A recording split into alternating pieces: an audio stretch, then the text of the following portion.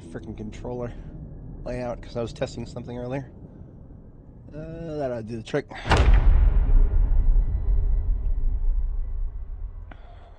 No monitoring windows because I'm an idiot.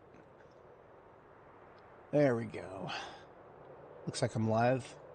Good morning, everybody. Good morning.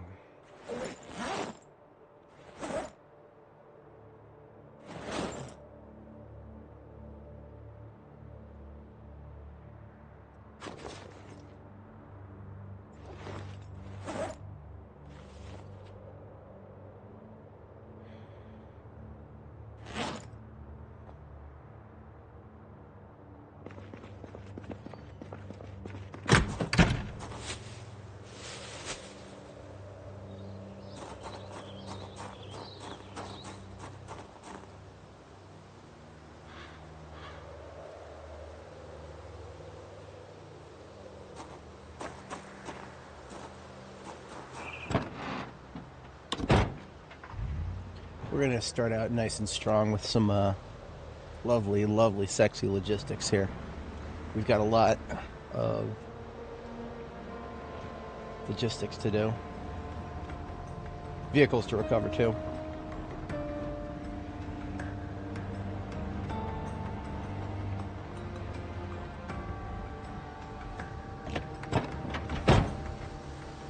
My sound trap for the zombies is already working spectacularly here. By putting the generator all the way out there, they're not getting incentivized to try to break into the base, but rather they just go straight towards the generator, like this guy here. Look at him. He has no idea where to go. He's just going right over there. Just as intended.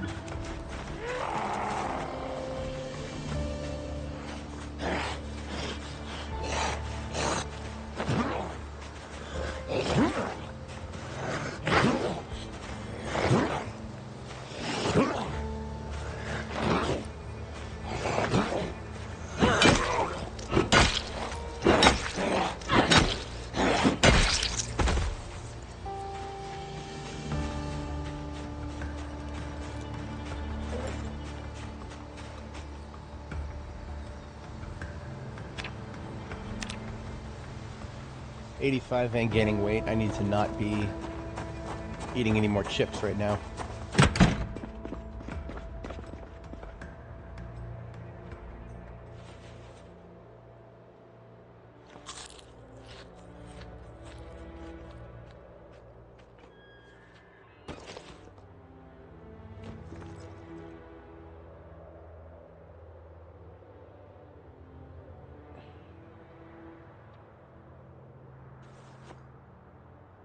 We'll make a visit to the animals as part of today's activities.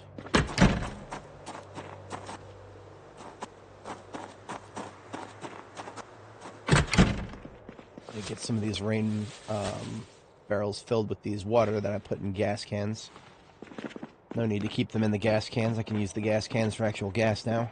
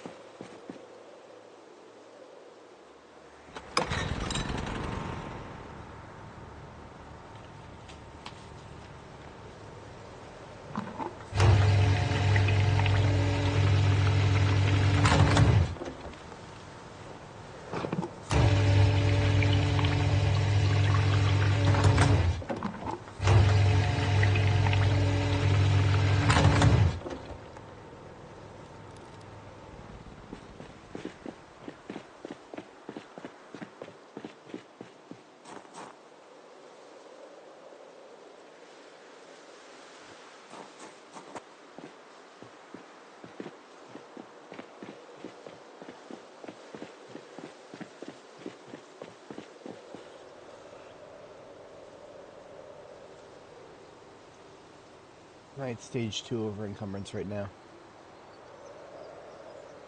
I have lightweight gear on. Sure, I got a lot of stuff in my backpack, but that shouldn't be the... That shouldn't be as big of a problem as it is.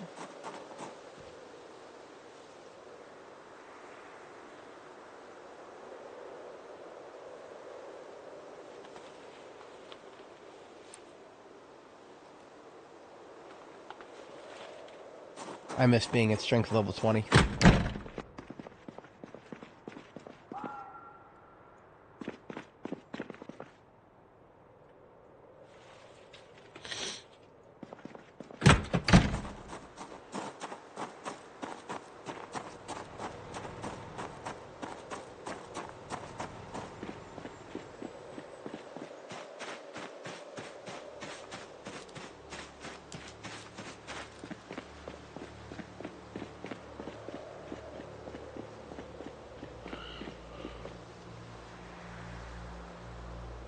Couple of guests to the north.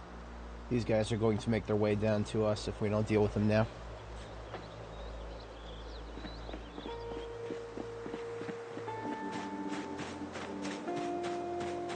Hey!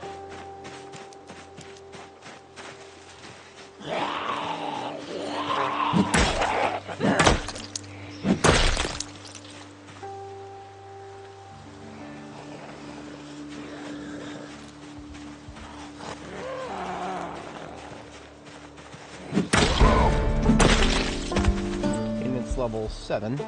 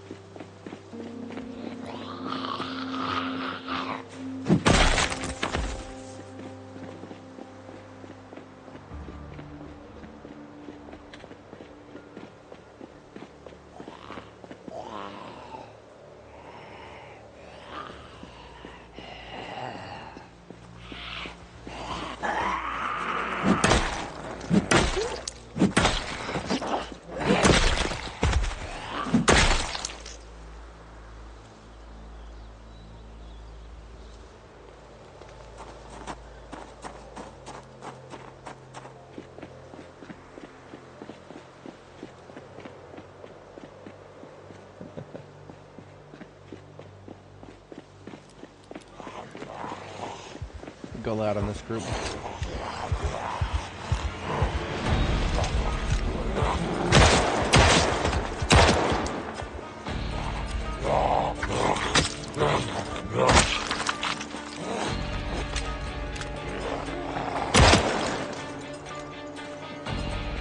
Remember, I needed to discharge a few of the M9. There's one shot left. Ah, look, one zombie left. Help me reload my magazine evenly, please. Why am I getting somebody wearing a Spiffos apron all the way this far north? Doesn't make sense. There's the nearest Spiffos is all the way down there. The other side of where I just left, where my base is. No idea what's going on with that.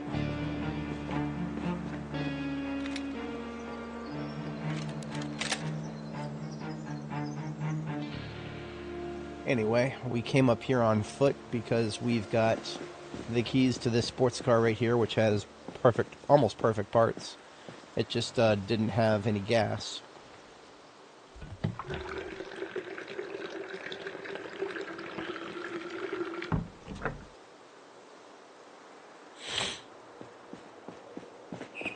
Don't think we ever keyed this one.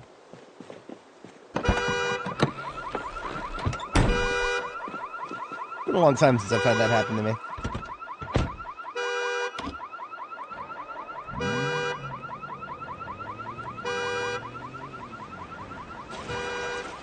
I was going to bring this one back with me, too. What if I just bring it with me anyway? But I kind of wait until the car alarm shuts itself off.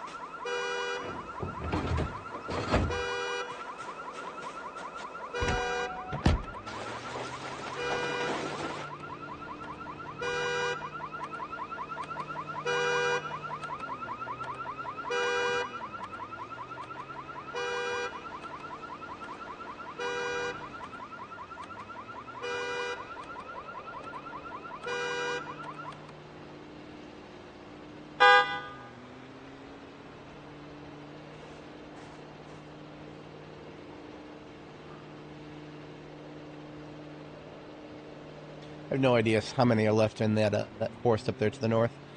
So I always toot when I drive by if there is nobody in the street. I'll give a little toot.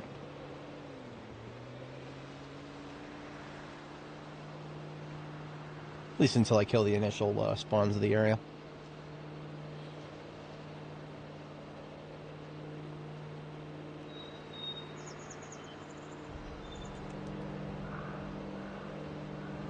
Now the one we're towing, we may end up having to smash the window of it, or we may find the keys in the sports bar.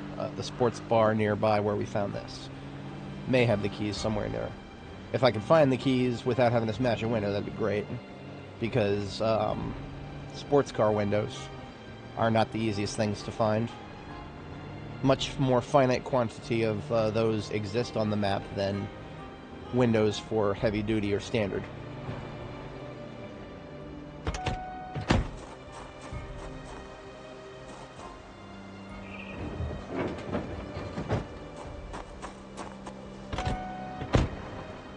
Should have already, yeah, we cleaned everything off of this one already. Let's get some gas in it.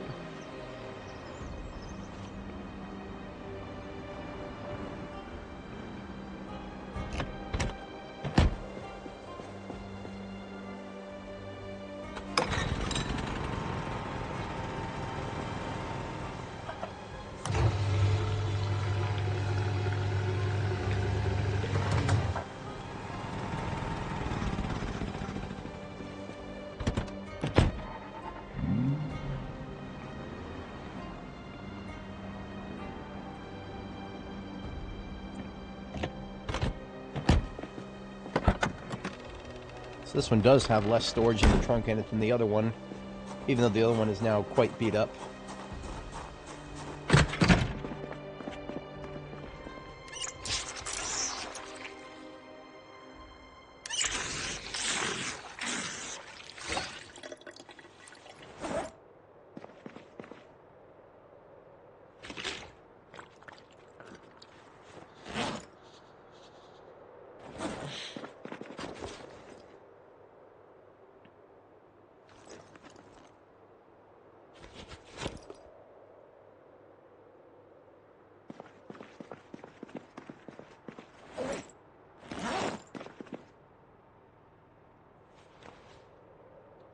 This game is open. So basically, if you this game is actually a little complicated. So it's early access. If you go on Steam, if you buy it, by default you'll be playing the stable version, which is build 41. If you want to opt in to the unstable version, that is build 42. That's what we're playing here. So if you were to go buy it right now, you'd be playing an older version of the game that's got a little bit less bugs. But also, not a lot of people are playing it right now that multiplayer is out for the unstable version. So, yeah, it's a long story behind it, but pretty much everything is open. Once in a while, they'll give out builds to influencers. I am not in that club, so I don't know how that works, but, yeah, they haven't done that in a while, so I would say mostly right now it's all open beta. Let's see. I want to go visit the cows, get some milk. I think I'll go ahead and take the ambulance with me. Yeah, I might want to bring back another van from the Electromax while we're up there.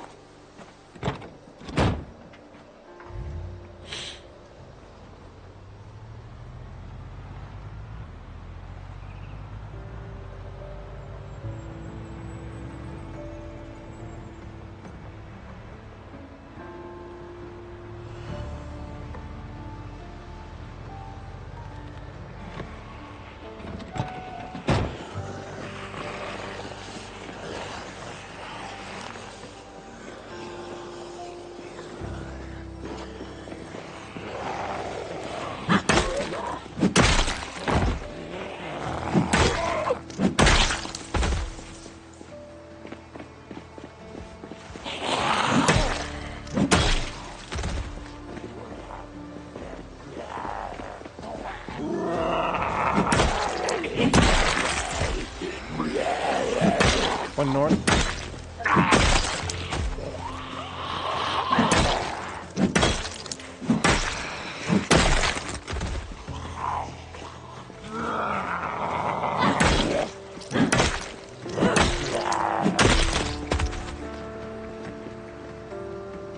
Alright, looking good.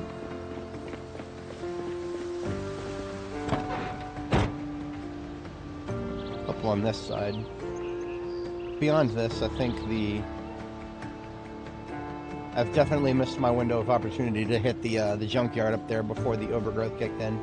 As you can see, the sand lot is just loaded with trees and bushes now, because that's realistic. Trees and bushes just instantly grow out of sand after 2 months.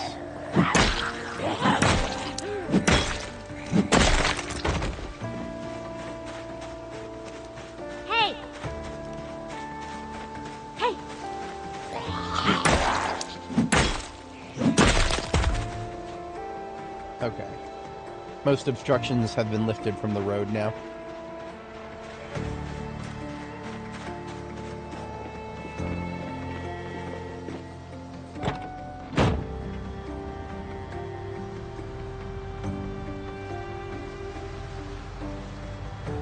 Hey Hassan, good morning. I'll just link you to the Steam page, buddy. That'll answer most of these questions. There you go. That'll show you the price for your region, and yeah, I mean it's everything is open. There's nothing nothing closed about it. It's just opt in if you want to get to the latest version of the game. Doing all right.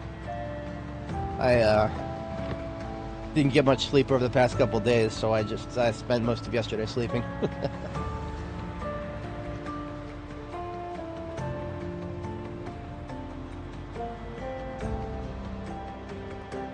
Oh, great. All right, we got 1, 2, 3, 4. Yeah, several in the fields here. Gonna deal with all these guys.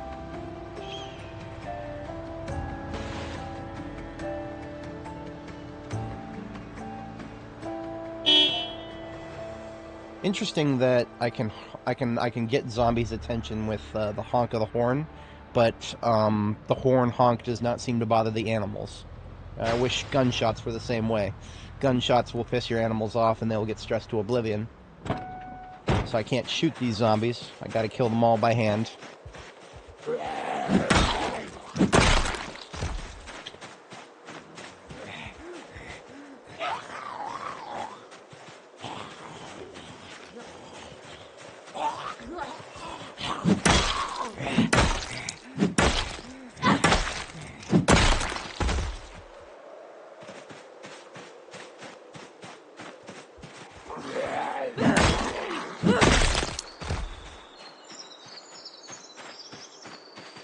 Alright. Well, one to the left.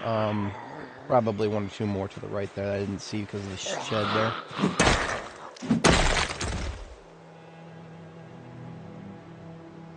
Wouldn't it be multiplayer? Oh, that just came out.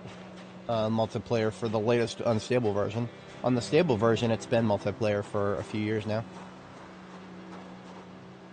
It's never going to be massively multiplayer, so if you're looking for, like, you know, just fire up the game and have everybody else in the same world, no. You gotta make a server and invite people, or just make a public server and see who joins.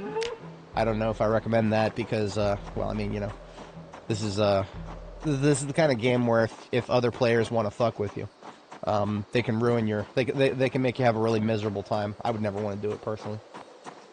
I don't do open servers or anything like that. Not since I stopped playing Ark. Okay, the sheep are good. Yeah. The sheep are good. They're all still in the zone here. Nobody got pissed off and ran away. Yeah, this is a great place. This is a great place up here, Hassan. I would not... I don't like the fact that there's no open water access here. You got a bit of ways to go if you want to get to the river. But, I mean, for example, this road right here. If you were to pave this road right here, you could go straight to the river with this road. But that would take a lot of work. I would much prefer to just bring the animals to the river instead of making a whole road to the river from here.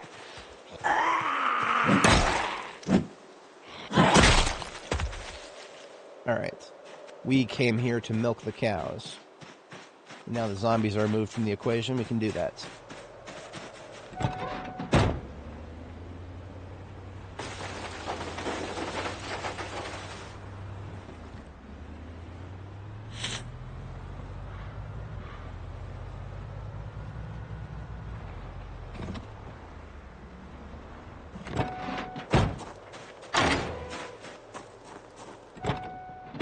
Check our water totals. We should be up to...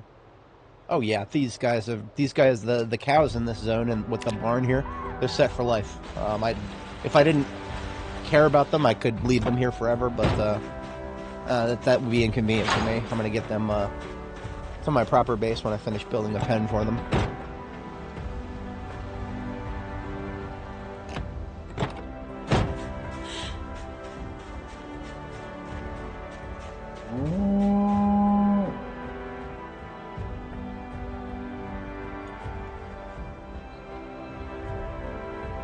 Yeah, well, that's it. Yeah, you just described it exactly how it is. Right now, they don't recommend too many people in one server because that's not the kind of game it is. It's just a server by server game. You'll get those YouTubers who go out there and make those videos where they're like, "Oh, I made a 100 player server," and then they don't tell you exactly how unstable it is when you try to do that many players at once. It's not a good idea. It doesn't work very well.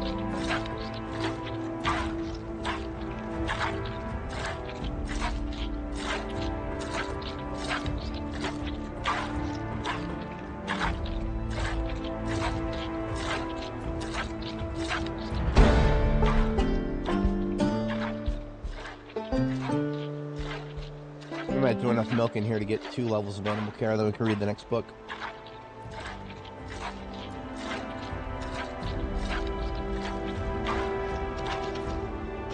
Alright. She produced about 6 liters there.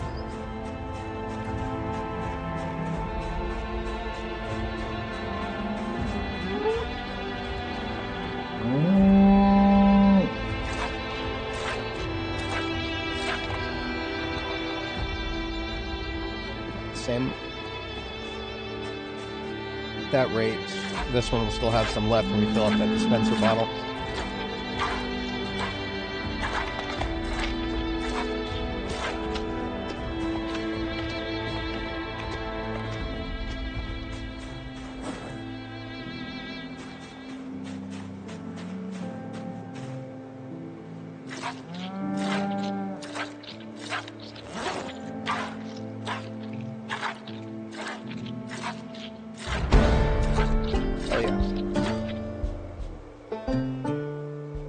Milked her directly into some fountain cups. 1 fountain cup of milk will shut the hunger up completely.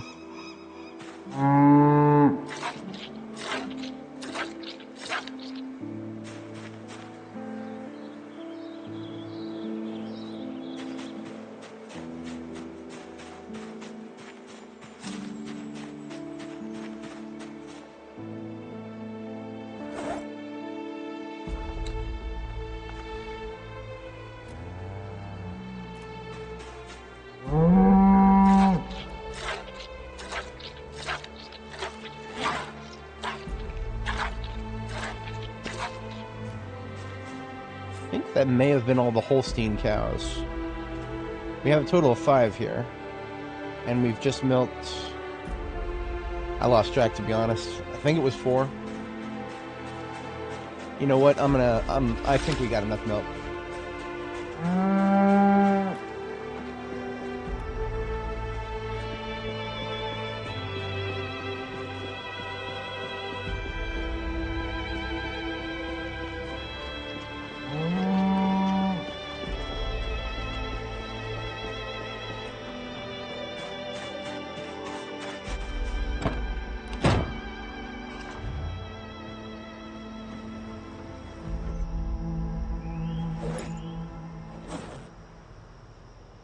Now, we don't currently have to actually refrigerate milk. Milk is currently one of those For some reason, milk is currently like forever good. I have a feeling it won't be like that forever. So what I am gonna kind of, in the back of my mind, I'm gonna operate as though we have to refrigerate milk, and I'm gonna get this into the fridge in the not too distant future here.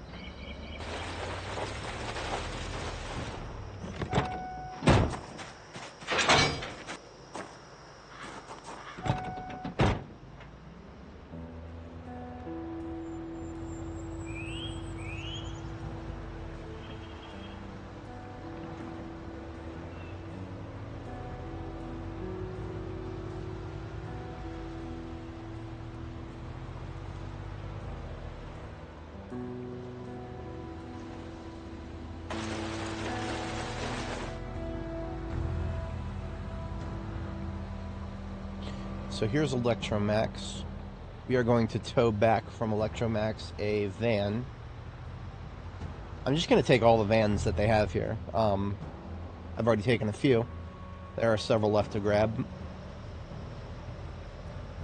I do this not only to get the stuff that I can shove into the vans by bringing it to the, whatchamacallit, to the warehouse over there, but also to get the parts on the vans, because I'm currently leveling mechanics. I just picked up a key to Electromax van, but it was not that one, it was this one. So I got a key to this one now. I mean, keys don't really matter that much anymore, because now I can hotwire.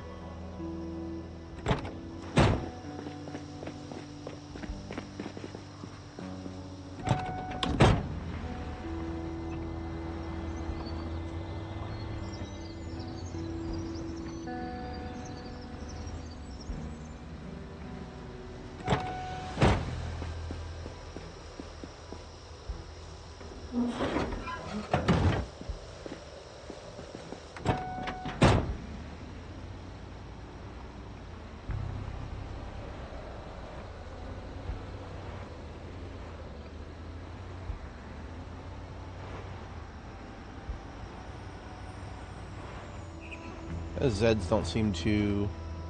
Oh, they're there. Wait a minute, they're not going for me, they're just wandering. Alright.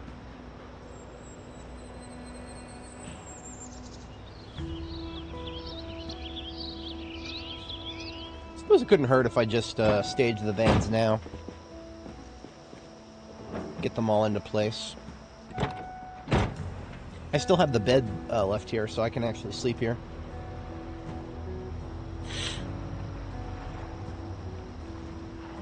Speaking of sleep, my weaponette. I need to just get that on my back.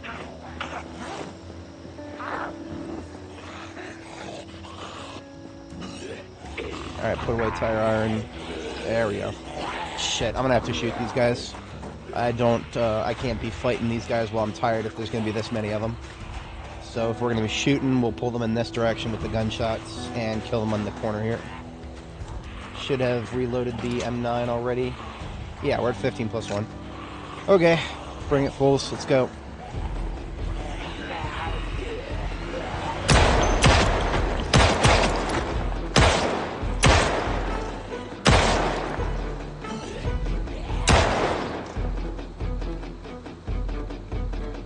It'll take a minute, but the rest of them will get to us. 7 rounds. 2 from the north, 1 slow, 1 fast. 2 very slow from the north. It'll take them a long time to get to us.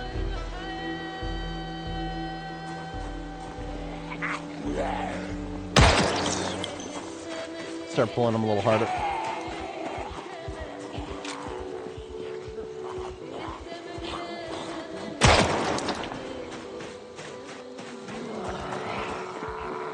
There's the fast one in the north.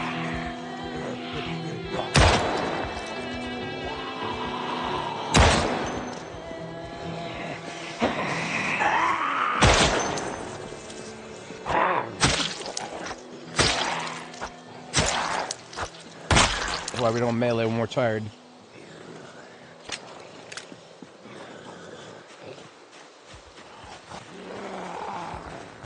2 rounds in the current mag.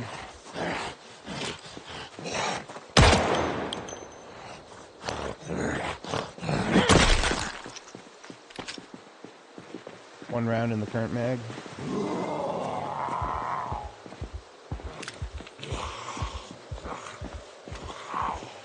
To get this mag reloaded, I think I have some loose. Yeah, I got some loose in the 138 special and 345 auto.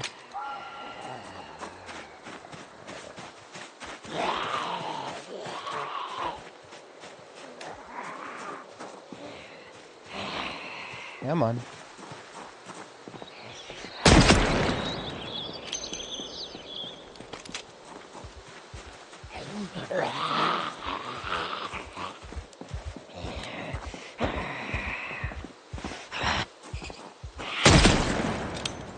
Alright, socially responsible thing to do. Let's clean the loot off of these guys before they decay.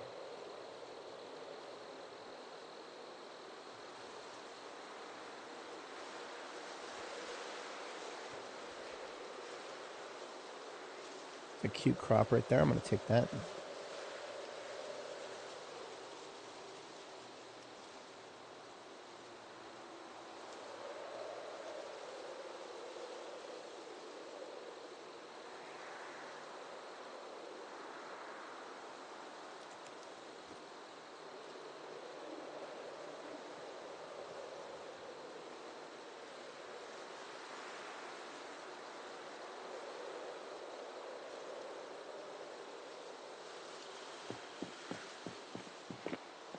Should do it for any zombies in this area for now.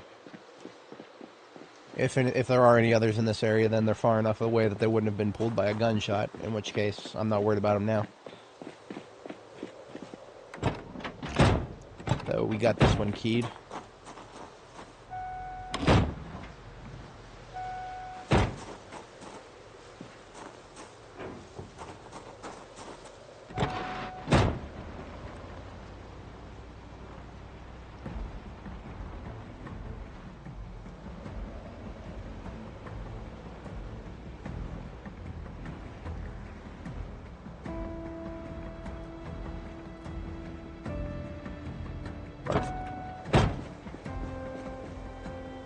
So this way, once I get the other 3 down here from the north, then we'll just have all the vans staged here. We don't have to go all the way back up north again to grab them.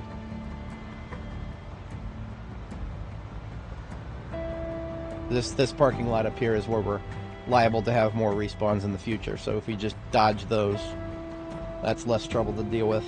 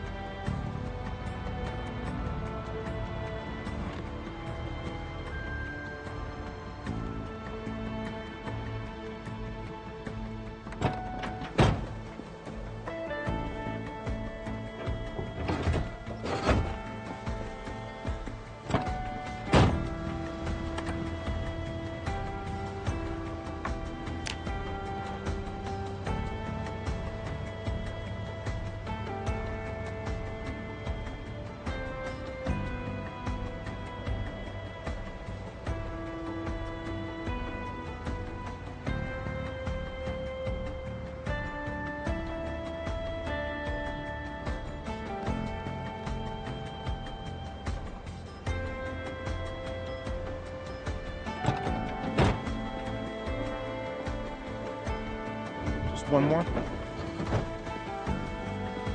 And then it'll be our bedtime. Thankfully, we still do have our bed here.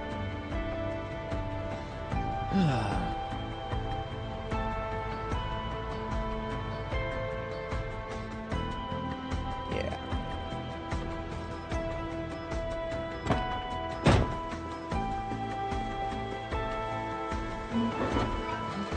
And we no longer have our generator here, so we won't have the floor lights. That's more or less alright, because we've already gotten everything pulled out of all the boxes. So all we gotta do is run around on the floor and look for things.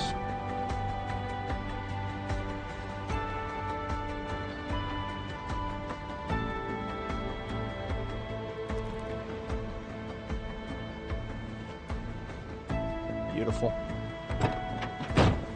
I'm sure you're wondering why I've gathered you all here today. Well, truth is, we got some loot to grab.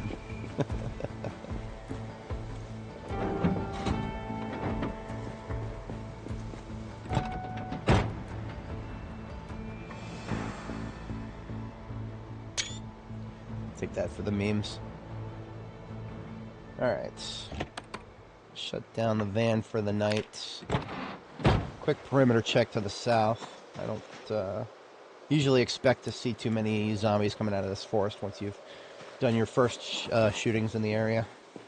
Anybody who would be here would usually be pulled by then. We're going to run around indoors really quick, make sure that nobody else decided to mosey on in later. Oh, we're going alright this morning. How you doing? Just getting started, warmed up with a bit of logistics here. I'm not fully awake myself yet, but we'll get there. We'll get there.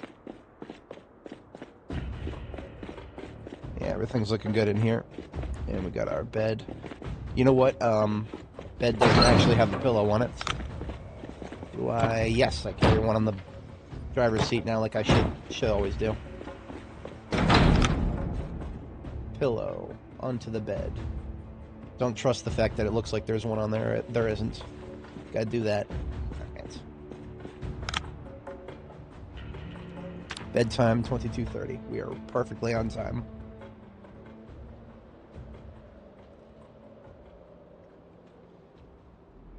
It's an overnight activity. We got about 3.5 hours to screw around here. We are going to... Let's just get all these vans keyed up. So we've got keys to some Electromax vans. Starting from the left to right, we've got key, no key, one key, and no key. Okay, let's get the no keys hot-wired, now that we have the ability to do so. If they're going to force me to smash a window, I will. They're not going to force me to smash a window. I can yank the window off without having to unlock it. I've got, so I've already taken my caffeine tab, and I've got green tea. Coffee, so caffeine tab and green tea. I will be wired in a matter of, I don't know, within an hour or so. I'll be jittery as always, but it hasn't hit yet. We're waiting for it.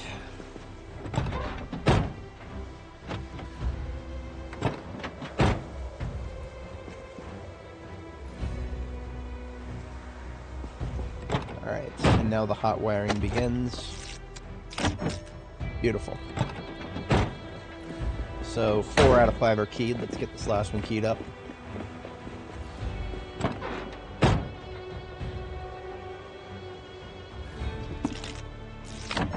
And that's it. Let's just shove a 2 liter of gas into each of them so that we can maneuver around and whatnot.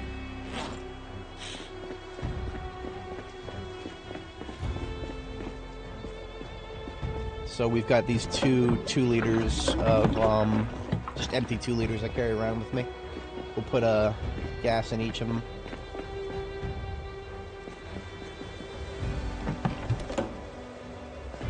Just a 2 liter so it can move around on its own power.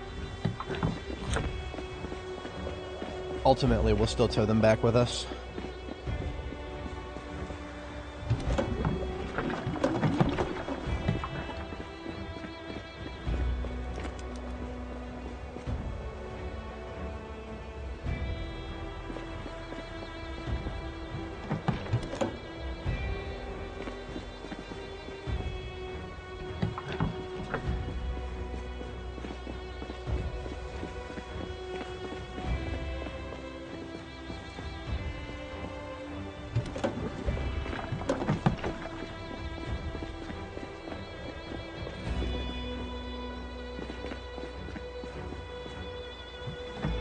Alright, they now have We got key access and at least 2 liters of gas in each of them now. And now we begin the process of, well, let's empty all of their containers first. So every one of these vans is going to have a little bit of garbage in it. So we get out our garbage bag and anything on the seats or glove compartment or trunk. We'll get all that, and then we'll separate what's useful from what's garbage.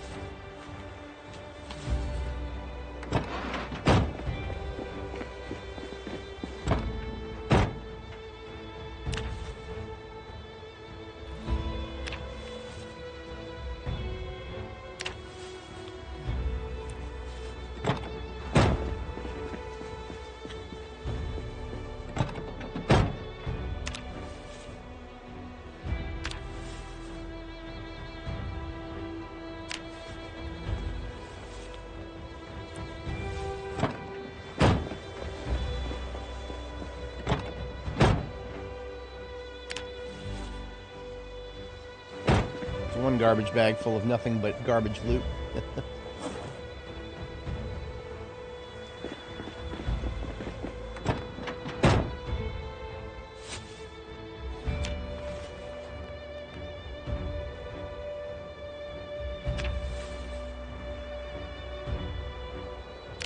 Now, some things might not seem useful immediately, but they're actually extremely useful. For example, you see, when you look in one of these vans, you might see something like a crafted trigger. That's actually extremely valuable, although you won't know what to do with it for a very long time if you're not, like, specifically keyed to remote explosives in this game, which are kind of a late game thing. Crafted triggers are a little bit annoying to craft because you got to get Elmer's glue specifically, and you've got to put it on like a pipe bomb, for example. That's one of the most effective ways to use it. But actually finding the recipe for a pipe bomb is one of the hardest things that I had to do in this game. On my previous character, that we went like 400 and some odd hours before we actually found a pipe bomb to research the recipe from. So it is definitely not an easy thing to do, but once you do it, those crafted triggers are gold, because those are what help turn your pipe bombs into remote pipe bombs. And remote pipe bombs we've killed hundreds of zombies in one detonation with. Fantastic weapon. So these crafted triggers that I found in those vans, they will be very, very, very, very, very useful someday. Emphasis on someday, though. A lot of these things that I also crap in here, like these rags, or hold on, the rags. Brochures, razor receipts with a paper notepad, that's all garbage. Duplicates of magazines that we already have.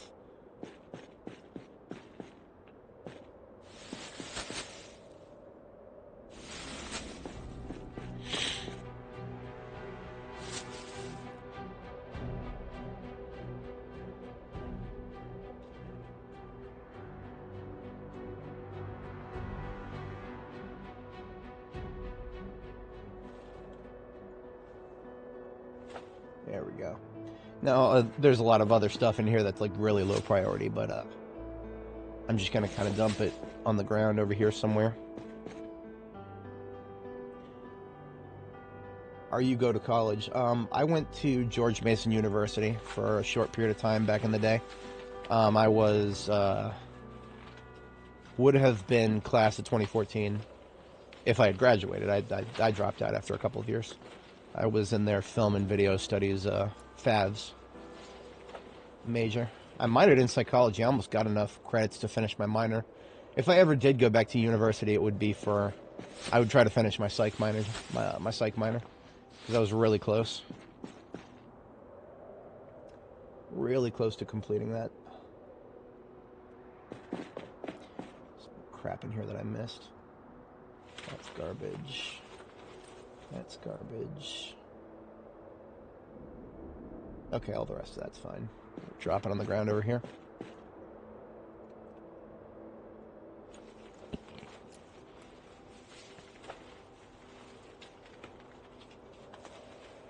I would just leave it in the garbage bag, but actually, I need these garbage bags for other things. I could use every single garbage bag that I have right now, and I would still not have enough. Alright, so every single container in all these vehicles is now emptied. Which of these has the best trunk? I think this one in the middle probably does. How different the quality college. Oh yeah, so that can be all over the place. I would say these days it actually matters more what professors you find than the actual university. You could find a relatively low quality like community college, for example, but you might find a really good professor there. I think that the individual professors nowadays matter more than the university, because universities, it used to be like, it used to be a case where all the good professors were at, Harvard or Stanford, or one of the prestigious Ivy League college names. That's not the case anymore. The prestigious colleges out there, they've been infected with really low quality professors. So it's really, these days, it's just like, I'm pretty sure there's websites for it now. You can like go to Rate My Professor or whatever that is. I wouldn't even know where to begin to tell you exactly where to find the good professors, but I know that they're now kind of just distributed all over the place as opposed to being all in the same place. I can tell you for sure that the amount of money you have to spend to go to a specific school doesn't mean anything anymore. You can get a very plain degree at like your community college, and as long as you have a degree, that already is going to put your resume into a bin of people who have a degree versus people who don't have a degree. Well, actually, people who don't have a degree barely even these days, they just get auto rejected by your application software these days.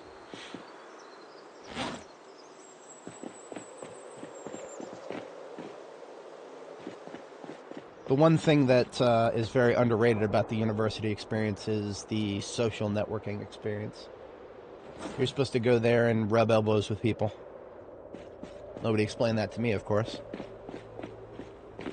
I think we're gonna grab a bunch of steel sheets. That's something that I started using a lot of and actually kind of almost ran out of. So all the steel sheets on the floor are going into the trunk here. And welding rods too.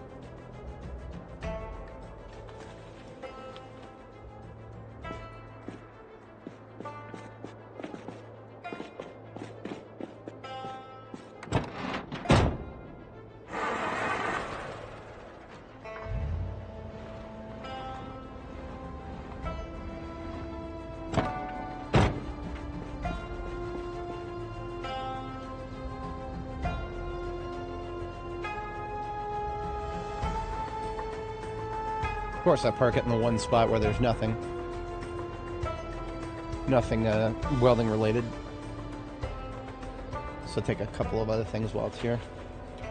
It's harder to position than the ambulance. The ambulance I can actually see. There's a lot right here. Let's try this spot. Oh, here's the thing. If I open this door, we get daylight on this side. I can actually see things with daylight. That's a little easier.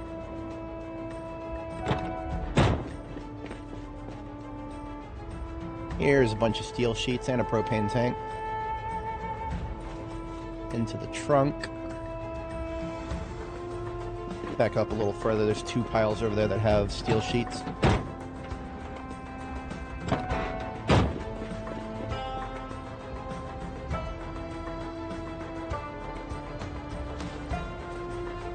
Oh yeah, sure, no problem.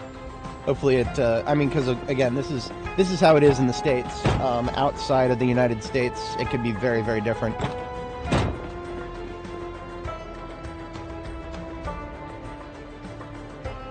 The United States has a couple, well, I mean, the West in general has a couple of problems with its university culture that other countries might not exactly have. Right now we've got a lot of problems where people who probably aren't necessarily qualified to teach somehow become professors. But that's also a matter of opinion. And who am I? I'm just a guy who dropped out of university, right?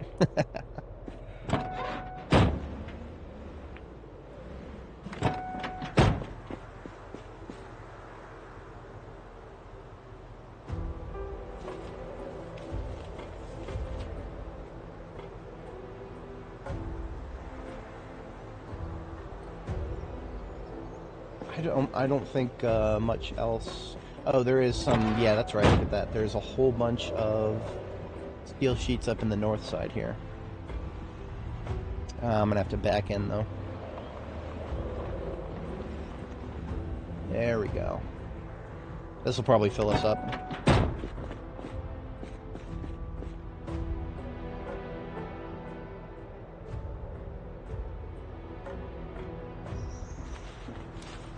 Oops.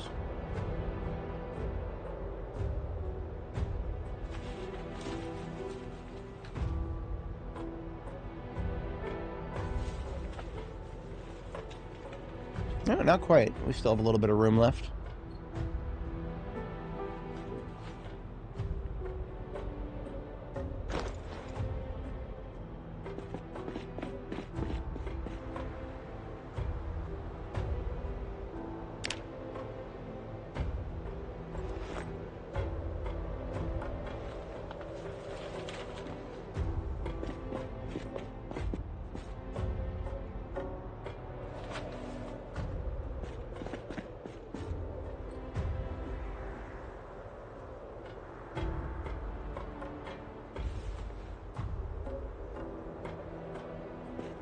No more steel sheets in this corner. Okay.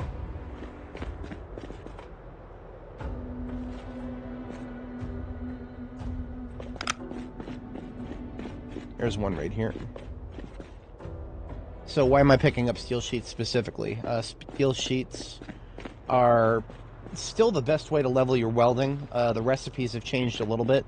Right now, the best way to level welding that I've found is to hold out until you have both the books for the first couple of levels and the magazine that teaches you how to make steel floors.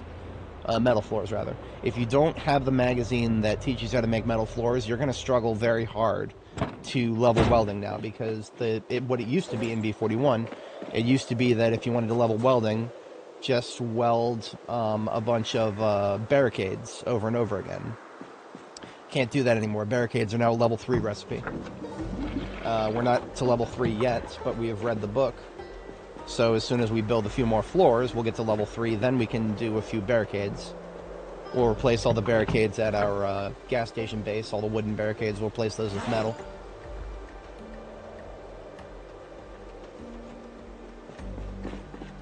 I don't think the metal barricades are actually that much stronger than wooden barricades. There might be some like greater health levels to them, but don't overestimate it. We have had zombies break through metal barricades many times in the past. Don't get too comfortable with them. I'm going to do a second pass here for steel sheets.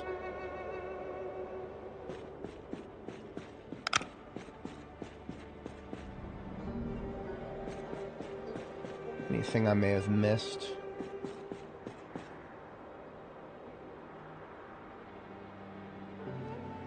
Doesn't look like much. Okay, so I'm going to take garbage bags in both hands and fill them all up.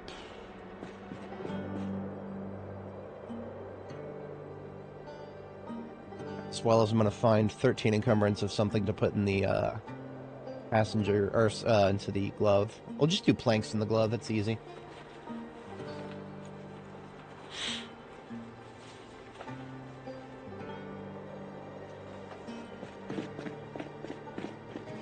So the glove compartment, when you're organized, you can fit 13 encumbrance of stuff. So that is 4 planks and a propane lantern bottle for this case. Now we're going to put a garbage bag full of stuff on both seats. Planks, again, would be the easy decision. Yeah, I'm just going to do the easy thing. Planks it is.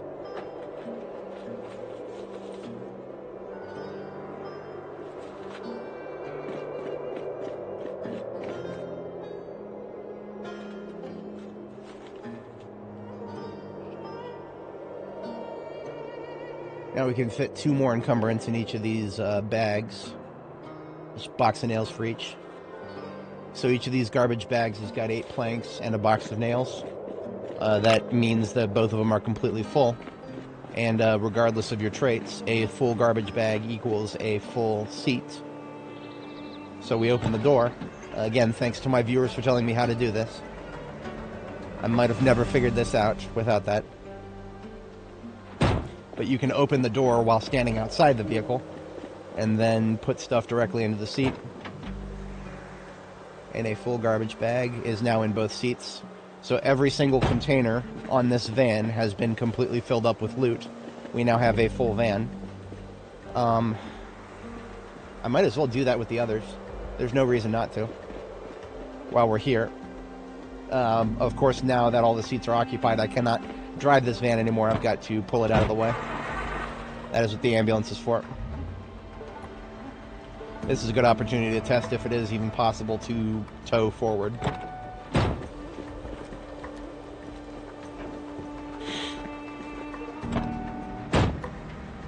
Not even close, but at least we can get it out of the way.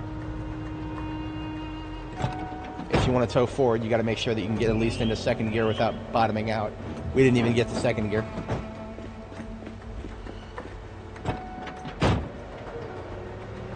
But I will go ahead and prepare this for the exfiltration, so we can just hook those up when we're ready to get out of here. Which one was the second biggest truck? I think it was the first in the stack. 9378, that's terrible. 74, that's the worst. Here's 102, this is the second best. We'll probably just fill this one up with planks completely. Maybe? I don't know. I'm not 100% on that, actually.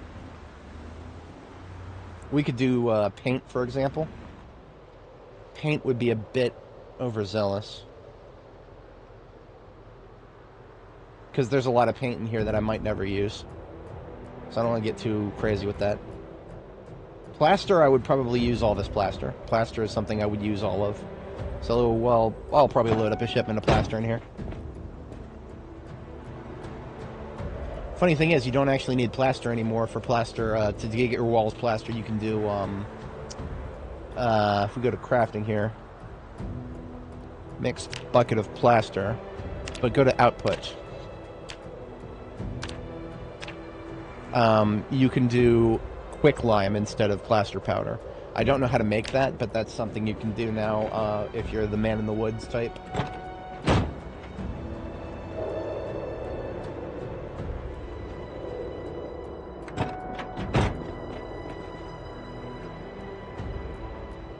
So for anybody joining, if you're not familiar with my goals here, my goals are to use all of these Electromax vans that we found in the parking lot of the Electromax warehouse outside of Riverside as loot storage transport vehicles. So we've already emptied all the loot out of the boxes in the warehouse here, and now we're putting the loot that we've emptied into these vans in certain categories, right? So we're doing plaster powder in this van after doing mostly welding materials in the other van.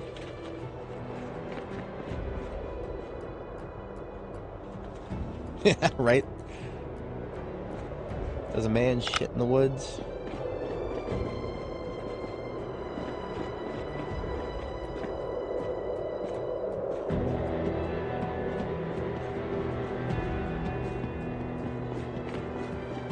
You could do some concrete powder. I don't even know exactly all the different things you can do with concrete powder in this game.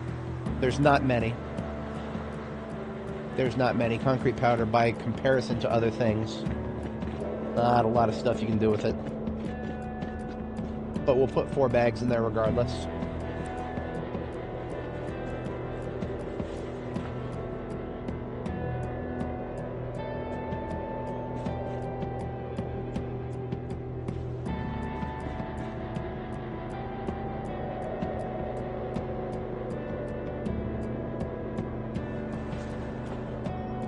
Oh, I know what. We're gonna take that stove too. I might put a stove in my base. So we'll take 2 of these bags of concrete powder, put them in the glove.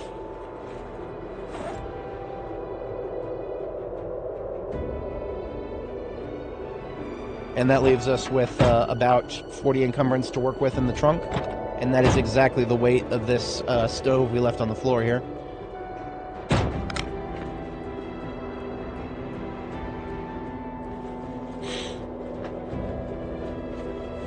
we get to level 5 of welding, we can actually make our own stoves that are equivalent to this, but it visually looks different, so that's something to keep in mind.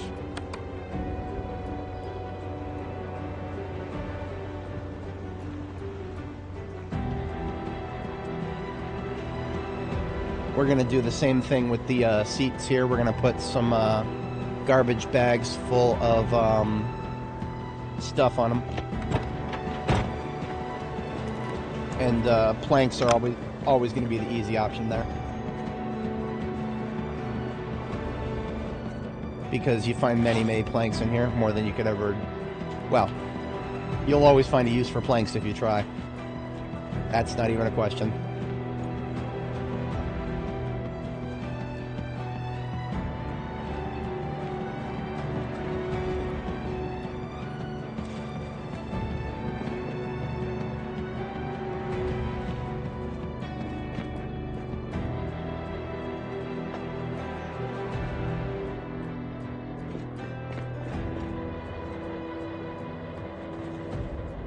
And just like with the last one, we've got a box of nails and 8 planks in each of these bags.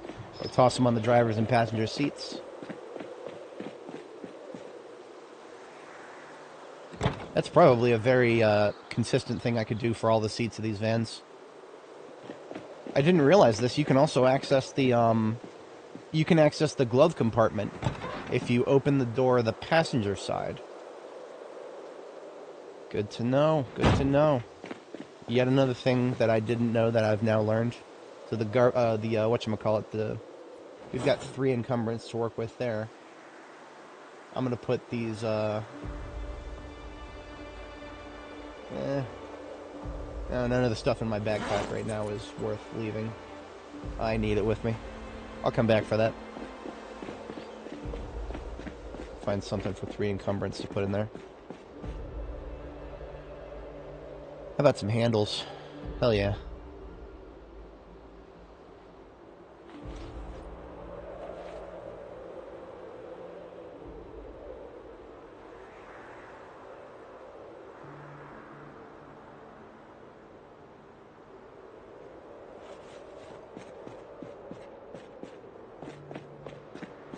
I'm just gonna prep up another couple of bags of those.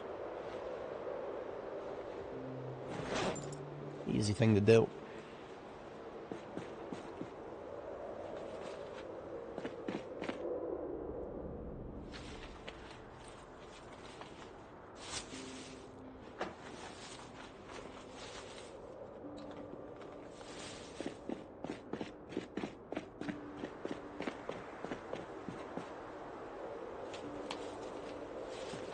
And I'm just going to leave the garbage bags on the floor right here next to where we'll park the next one.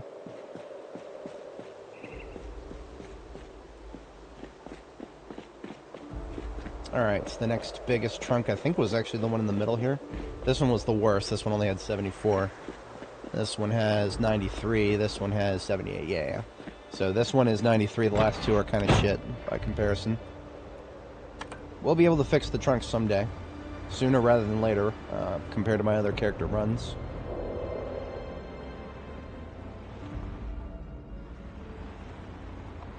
I might do nothing but planks in this one. Well, I don't know.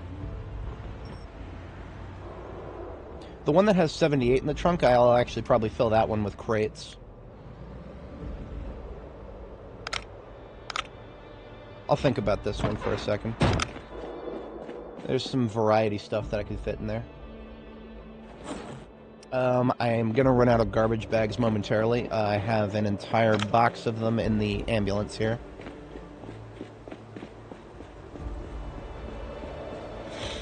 Is there a way to enable zombies attacking wildlife? I don't think so. Not in the base game settings. There is a setting that enables zombies to be attracted by animal noises. But that doesn't actually mean that they attack them. That just means that the zombies will hear the noise and come over, see what's going on. There is no World War Z setting, unfortunately. In World War Z, in the book, the zombies ate all mammals. Basically anything that wasn't a plant that the zombies would chase down and attempt to eat.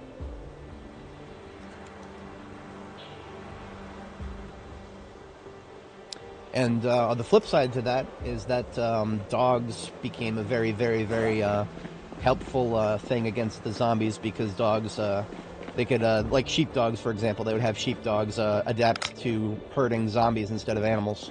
That was a lot of fun. Great book, by the way, World War Z. Very highly recommended if you're into zombie lore. World War Z does some of the best of it I've seen in a book.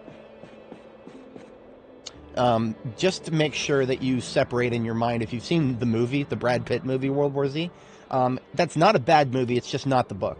Just separate it from the book in your mind completely, and you won't be disappointed. It's just, you know, it's an okay popcorn flick as far as movies go. It's just not good for deep zombie lore. Don't go in there expecting deep zombie lore. It's a Brad Pitt movie. You're not going to get any deep zombie lore out of that. I'm looking for long sticks specifically because those are kind of annoying to source sometimes. Large handles are easy peasy because those are basically just planks. These are all broken long sticks over here. Maybe I'll make this one a shipment of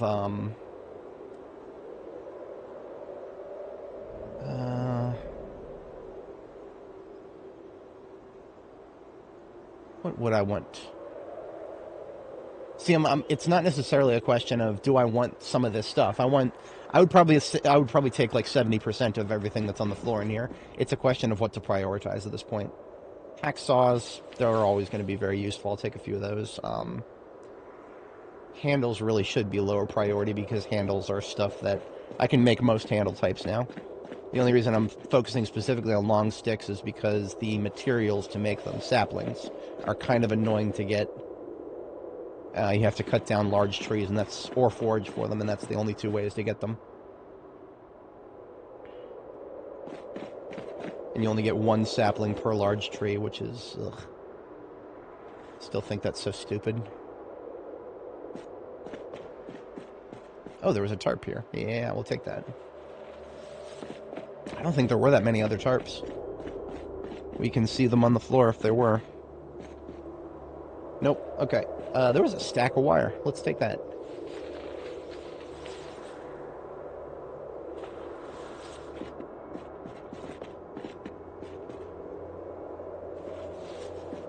Yeah, wire, barbed wire. That'll top this one off.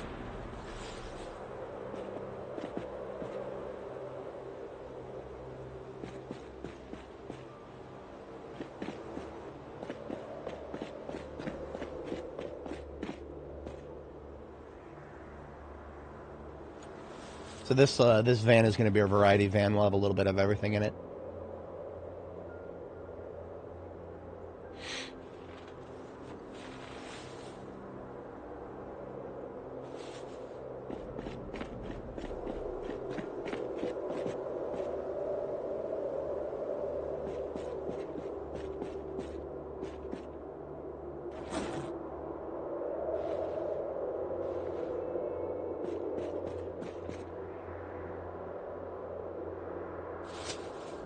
Do I need a whole ass carton of screws? Not really. But having one will make me feel good about the variety of stuff that I've picked up.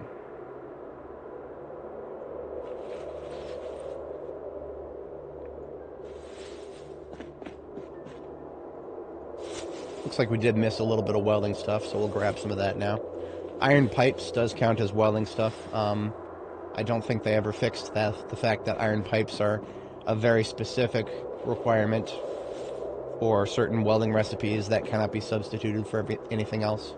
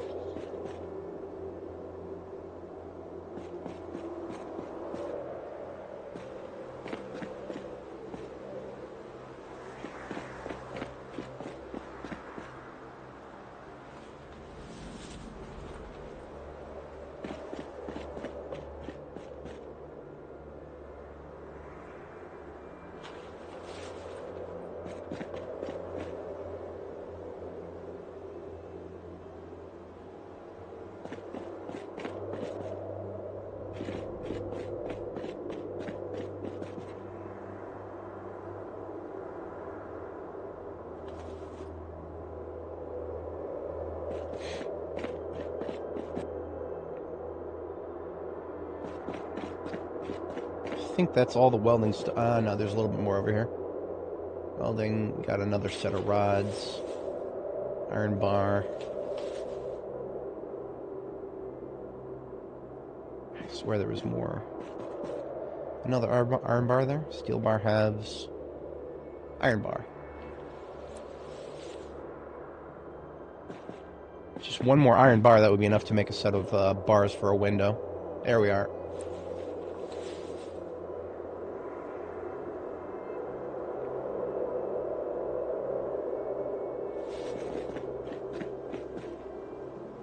I'm going to call this garbage bag dub to separate it from the other one, so this one's W right here.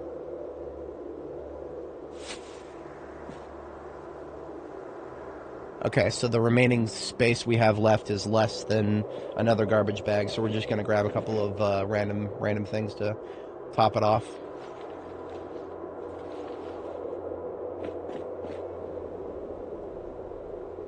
Oh yeah, if you've not been keeping up with what's going on with B42, you're going to be in for a lot of surprises, unfortunately. Disassembly experience, that was a big conversation that everybody had that more or less has been moved on from at this point. That's all gone. And it's never coming back. The devs want you to do other things. They want you to build things in order to gain experience for all the crafting stuff. It makes sense, but of course that is a massive change from the previous meta. The previous meta was just run into the nearest house and disassemble everything, and you'll get experience for all that.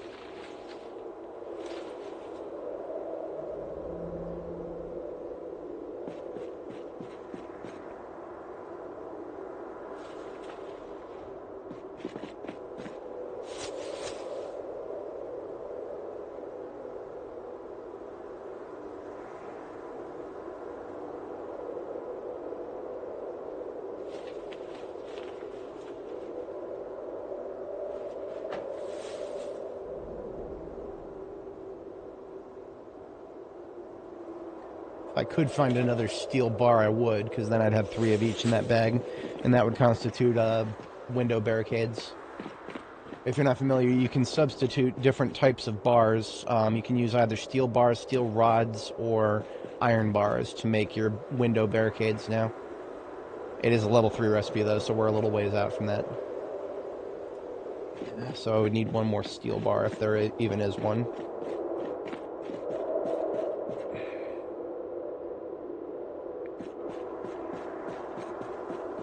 If we don't find one, I'll get some steel bar halves. Yeah.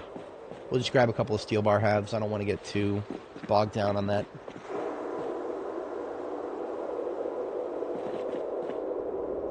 We cannot weld steel bar halves together, but we can forge them together once we get our blacksmithing up to a certain extent.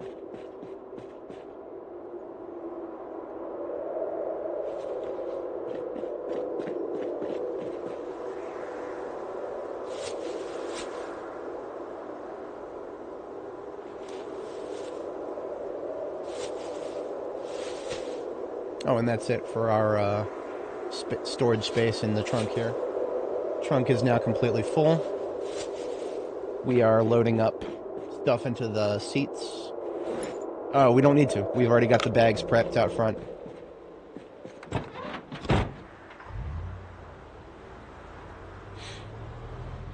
So we've got everything except for the... Oh, we need some stuff in the glove compartment. I should have... but I don't. Hang on a second. We'll just grab something easy. A couple of oxygen tanks. Those are nice and chunky. And shove those into the glove compartment. 2 oxygen tanks, that's 10. How about a couple of hacksaws to go with that?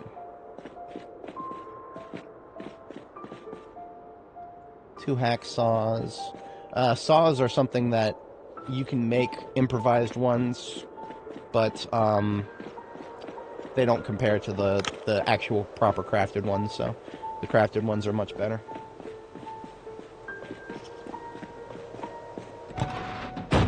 I also shouldn't forget that you can access the glove compartment from outside now. But let's go ahead and get those 2 hacksaws, 1 wood saw, and 2 oxygen tanks. That is a full glove compartment. And now one of these garbage bags into the passenger and driver's seats. Hit V, open door, into the seat, close door. Same with this one.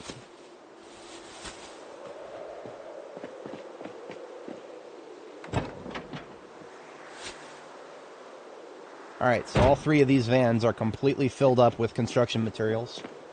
We've got two left. These both have got much smaller trunks. Now this one that has 78 in the trunk, what I'm going to do with this one is we're just going to load this one up with crates. And nothing but crates. And that's actually going to be really easy because we put all of the crates that we picked up into these crates that are lining the walls, including these ones down here. So I'm just going to back this van up in front of this crate full of crates and just transfer all the crates that are in this one into the trunk of the van. And that is going to fill up the trunk of the van because we've got 75 encumbrance of crates here. And the van has 78 encumbrance in the trunk, so the trunk is now basically full. We just need to find 3 more encumbrance of something. How's about a... How about a plank? 1 plank. Why not? We're min-max in here. Might as well.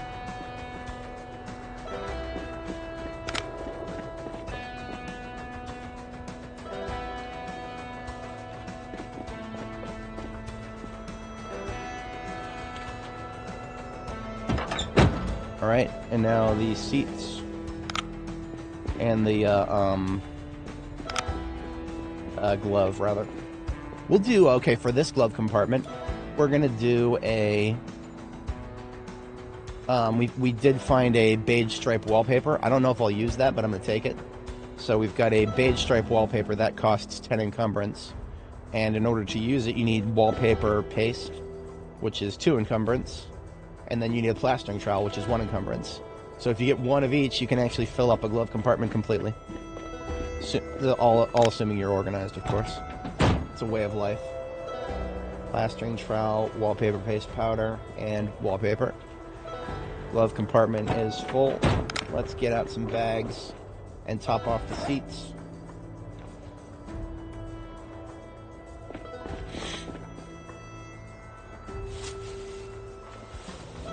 Planks and planks and more planks. Every one of these is one I don't have to saw myself, right?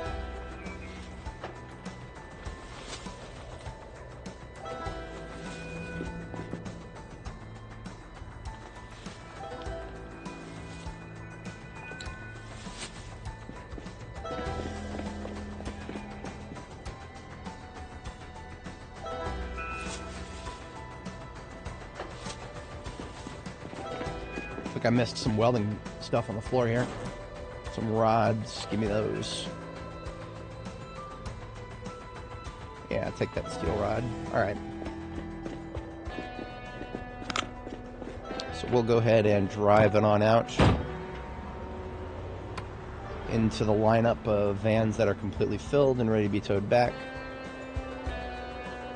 Put one of these on this seat. Hop on out.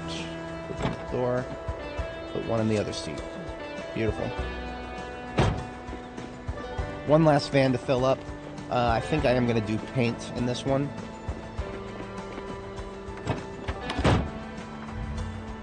What color do I want to do my base this time? We're going to start by grabbing red, because I always want my kitchen to be red. I never not want a red kitchen. Red kitchens are like a solved problem for me. Yeah, we're doing red for the kitchen. So basically that means all the red paint that we find is just coming with us, no questions asked. So there's 2 right there. We're gonna run around and see what other reds there are. There's pinks and blues over there. I have started to notice a trend with paint. I feel like green is the rarest color for some reason. And that just could, I mean, you know, that's... The poor little anecdote is not data, but that is all of the anecdote. All the characters I've played in this game in the past 1,700 hours or so. Seems like green has been the rarest color. And that persists to this day. Why green specific? I don't know. I haven't looked at the percentages for the loot. And it could just be a complete Phantasm. But red is also, in this case, we only found 2 red here. So we actually probably have more green than red. That's okay.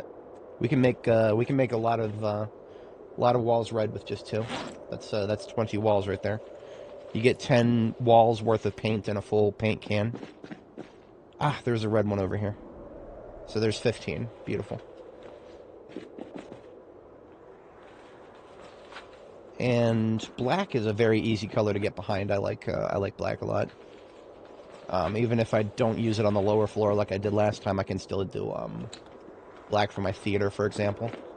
Home theater. Always want to have black walls so that there's no light spillage everywhere. It's more black than gray is showing. Here we go. Black over here.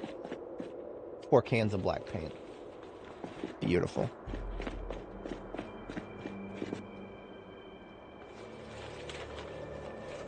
That's about halfway full. It's a lot of purple. What if I did... No. We're going to do orange. I don't know if you guys have noticed, orange is a color that I enjoy a lot. And thankfully there's a lot of orange that spawned here.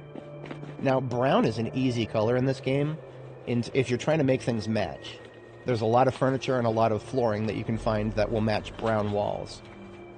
So brown is just a very easy color to grab and do something easy with.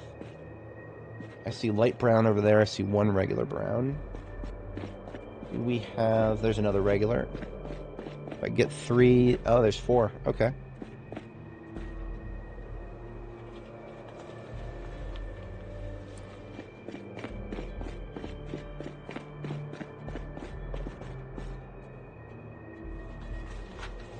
I don't have room for 4. What I'm going to do is put, I'll grab 5 brown and put them on the passenger seat. Why not? There's 5, that's 25 encumbrance worth. That's a full passenger seat right there.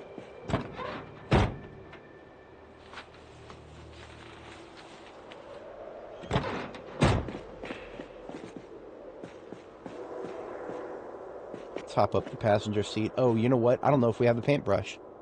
All this paint, we're going to need a paintbrush. Surely there will be a paintbrush somewhere in here. Surely. Let's parse through the area. Ah, paintbrush. Saw one. Where'd it go? Where'd it go? There it is.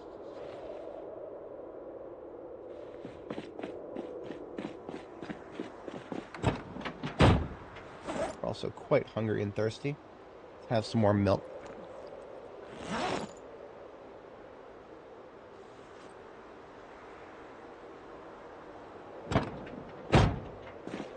Alright. Got a little bit of every color there. I'm going to grab a little bit of every other color as well. So we've got enough room for 2 more cans in the trunk, and then we run out of space.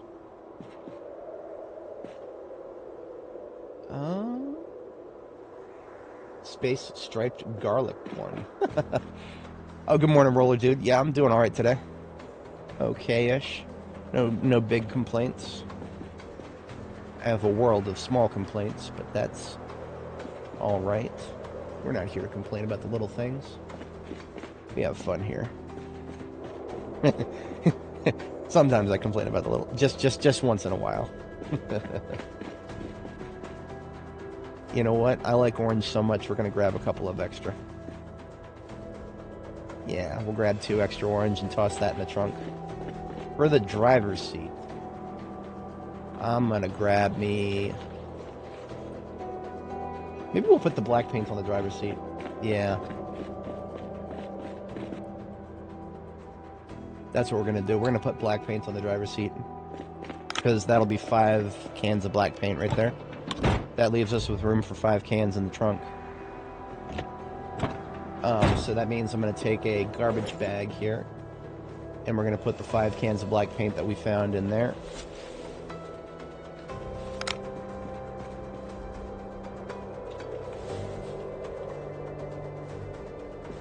And then we'll find one other thing to top it up.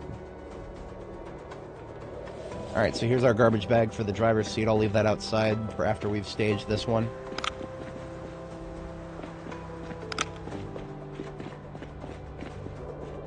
Oh no, for most of my base locations are going to stay the same. In fact, we've already started building our riverside base. That was a major part of my previous strategy. Now, as for our field site, most of that is going to stay the same. Most. There may be a couple of things I do differently. Got not quite enough space for another 5 in the trunk. I'm just going to grab like one of each color. One of each color, why not? So, green, cyan, light blue, light brown.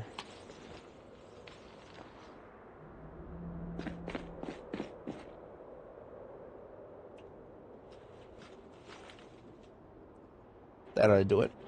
And that leaves us with 4 encumbrance to work with. We'll do...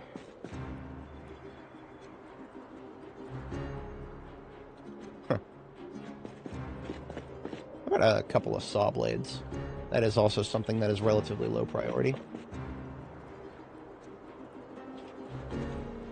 2 saw blades, that's 4 encumbrance. So every single one of these vans are now completely full.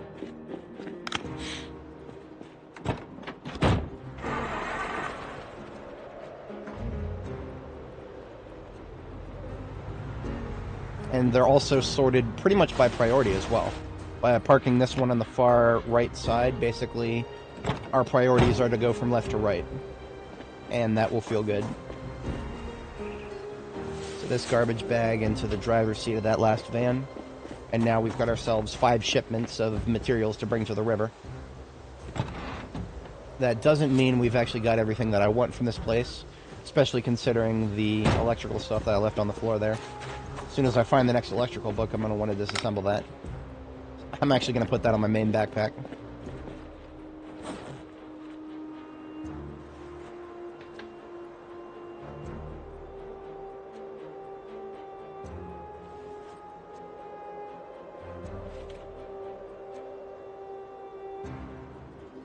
I should actually just separate a garbage bag full of electrical stuff. We shall call this garbage bag E. Because I might run out of room in my electrical container back at base. Especially if I take all these power bars.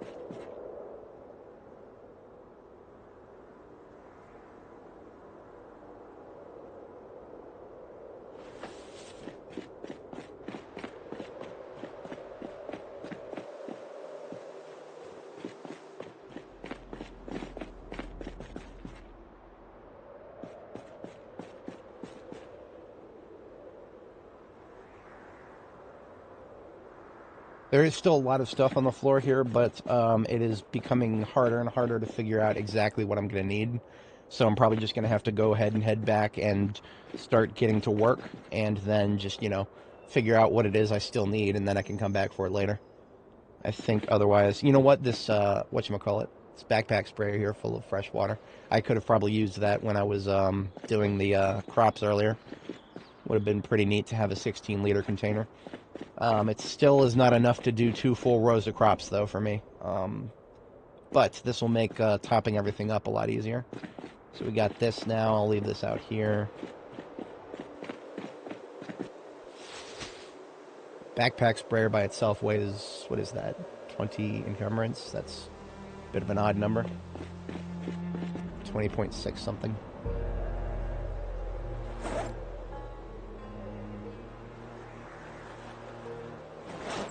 Just ran out of battery in my flashlight, but that is actually perfectly okay because I always carry around a spare.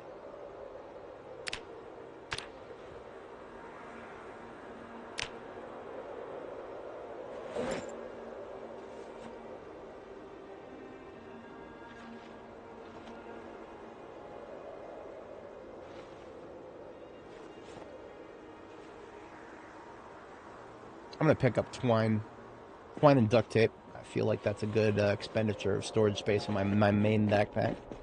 'Cause twine and duct tape are things I will always find uses for somehow if I need to.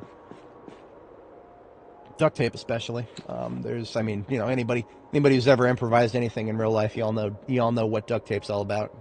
That's the good shit. You're gonna want that everywhere. And this is not 7 Days to Die. You can't make duct tape just by making glue and glue and cloth.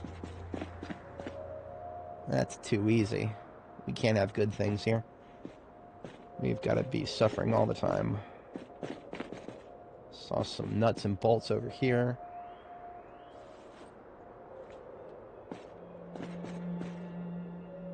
Rope, burlap, more duct tape.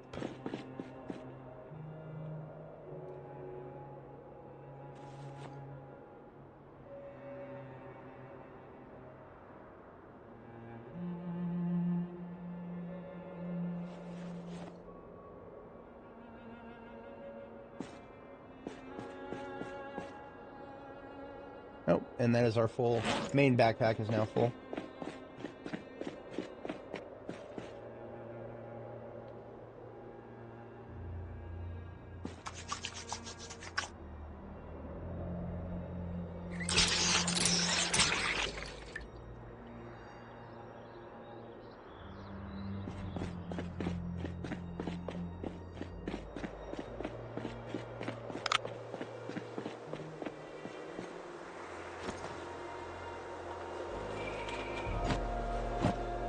Now, of course, by having a military backpack on my back and one in each hand, my girl right here has more storage space than a trailer. That is the power of being organized, folks. Never underestimate it.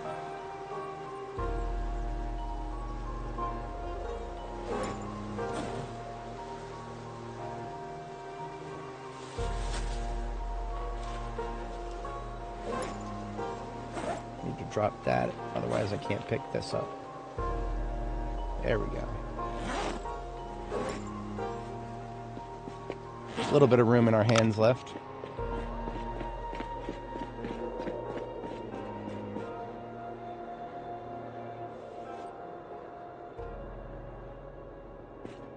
I think we'll just spend the remaining storage space we have on easy stuff. A little bit of easy stuff left, like plaster powder bags.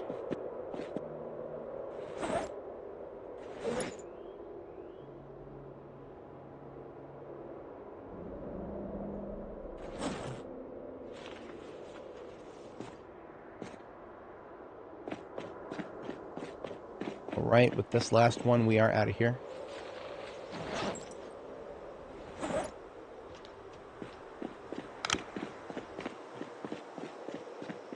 Oh, you're the hospital in Louisville. Okay, so yeah, that's the Louisville entry point right there. That is we still have lots of journey left after that. We had fun there. That was a lot of fun.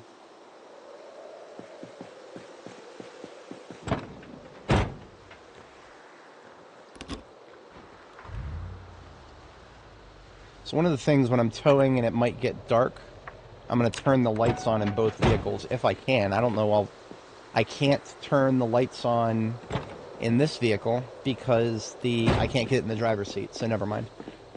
Usually if I'm going to tow backwards and it might get dark, I like to turn the lights on in both vehicles, but it hasn't quite gotten dark yet. We might get back to base before 2200 where it really starts getting dark. We don't have to go that far, really. Just got to get back to base.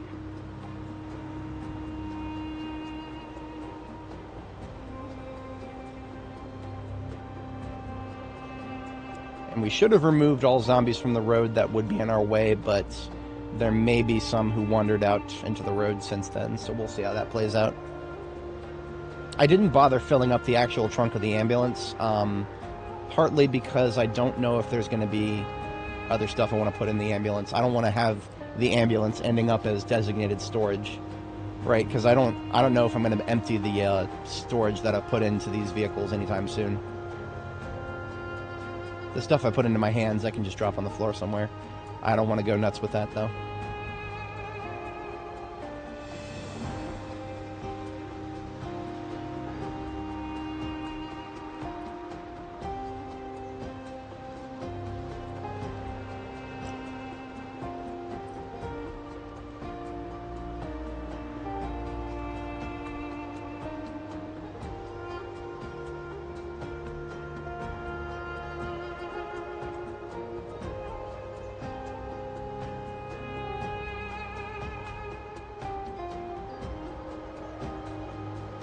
That was one of the reasons I went loud with firearms over here to kill all these zombies over here. It wasn't just because they were in the way for me when I was trying to get the Corvette. It was also because they're in the way for this operation.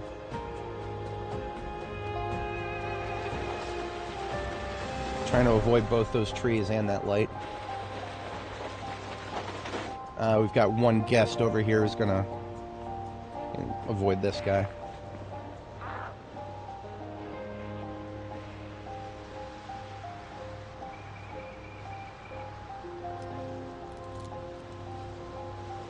I think this van right here, I'm gonna be honest with you guys, I actually forgot exactly what the contents of this van were.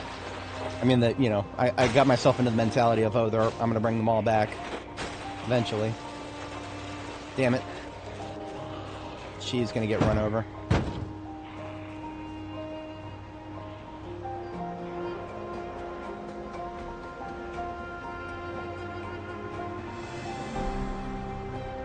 Because I have a bunch of stuff in my hands right now, I don't want to be getting out and dealing with those, so I'm going to have to come back and deal with her.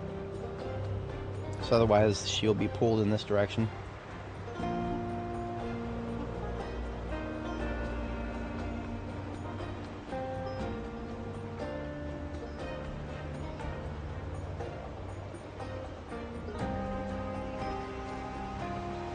Oh, great. There's one in my garage area down here. Oh, shit. We got a whole spawn down here. You gotta be fucking kidding me.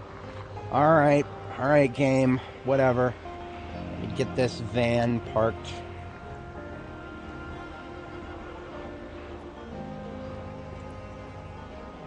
Alright, you know what? That's good enough.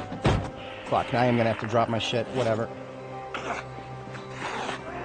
I'm at stage 2 fatigue. I can still melee for a second, but I can't be dealing with those big groups with melee right now. This is what happens when you spend 1 or 2 nights away from your home base. Ah, fuck, I still had it attached. Okay. There we go. Straightened out. Get it detached. I am gonna shoot those guys.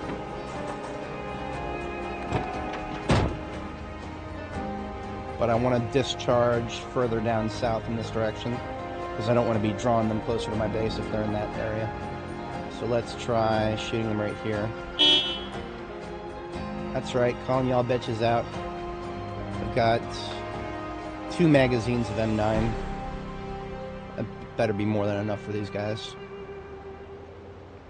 Kill them over here in this trash pile with the rest of the trash. How about that? A couple of rounds of 45 auto. I'm going to open up with that.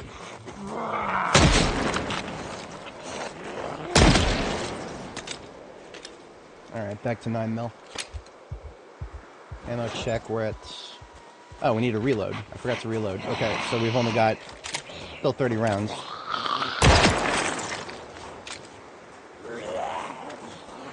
If anybody's not familiar with the latest build, just treat guns as melee weapons. Wait until they get really, really close, and you'll be a lot less disappointed.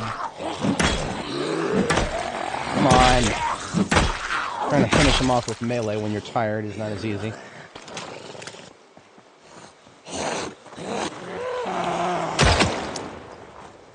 Come on, buddy.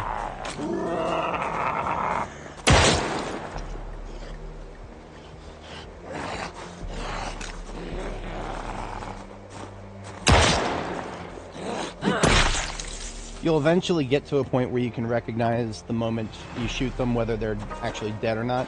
You're paying attention to the crosshair and whether it turns from red to... you should see it turn from red to white, and then it will expand again. That's like that's guaranteed feedback of a kill, or mostly guaranteed. I can't think of whether that's ever... I don't think that's ever led me astray.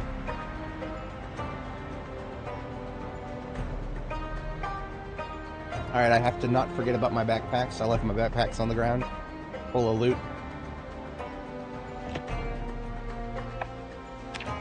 I'll do a quick check to see if that zombie who started chasing us from the north, did she ever make it down here?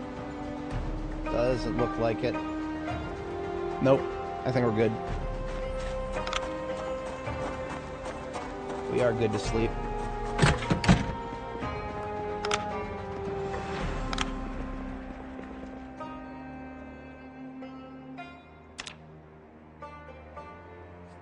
I do have to step away briefly, IRL. I'll probably be about a minute and a half or so. I'm just going to turn the night light on here and park our girl right here. Does she have a book she can currently read? No. That one is full, or rather, that one is waiting until we get to the next level of mechanics. I could read... I'm still underway on agriculture, why not? But I have a copy of agriculture already in here. Duplicate copy. Don't I? Only have dupes of 2 and 3 in there. Okay.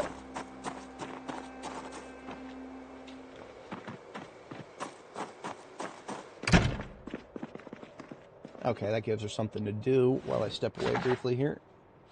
Okay, I shall be back momentarily.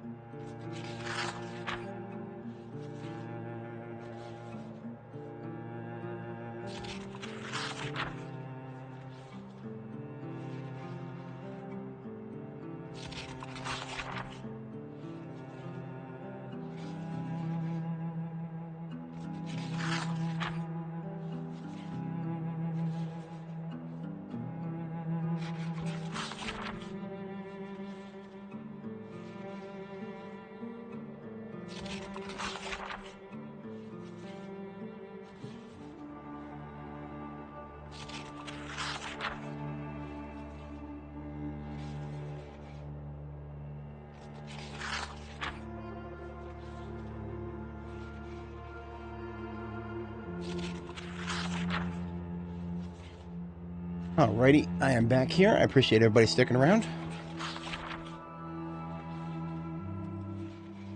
So, as a quick recap, we are currently just reading a book and passing the overnight hour here.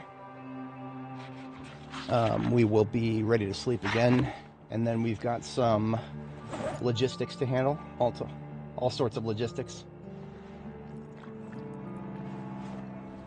So, right now, for all of B42, actually, milk doesn't actually go bad. And milk is a very, very easy way to get rid of the hunger. If you're not trying to put on weight, which is what we're not trying to put on weight right now, we're just trying to lose weight. Milk is actually a very easy way to just shut the hunger up without putting too many calories on. So we went to the farm yesterday and got a whole bunch of milk. But even though it doesn't go bad, I'm still going to put it in the fridge for now because I don't want to be building very bad habits, right? Relying on milk never going bad in a game like this, I feel like that's not a good idea because the devs are going to figure out a way to make milk go bad. Because right now, milk makes the game very easy if you're just trying to lose weight and shut the hunger up all the time. The game is very easy if you learn the cycle for that. But I've been trying not to rely on that too much on my previous characters. That's why we cook all the time. You don't have to cook very much at all if you just use milk for everything. But I know these devs well enough to say that they're not going to let that slide forever. They are eventually going to make it hard. It's a question of when, not if. So, for now, I'm just kind of getting around that slightly by putting milk in the fridge, right? Because I mean, obviously, if milk does have expiry in the future, then it will probably just be like every other type of food. Put it in the fridge and it'll last a little longer. What have I been doing with magazines these days? Garbage bag? Garbage bag. Of course. That's what I do with things. I put them in garbage bags.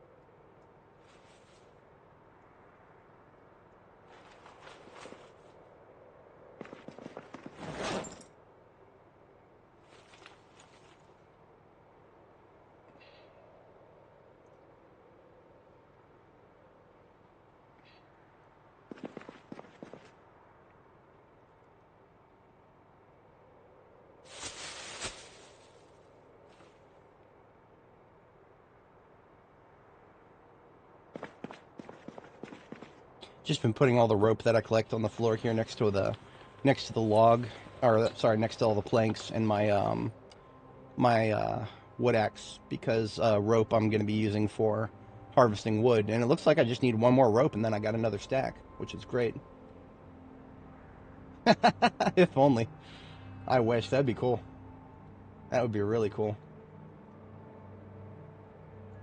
That would make my my skeleton quite happy.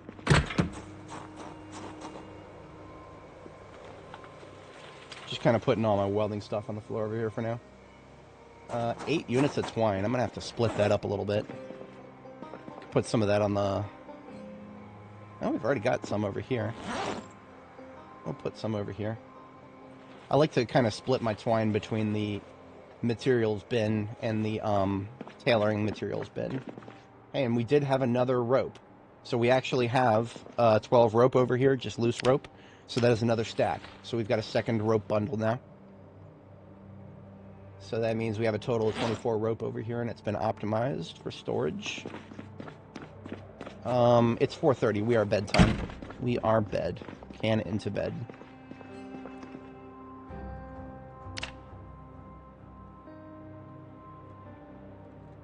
Calcium is not currently a tracked stat in this game. Proteins is, but proteins don't show up in milk for some reason.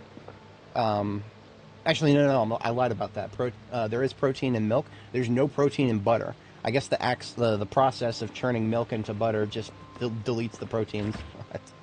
Maybe that's realistic. I don't know. It doesn't feel realistic, but that's all right. Now, thus far, there has been a system in place where water containers are almost treated like sinks. I could just right-click on this can of gas right here, and it would give me the option to like fill from it. It seems like 42.13 deleted that. So we can still transfer liquid from it, but we got to right-click in order to do that, and we've also got to take the containers out of our backpack. So it is far less convenient.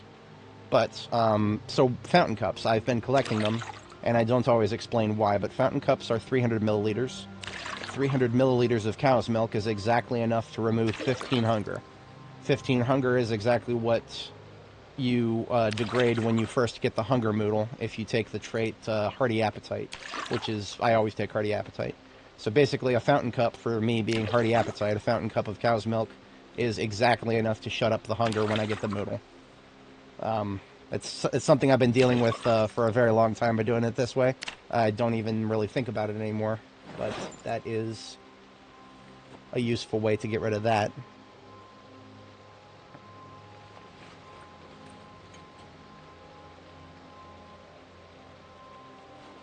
Alright, so I'm going to continue emptying my backpack. Not a lot left, but a little bit. It's a little hard to see, but in the back here behind the kitchen, we've got the startings of a workshop area. This crate right here and the toolbox on top of it. We're going to get rid of this storage rack here at some point. It's a question of when, not if. Looks like we got fog and rain today, so we ain't going out fighting nothing.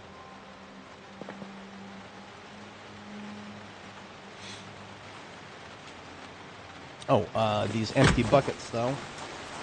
Let us leave those on the floor to catch the rain.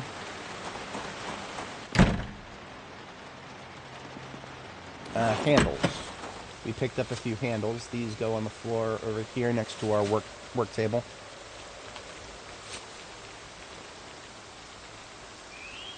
I don't expect I'll need to be fighting anytime soon, so I'll go ahead and put the weapon back on my back there.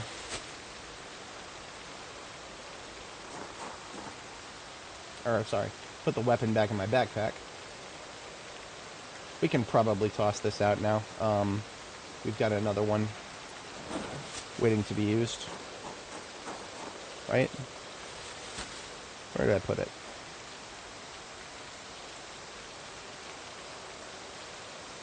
Yeah, maybe not.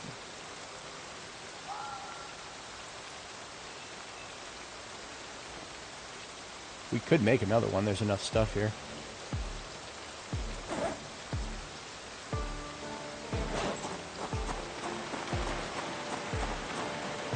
Leave it in the ambulance, perhaps.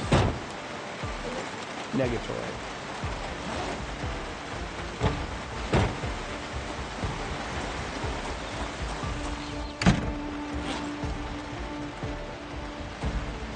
Oh well.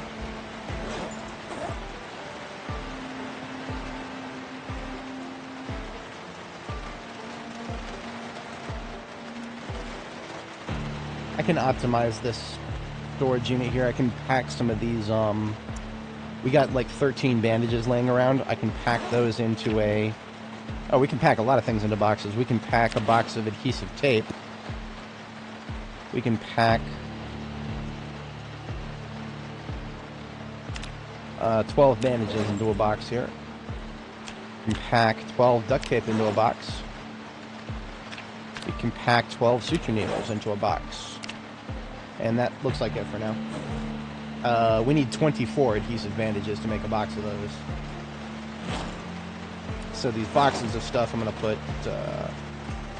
somewhere here. Starting to run low on storage space.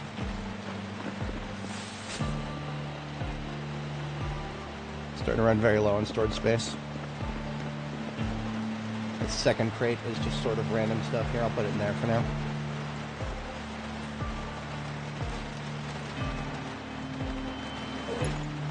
These tongs I just picked up, I'm going to put in the...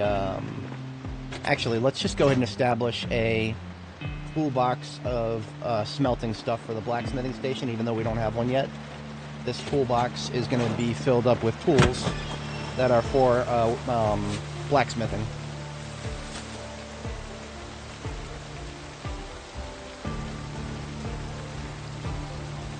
We're going to need a file, smithing hammer, sheet metal snips, metalworking punch, small file set, hand drill, Vias grips. How about a hacksaw to go with it? We've got a few spare hacksaws here. There are a few things that I don't have in this that I should. There should be a metalworking chisel somewhere. Why would there not be a metalworking chisel over here? That's a skill issue. My workbench should have everything. What about in here? Yep, there's 2 in here. Perfect.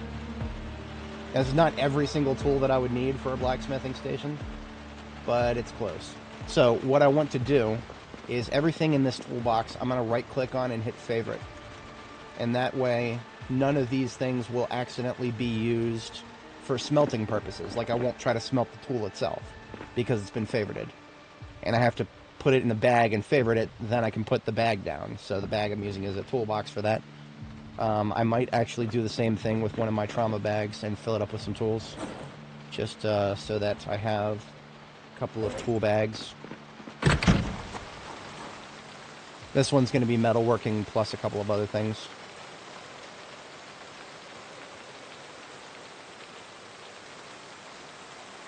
Mason's trowel, clay sculpting tool.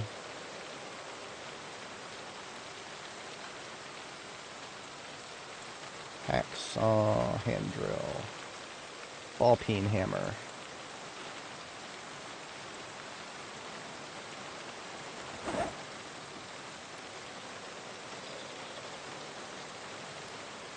Tongs. A lot of the other stuff that's in that bag is spare stuff.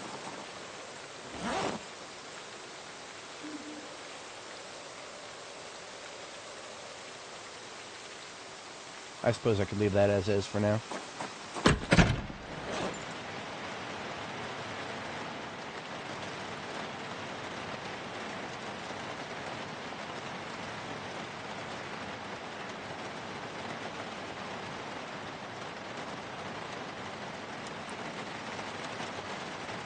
So there is going to be some redundancy between this one and the other one, and that's perfectly okay. I'd rather have extra tools than not have one.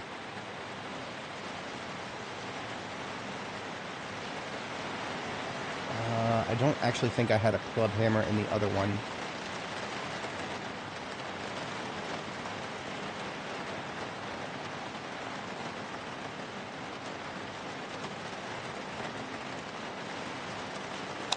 Oops.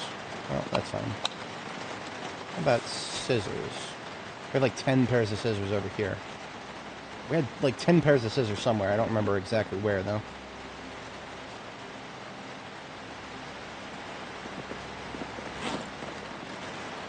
Ah, there they are.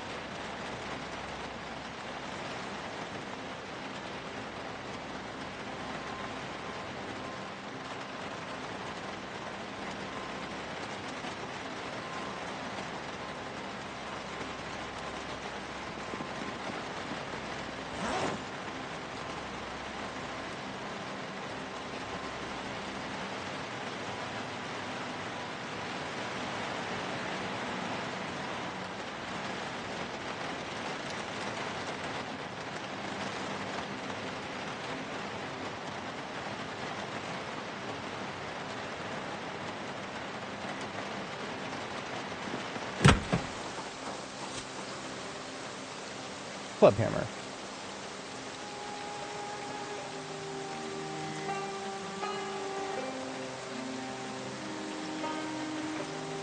Okay, this trauma bag now has, just like kind of the, whatchamacallit, the other tool bag here, this trauma bag's got just a little bit of every tool in it. Everything except for the wood glue I shall favorite, so none of it ever accidentally gets used for smelting purposes. And then I just place it right here next to the... So basically almost every tool that I could imagine, except for things like welding tools, is now accessible from this trauma bag in this corner here. I have an idea, and I don't know how good of an idea it is, but I want to try it. We're going to get rid of a few more walls here with the sledgehammer.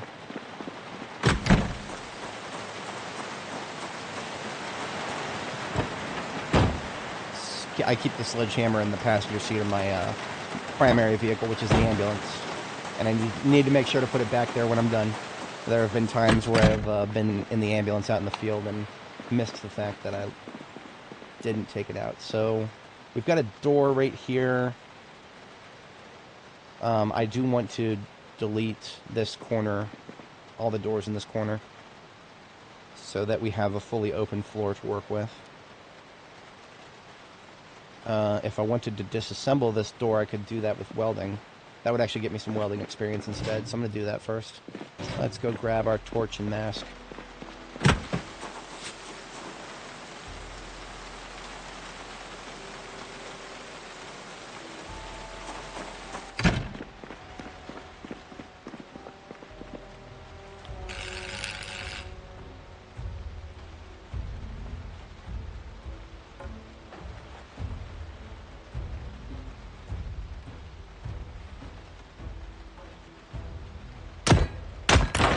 Only going to sledgehammer 2 things at a time, because if I do more than 2 at a time, that will hurt our girl's hands very, very, very much. 2 at a time is already kind of pushing it, but we can handle that. Oh, we have some random crap in these containers. We're going to get those out. Ham radios. What have I been doing with these? These are supposed to kind of get replaced. These are supposed to replace some of the radios in our vehicles, because our vehicles... Now, ham radios are not necessarily useful for anything just yet. If you're going to be playing multiplayer, you're probably just going to be playing, you know, on voice chat with your friends, or you'll just use local area voice chat. But in the future, if NPCs are added to this game, the way you'll want to communicate with them over long distances is going to be radios. And the longest distance radio that you can communicate with is the Army ham radio. So I've gotten myself in the habit of collecting those and putting them into my vehicles. And I also put regular ham radios that I pull out of the vehicles, like these ambulances. The premium ham radios that have a shorter distance communication, I just put those in the bases for now. I'll find another purpose for them someday. I mean, I can always dismantle them, but for now, that's not a good idea. I don't have a lot of, I don't get a lot of experience for that. Don't have the electrical work read and whatnot. I think there was room for a military radio in the truck as well here.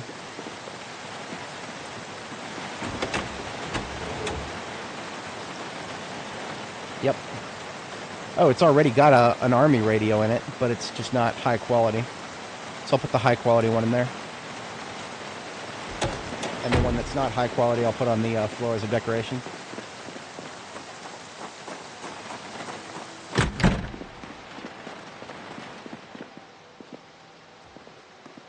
We could actually use it to listen to the weather, but now that the rain is going, I don't even think the...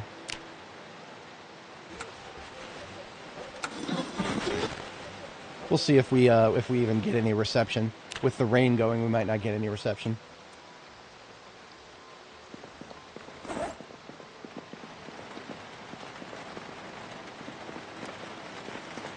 see, all the muscle strain is gone, so we can do 2 more sledgehammerings.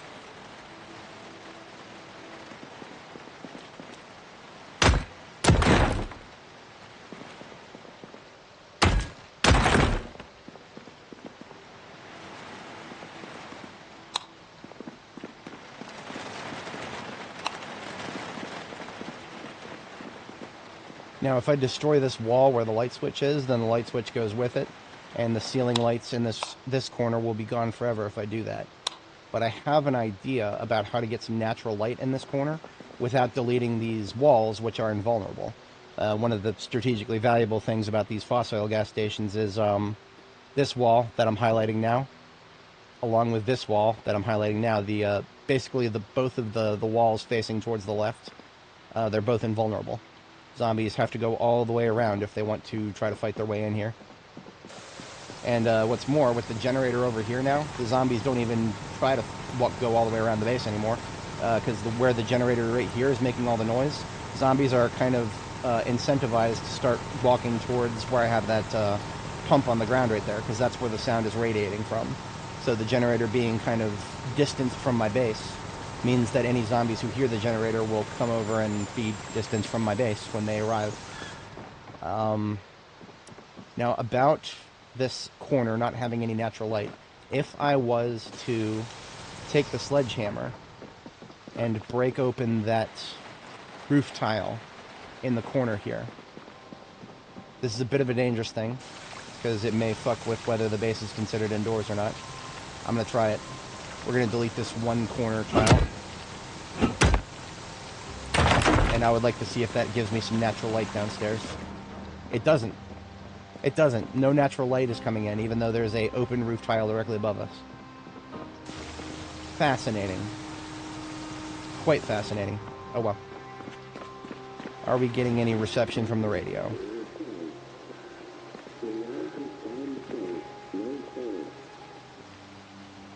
No? Oh, it's already done. Okay. We missed it. That's fine. We'll try again later. So my theory about potentially getting some natural light over here is it's not a thing. So I don't want to get rid of this light switch then. I want this light switch to be here. Maybe I'll just do floodlights. Hang on a second. I have floodlights on the roof. I can see what this looks like. Just using the floodlights on the roof actually spills light down through the ceiling properly. It's just natural light that doesn't work. I might just leave that running and see how that feels.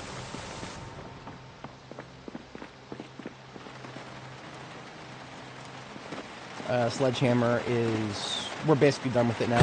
I'll put it back where it belongs in the ambulance. So the wall is invulnerable because the zombies don't attack walls that are, that are part of existing buildings in the world. Right, so this building was here when we started, so this entire wall right here, we can't attack it, and neither can zombies. Like, I could sit here and swing at this wall forever, and nothing will happen. And zombies do not even try to attack it, because it's not attackable. I don't know if it'll be that way forever. But right now, the only thing that could possibly destroy this wall is a sledgehammer. And there's no... Last I checked, zombies don't use sledgehammers, so that's... It's always been that way. And I don't know how long it'll be that way. If it'll be that way forever, it might be. It definitely might be. Oh, and something I noticed earlier, I didn't even point this out, but we have more gas cans full of water that I completely forgot about. So I'm actually going to take all 3 of these gas cans full of water that I extracted from the plumbing here, and I'm just going to dump it into my, my rain barrels here.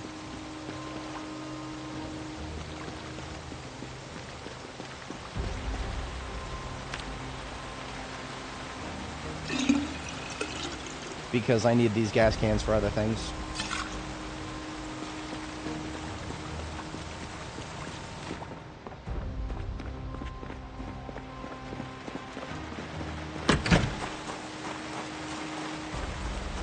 These 2 gas cans are already full, so these 2 gas cans that are not full, I'll just leave them on the floor over here, so that I know if I need an empty gas can for something, I can go pick those up or fill them up. Oh yeah, and I still had a third. I forgot about the third here.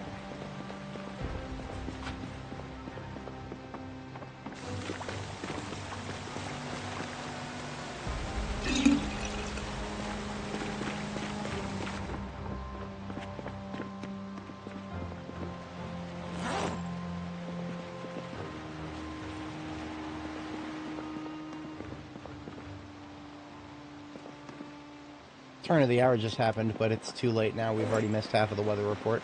This is why I almost never try. I am a little too scatterbrained to actually keep up with the weather in this game.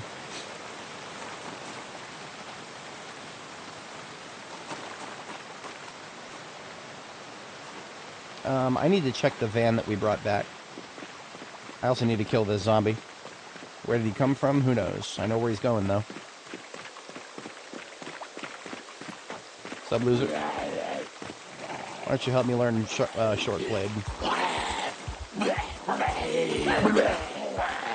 Thank you for participating.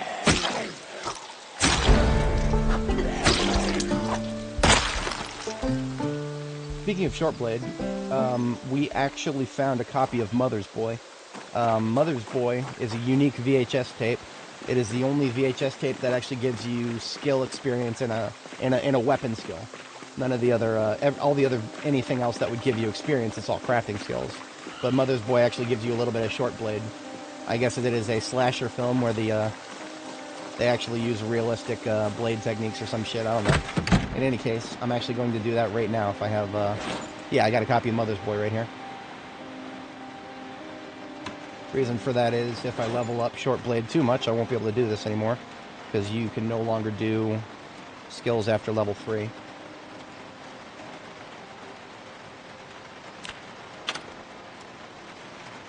So we're actually going to play that. We're going to read agriculture while that's going.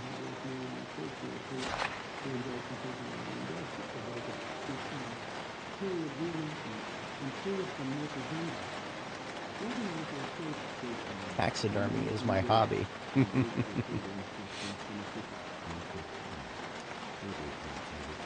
Intense violin music. Short blade. That actually got us half a level. That got us half a level from watching that. That's really funny. And that's partially because there's that XP boost that we get because of the glitch. There's whatever the hell is wrong with the latest build that came with multiplayer. All skills are artificially boosted for reasons unknown to man.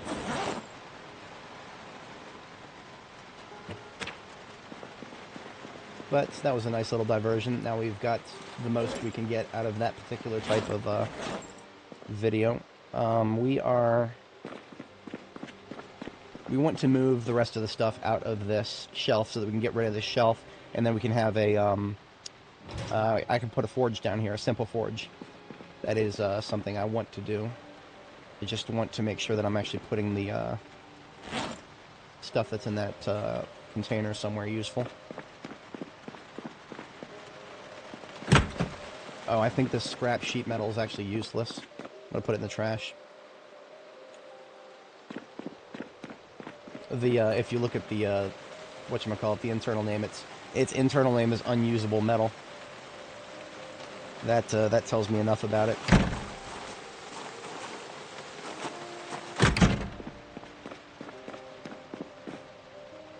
So we got rid of two of the radios. These two don't have a home yet. We're gonna go put those in the container where we just removed the water from.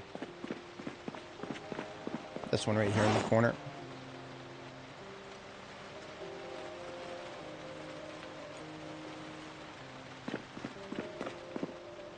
Now we've got a freezer and a couple of computers. Kind of all supposed to be decorations, really. Allegedly, the devs are going to do something with computers at some point where you can actually use them to play video games and get your character some happiness. That would be cool. That's not a thing just yet.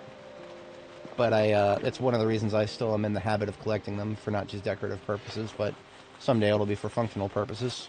I'm just going to leave them on the floor for the moment. You can disassemble them and get a little bit of electrical experience, but I would never do that without having the books read. And they do not block your foot movement, so you can put them anywhere and just step right over them. Now this freezer I cannot actually put anywhere. I have to, it weighs 40 encumbrance, so I have to take off a couple of things so that I can actually pick it up.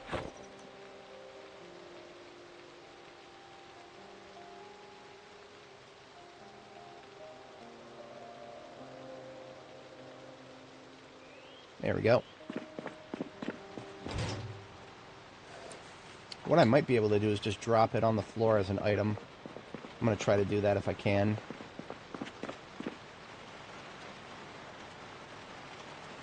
Yes, okay. We will just place it on the floor over here. Perfect. Alright, now I can pick up the large metal shelves. Put those on the floor somewhere. I'll probably put them like under the stairs or something.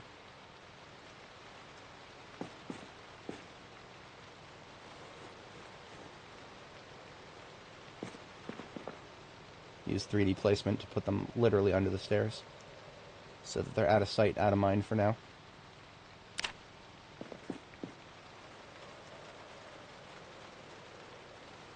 Same with these large store fridges.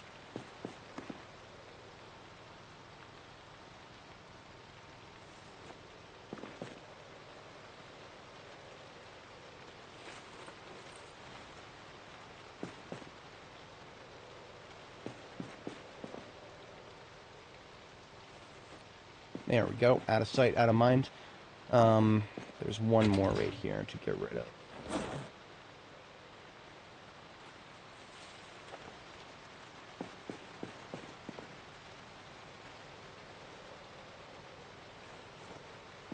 Alright, so this little spot that used to be the supply closet, that is now going to be our simple forge.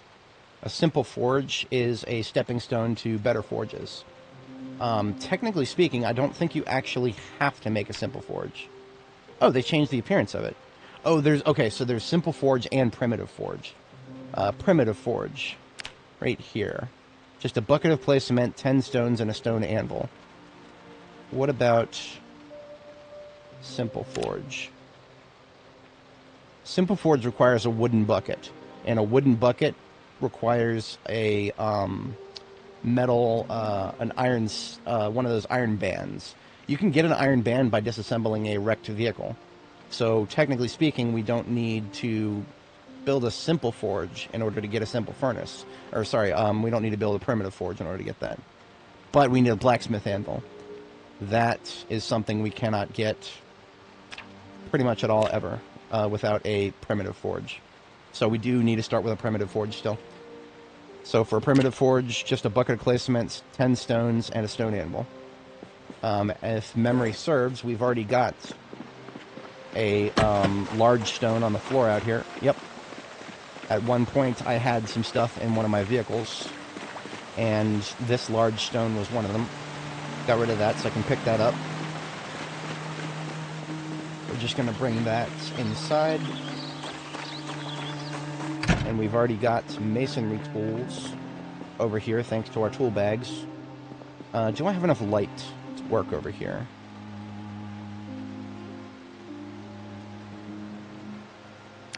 I don't. Okay, so even though I'm getting light through the ceiling tile that I destroyed from the lamp, it's not enough to work with. So this actually is not... I'm just going to leave that off. And I'm going to use the light switch in the corner here. Or, what about the floor lights? Do the floor lights actually reach over here now?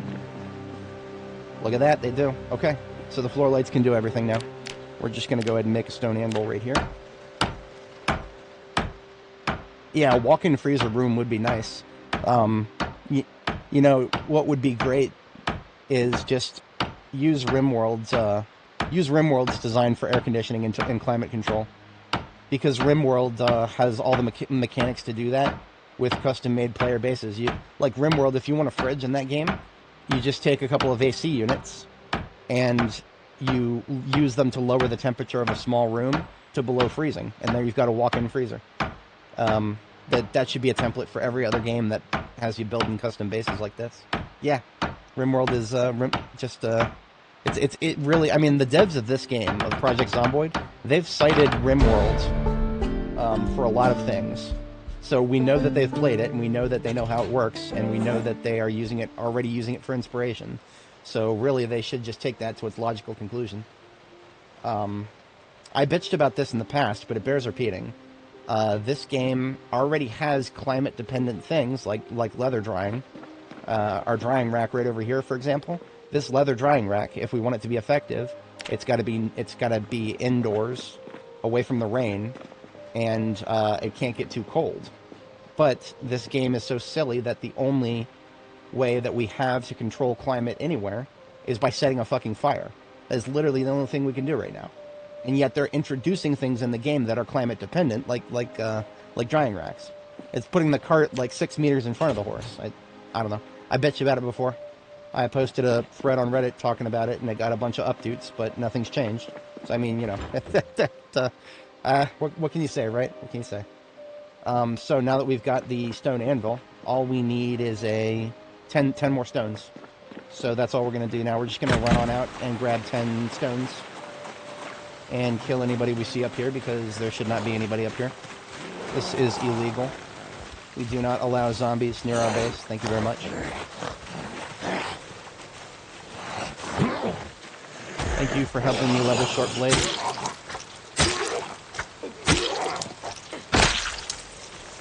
I'm only using a kitchen knife on my webbing right now. So someday we'll get a hunting knife and it'll be a lot better at finishers like that. It's already great for finishers if you've ragdolled a zombie from, you know, if you, like for example, if I shoot a zombie a few times but they don't fall down, they just get ragdolled. A finisher with a knife is great. Very, very low stamina cost. And you can store a knife on your chest slot with the with webbing. Now I've already taken stones from this area, so we're gonna have to move a little further afield. Got one right here.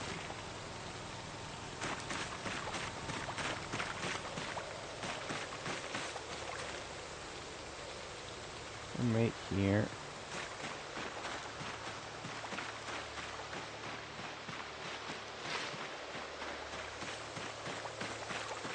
You know what I'm going to do? I'm just going to grab a large stone, because I was hoping to see one, and there's one right here.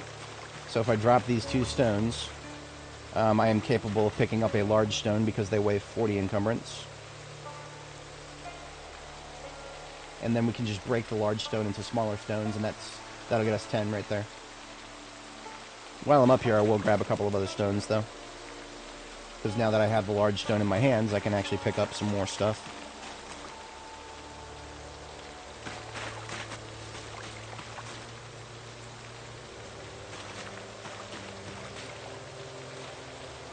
Perfect.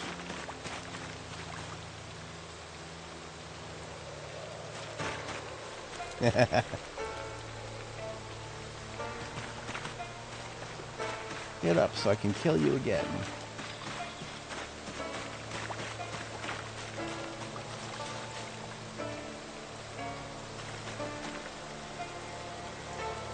This is tedious.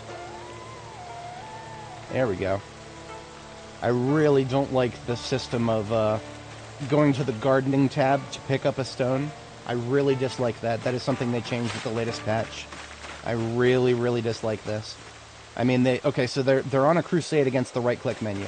They've removed putting barricades from the right-click menu. They've removed everything else from the right-click menu. That's all gone.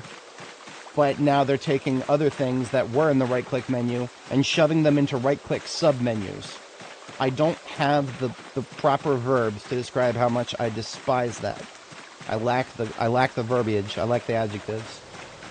I despise the inconsistency of trying to remove things from the right-click menu and then just turn around and shoving things into right-click sub-menus. Pick a fucking lane, guys. Come on. It's shouldn't be that complicated, but whatever. These 10 stones, we are actually going to use those. The large stone, I'll leave here for the future. We shall find a use for it. We always will. Alright, so these stones... Actually, I don't have to make them... I don't have to make stone blocks. I can go ahead and make the perimeter forge right now, because the, whatchamacallit, the,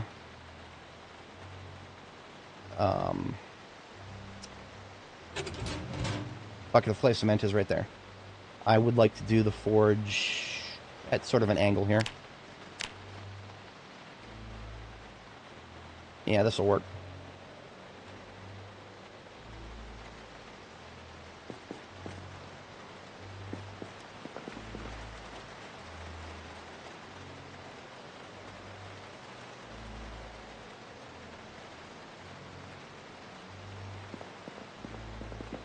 Okay, so we can do all sorts of stuff with this forge. The one thing we're missing is charcoal. Charcoal can be acquired by burning wood of various types. And you can use a charcoal burning pit. I have not seen what charcoal burning pits look like in the latest build. I eagerly await to see if they've nerfed them yet. It's a question of when, not if. That's another one of those things. They're going to nerf it someday. When are they going to nerf it? When will the Pied Piper's bill come due? I don't know. I will be unhappy when that day comes, but hey, whatever. Let's put on the satchel and the backpack. Get our gear back up. And let us establish a charcoal burning zone.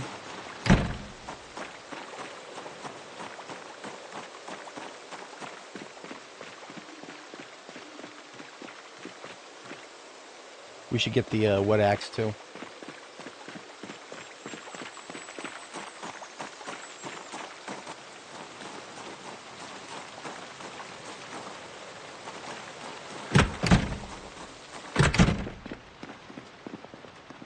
I might take the rope bundles as well. Why not? Then we can do more logging at once.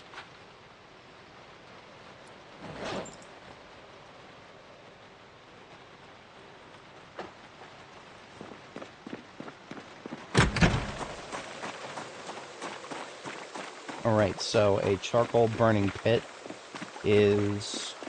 The only materials required are a shovel. And we have a shovel everywhere we go, as long as we have our leather satchel. Charcoal burning pile, rather. What I'm going to do is put it in the corner behind this house here, so that even if I stop using it, it will still be out of the way. So we'll get rid of this tree first. And we also have to get rid of grass, so I'm going to remove the grass. I think I heard a zombie just now, so I'm going to have to be careful. Could have been me, but it could have also been a zombie. It sounded like somebody breathing. Alright, charcoal burning pile can now go in that corner there. And I'm going to right click on it and see if... Okay, nothing has changed. Nothing has changed. They haven't nerfed it yet.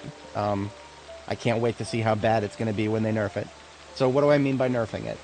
I talked just a moment ago about the leather drying racks. You got to put them indoors, you got to keep them warm, and it takes 7 days to dry the leather. 7 days to dry. 7 days to dry. Charcoal burning is going to get that. They're going to come after charcoal burning. It's too easy right now. It's too easy. I'm looking at it and I'm like, I know these devs. I know that charcoal burning right now as it is just a placeholder for something much more tedious that is going to come in the future. So what does that mean? That means, I don't know. I don't know what form it's going to take. I dread it. It's going to take time. It's going to take time. I always bring this up if you've watched Demon Slayer. Tanjiro was a charcoal burner as a profession. Like, his family literally were charcoal burners. They spent all of their time burning. That was how they made their livelihood. And if you think about it, Tanjiro's dad supported a family of, like, how many kids was that? He had 5 siblings. So 5 siblings and his wife. That was a family of 6. A family of 7, actually, if he includes himself. So Tanjiro's dad, as a charcoal burner, was able to comfortably live in Taisho-era Japan as a charcoal burner to sustain a family of 7. That tells me that charcoal burning used to be one of those professions that, well, it required a lot of work. Otherwise, it wouldn't have made that much money. So that's something that I worry about, because the devs are going to use that as a frame of reference and be like, yeah, we can make charcoal burning take a lot of time because it's realistic, right? I dread it. That's all I can say. I dread it. It's coming.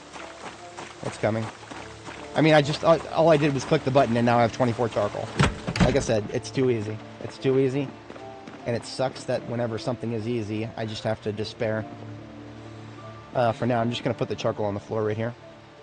Yeah, if I put it on the floor right here, I can access it from both the kiln and the forge. So just by doing that, the forge should now have a whole bunch of recipes. But there's no materials just yet. So what we're going to want to do is... Oh, we're also going to want a furnace, a primitive furnace.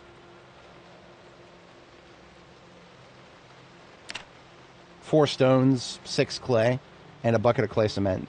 One of the easiest recipes I've ever seen.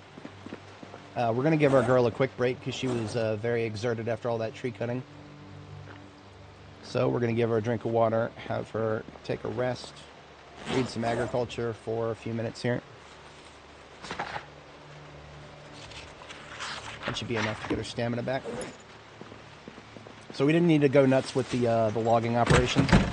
I didn't need to break out the rope or anything, not yet. Four stones, that's all we need right now, 4 stones.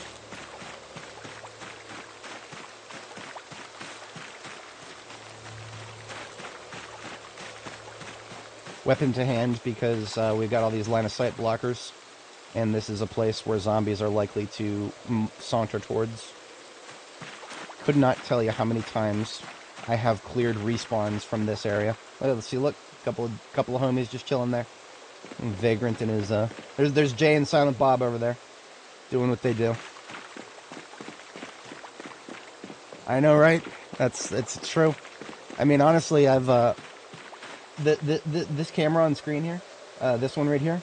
This is that's $1,000 cell phone. That's doing the webcam job for me. I use my cell phone so little now. Like I've come to despise smartphone culture so much that I use my cell phone so little that at this point it's basically just a fucking webcam for me. Obviously, I take it with me when I go out, but I don't sit there and stare at it all the time. I go out of my way to make sure that I'm not doing that.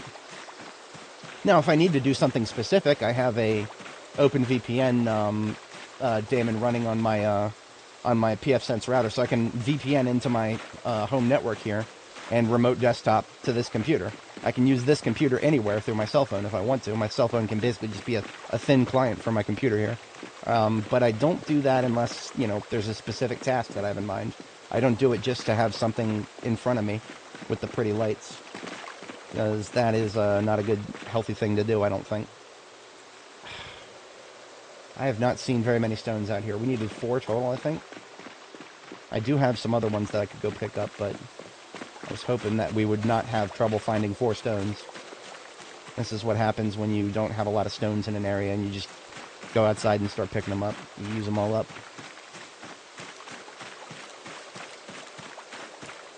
We could forge. We would find a couple if we forged, most likely. Now look at that, we got a guest in the parking lot up here. There's also my backpacks.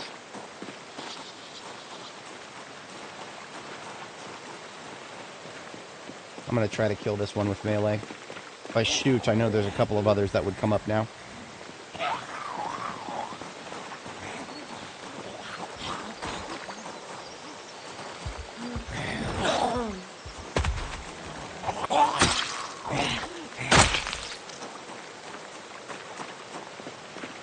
I never even looked in the trunk of this one here.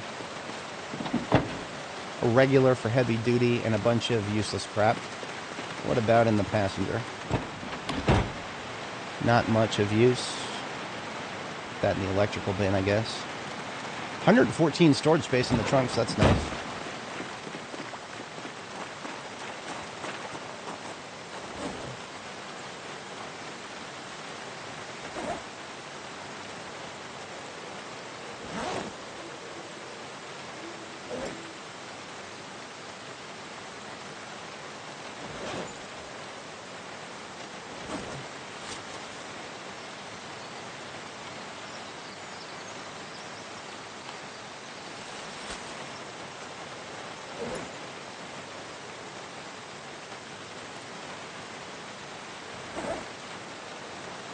Damn it.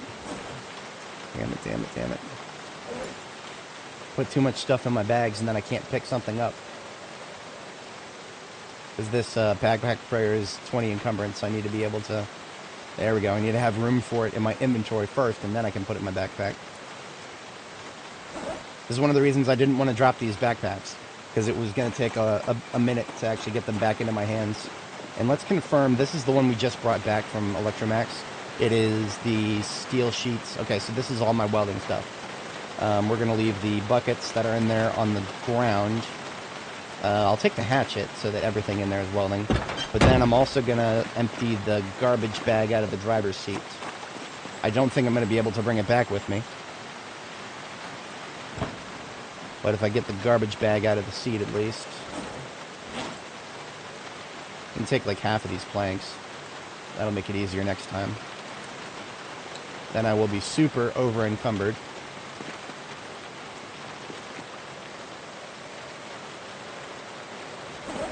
Yeah, super over encumbered, but capable of moving.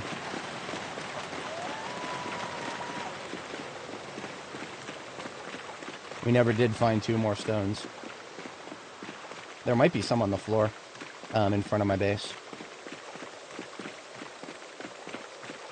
For anybody joining, welcome. We're just doing a bit of crafting infrastructure here. We've got a simple forge put together, and we're about to put together a simple furnace. We just need 2 more stones for that, and I think I have 2 more stones on the floor somewhere here. Okay, I have a large stone. I have 1 large stone, and that's it. Don't I have something in one of these trucks? I thought... No. Nope. Okay. I'll come back to that. I'll literally just take the Corvette up the road and grab a couple things later. I'm just going to get what's in these garbage bags out real quick. This garbage bag full of electrical stuff, garbage bag E. We are going to just drop that right on the floor right here, because that is full of electrical stuff, and it is now on the floor in front of the electrical container. Bags of plaster powder we'll just put on the floor somewhere conspicuous, so that we don't forget where they are.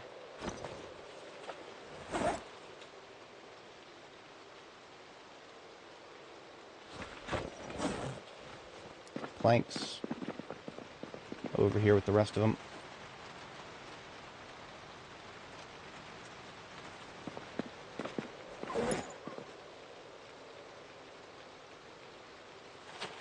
I'm gonna run out of places to put hatchets.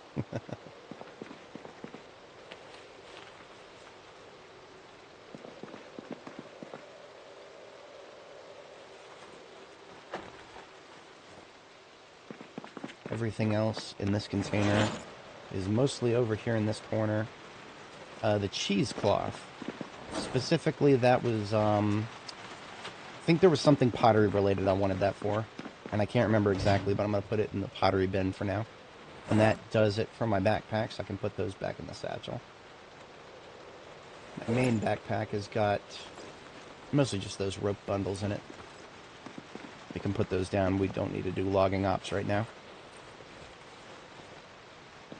This flashlight out into the electrical bin. Now we just need those 2 more stones. Yes, I am literally going to take the Corvette out to get a couple more stones. I'm tired of going out on foot and not finding them easily. Boom, there's a bunch of stones up here. There's also a zombie. This is my good Corvette. I cannot use it to ram anybody. So we are going to have to melee this guy to death. Thankfully, he's a good sport. He's a good sport. He decided to fall on the first try, even though we're tired. That is not a guaranteed thing to happen.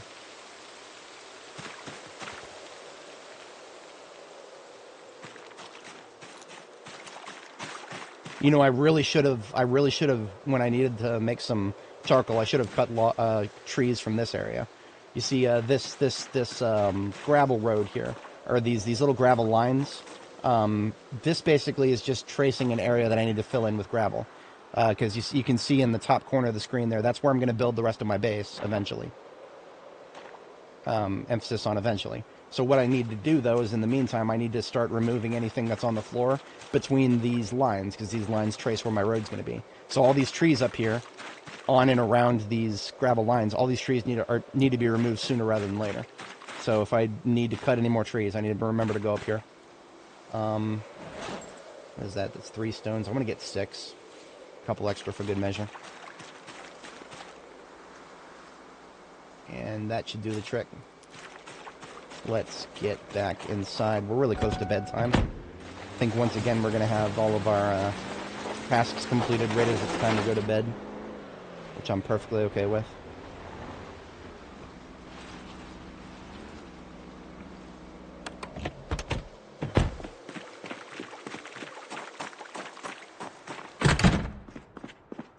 Just needs 6 clay, and we have 5.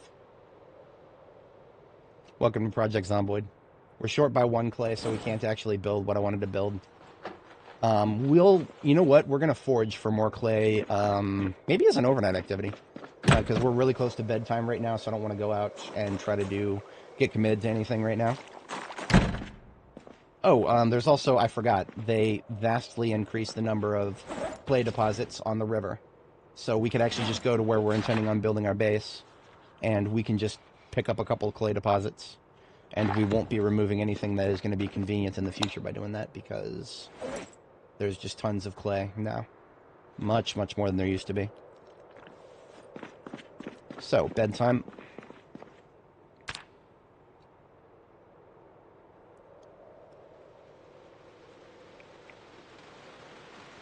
It started raining, so there's no foraging. You can't forage in the rain, or at least you don't want to. We have just 1 sack right here. That's all we need. Because what we can do is we can... Hello. Fuck did you come from, bitch? Get out of my parking lot.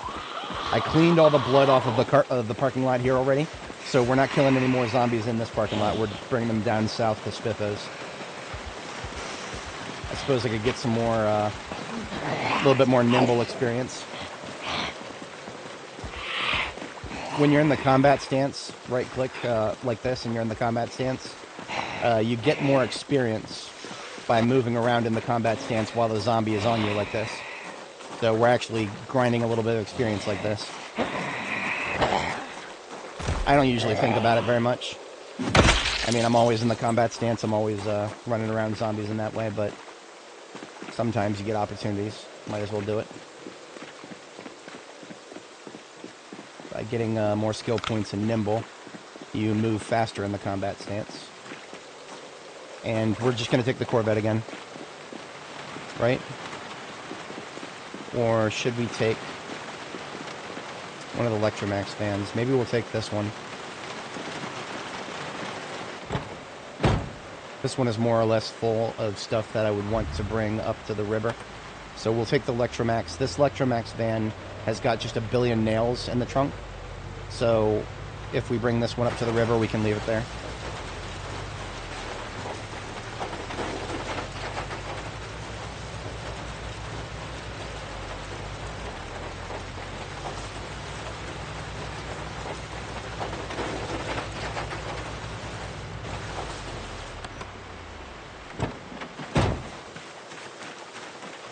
Oh, I just realized something. I can show you guys a time lapse of what we're doing here, of what we're trying to accomplish here. I actually have a little time lapse. So on Reddit, I posted a time lapse of my base construction process, and that's basically just a time lapse of exactly what we're doing here.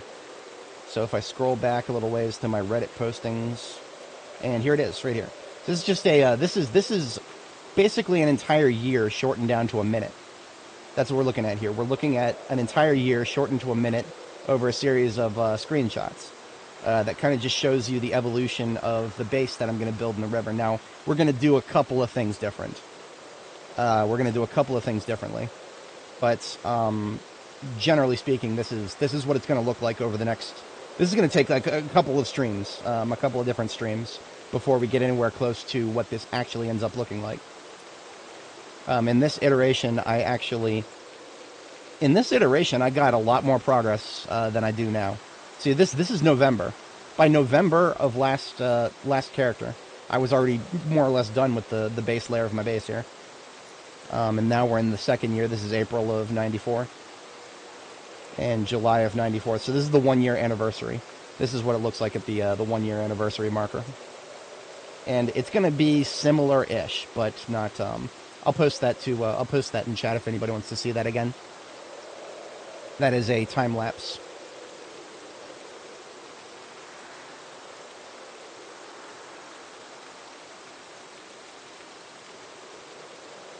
There you go. So that's basically what we're working towards. You may notice earlier on in that time lapse, you'll see that I had a bunch of vehicles just kind of parked in the front yard. That's what these Electromax vans are for. They're just kind of parked in the front yard with stuff in them.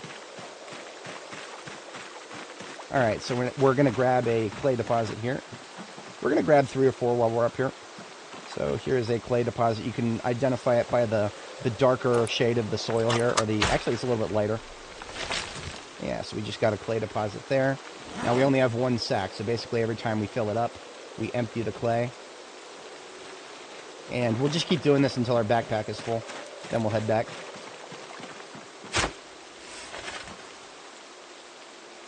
As you guys can see, there are a lot more clay deposits than there used to be. We used to have to run very, very far to find the next one, but now we're seeing quite a few here, and that's great.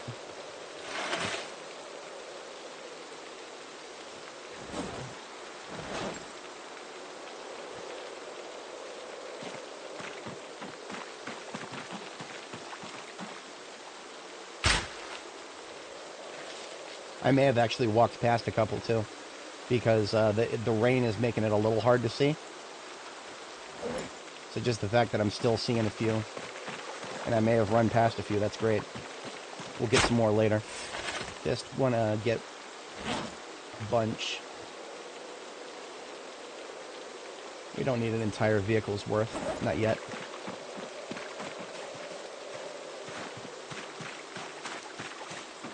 Yeah, there's 2 right here.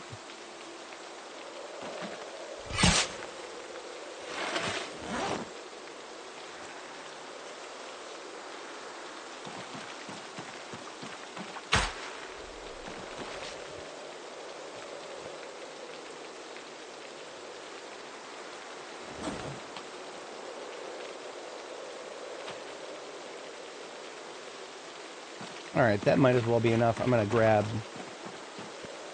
just 1 more, and I'm going to leave it in the sack, and then we head back.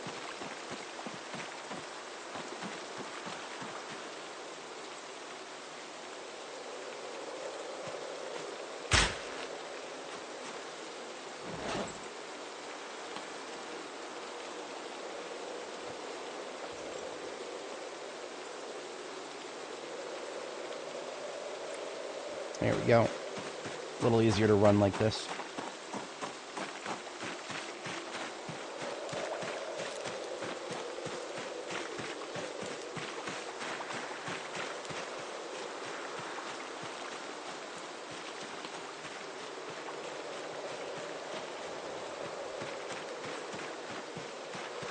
It's one of my broken weapons here. We can actually use that for smelting materials later on. Or we could burn it. We could do either of those.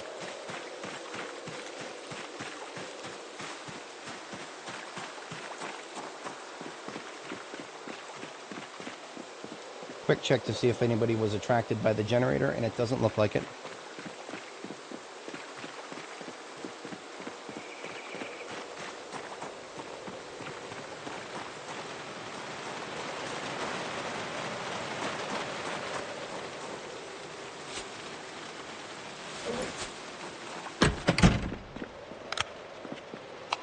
Alright, so the clay we picked up goes into the pottery bin here.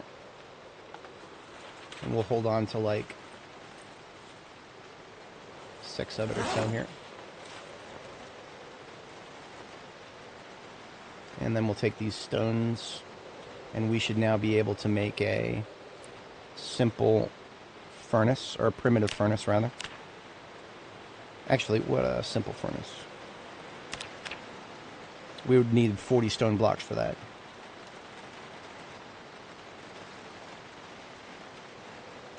Interesting. Okay. I kind of want to. I kind of want to do that. I kind of want to go out of my way and do that. So, yeah, I think we're gonna do that. Let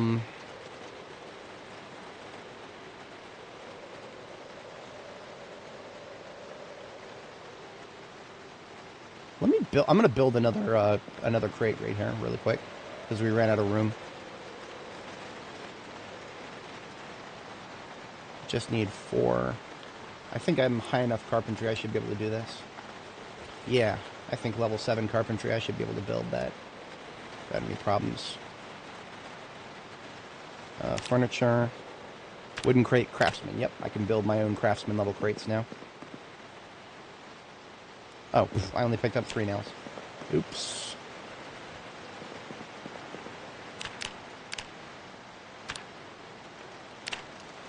Yeah, I'm just going to build a second pottery container right here. That'll take some of the clay off of my hands.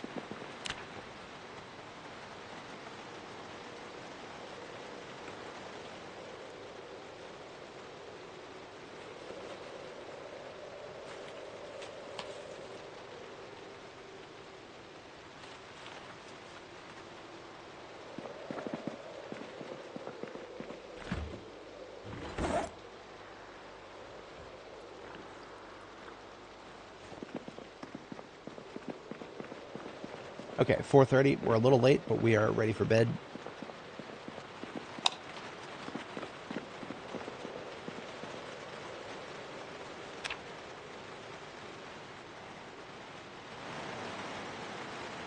That was a nightmare.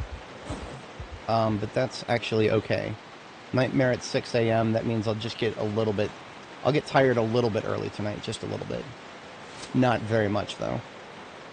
I shall go ahead and read a couple of or just one magazine here. That'll take the stress off. Some of it.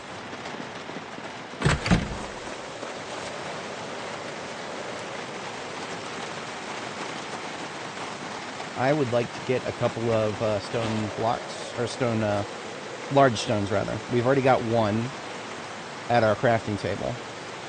Let's go get 3 more. And I don't need to take anything off because we are going to put them in the trunk. So if you don't have 40 encumbrance in your inventory, when you go to pick up a large stone like this one right here, it'll just like get left on the ground. And that's okay, because all we got to do is back up the vehicle a little bit and actually just put it right in there.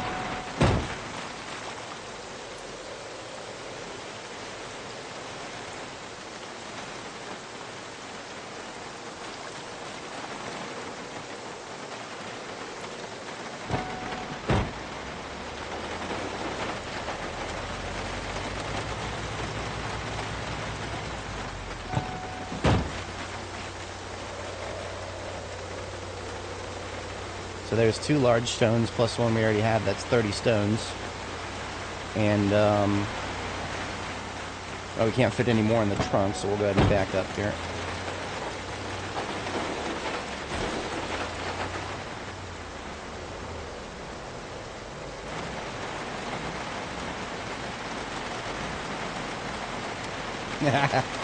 Yep, smoking rocks. I'm going to go hand collect the next 10. No, I don't need to get 10. I only need to get 4. Because we already have 6 back at base.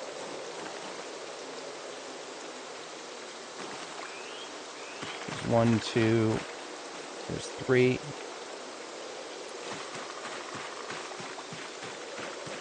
Are there any more in our path? Yes. Okay. So I'm accomplishing multiple things here. I am getting what I need, and I'm also cleaning stuff up in our path.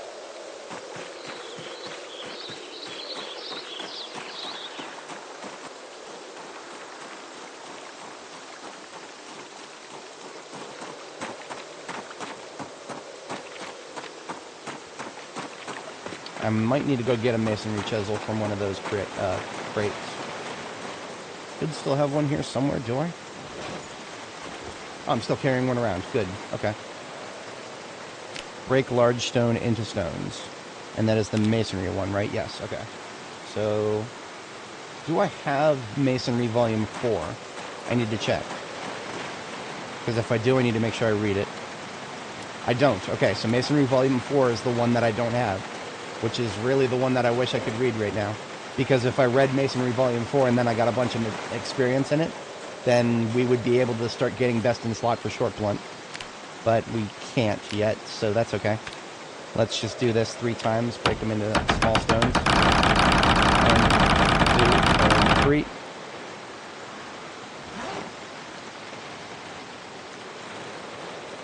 Now we're going to cut stone blocks next. I need to be facing in this direction while I do this. so that I don't get snuck up on.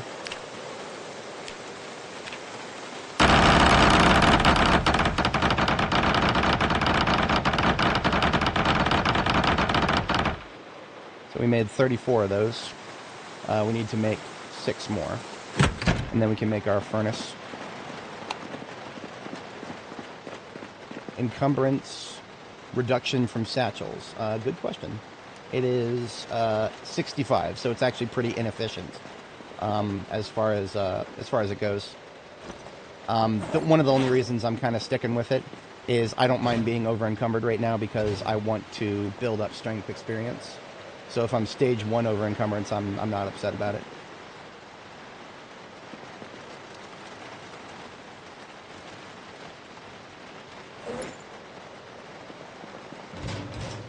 And here's our 6 stones to make the last group there.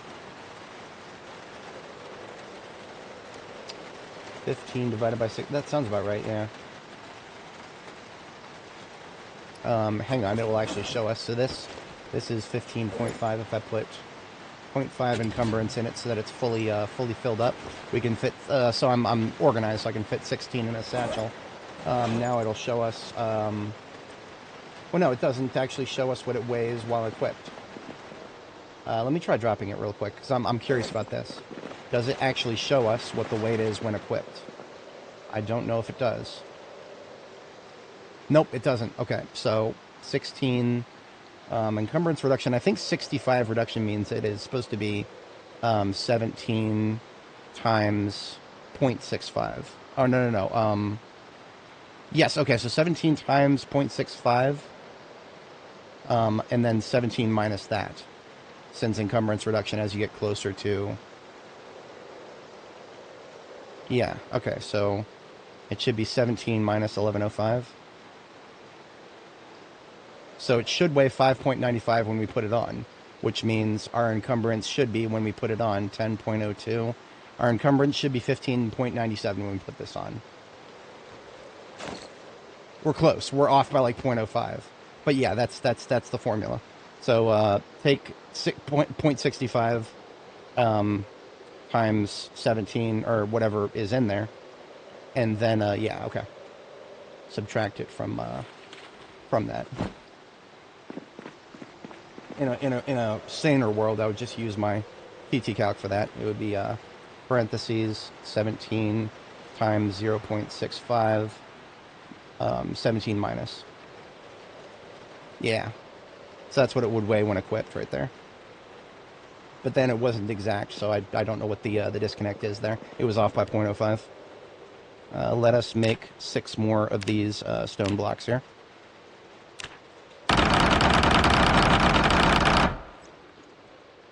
Very obnoxious noise. I wish there was something I could do about that, but that's the noise we got to make.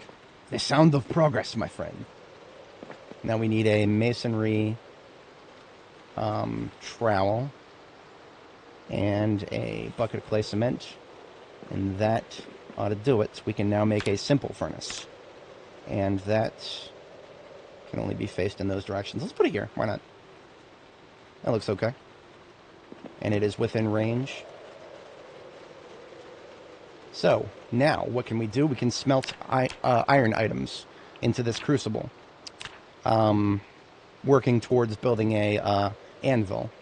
However, that's not what we want to do just yet because we don't have a place to put the advanced forge. So I'm not doing that yet. I just wanted to do that so that we are capable of doing it when the time comes.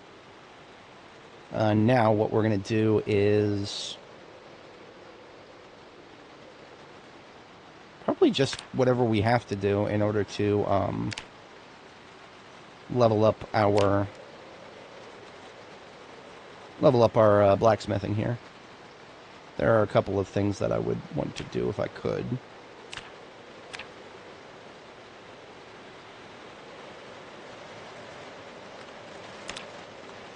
I do not have the ability to... Let me check and see if there's any magazines I can read for this. I believe I've read all the magazines that I currently have. Yeah, I've read all the magazines that I currently own.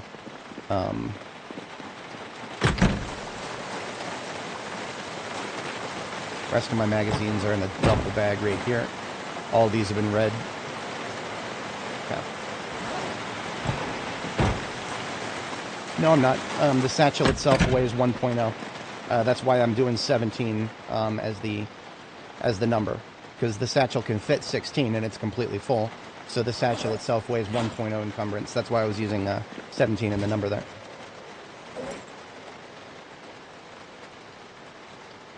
Let's have a drink of milk.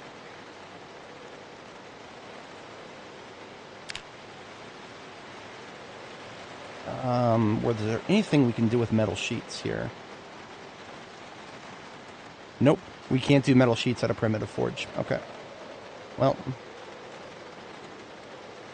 we can forge bars into rods and rods into bars. So if we want to do our windows, I think we can do that. Okay. Cool. Cool. Very cool. I'm going to bring the van that we brought down here. I'm going to bring that van up here.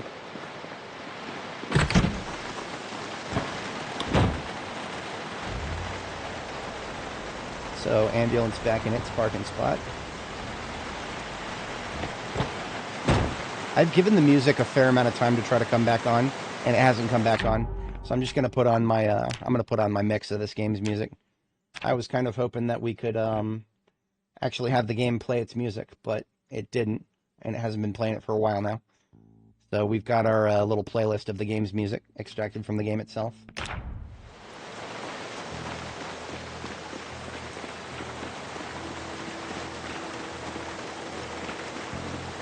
And we've got a guest over here. Hello there, Mr. Guest. Would you like to be food for my axe?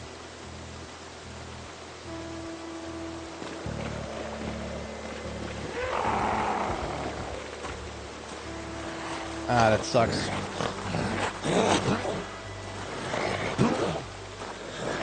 Are you going to make me actually hit you with this thing? I'm really over-encumbered right now. I'd rather not. Come on, man. Take the L. Thank you. Thank you. I really do love using a wood axe on a down target. That's actually a lot of fun. It gives me that South Park vibes. I could do that with a sledgehammer, too, but I don't have a sledgehammer right now. It'll be a while before we can actually make our own sledges.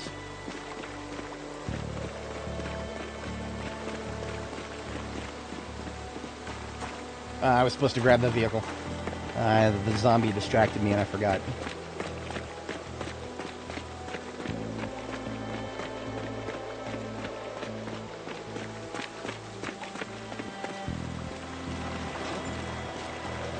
I'm still carrying around the clay cement. Oops.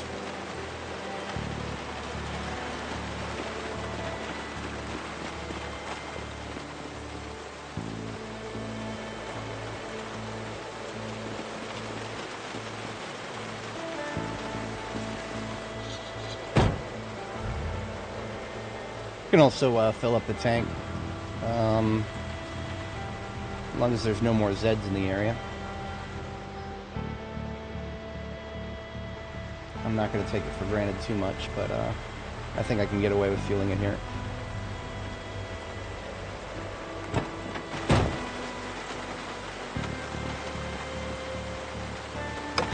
Okay, you know what? Before I do that, I am going to drop this shit that I'm carrying so that I'm not vulnerable.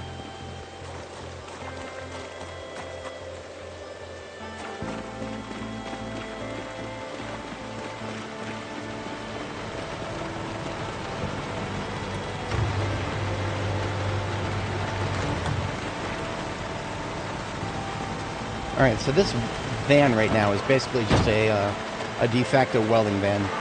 It's got like 30 steel sheets in the trunk, as well as like a whole bunch of propane tanks. Something I'm actually going to do with it. I'm going to take it out in the field really quick. We're going to go to a somebody's garage in this area has a bandsaw, and the bandsaw has the ability to cut a metal sheet. Hang on, let me double check something here. Yeah, I cannot cut a metal sheet without the, I can't cut a metal sheet without the, being level 4 welding.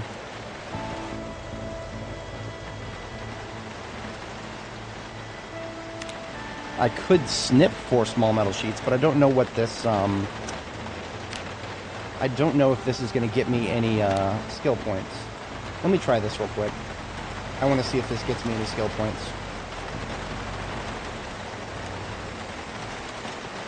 I'll just grab 1 steel sheet and a couple of these small ones.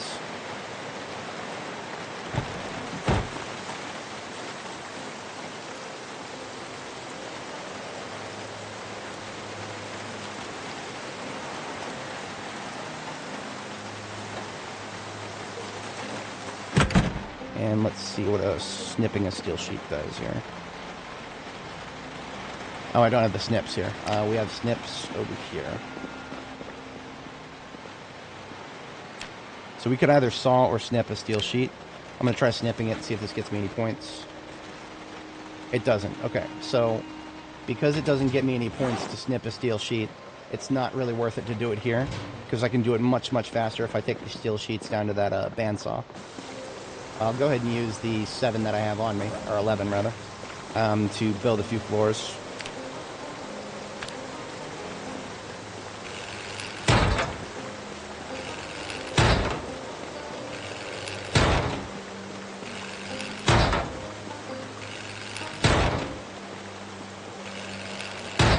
We could now build a couple more garbage, trash can, or sorry, rain barrels.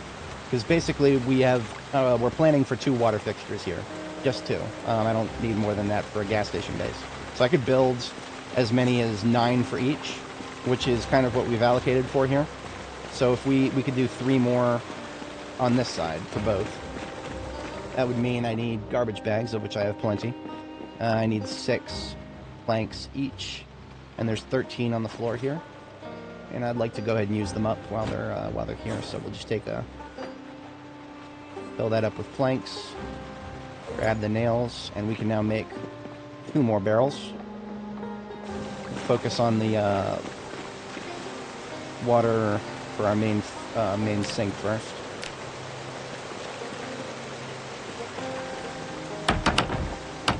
$780 carpentry experience for each of those.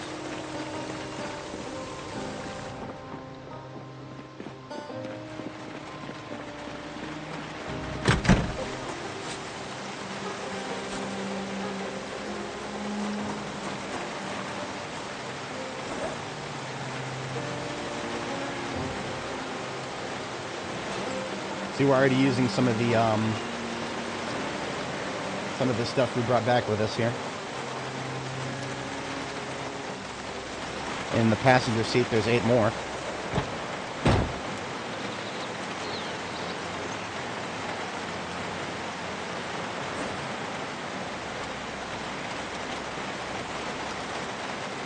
So there's 2 more rain barrels right there.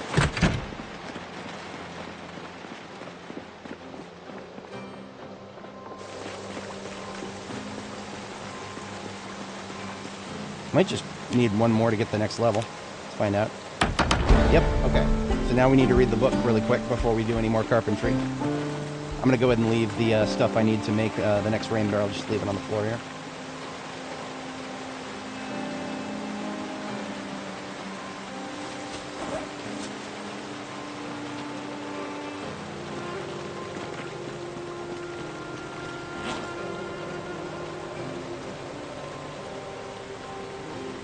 Let me use the rest of the steel sheets that I have to work towards filling this out.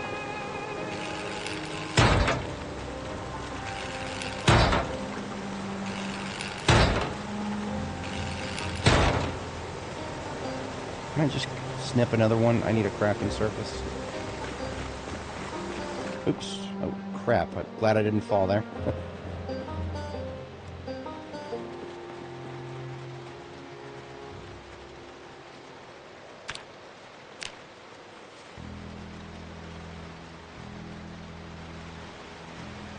I should also make sure that sawing a steel sheet does not...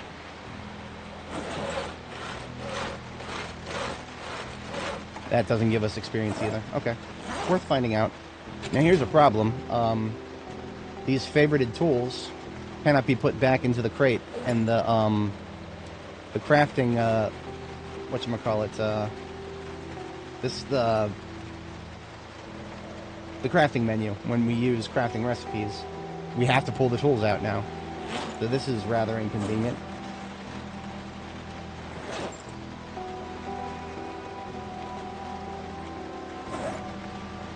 That is extremely inconvenient, actually.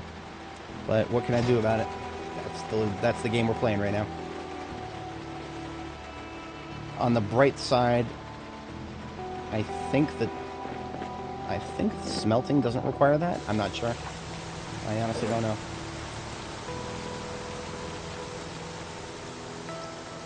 Hey there. Yep, it's going pretty well. It's going pretty well. We're just doing a little bit of gas station based work. This is a stepping stone to our what we're actually building, which is that's what the time lapse up there was for. We are out of welding torch, so we need to go get another welding torch and refill our water.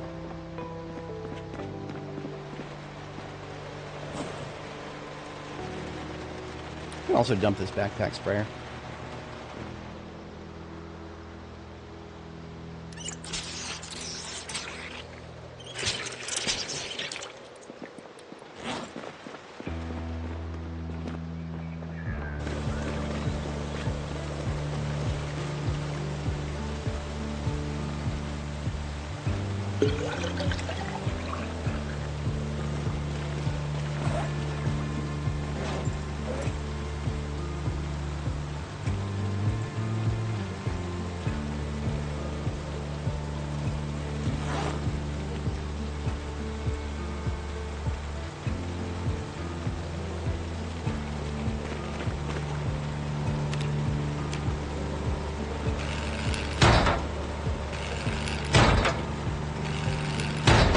Boom, welding level 3.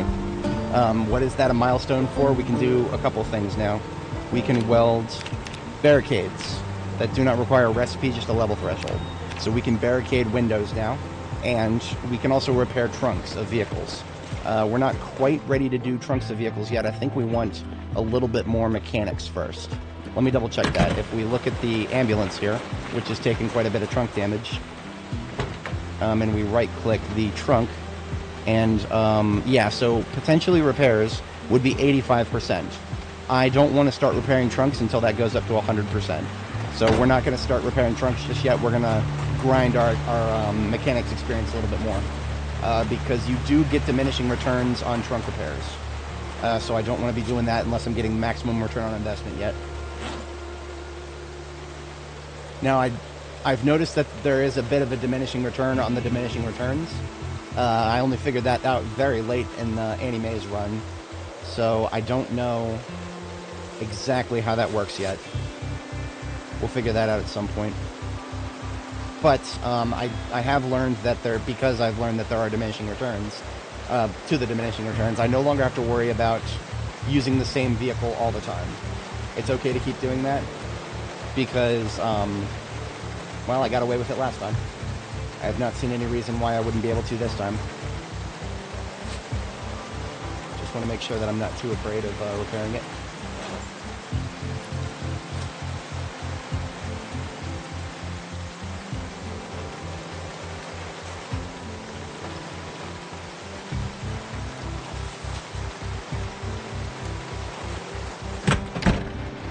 We have another backpack sprayer here, actually. Yeah, I'll just put this with the other one. Except I can't, because there's no room left on these tables.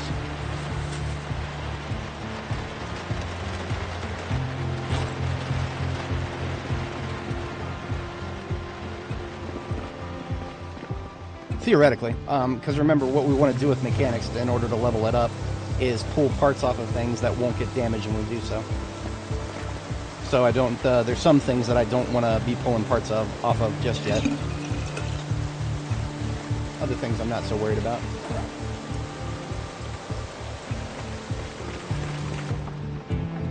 These backpack sprayers look kind of cool as decorations. I'll put these next to the, whatchamacallit, next to the radio. The water-powered radio up in this bitch. Wood axe can go back with the logging stuff here. And jack in the offhand. I just want to get rid of this bucket of clay cement and the nails. And then we are kitted out to do some mechanics work.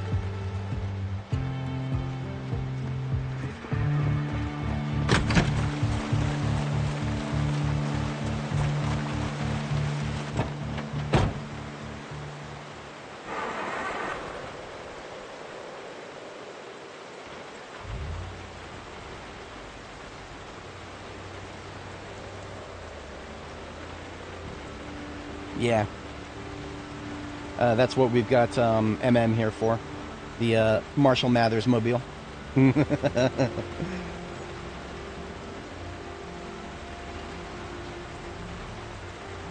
So this Electromax van that we're in right now has got a bunch of welding stuff in the trunk. But that welding stuff is steel sheet related. There are no... Oh, I can research a craft recipe. I'll do that. Why not?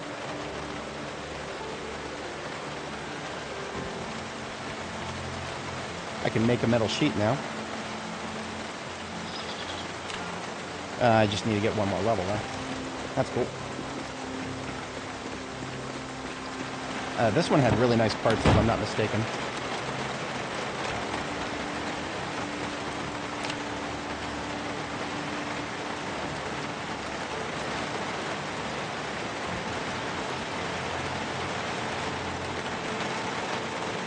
It's also got a really nice trunk. Oh, we even have the key to it. We just need some gas. Let's take some gas out of the Corvette. We won't be using this Corvette for a minute because I want to do a few repairs to it before we deploy with it again. The hood is taking a lot of damage because I was out there fucking around with my my new best weapon. So I'm going to hold off on messing with the Corvette again until we're higher level mechanics.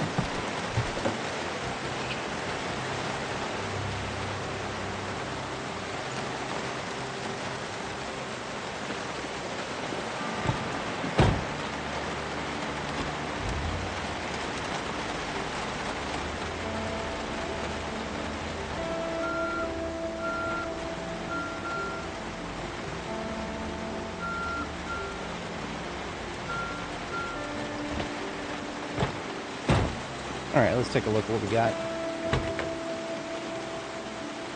Really, really pretty bright green numbers on this. I love it. There's like only one bad break. And we are level 6 mechanics, so we don't have to risk any damage when pulling parts off of heavy-duty vehicles. Sports cars are more complicated than heavy-duty, so we can't do that yet. Even at level, what are we, level 6 with mechanics? Yeah. 6 and some change. We need to get a little higher level before we worry about that. I'm also not going to touch engines until I'm level 10. There's no reason to do engines before level 10.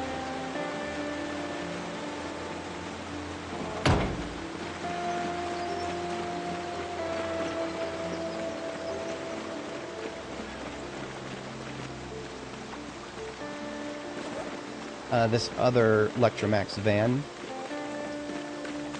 has clothes in it and a very nice trunk. It's actually the best trunk that I have on any vehicle right now.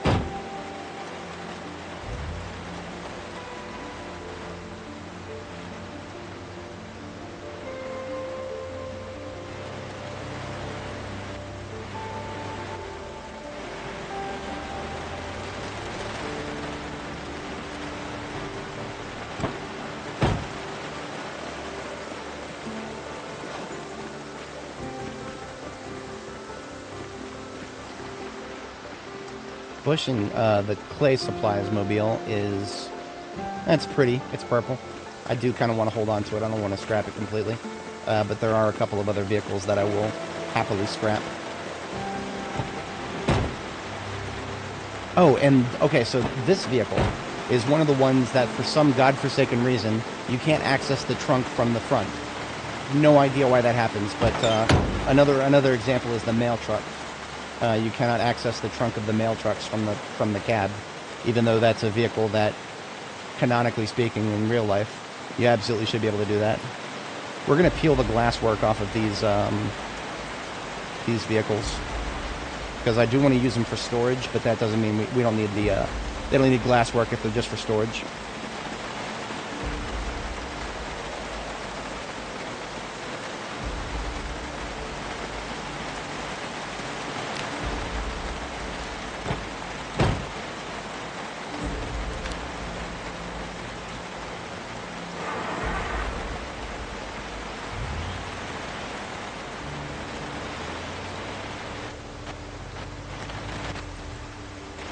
Oh, yeah, the Spiffo trailer. This is the best weapon in the game right now. The best weapon in the game. KTO, I think you were there when we were using a truck with some other truck attached to it that had no wheels on it. We were doing that on. I feel like you stopped by there for when we did that on Annie. Same principle with the Spiffo trailer. Only the Spiffo trailer has a wider hit surface, and the way it attaches is a little bit. I like it a little better the way it hits.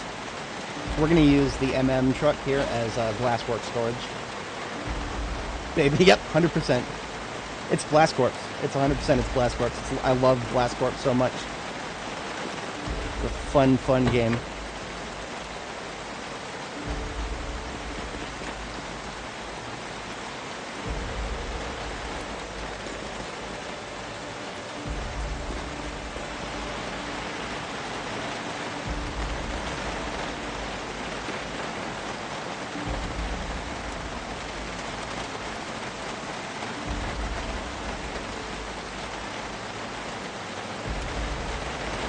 Now, the vehicles, if you take all the glass work off, so there's no windows, there's no windshields, if you take all the glass work off, you are at really high risk of a zombie getting an easy bite on you. But if you are not using these vehicles, like, constantly in areas where there's zombies, don't AFK while there's zombies in the area, and you're sitting on a vehicle seat, you'll be fine. It's fine. Nothing to worry about there.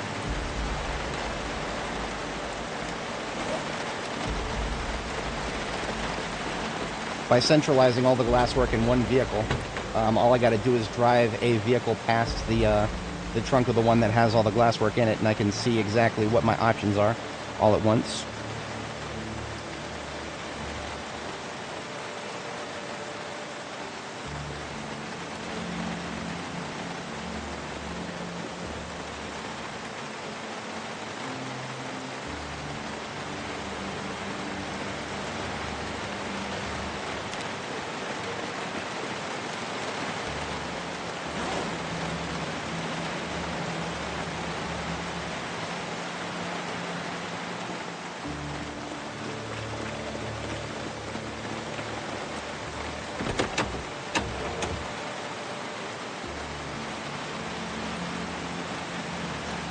I can do a hood to 97% now.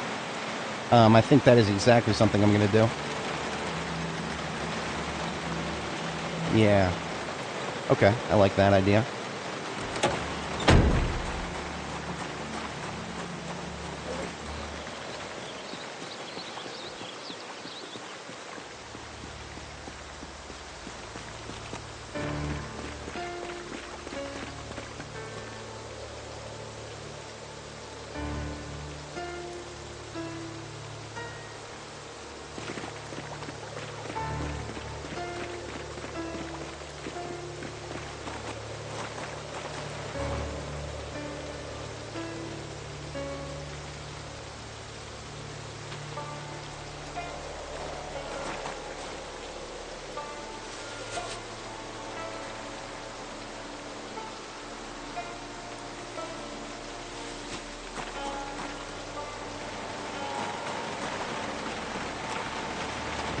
I think this one needs a new hood.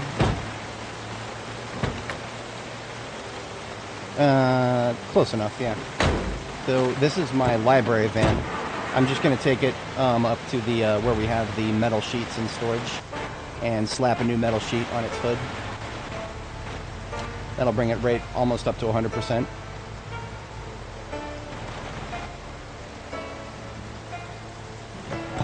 One of these, this one, first one in the stack. Grab a steel sheet ×2.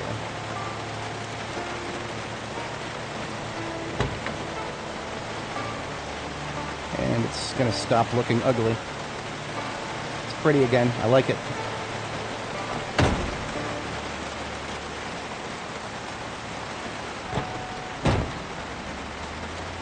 Let's see if how much welding experience that actually gets me.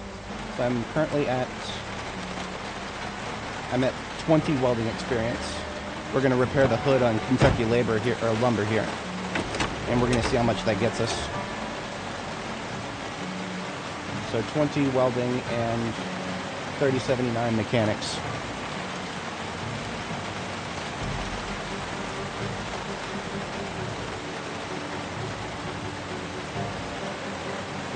So we got a little over 100 mechanics experience.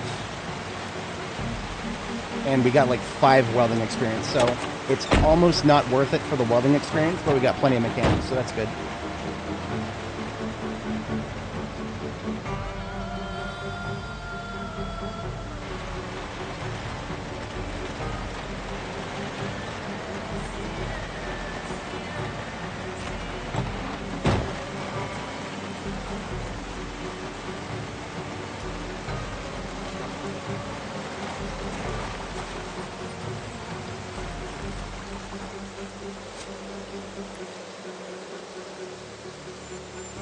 Okay, for the rest of the evening, I'm going to go ahead and do some, window blockages. We're going to replace the planks on these windows with, rods.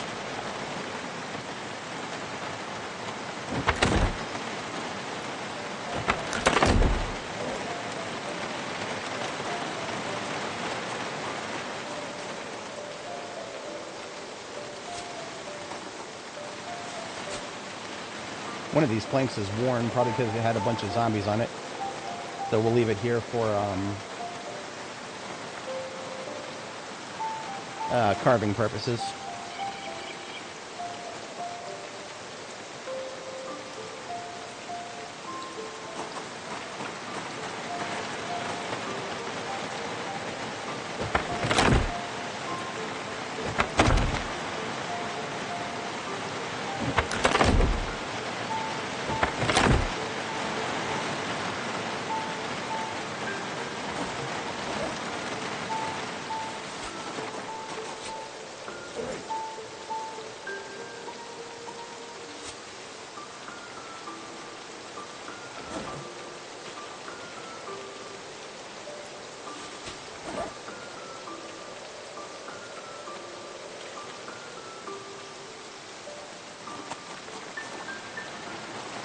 Find 2 more steel rods, I would be able to do 3 windows. I don't know if I'm going to get that lucky.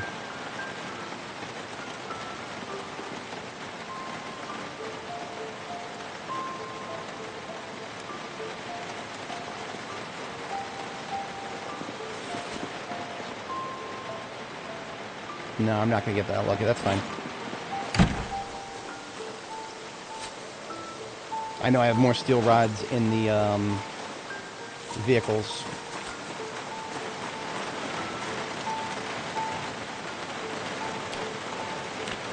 Oh, I need welding rods too. Okay.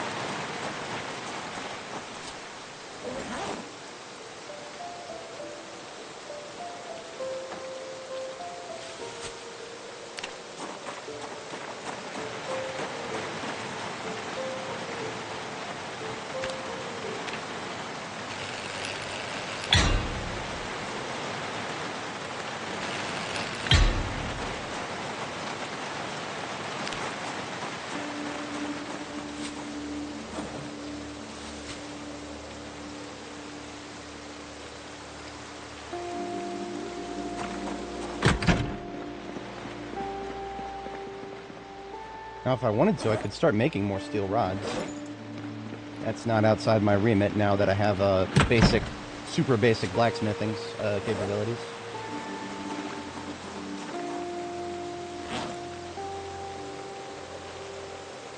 And the reason I want to do that is because I want to get this window covered up again.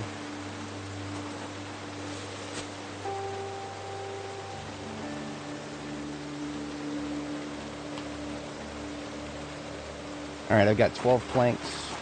in my offhand bag. Still have plenty of nails on my person. Or no, I don't, but I'll get some. This box of garbage bags coming with me. We're gonna take 6 out. No, sorry, we're gonna take 8.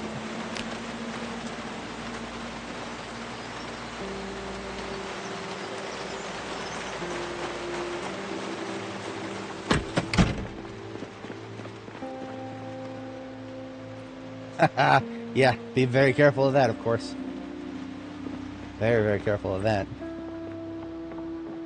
Alright, we should now have the capability of making 3 more rain barrels over here. We haven't read carpentry, but that's alright. I want to get these up while the rain is falling.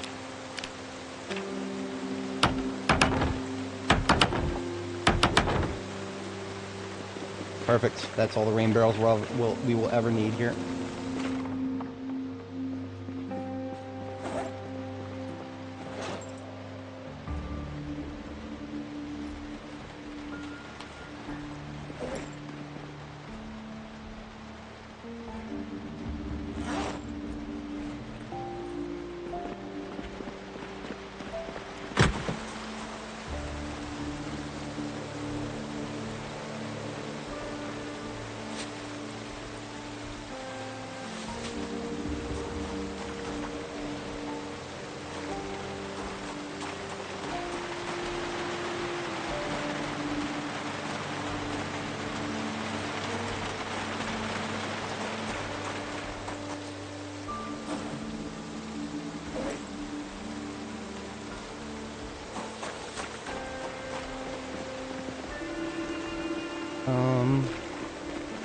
Couple of steel things that I need right now that I don't. I need to be able to smelt a few things for steel.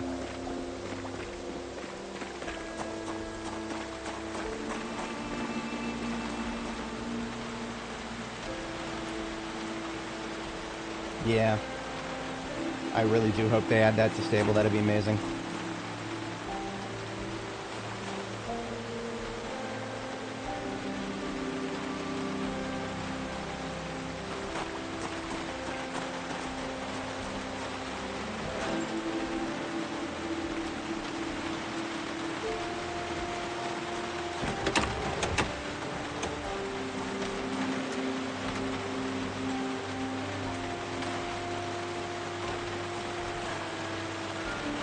Oh, that's standard. Okay, that's why that was off to the side.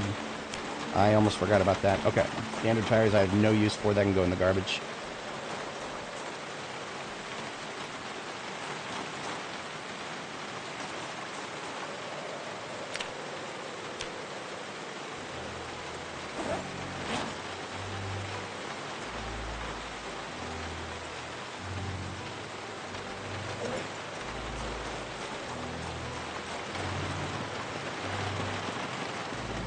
Yeah.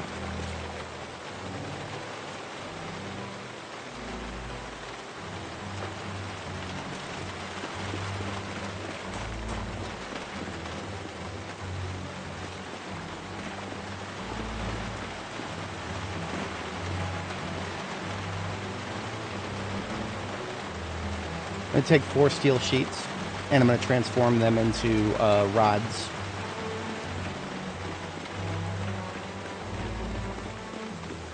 Should have already read the entire blacksmithing book. Yep, and we've got a plus 100%. Honestly, we will probably get 2 levels of blacksmithing just from transforming these steel sheets into steel rods. I don't even know if we'll get that far. We might have to stop and wait until we read the next book.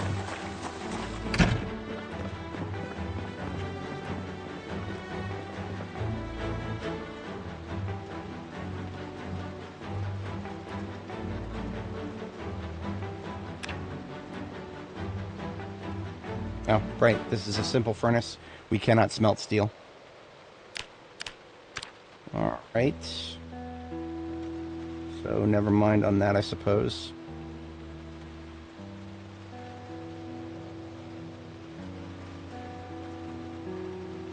Yeah, I should have known. Okay.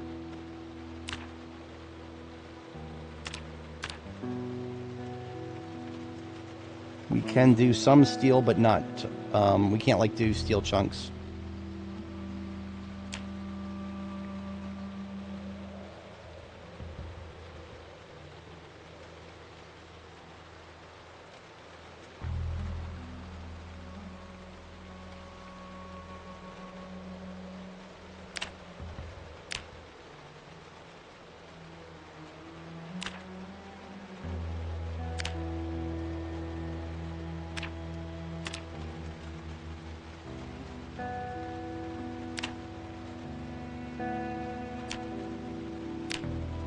Forge scrap into chunks.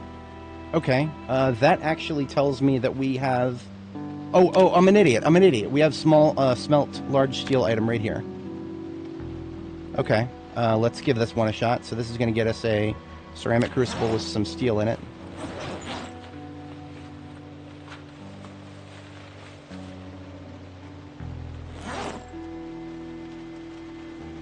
Unfortunately, that pulled the tongs out of the box.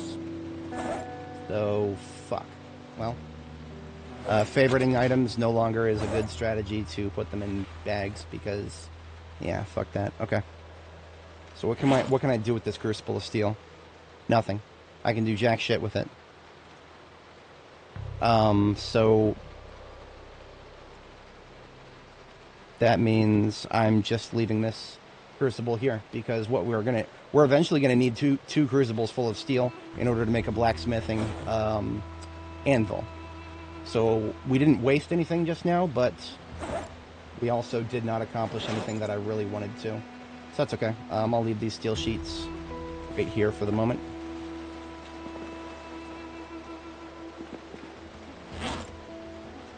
And we are ready for bed.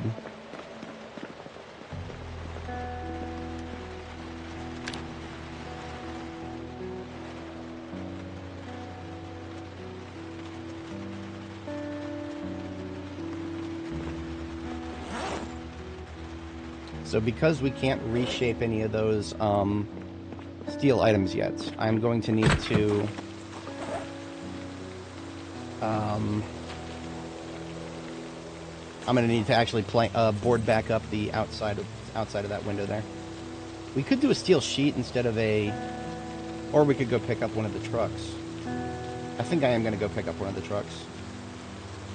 Vans, sorry. Vans is what I meant.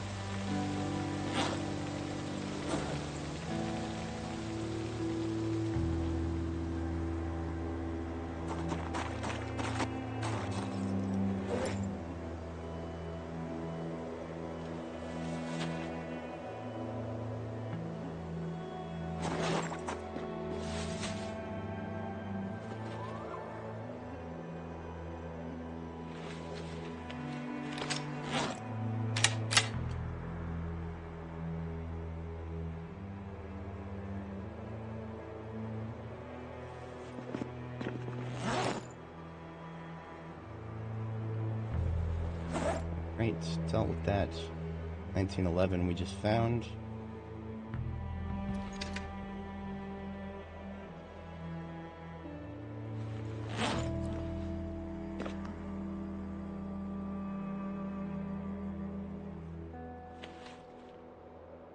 And this crate is now 100% full. So maybe while I drive, I will reload some 9mm so I can open one of these cartons.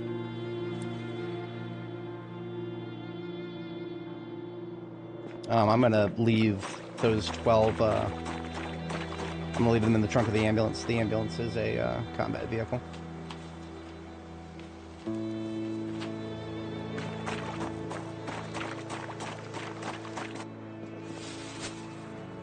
Yeah, we're gonna go for more bars. Yeah.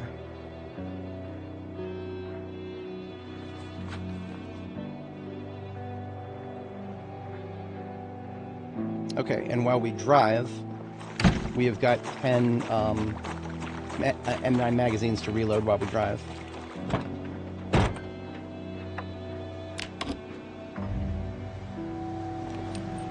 I'm gonna get that queued up before I start driving.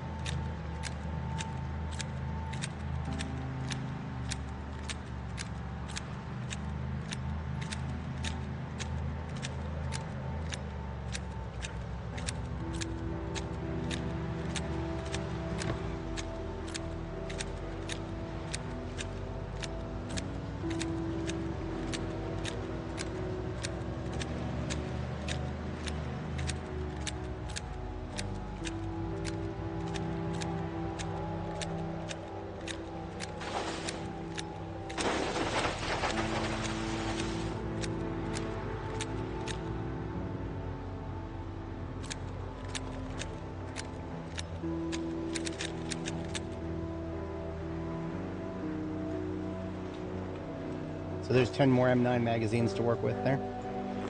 Make sure that my current M9 has got... Yeah, it's mostly full. Okay. So now we just need to figure out which one of these has got the bars in it. I think it's going to be this one, the second. Yes, this is the one right here. Now, to supplement this, we're going to step inside. What I'm going to do is park in front of that van and shut the ambulance down and spend the next 20 minutes or so finding a few more iron and steel bars that are just lying around the floor inside. And we're going to hand carry some of those back with us.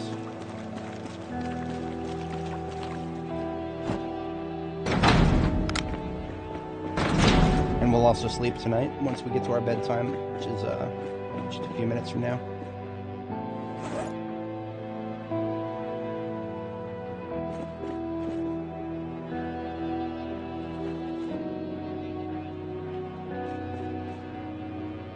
So we're going to take bar halves and quarters because we can use those for metalworking.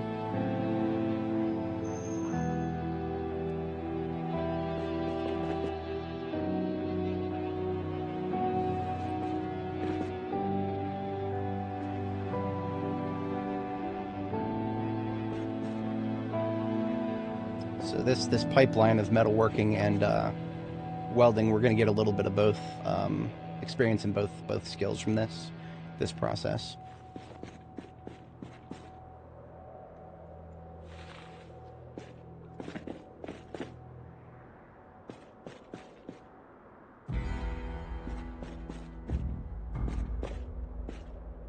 Okay, we're good to sleep here. 4 a.m. bedtime.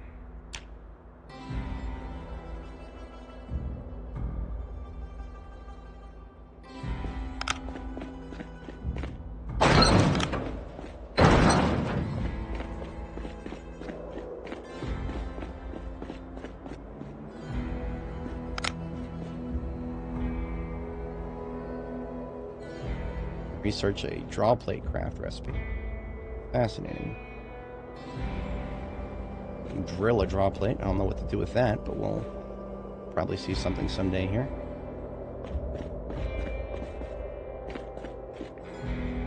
Here we go. Some more bar quarters and halves.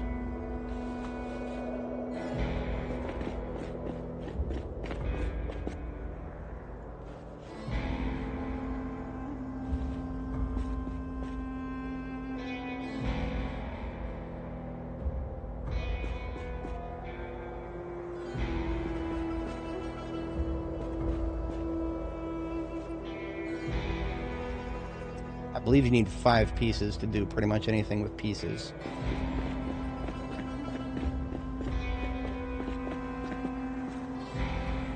So there's 4.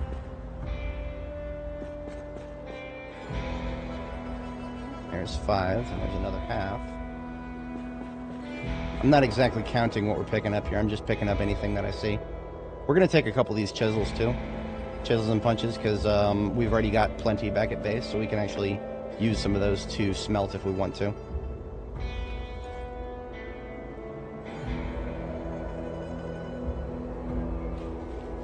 Okay. That ought to be enough. Anything beyond this, we will we'll go dismantle a car or something. Okay.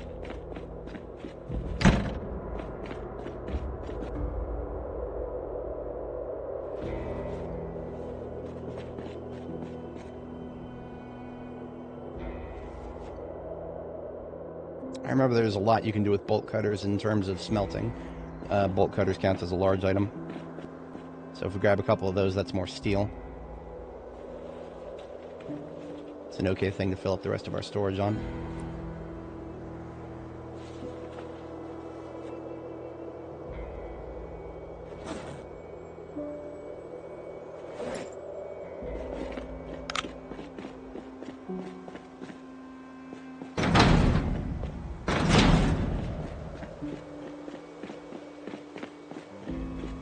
And we hook this bad boy up. And now we're bringing home a whole bunch of iron and steel bar accessories. And we'll see what we can do with all that. We might be able to get at least most of the windows, if not all of them. I will see exactly how many we can get.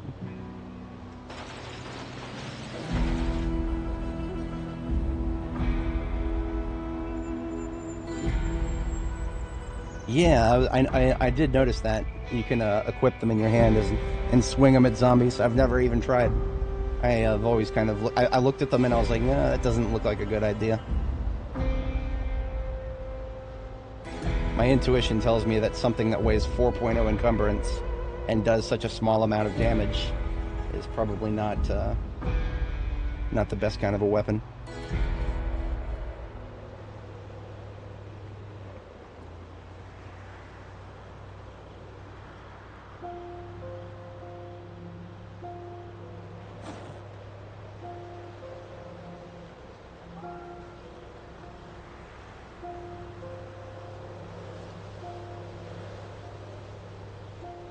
Connected tip to tip. Yes. Okay. So, why are we towing backwards? Towing forwards is broken in build 42. Like, it is absolutely immiserating to try to tow something forward.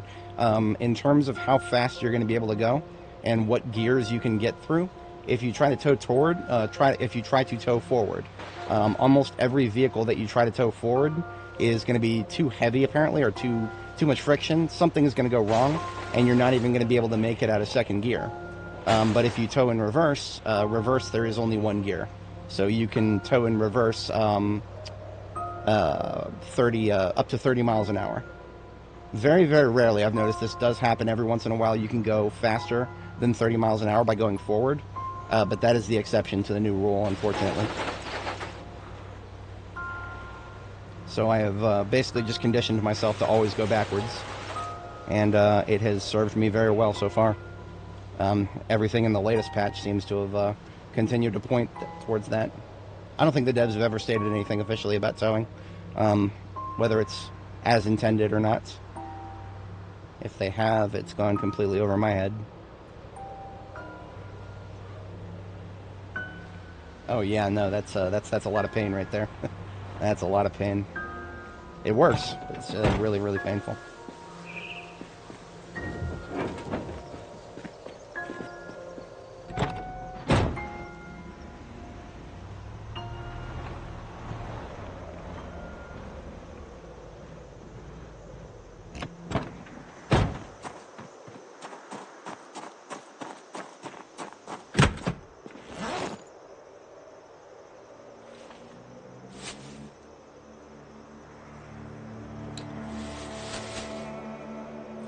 Alright, so all the bolt cutters we just picked up, just going to leave them on the floor over here. We'll use that for steel smelting, assuming we can. If we can't, well, I'll have to pick them up later for that.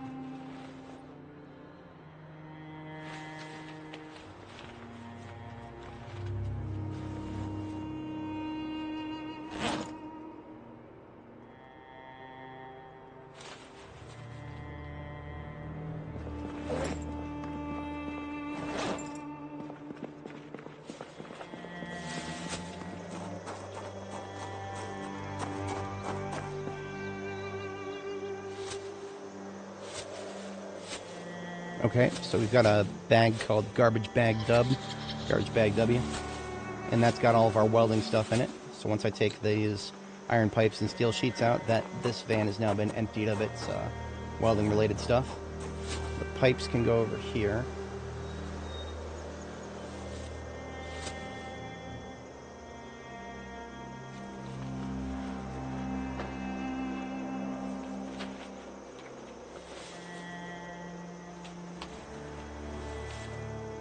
So now I have a garbage bag with 3 bars, 3 pipes, 3 rods. I do not ever want to use bars on a pipes. I don't think you can use them on windows, and I wouldn't want to anyway, because pipes cannot be made yet. With blacksmithing, you have to find them elsewhere. So I want to control my expenditure of those very tightly.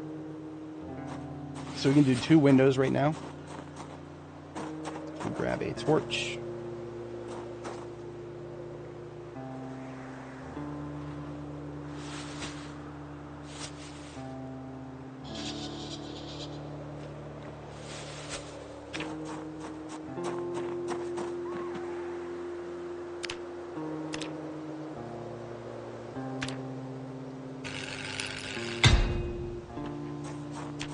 And I'm just going to leave these 3 steel rods on the floor right here as an indicator that I have 3 rods for a window at some point here. Garbage bag dub has been emptied out. Put that away.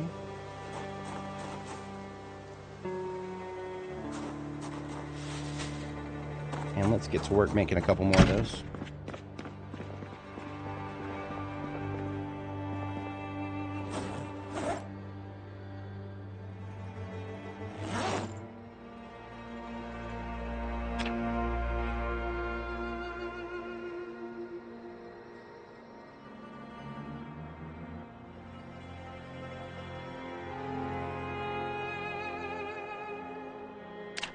Okay, there is no way to make steel rods from a primitive forge. We can make rods into a bar, but we cannot make bars into a rod. So I've got a recipe here. I can make an iron bar out of 4 iron quarters. So that's one of the first things I'm going to do blacksmithing related here.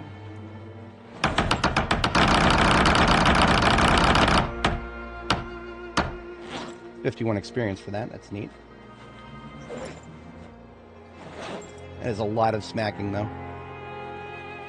I'm going to zoom all the way out and see if we can't avoid some of that noise.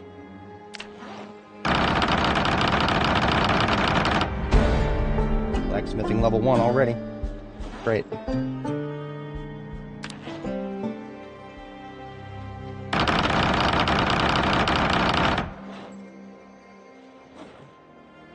So that leaves us with 3 iron bars.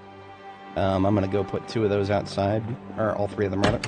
So there's 2 more windows.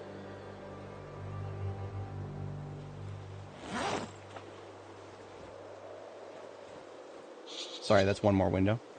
Yeah.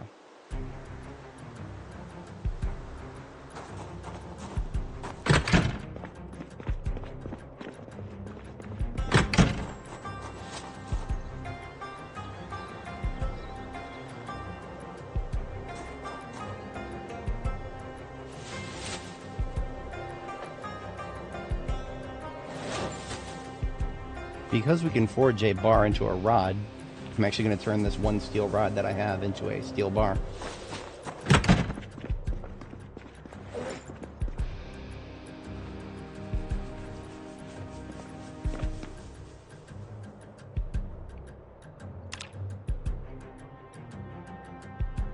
What the fuck?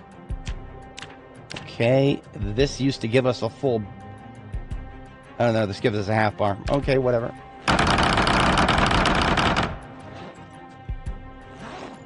Sorry, I know that noise is fucking annoying. Definitely annoys me.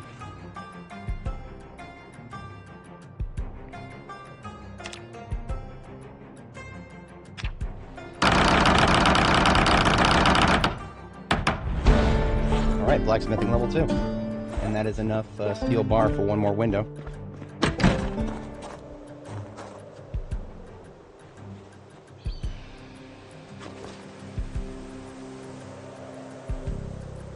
So let's go ahead and unbarricade these windows.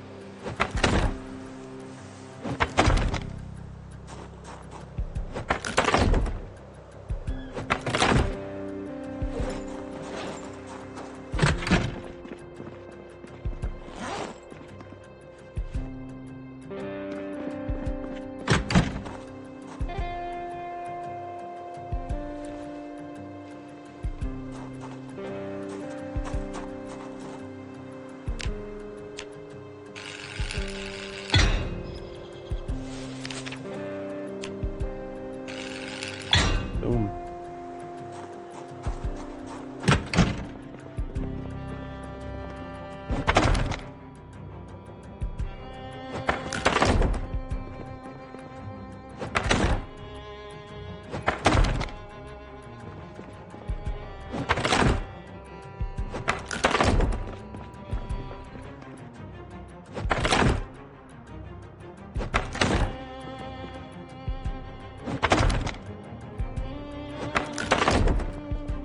I just thought of another meme. I'm not gonna do it right now. I might do it like on Thursday or Friday to give myself a bro motion or something like that. I'll have to give myself a promotion.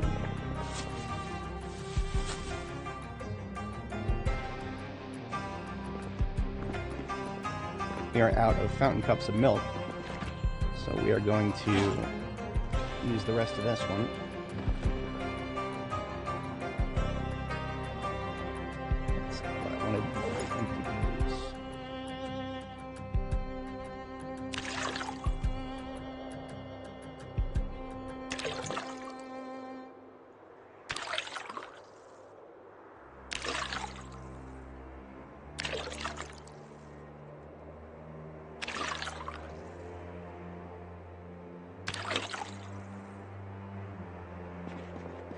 Should have a few more fountain cups in here somewhere. I know I don't have just 7. I should have more than 7. I had like 10, 12 something. But if I did, I don't know what I did with them. Okay. Big oof. You could call that one an oofers, if you will.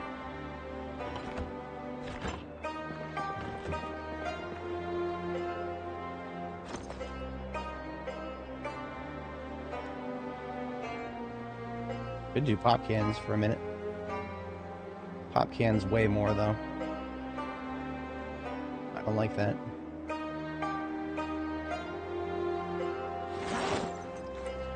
Just do a couple beer cans.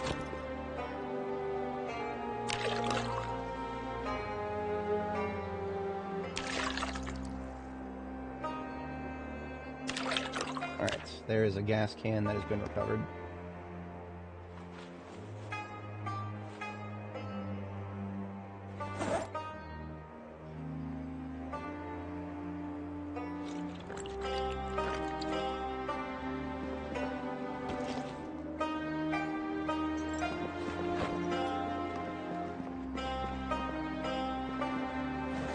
Okay, we cannot do any more blacksmithing related activities until we read the next book. Do we have blacksmithing 2 in here? We do not. So that is we're just going to do that next, because I would like to be able to blacksmith things. Very important skill. Blacksmithing 2 coming right up.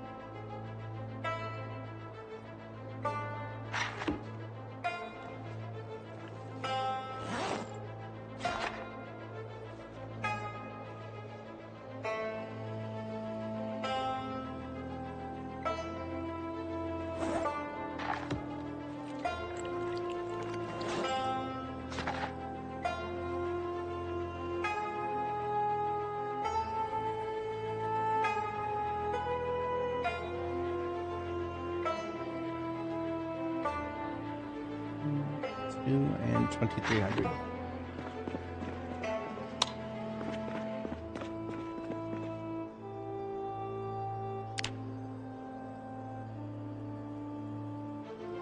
We do. So manual gear shifting, we've had that since, I think that's actually been around for a very, very long time, transmissions. But it wasn't until probably the early 2000s that basically every single car being made was manual. I would say automatic instead of manual. I would say in the 90s, you had like almost a 50-50 chance, depending on the type of vehicle. Like my mom and my brother both really enjoyed manual transmission vehicles. But after it was right around the 2010s, they just couldn't find them anymore. Everybody went to automatic at that point, and it is now becoming a lost skill.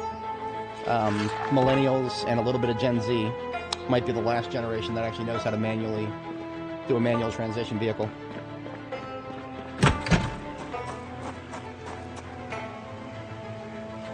Unless they go very far out of their way, I don't think anybody from Gen Alpha is going to know it. And Gen Beta, I don't know if that... I don't know if, are they going to call it Gen Beta when you get to the B after Gen Alpha? Once Gen Alpha starts having kids, are they going to call their kids... Are they really going to call their kids Betas? Is that... Are they really going to do that?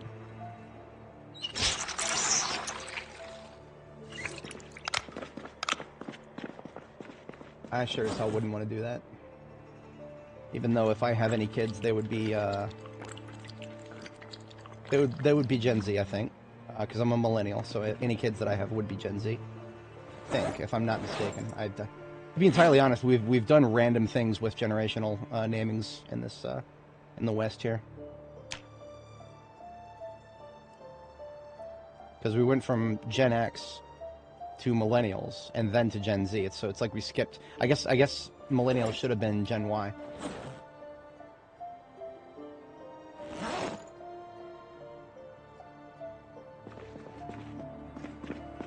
Sobernada Probin. Ina? Is that Portuguese? I grew up around Spanish speakers, but I don't know if I ever got exposed to much Portuguese. Just because I grew up around Spanish. That doesn't mean I actually know very much Spanish. I actually don't know very much of it at all. Alright, so we have read the agriculture book completely.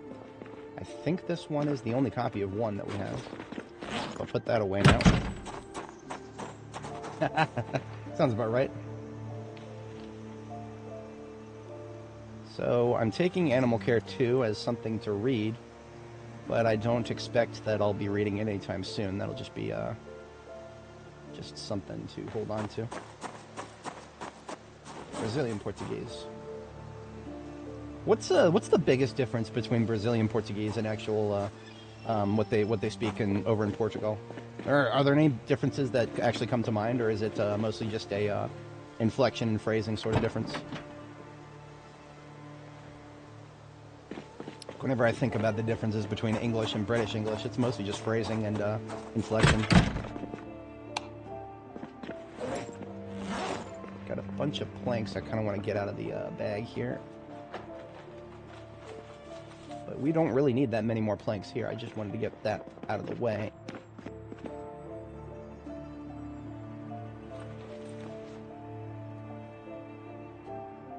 Oh, I see. Okay. Slightly more substantial than English in its offshoots. There was this meme. Hang on a second. Hang on a second. I got a meme for this. I have a meme for this. Where is it? It's gonna be oh, this might be in my spicy meme folder.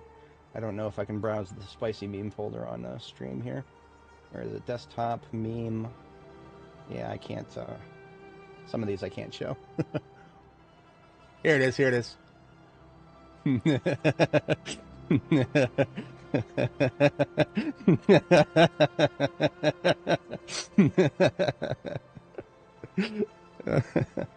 I showed that to my buddy who's a history buff. He enjoyed it.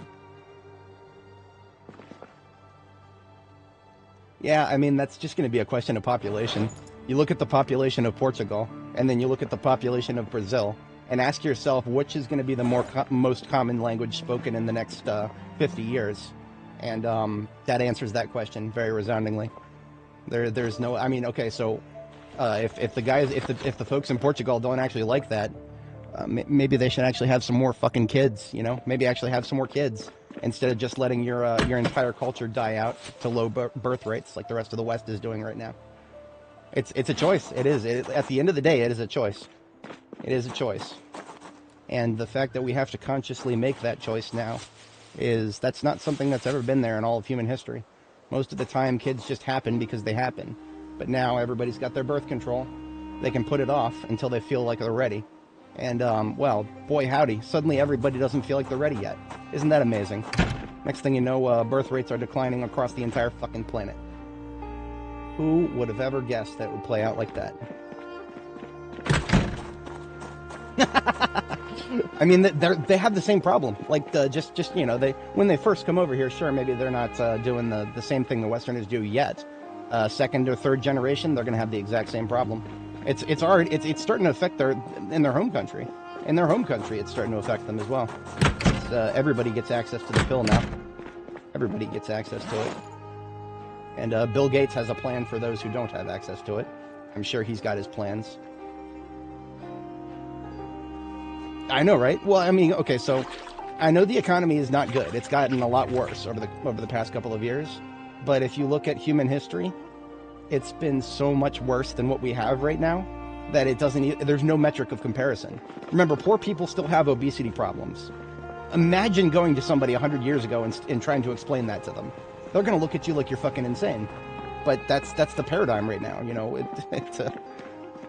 I don't know. Not a lot of people think about things in a historical context, and that's its own can of worms. All right, we can put away these torches. And I think we might have hit a brick wall on blacksmithing, even though we've finished the book. How many materials do we have here? Not much. We can make like another steel bar. 2 steel bars, I think. But we're coming down the home stretch on what we can actually do with these materials that are available to us.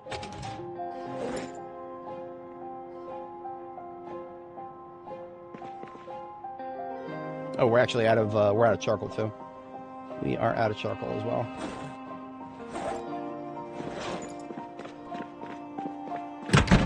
I don't get me wrong. I don't want to be unsympathetic to people who don't feel like they should have a kid in this economy. I understand that mentality.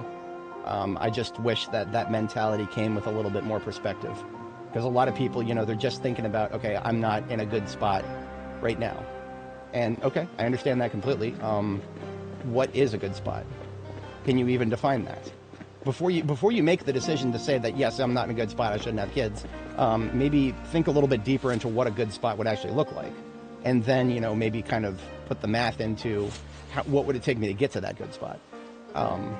Because sometimes the answers to those questions that people come up with might be a bit unrealistic. People might over anticipate how much they can actually afford to, you know, save up or have coming in, right? How much income they can manage to have. God forbid, I just saw 57% of America is living paycheck to paycheck. That hurts my brain to consider. I mean,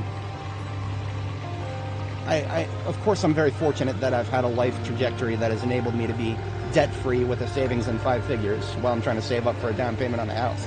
But I mean, I know everybody can't necessarily get to that point as easily. But I feel like getting out of the paycheck to paycheck routine, I feel like there's got to be a lot of people out there who are stuck in that routine, not because they have to be stuck in that routine, but because they aren't making the correct decisions. You know, very, very, very politically hot takes here, right? Very politically hot takes. People should maybe make better decisions.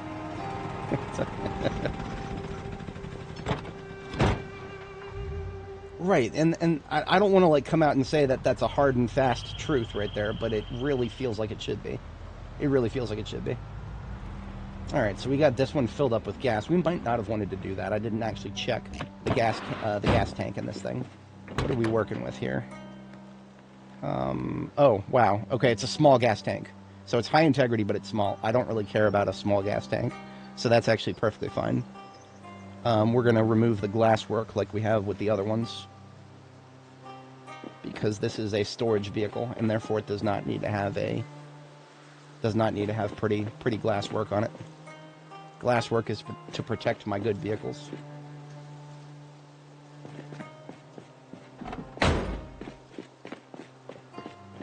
Something I've never tried before. Like I would try this in debug mode just to find out what happens. What happens if you slam into something with no windshield? Does it cause extra damage to your character versus a collision that would not cause any damage? I'm curious about that. Because right now, my understanding is that the only downside to not having any windows is that zombies can just reach in and grab you. So if zombies are not a factor, if you know, like right now, obviously, I would never sit down in this vehicle if there was anybody within 20 tiles of me. I do see one all the way down to the south there, but they haven't come up here yet. They don't have any incentive to until they see me. Things I think about randomly. Same thing we can do with this one. I mean, 62% windshield and a 83%. Yeah, we can take the glasswork off of this. I may someday put it back onto this, because this one actually has a light bar. And because it has a light bar, I might want to use it for luring zombies at some point. Oh, AC not working. Okay, yeah, that makes sense. But I mean, of course, if the windshield is not there, then the climate of the vehicle is easier to deal with.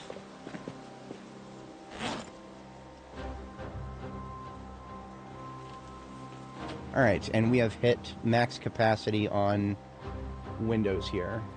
So I'm going to start putting the lower quality ones on the floor.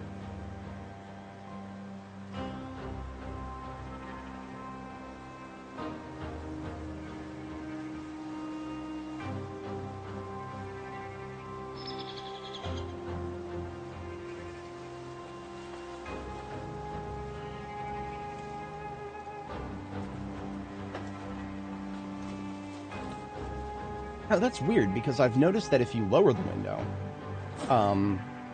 whatchamacallit, this is mostly during winter. In winter, sometimes I would sit down in a vehicle and be overheating because I was wearing a lot of layers that would okay for outside, but not inside. I did notice that lowering the windows in those situations would make it fine to lower the ambient temperature of the vehicle, but if it doesn't work during the summer, that's an odd inconsistency right there. I need to go get one of those Spiffo trash cans and put it out here. Believe it or not, the Spiffo trash can can fit more than one of these dumpsters. And there's 2 Spiffo trash cans in here. I do not care about any of this. There's 1 trash can. I think, technically speaking, these garbage cans from Spiffos are actually the best, one of the best encumbrance to storage ratios you'll ever find in a standard game object. Outside of a crate, for example. Like the fact that it only weighs 10, but it has 65 in it, and you don't need any tools to pick it up. It's like a crate, but just a little bit not as good.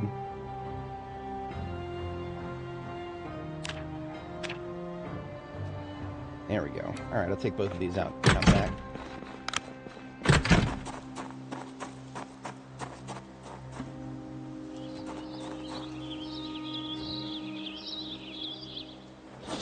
Actually, I'll probably just leave that one there and take the other one. Throw all that shit out now.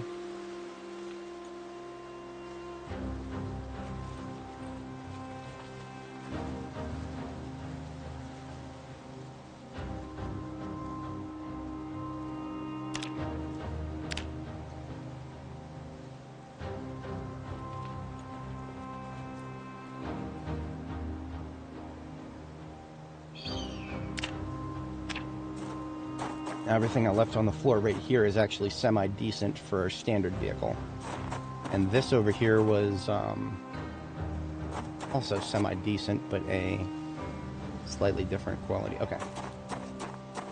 This over here, I want to get rid of these 2 shit tires.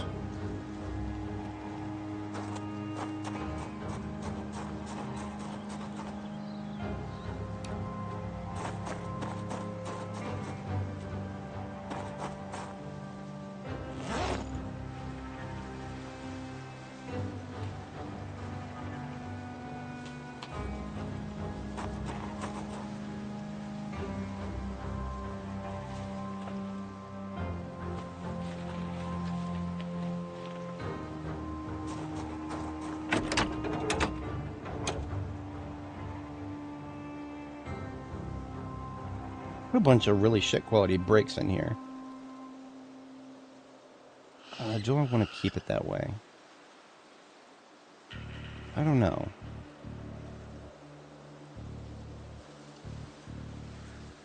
I don't know what I had in mind for this vehicle's ultimate purpose, because it is still just a light bar vehicle at the end of the day. Maybe I will actually use some of those lower quality tires. Not the completely busted ones, but the ones that were in like their 30s.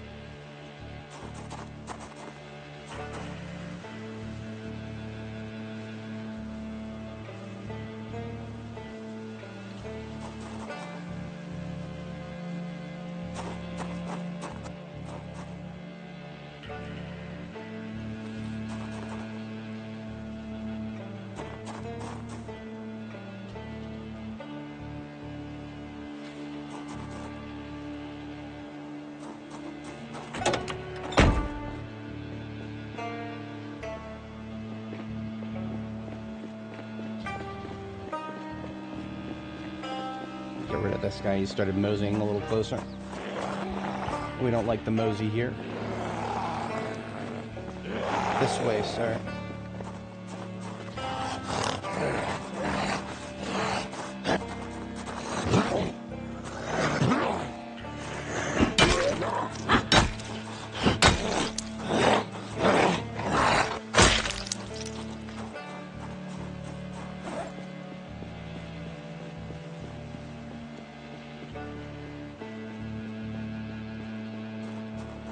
Alright, now before I just go through the process of ripping all the parts off of these vans here, I would like to go collect the rest of them. There are 2 more vans at Electromax. I would like to collect both of those before we start ripping all of them apart. Because the goal is to consolidate all of the good parts together that I want to swap. And then the ones that I would not want to swap onto my main vehicles I'll leave behind. That is sort of the goal there.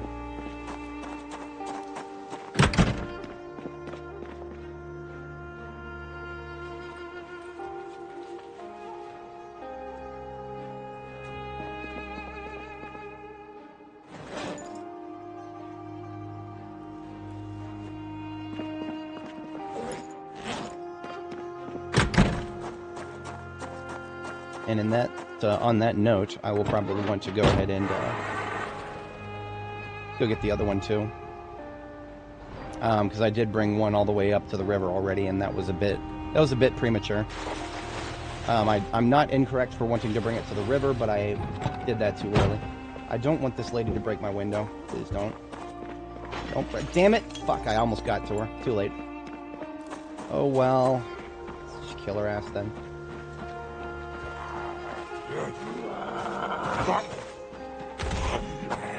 Break my fucking window. Anything close to my base is mine by default. Someday I'll need actual not broken windows to do stuff with.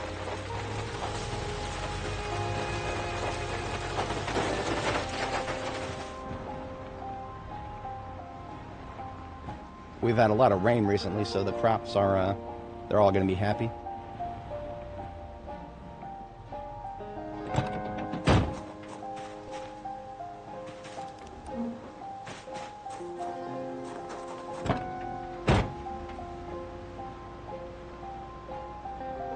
I'm just going to use the actual road for this.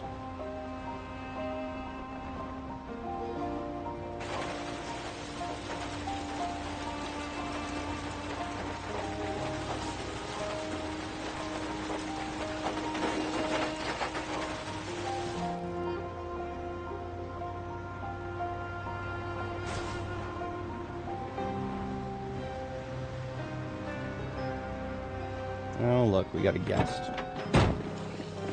Always these guys just popping up in the middle of nowhere here. This is why I want to build my own base to get away from them.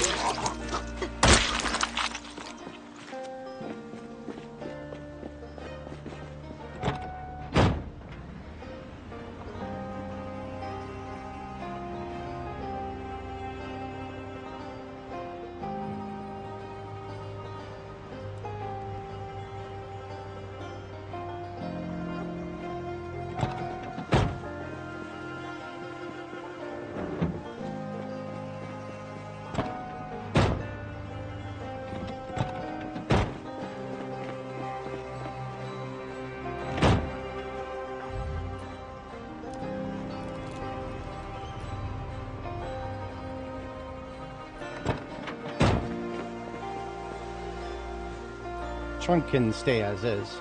That was the reason I brought it up there. But we are taking the glasswork out.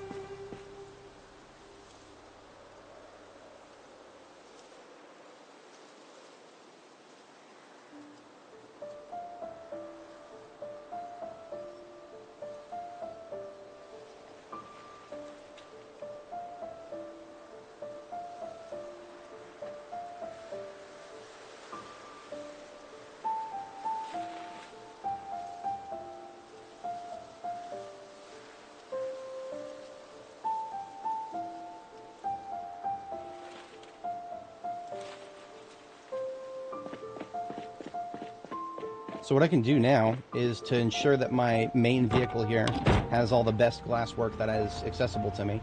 I can just park it right in front of where all these windshields are stored, both in the trunk and on the floor. And all I got to do is open the hood and then stand right here so that I have access to all those inventories and just right click. And I can see, well, I have to actually uninstall the window first. Let's get the front right off and then see if there's something better, of which there are plenty. We will put a 80% on the front right here. And look at that, we got level 7 mechanics? Yeah, we are now level 7 from that last transfer there.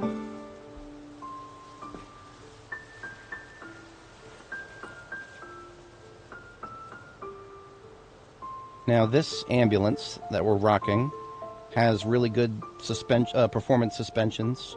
It has only got regular brakes though, and all of its tires are performance, but 2 of them are kind of not as good. So I want to give it better tires if we have a couple better ones. I think I left a couple of good ones on the floor right here, but I think this is an old and a regular. Yeah, this is an old and a regular. I don't have any good performance tires for heavy duty that are just laying around. So we're just going to parse through these vehicles really quick. And look at that. This one's got good heavy duty performance. And the brakes are regular. I know this one's got good everything almost. Yeah, so we're going to take the good brakes off of this. We're just going to do a full brake swap. And some tires swaps between the MM van here, the Marshall Mathers mobile. So I'll park the ambulance in front of it so that we can do pretty much a direct part swap here.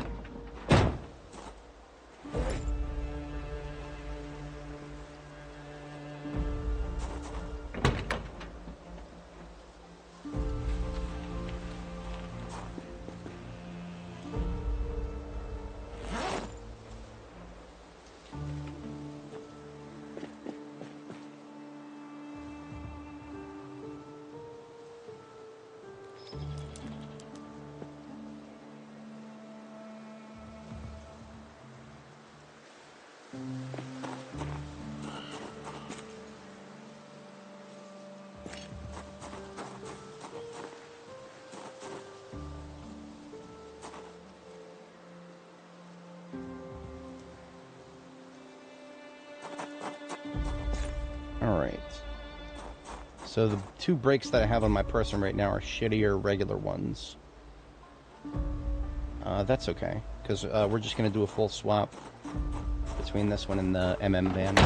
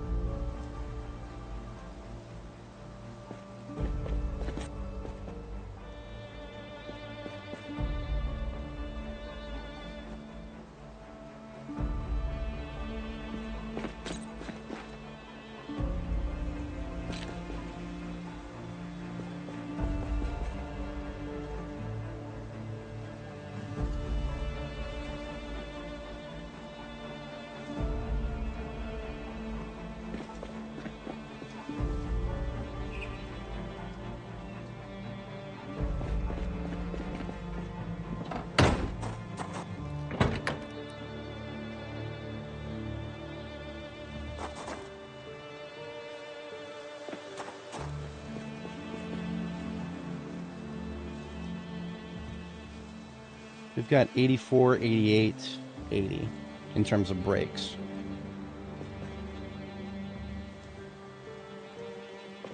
So we do want another performance brake from another vehicle here.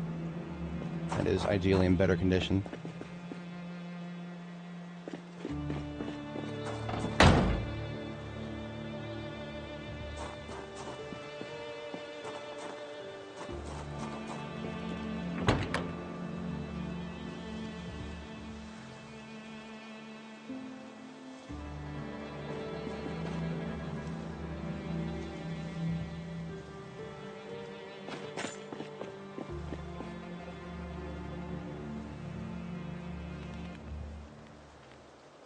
I wonder if that's why my ambulance would swerve sometimes, because one of its 4 brakes was actually terrible quality.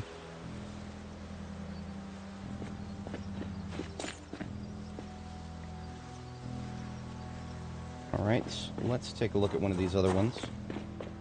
Did this one have performance brakes? Regular. These are all regular over here. Okay.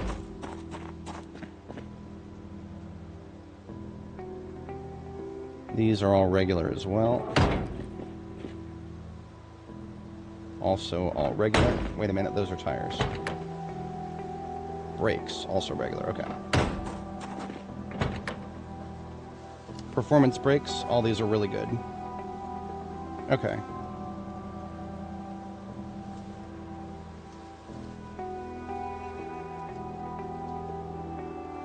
Tires are okay-ish.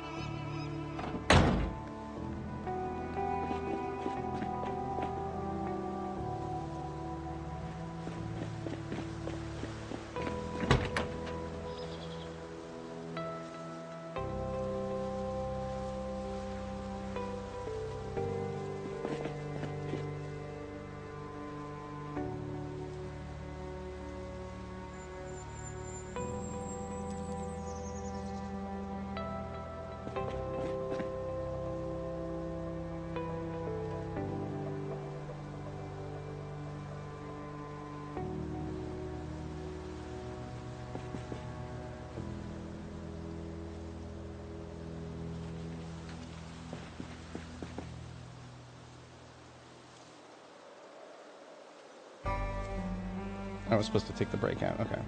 We'll leave the tires on the floor, put them back on after I take the...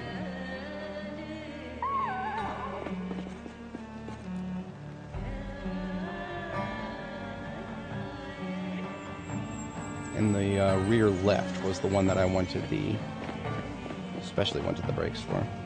See, theoretically, if I'm very careful about it... oh, no, you do need, you need to have a brake in each. But, if I'm very careful about it, I don't need to worry about low-quality brakes on my storage vehicles here.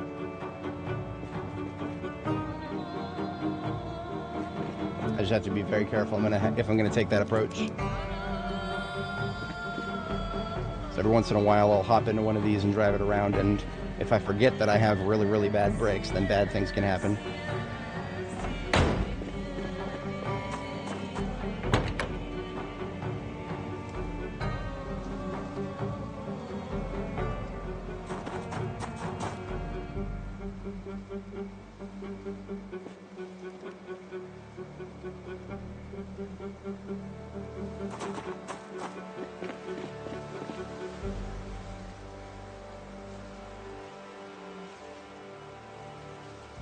Alright, all my brakes on the ambulance are now over 80. I can't wait to see how long it takes for them to just get completely fucked up. Now we have a lot of options for performance tires here. I'm already spotting almost everything. Should be able to go over 80 here. Yeah, okay.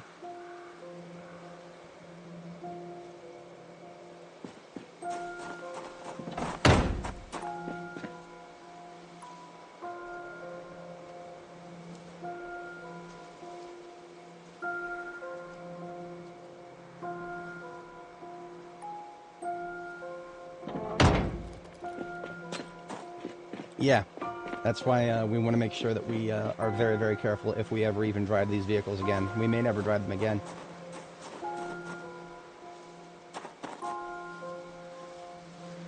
And I already deleted the brakes that I had that are really low quality. So unless I want to put these really good performance brakes back onto one of these vehicles, then I need to go find a couple more.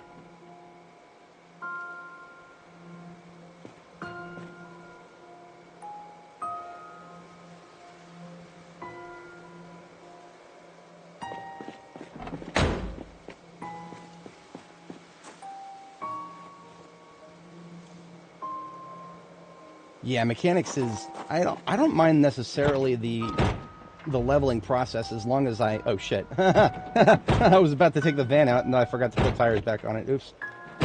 That's okay. We have 7 different tires to choose from here. I was just kind of hoping that I could find another one that was over 80% performance.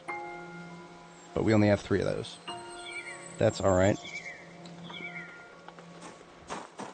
Tires are at least a little easier to replace.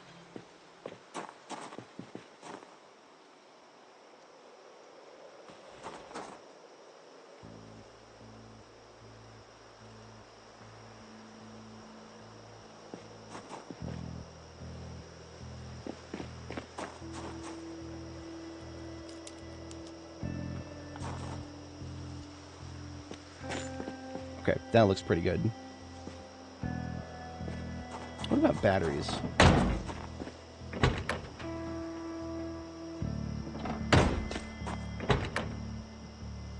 This one, definitely.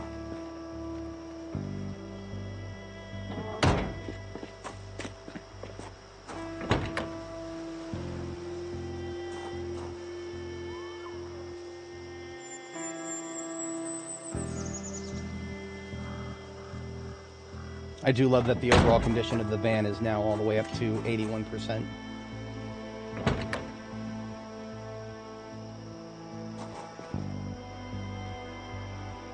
Those pretty green numbers make me happy.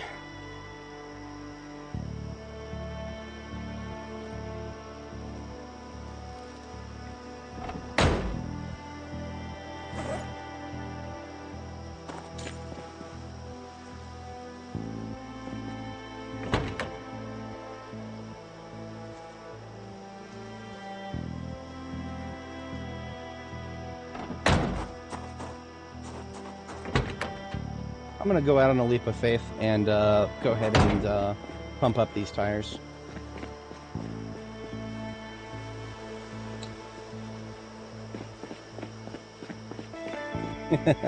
I wish you could do something more with some of the tools. Like screwdrivers, I wish you could melt them down for steel.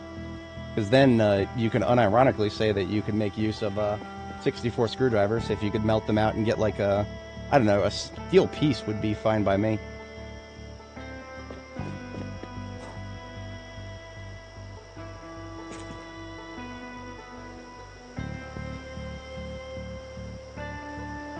Okay, all 4 of our wheel frictions are up to 2.0 or above. That makes me quite happy. I'm just going to go out and take a look for anything that's got some brakes on it. I think there was a heavy duty around the corner up here.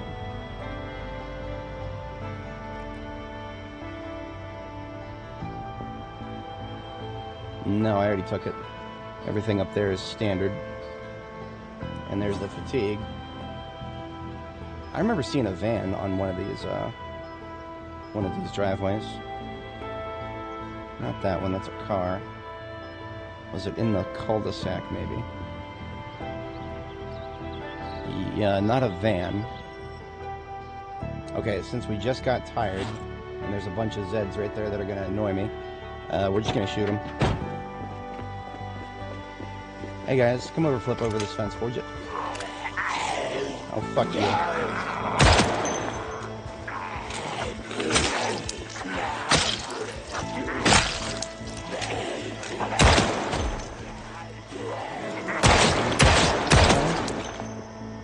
Excellent.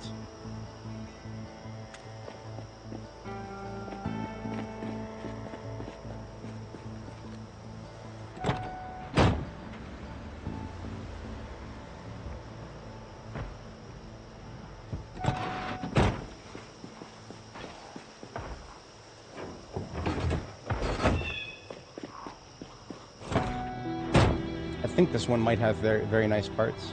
It looks like it's in pretty condition. Don't know exactly if that means I'm going to be able to open it up, but we'll see.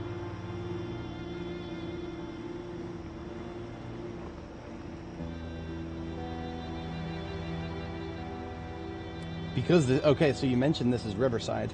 What you can do with Riverside is there is the bank as a pallet of gold bars in the basement. Not all towns have a bank with a pallet of gold bars in it, but this one does. So if we wanted to make a whole bunch of gold somethings, anythings, we're in the right town for it.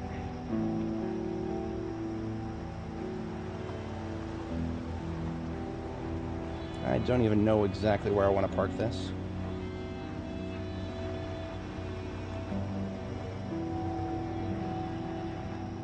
That's fine for now. Possibly. Okay, so I've already eliminated the post office and the bookstore, and we actually don't have electrical too either. However, I've not yet cleared the school. The school is a place where we may actually find electrical too. I have found it there many times in the past. Any skill book below level 3 or below, schools are not bad resources for those. Okay, so there's a couple of weird omissions, but otherwise we've got a pretty decent selection of parts here. Let's go ahead and grab the glasswork, and let's unlock it if it needs it. It does not. Checking the seats, checking the glove.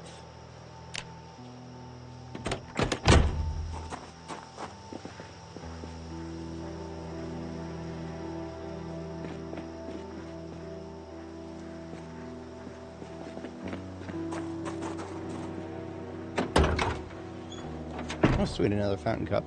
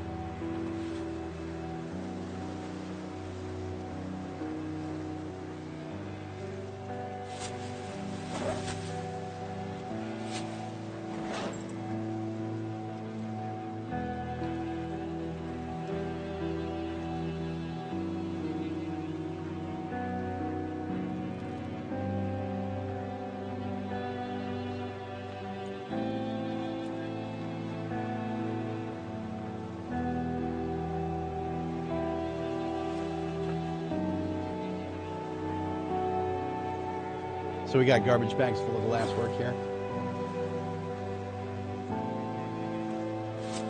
in addition to what's in the trunk.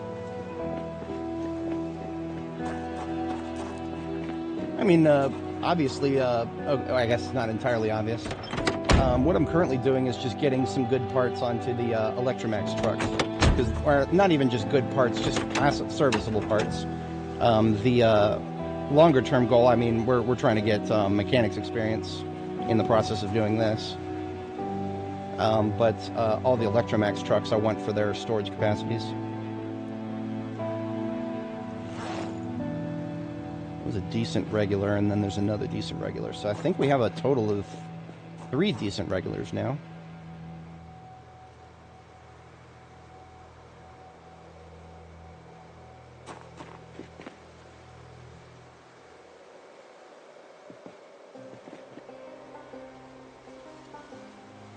That is a not as decent regular, it's 60. The last tire I'm going to take off, and we're going to bring it up to the... up here to this one.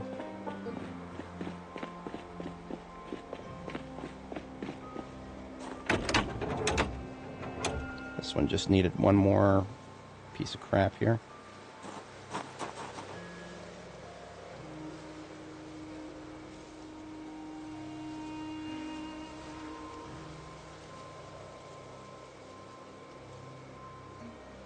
Okay.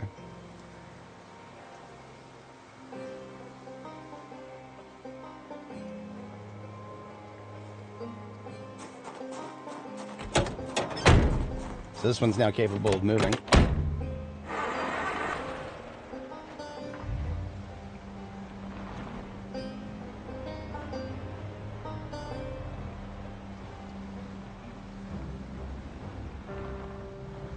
And all the parts on it are ones that I don't really want on any of my other vehicles, so I can park it right here and leave it in the corner lot. So we now have a light bar vehicle for future purposes.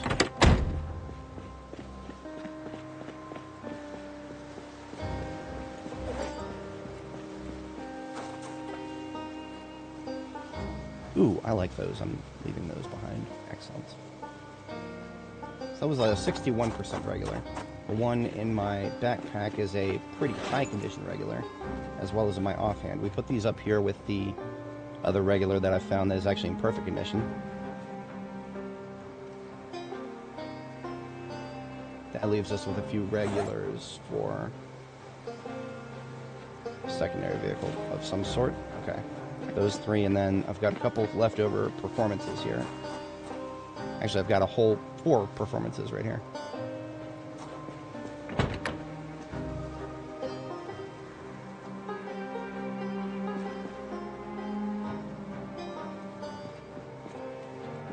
Could slap those onto MM right there. And I still need 2 more surplus though, because I took, well actually I took all the ones off of this. There are some on the floor though.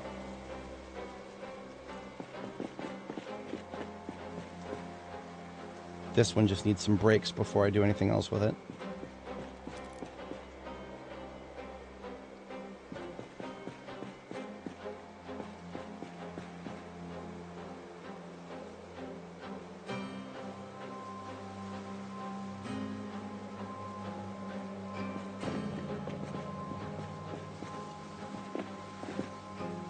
So this one still has a full set of tires on the floor. Okay. I didn't keep good track of that. But there is still a full set of performance tires on the floor right there. So this reg right here, I can just leave it. Alright, it is bedtime. We will come back as an overnight task and yeet the brakes off of this one and toss them onto the Electromax there that doesn't have any brakes. What happens after I fix all the cars? They're storage. I move them to the place where my actual base is going to be in the future. This is just a temporary base right here. Everything in this particular location is temporary.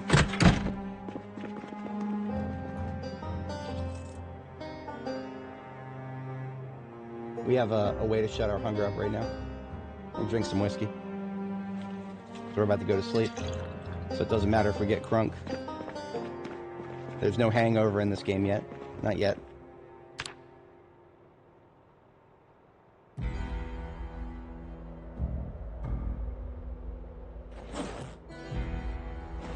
Oh, you know what? You're right. There is the boat club still. I only learned, like, late in the game last time that there is stuff there, and I didn't even really commit it to my memory banks very well.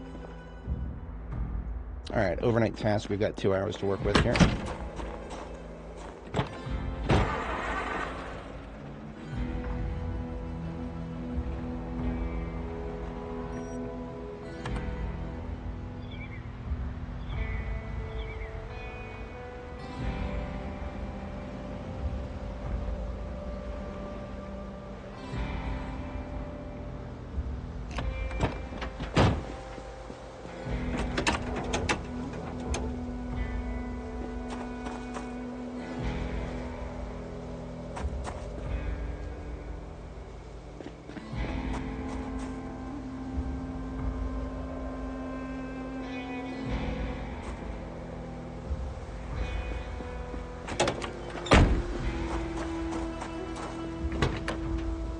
Yeah, the new lighting is really pretty.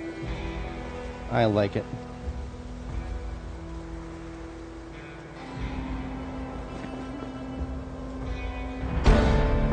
Oh, there's Mechanics Level 8, so we actually need to read the next book now. Yeah, I can just stop where I'm at. I will just leave the brakes for this one on the floor right here.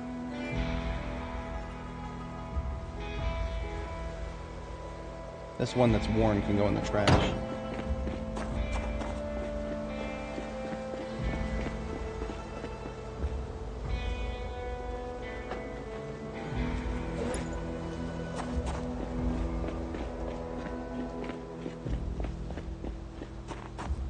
So before we do any more mechanics work, we've got to go read the last book now.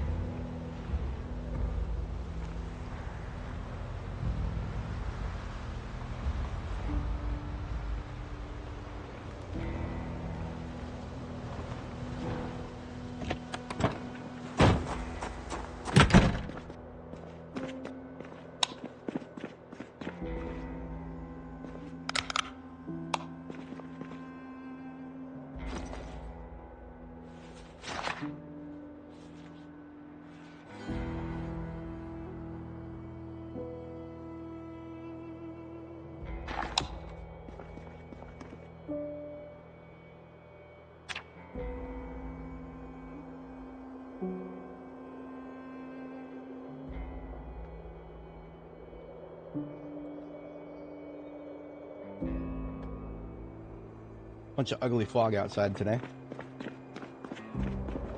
which means I wouldn't want to go out and do anything else anyway. Let us read some more of that lovely mechanics book.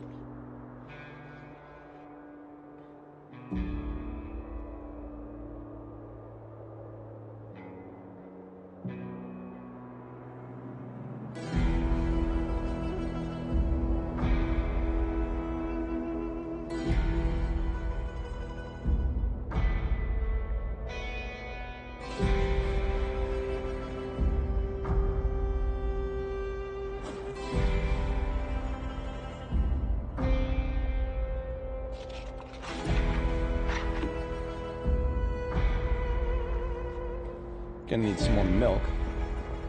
Since we can't use dispenser bottles on the floor, I'm gonna run across the street to the police station and grab their dispenser machine so that I can use that to dispense milk.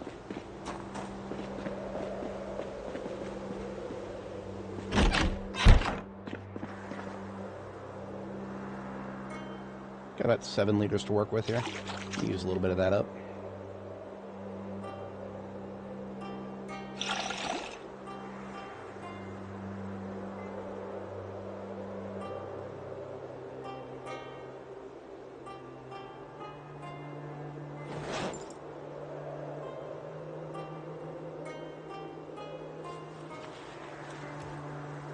Too heavy for inventory.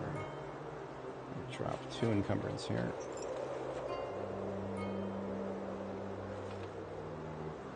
Come on. There we go. This is why I didn't bother with the dispenser before. It's complicated to get it put in your inventory properly.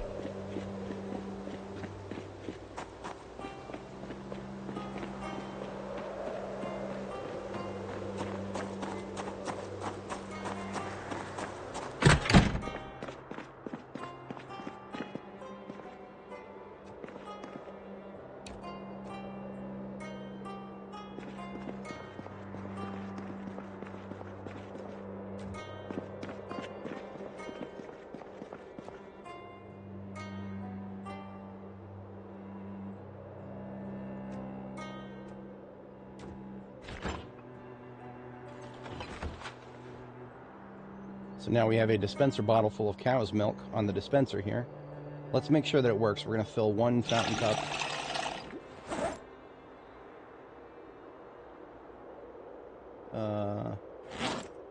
Cow's milk, fountain cup. Okay, it works. So we can just fill up all these. See, this is what I want to be able to do. Come on, fill them all up. I hit fill all, and it doesn't fill them all. God damn it, that is annoying. What if I take them out of my backpack? Does it work now if I hit fill all? Yes, okay. You just gotta, if you want to fill all the cups of something, you gotta take them out of containers first. Annoying, but manageable.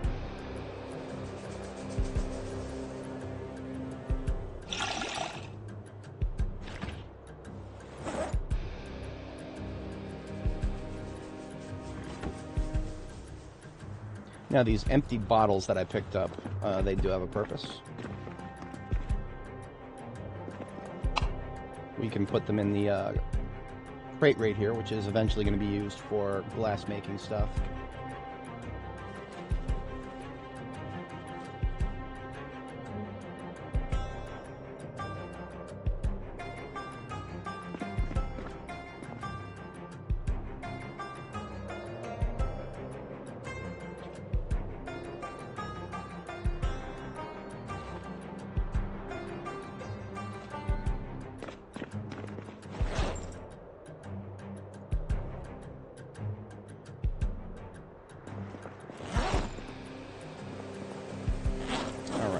mechanics resume.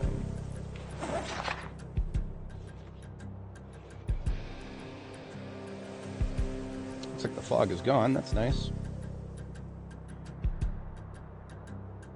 This is the first level 5 book that I've read yet. I was not expecting to get to mechanics level 5 before maintenance, but I've still got a whole level of maintenance to go through first.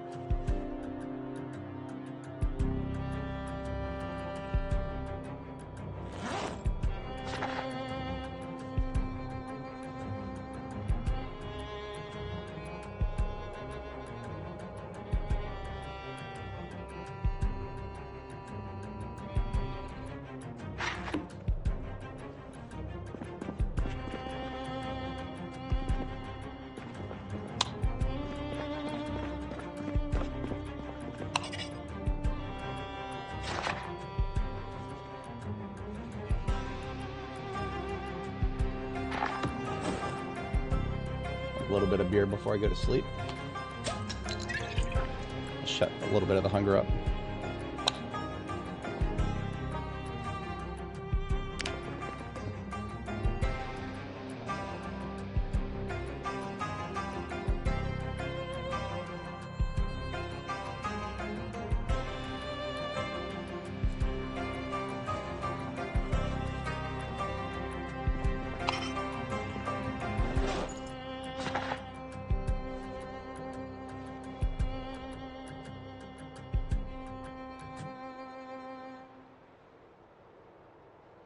Alright, there's Mechanics 5 done, and we have read all 5 Mechanics books, so we can actually put all of the Mechanics books into a box now.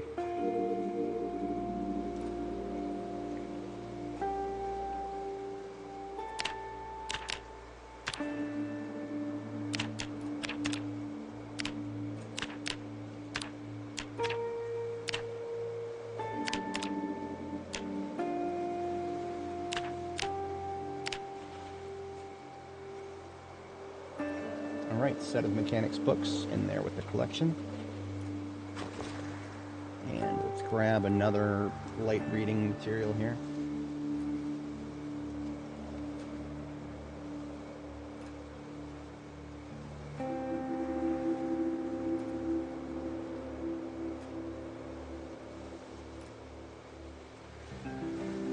Yeah, foraging, why not?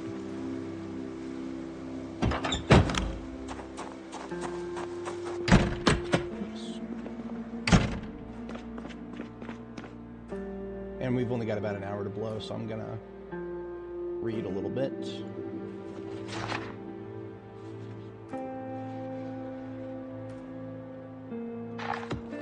And we'll have a little bit of whiskey before going to sleep. Maybe a little bit more whiskey, because that's supposed to shut the hunger up. There we go.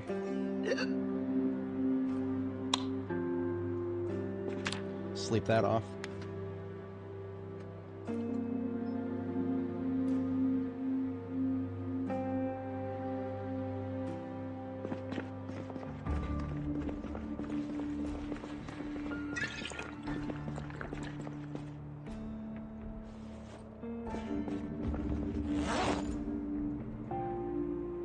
Now, because I am inebriated, I am going to do the socially responsible thing of not driving down to my own lot, even though it's a very short distance. No, I'm going to be responsible.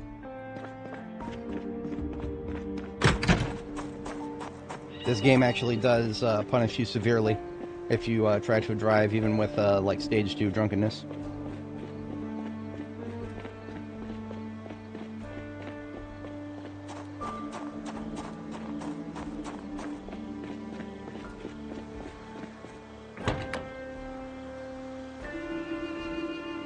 Oh, that's right, I already peeled the good stuff off of this one.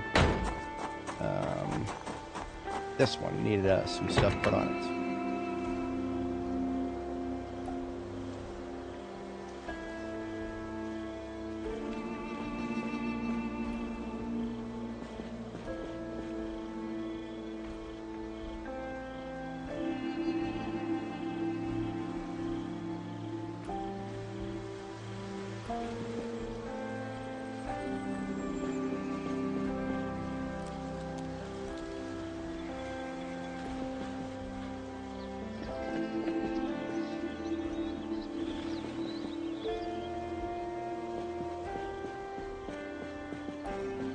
And now I can put the the tires back on.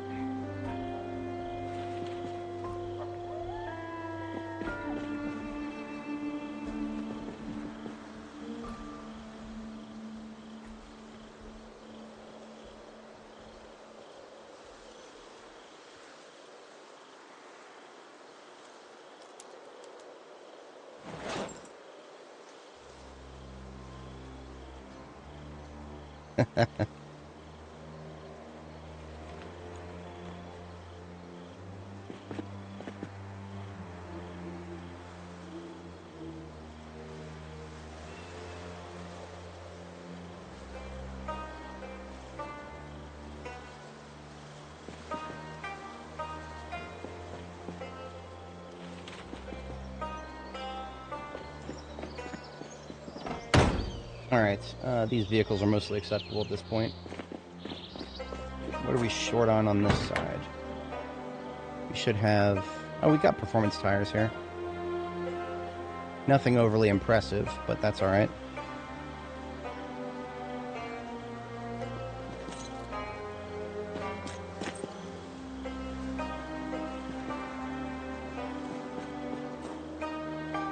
Now, the way it's going to work going forward is eventually I'm going to have new vehicles that I find out in the field that I'm going to want to put some of the best of what I have onto, at which point I'll probably come back to these and browse to see if any of them have something better than what I currently have, at which point I will swap them out.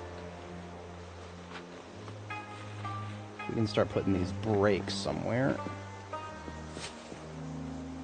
Put them in here for now.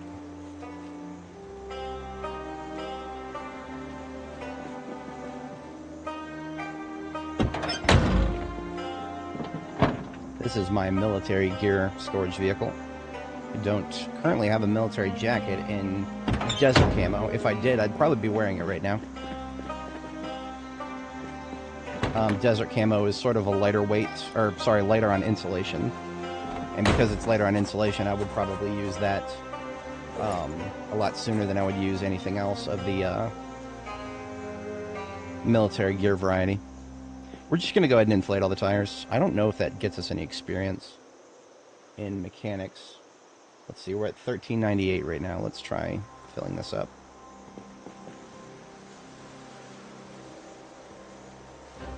Okay, it does not get us any experience, but that's alright.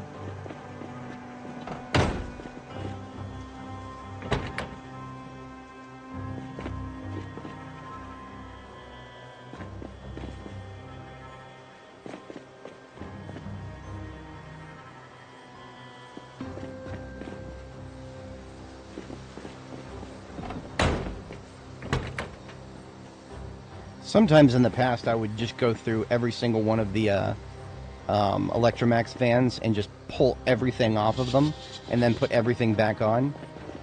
That's a little bit outmoded at this point because I would prefer to... I mean, another problem with that is I would like to store... If I was going to take everything off, I would like to be able to store everything in one of these other vehicles. But I can't do that, because these vehicles have their storage severely nerfed right now. Like some of these vehicles, their max storage is half of what it should be, and that's fucking stupid. So we're not using vehicles to store huge quantities of large items right now, and we won't be able to until the devs fix that. I don't know if they even said whether they're going to come out with a hotfix or not. I mean, they never announce anything, but sometimes they announce if they're going to do a hotfix. I don't know. It would be nice to know. But we don't get to have nice things. Alright.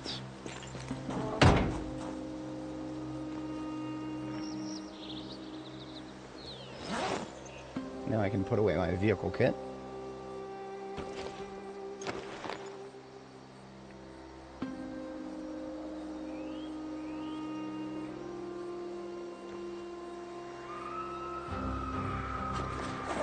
Oh dear, somebody just died. R.I.P.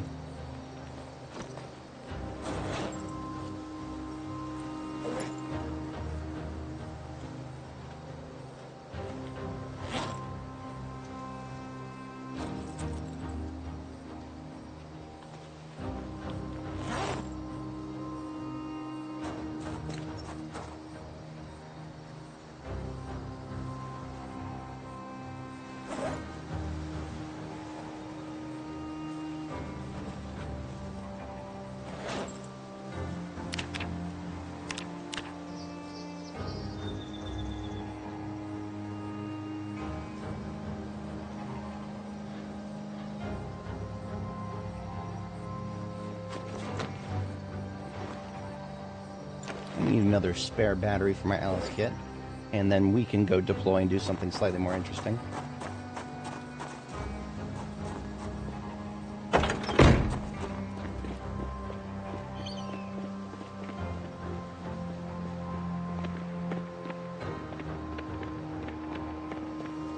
Should be able to repair hoods without any problems now. Yep, I could repair the hood of our sports car straight to 100%. That was one of the several impetuses for me wanting to do a full level up of my mechanics. Even though we're not fully leveled up yet, we are still well underway.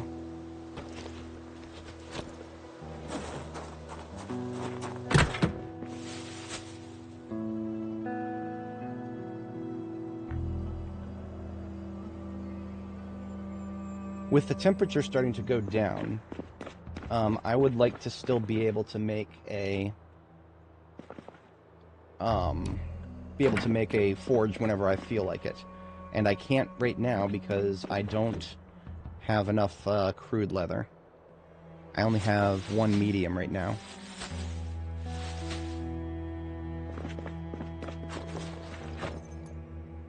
So what I'm going to do is put together a large drying rack.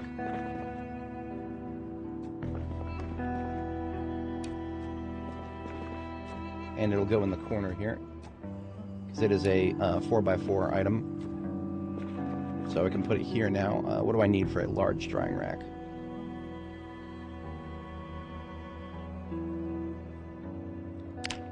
6 long sticks and 8 twine, 2 nails. Okay. We might have enough long sticks for that.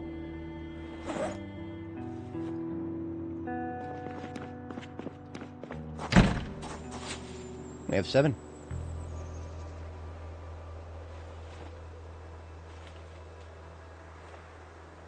This is one of the reasons I went out on my way to grab long sticks from Electromax when I had the opportunity. Take some of this twine.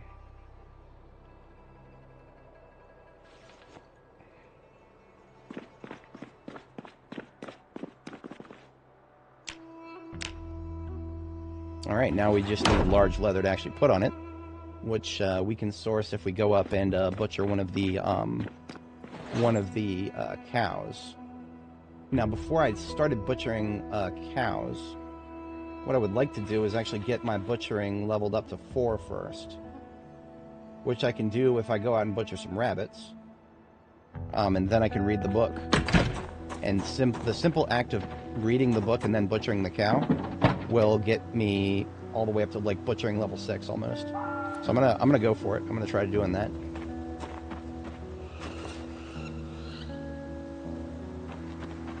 This white truck right here has already got our stuff for butchering animals.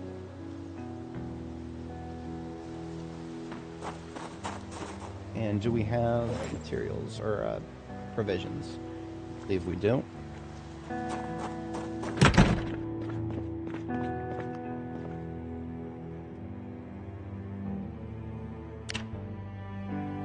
Four long sticks for a small leather drying rack. So I'm still in the market for long sticks. A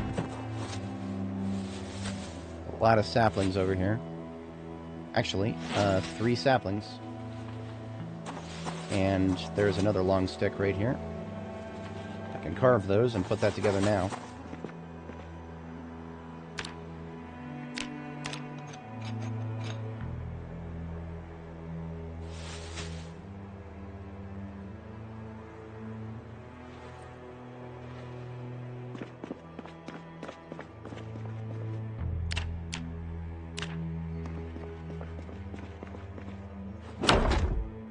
Now, we actually have a small leather to work with.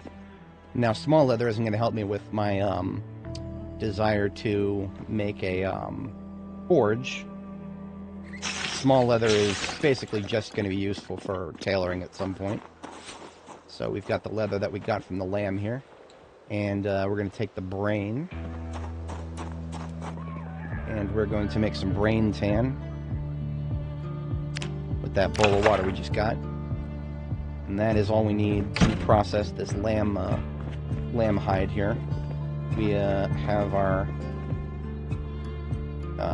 softening beam right here with the fleshing tool. This pulls the flesh off of the leather and the fur. And we just made some brain tan. We dip it into the bucket with full brain tan. So we've got crude and wet leather. Now we just put it on the drying rack right here.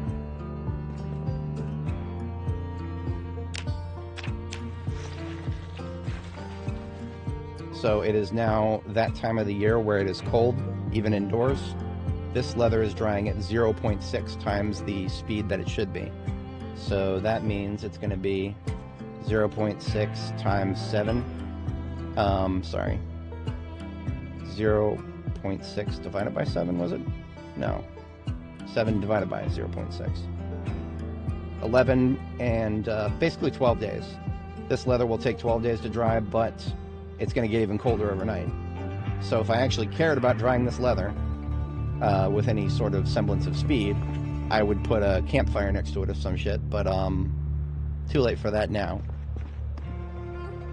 Which means, and what that tells me is this large leather drying rack right here, I would want to put it next to a... Hang on a second, I've never tried this. What if I turn on this stove right here? Turning on a stove does not affect the ambient temperature of a room. Imagine that. It's almost as if the devs never gave us any tools to climate control an area, but still introduced a mechanic that is highly dependent on climate control. What a shocker. At basements, the ambient temperature is still going to be too low. I mean, we could check that. Let's check that. There is a basement nearby. Let's check it. I want to verify that. The basements don't have that different of an ambient temperature indoors. Alright, temperature is 11.3 Celsius outside. Here is a basement right here. Temperature is 16.4 Celsius in the basement. If we go inside, temperature is 16.4 Celsius. Basements don't fucking matter. Make of that what you will. Drying in basement, that sounds like something cool to do, but it doesn't. It's no different from just drying indoors. Yeah, an antique stove is just a campfire that doesn't set things on fire. That's all an antique stove is. That's exactly what we're going to go get, though. We're going to go to the... We're going to kill these assholes first, because I need to level my aiming.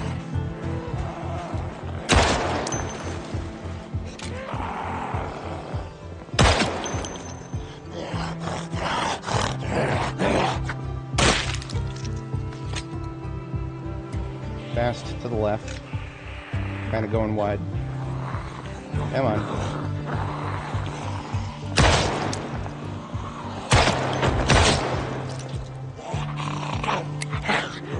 About the ammo check, but now I don't need to.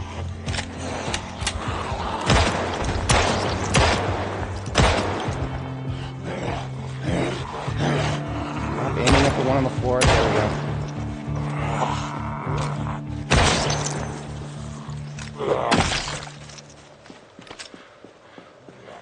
Where are we at? 7 rounds?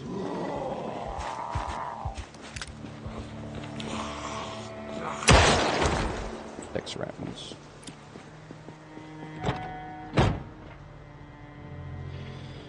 And wait till the late ones to the party show up. Why don't you all come join me in the pile?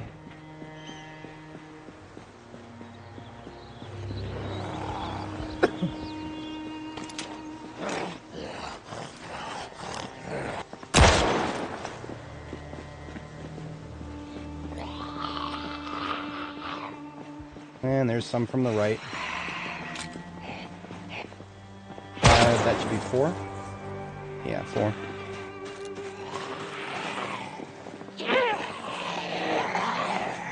Alright, I'm not bringing them all the way to the pile. 3.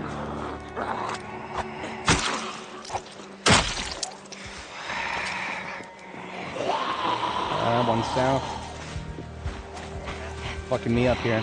2 south. 2. Come on. 1.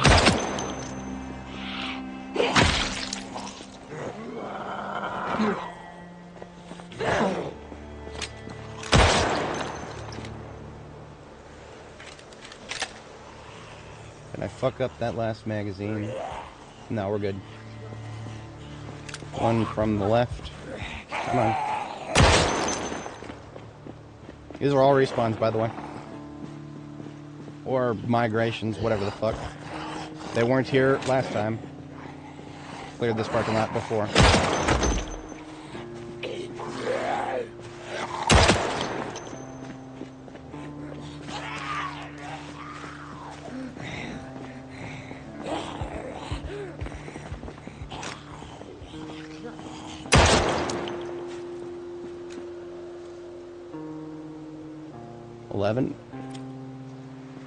Looking alright in this area. Let's take the clothes off of the Zeds.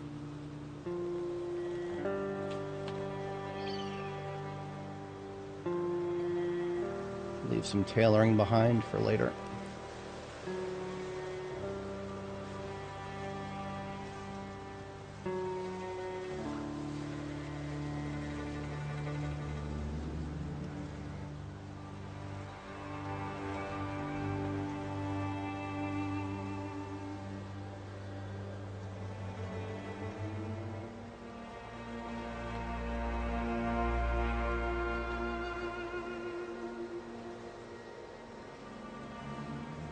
Right.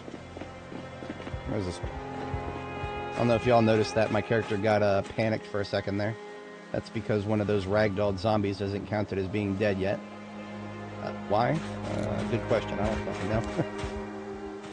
It probably also means that its corpse is not lootable yet.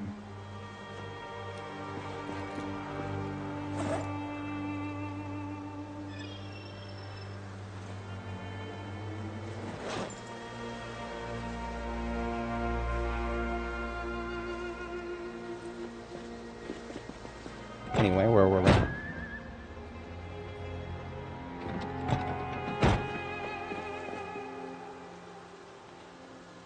It's blackberry. Is this a match? No, that's not black. The icon looks black for a second there.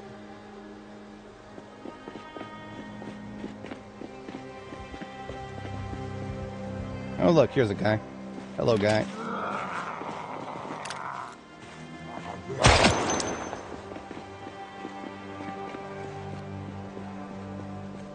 It's not a laser sight, it's just a gun light. There are no lasers yet.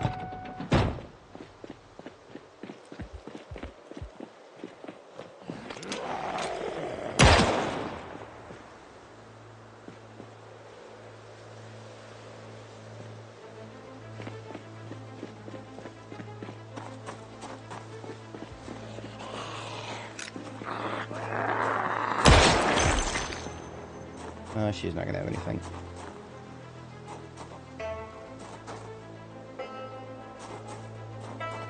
It takes forever for these ragdolled ones to actually show their corpse loot.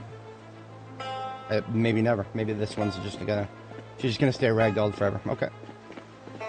What are we gonna do about it? Just fuck all we can do about it. There's like still 3 or 4 in this pile that are just ragdolled instead of dead. And we can't even loot them. Nope. Yeah, that's, I wish it was. Believe me, I wish it was.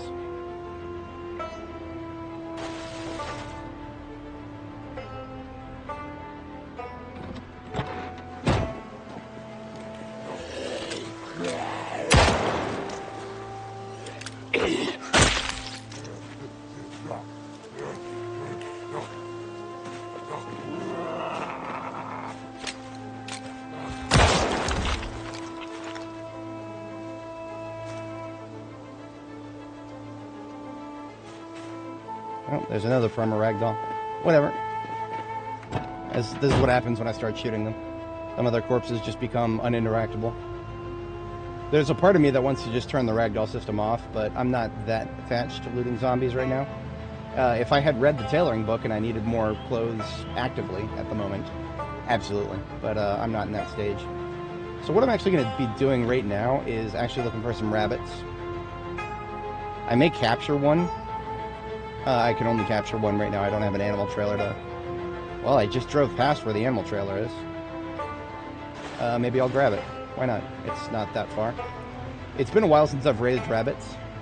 I'm always very tempted to do the evil thing whenever I raise rabbits. Especially sometimes I actually have to.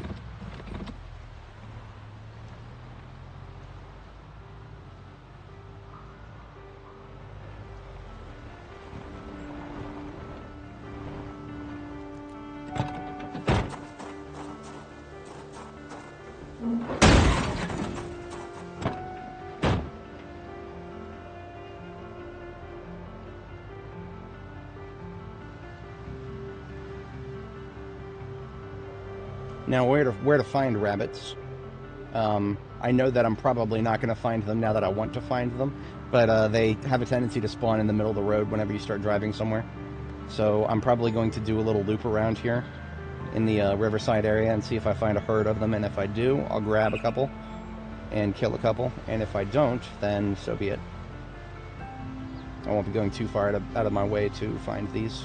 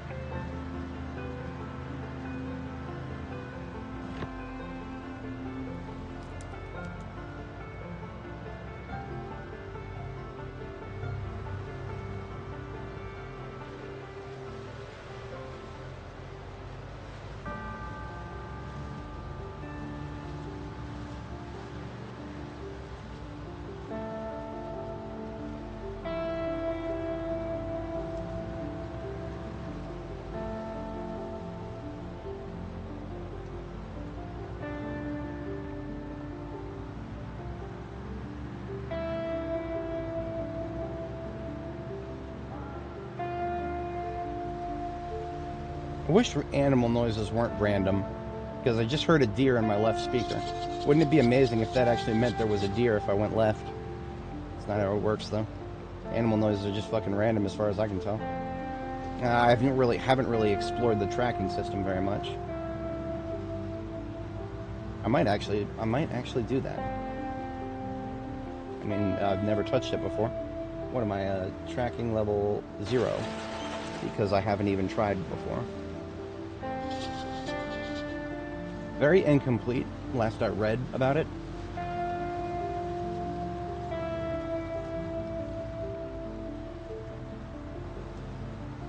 It's possible.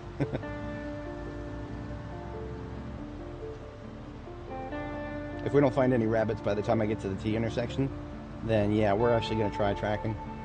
Just to see what it feels like.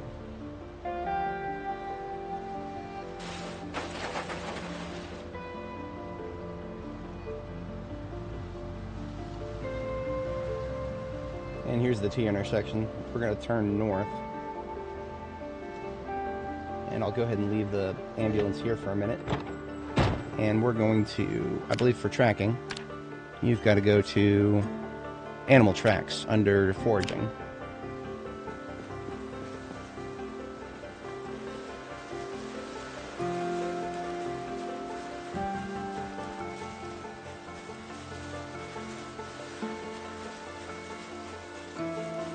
No idea what I'm looking for, though.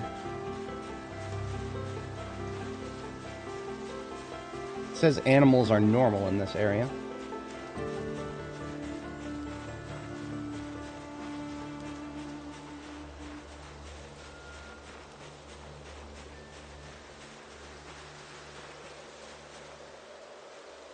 Don't care about a millipede right now. Maybe I'll... It's really lightweight.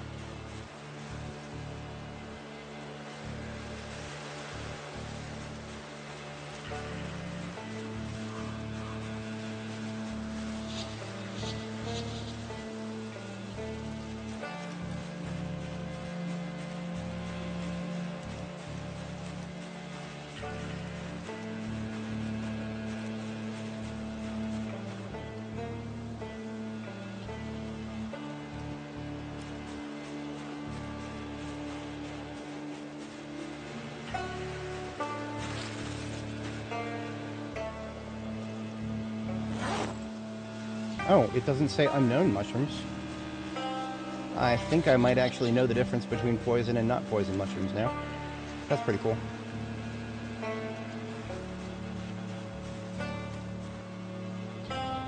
Okay, we have been foraging for a few minutes now, and we've found absolutely nothing in terms of animal tracks.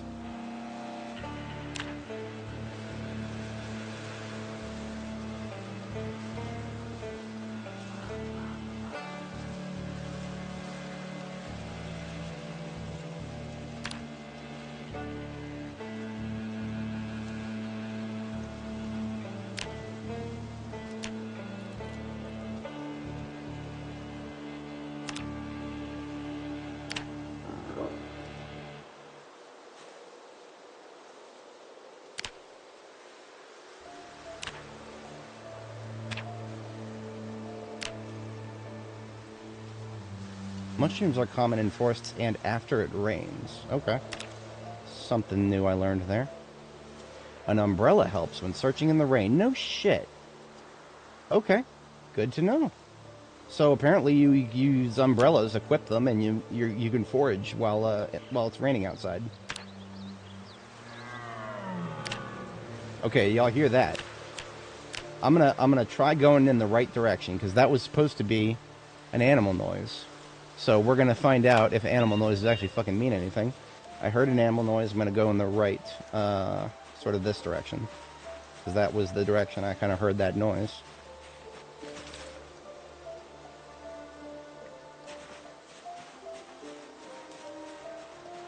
I don't think that means anything, though. I'm pretty sure those noises are just fucking random. Now, I wonder if animal tracks don't actually mean the same as animals. Now we're searching for animals instead of animals' tracks. Again, I don't know if that means anything. We have not gained a single experience point in tracking. So, we may have wasted a little bit of time there. Just a little bit. But at least we can say we learned a few things.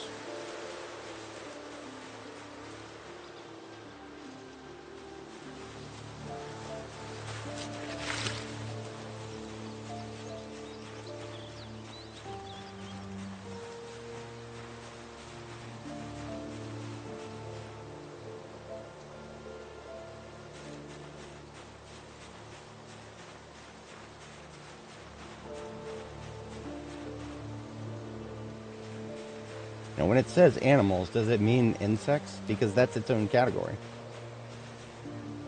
Animal bone. I mean, alright. I can use that for something. Carving. Yeah, roadkill does give less meat. If you want animal meat, you can try killing them with a bladed weapon or a blunt weapon. Animal, you can shoot them, but I think the caliber of the weapon will possibly determine how much meat you're going to get out of them if you shoot them. It's been a long time since I've tried shooting animals. And then actually, I've shot rabbits before, but I've usually when I do that, it's out of spite, and not because I actually want to butcher them. Now the trees are getting a little too thick here for me to feel comfortable foraging in this direction.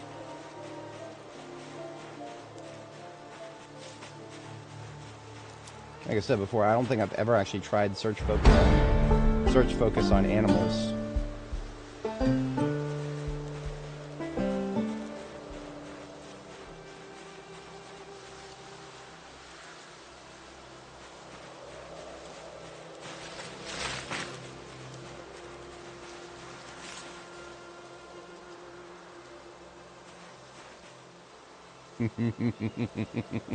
Yep. Yep. It's real. It's fucking real. Wascally wabbits. Alright, I'm giving up on this effort. There's nothing to be gained from trying to forage for animals. If it's supposed to do anything, it doesn't seem to. Or if it does something, and I just wasn't doing it right, then the game has completely failed to explain it to me. Again, 2,400 hours in this game. If I can't figure it out at that point, it's probably okay. It might some of it might be on me, but I'm starting to lean towards the game is completely fucking failing to explain itself at that point. I don't know if we're gonna find many rabbits on this road,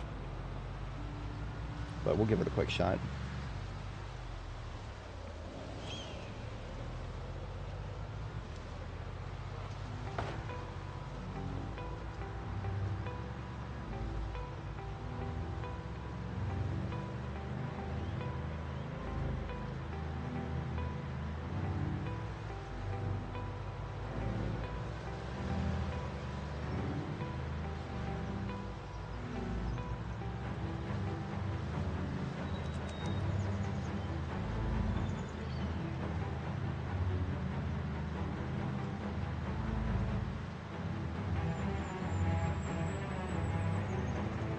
Now, another thing we could find by doing this is we could always see a survivor zombie group. I ain't going in there, but that's another thing because we're uncovering roads I haven't done yet. We could always see a survivor zombie group.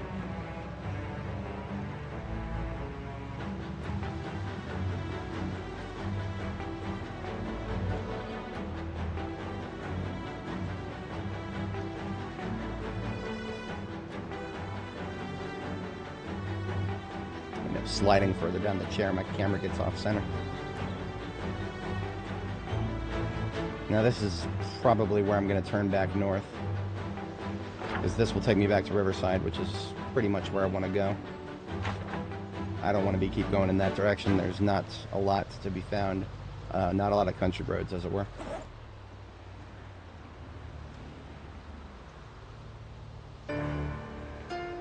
I didn't intend on creating a salad, but I can do that. So some of the foraging I just did.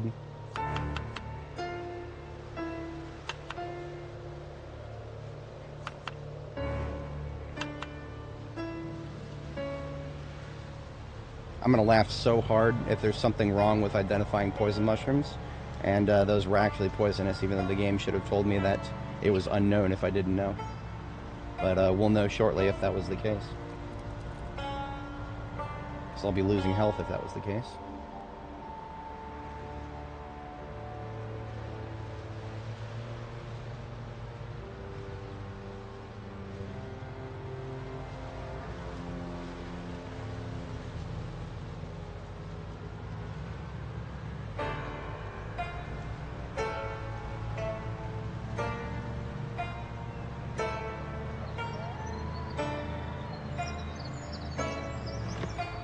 There's a raccoon right there.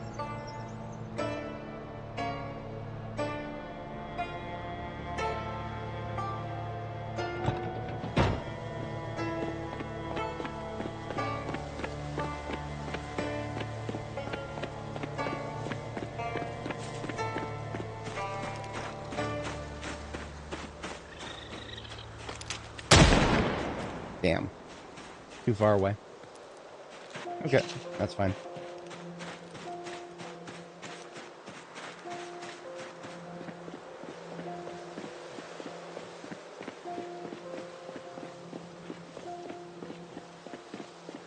Oh, you know what? I know of an animal trailer that crashed somewhere.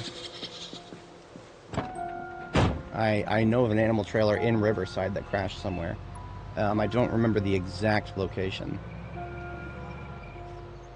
But if my memory serves, there should be an animal trailer with something in it. I think there might have been turkeys in it. But in any case, they would all be dead by now because I never got a chance to recover them. So I'm going to look around for those. I'm going to leave my animal trailer behind and see if I can go find those.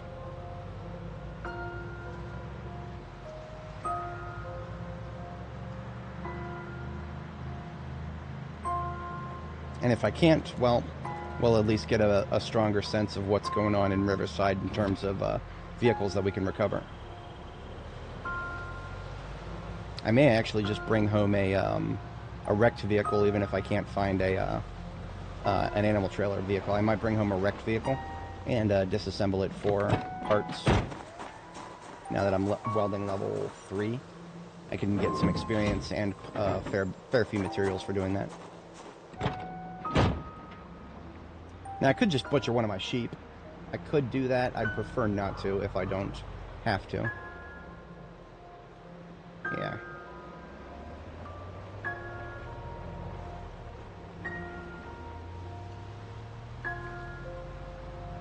Now, trapping is something I could do. I actually have traps.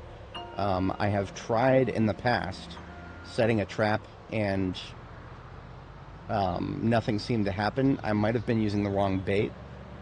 Like I tried rotted meat, for example, and that didn't pull anything in. I think I tried fresh meat and rotted meat, right? I put the fresh meat in there and it rotted, and then I tried leaving that there and it still didn't work. But now, because I did foraging just now, I actually have some like bugs and stuff that I could try putting in there as bait. So I might actually just go set the crate trap that I have, because I do have a crate trap. I'm just going to go set it somewhere to the south, and then I'll check it in a day or two or something.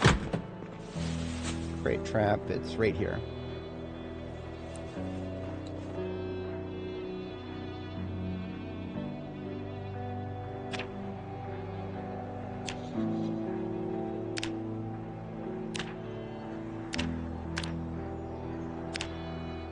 It looks like the cage trap is the highest level thing that I could try. And all I need for that is whatchamacallit, pliers and wire. And I should have the materials for that right here, except I don't have the pliers for some reason. Alright, I thought I had several pairs of pliers. What the hell?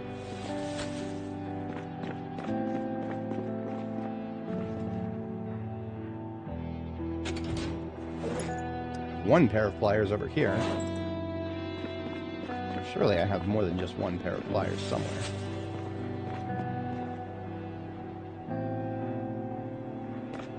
It's one of those things that I thought I picked up a couple of.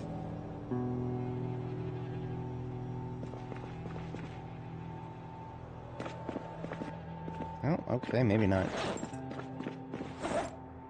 Alright, so be it.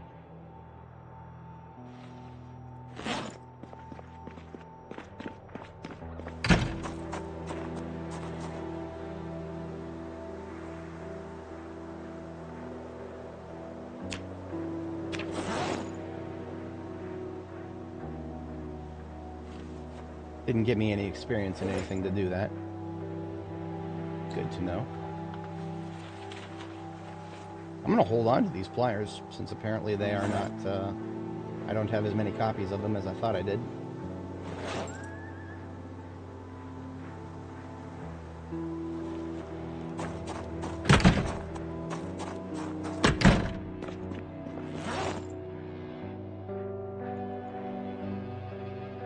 The flowery related stuff, like the sage and violet, I can leave those behind.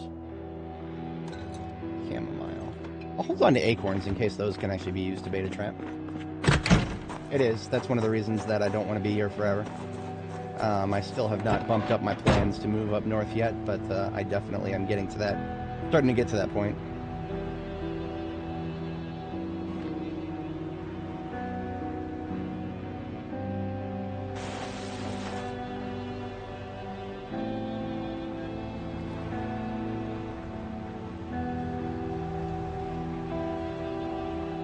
Surprised I'm not tired yet.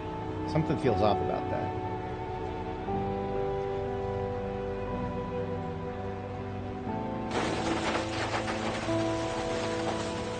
Now there's Zeds out here. That might mean it's not. That might mean there's not. This is not a good spot to put traps. I'll try killing these guys and see if. This feels like the closest place to my base that I'm not going to be going back to anytime soon for any particular reason. One south somewhere.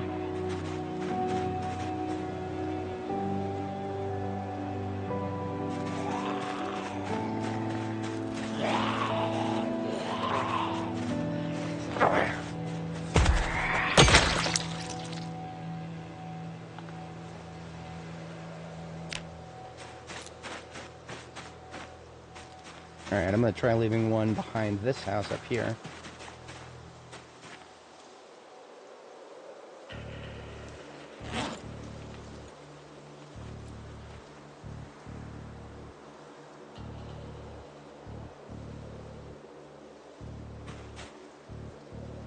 Alright, how do I bait it?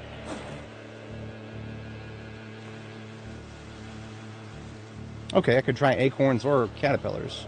Alright, I'm going to try a caterpillar for this one here. And for the one down here, I'll try an acorn. And see what those get me. I have no idea if this is far enough apart. I know you don't want to have them too close together. So I'm just kind of just making an arbitrary random decision here to see if this is far enough apart. If it's not, well, so be it.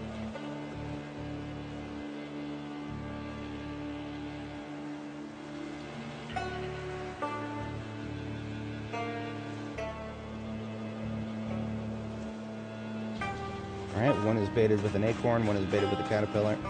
I saw a Zed over here. Get this fucking thing killed.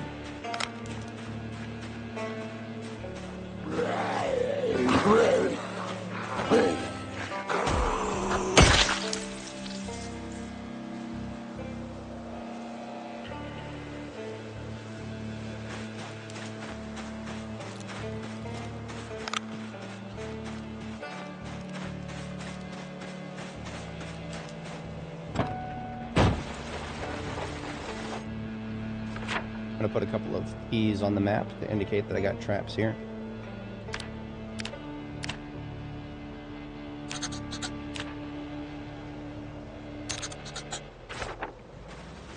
And it is currently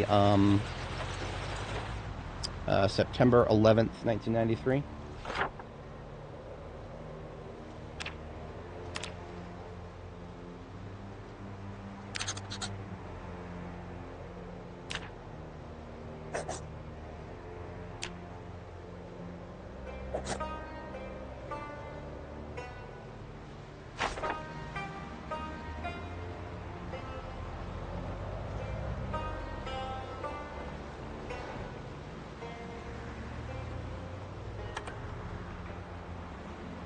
Oh, it is about to be 22:30, so I'll go ahead and hit the sack.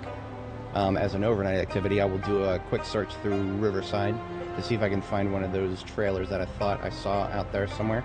See if there's anything dead in it that I can butcher.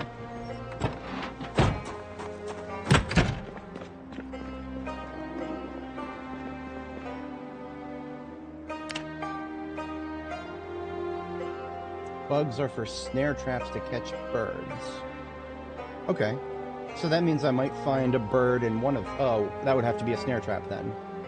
So vegetables. In that case, the acorn that I put in the cage trap may or may not help. That should count as a vegetable, I think. I'm not 100% on that, though.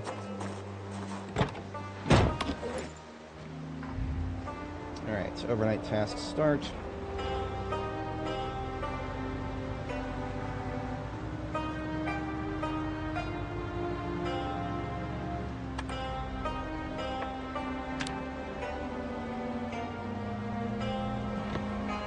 These are my streets, not their streets.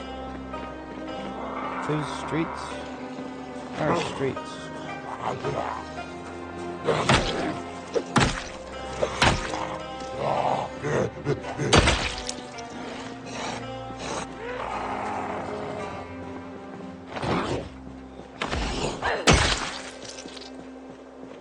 Anyone else want to come out and play?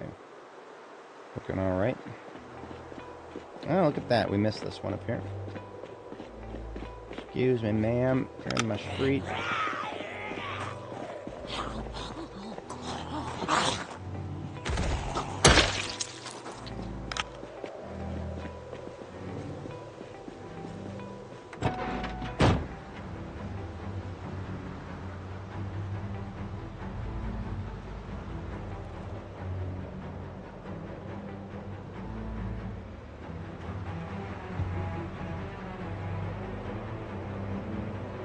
Still going to be quite a few up here.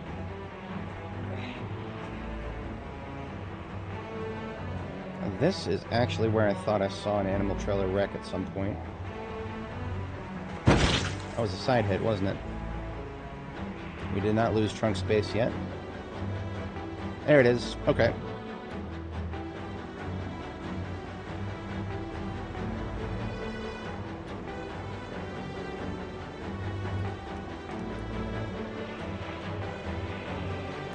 Here's the deal. I don't want to fight all of these Zeds just on the unknown factor of whether there might be some animal corpses in there.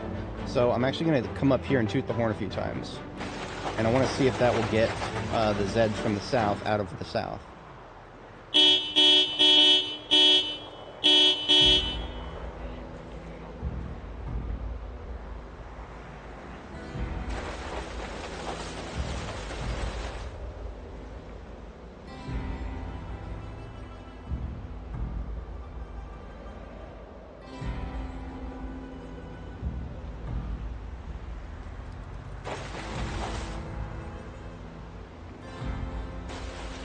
All I want to do is kind of just mosey by that animal trailer and see if I can't actually get access to the trunk and figure out if there is anything in it or not. Because if there's not, then it's not worth fighting my way to a point where I can actually recover it.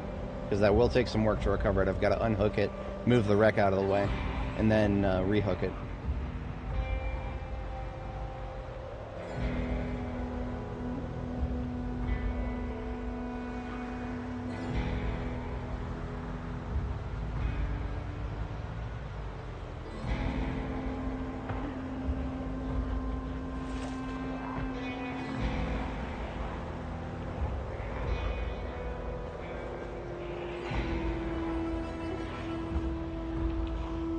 Well, it's starting to work.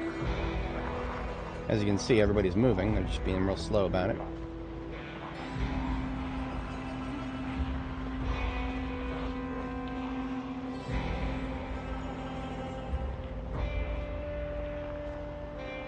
Now, the ones that are currently on me, I need to lose them in a different direction.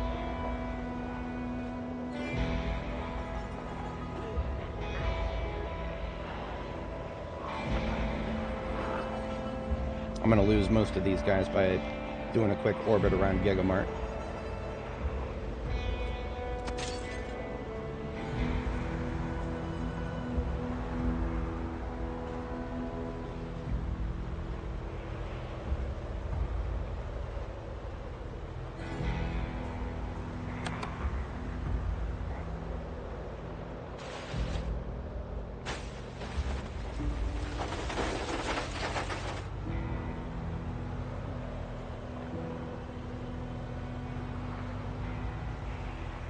Okay, mission mostly success.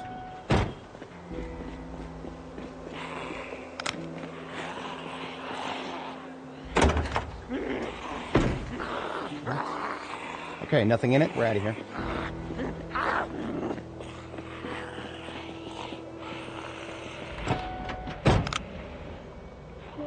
Worth a check. I thought there was more than one, but I don't remember that much. We're going to do a quick tour through here to see if there was anything else.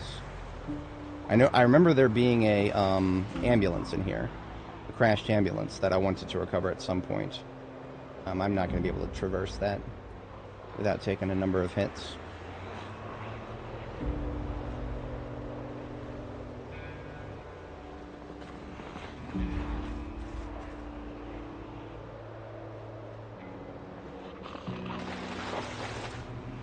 Sports car there.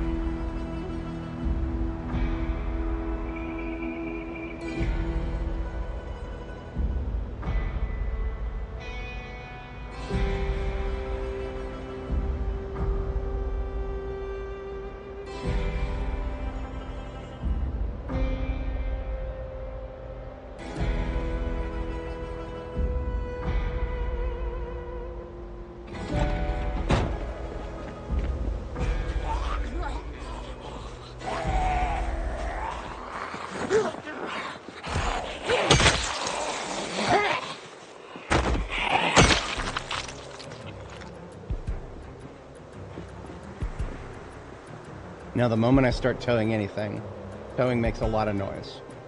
So I could manage to get the small car out of the way, but if I want to get the actual ambulance, I'm going to have to go right past it. Maybe if I hook them up back to back.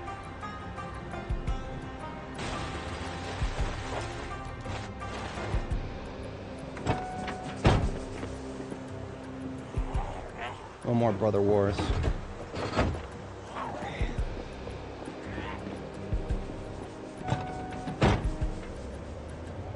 And this is what happens when you try to tow forward in this game. We are going about 2 miles an hour, 5 miles an hour or so. And the moment we get into second gear, we're going to bottom out.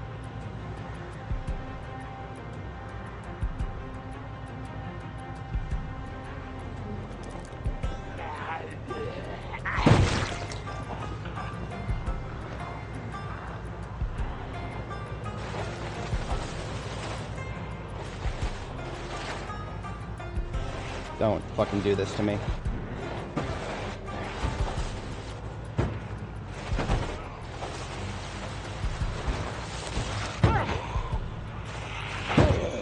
I might have to abandon the ambulance.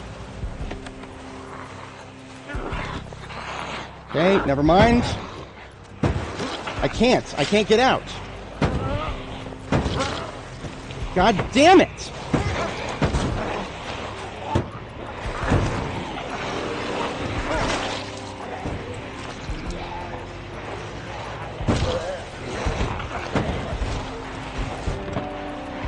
Okay. Like I said, don't fucking try to tow forward, ever. Fuck you. I think I'm fucking afraid of you assholes.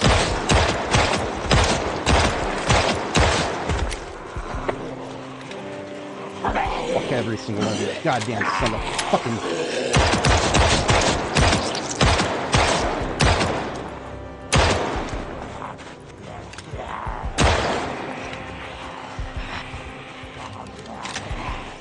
Calm down, it's just a fucking video game.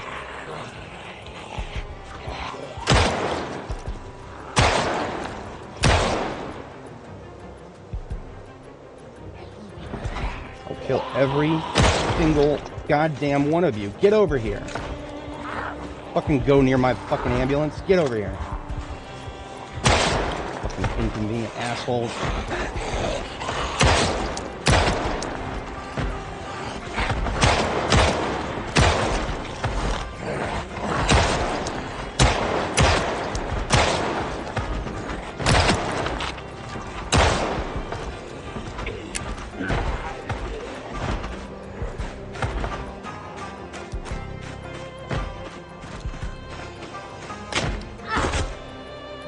We're all right. I hate this game sometimes.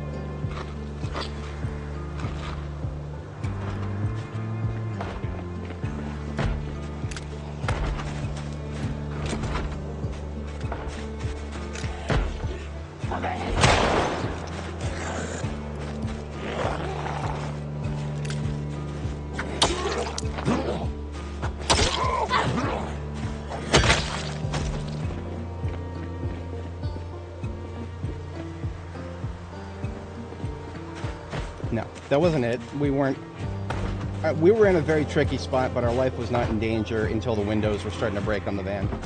Until the windows actually break, our life is not in danger.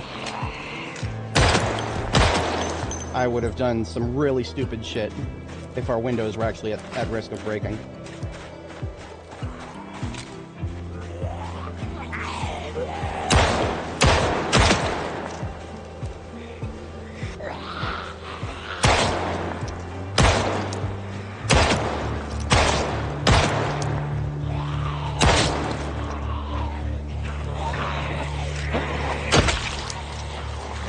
Check.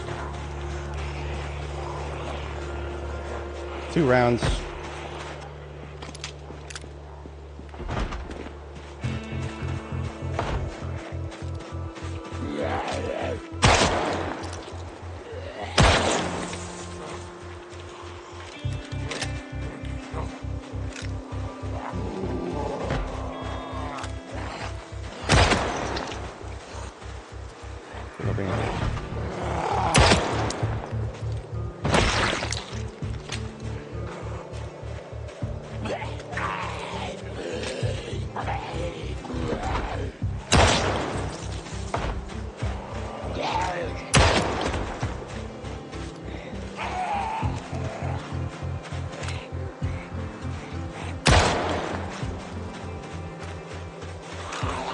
Yeah, I know, I saw that. There's a survivor group event is what it was.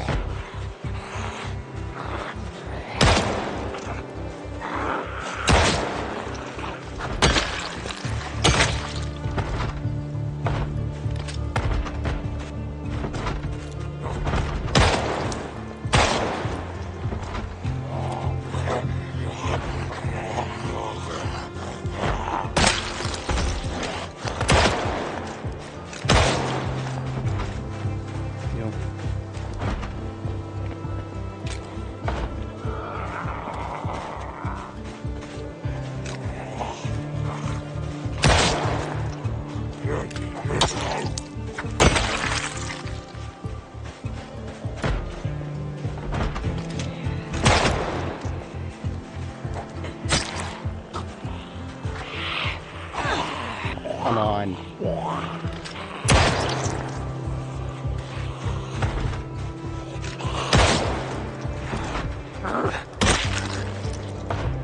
One north on our side.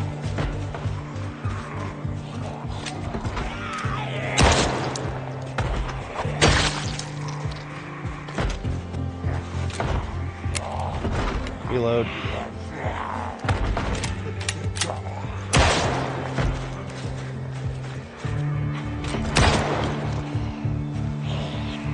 One north, back up. Fucking trees, you bitch ass. Get your bitch and bitch ass over here. Hiding those fucking trees again.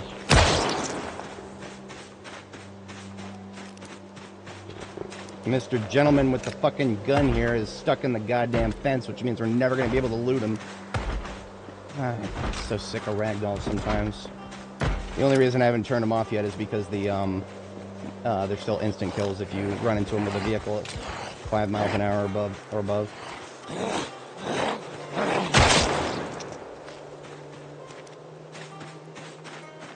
Okay, how many more do I have to kill now? 9 rounds in the gun.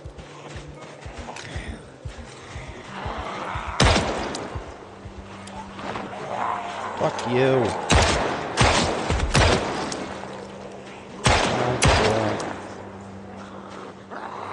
One's still alive, but 3, 2.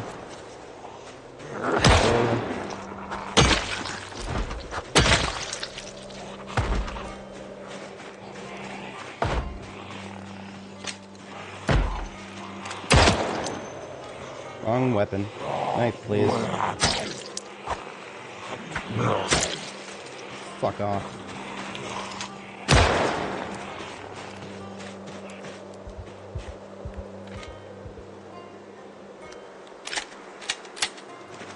Get off of the goddamn ambulance. I tried to turn it off once and then leave it behind, and I hit E and nothing fucking happened. I don't know. I still have no idea exactly what happened that time.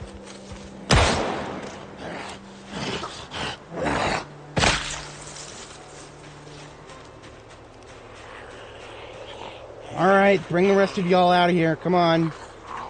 Hey. I have no idea what's going on with that one, just standing up.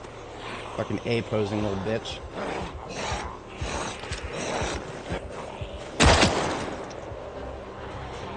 See, I still hear some assholes over here making noise. But they're just fucking A-posing.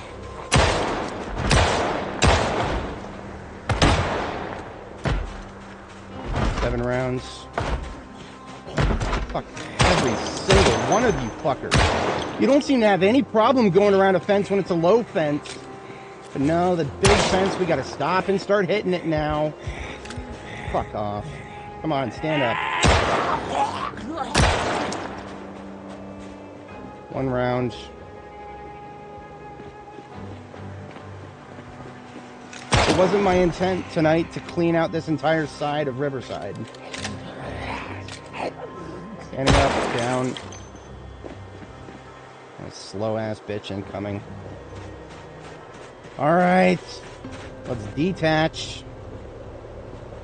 God damn it. Don't ever try to tow forward again. Ever. Ever. How much trunk space did I lose? None. Okay. Alright, out of sheer fucking spite. Fuck these trees.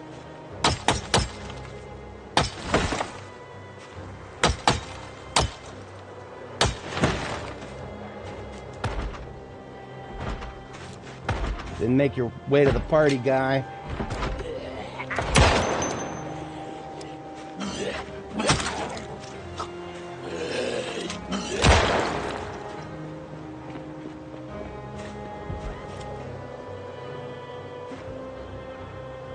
All these zombies would have gotten killed eventually. It was just, I would have preferred doing it on my own terms instead of being forced into some bullshit like that.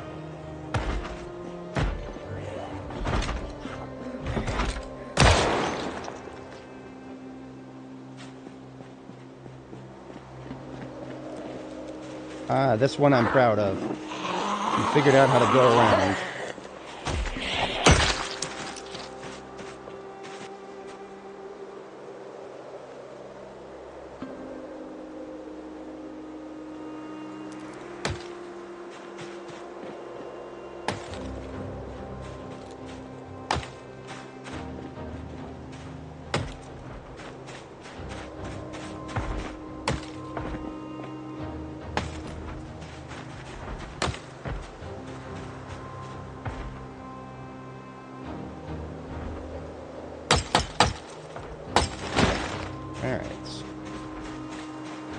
Drivable path for the most part.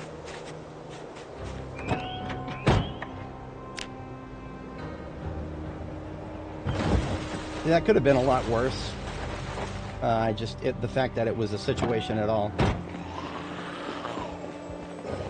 What got me so fucking heated, the reason I was so fucking pissed off there, is because all that bullshit only happens because towing forward is fucking broken. If towing forward was not broken, none of that bullshit would have happened. We would have still been able to just, you know, make it through. But no, shit's got to be broken. It was broken since the moment B42 launched. But towing is a convenient thing for the player, so obviously the devs have not fucking touched it. We wouldn't want to have too much fun here, would we?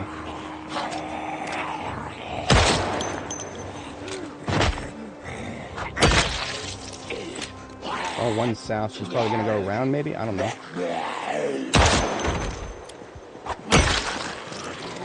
Yeah, she went around. Good job, bitch. Good job. I'll give you a fucking cookie for that.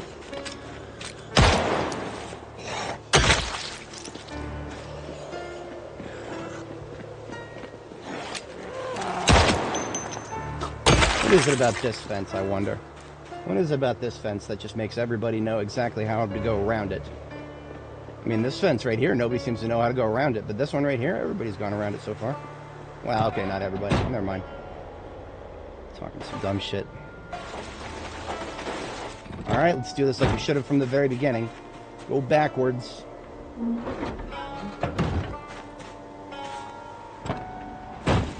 Look at how little of a problem we have going backwards, even off-roading. Yeah, I know, towing off-roading doesn't work, but I mean, watch what happens when we do it when going backwards. Suddenly it works. Suddenly we're not coming to a complete fucking stop.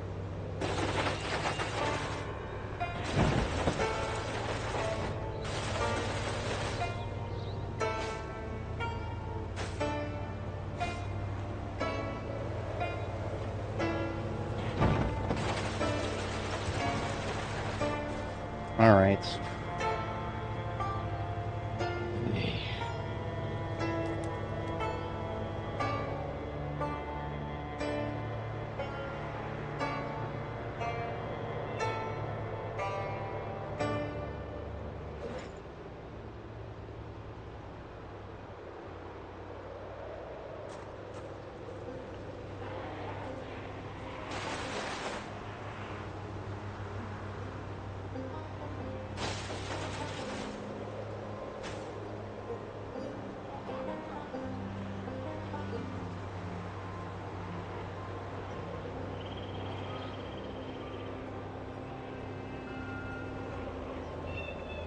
I mean, then what if that would be a tacit admission that they just don't want us to fucking tow. If that's what they're gonna say, then that just means why the fuck is towing even in the game? If this is broken, if this is more powerful than it should be, and instead of the opposite, which is the opposite should be that towing forward is broken. But no, if this is broken, well, just take it out of the fucking game then, dude. If that's how they're gonna be, just take it out of the fucking game. There's no point if towing forward is the only option. The number of vehicles you can tow forward is like 0.01. I have done it once or twice in the past successfully. Once or twice. But no, if that's really the approach they're going to be, then fuck you, just take it out of the goddamn game. I would make a mod that disables it. If that's how they were going to be about it. But no, they've said absolutely fucking nothing, which is, technically speaking, it's the smartest thing to do. It's the smartest thing to do because no matter what they say, it's not going to sound good. Because they've just fucking ignored it for that long.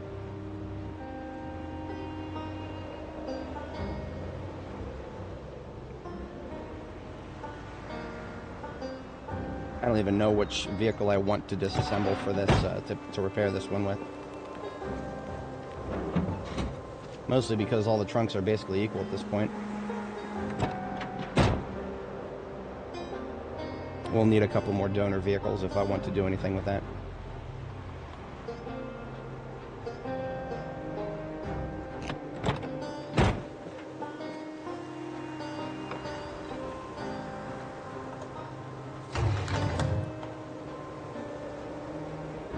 Gonna need some more ammo after all that bullshit. 4 empty mags here. Basically 9 empty mags. Yeah, if we grab one more, then that'll be a full complement.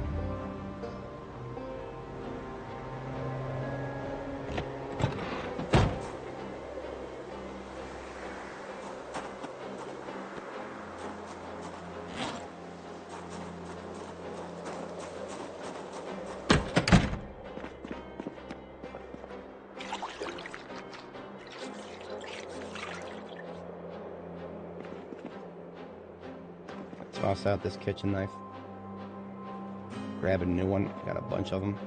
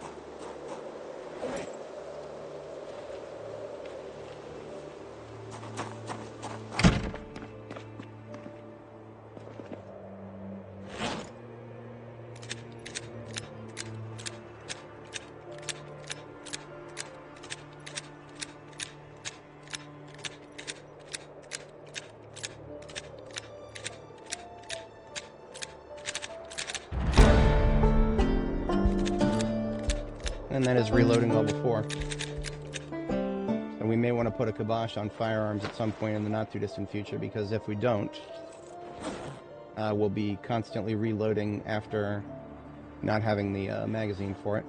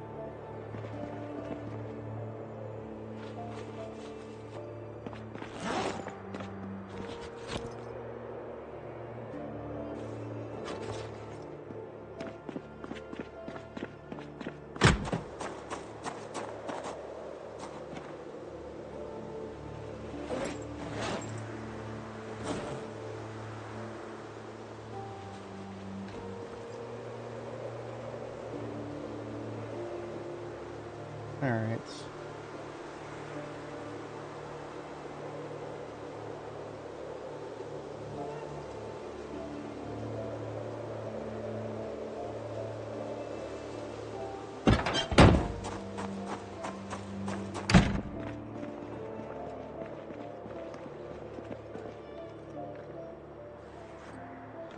You know what? Our girl has been very patient with us despite all this bullshit. I am going to give her a bath. We're going to stop by the river and go take a bath.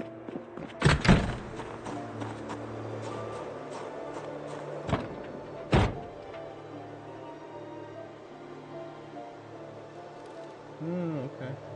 I got something to take a look at.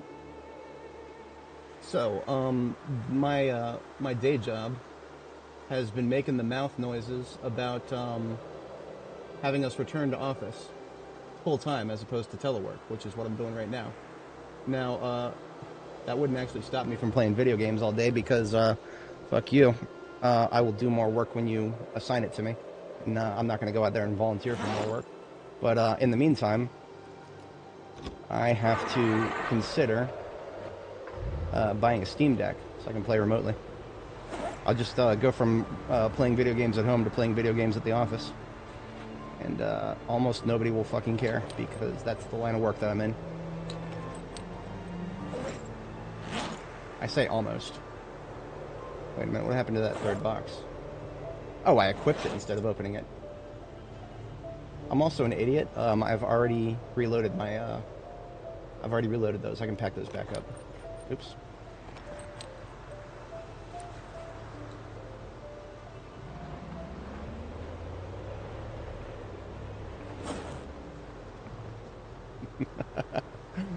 Oh, my homies are talking shit about Bethesda, and I'm here for it.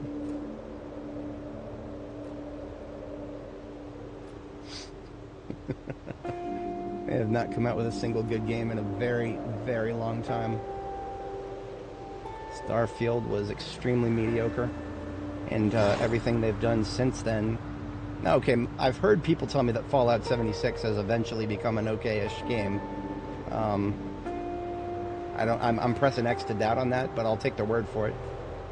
In that case, I can say definitively Bethesda's not done anything good since they fixed Fallout 76, because they're still going out there and fucking with Fallout 4, breaking everybody's mods for no goddamn reason. What the? Alright, I misjudged that push. That was a stage 3 mistake right there. Believe it or not, that little mistake I just made with that push, that little mistake I just made was more severe than anything I did when I was pushing the vehicle, trying to do the vehicle nonsense earlier. Now, even though I got a lot more mad when that happened, but that was not because, like I said, not necessarily because my life was at risk.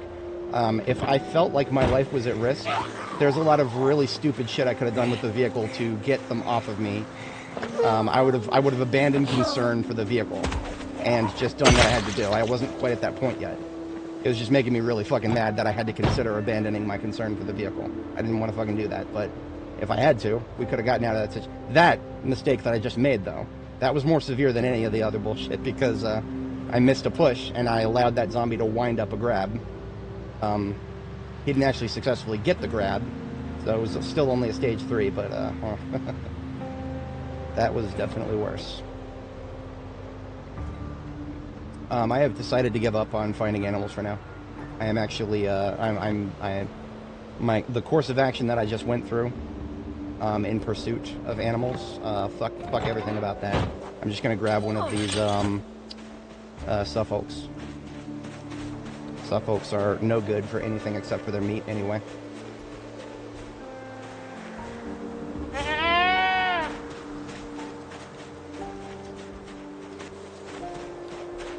Mating season should start in September. September to February, yeah, so they should be mating now.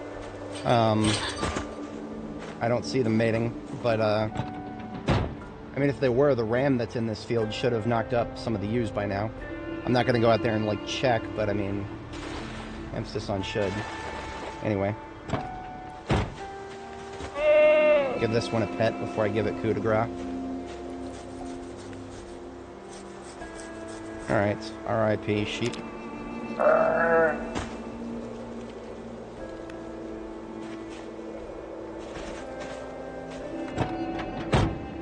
So what I'm hoping this will get me, I know this will get me to the next level. That's not even a question. We're really close to the next level.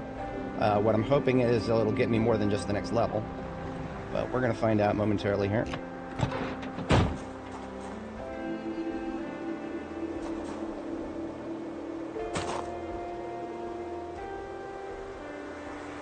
Push out of my way.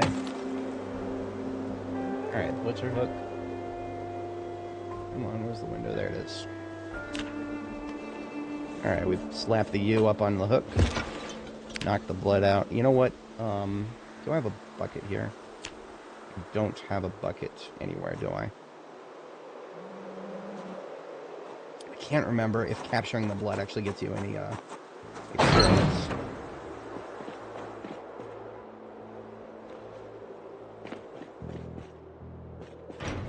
If it does get you any experience, I'm going to find out. I have a bottle here that I don't really care about. This empty bottle here. So I'm going to try to capture blood into that, and if I get any experience, then we will know that actually it gives you experience. Alright, butchering. So we're at 299 out of 300, so if this does give us anything, this will give us a level.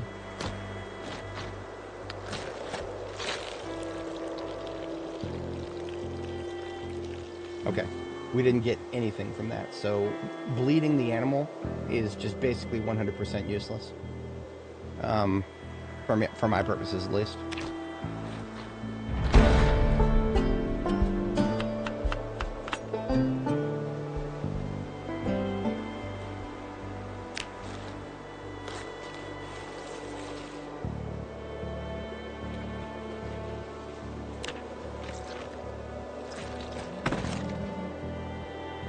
Okay.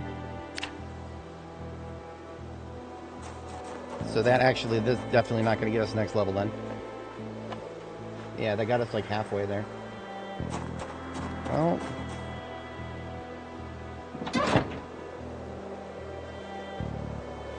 I don't want to wipe out all of my stuff, folks, but I don't need more than one.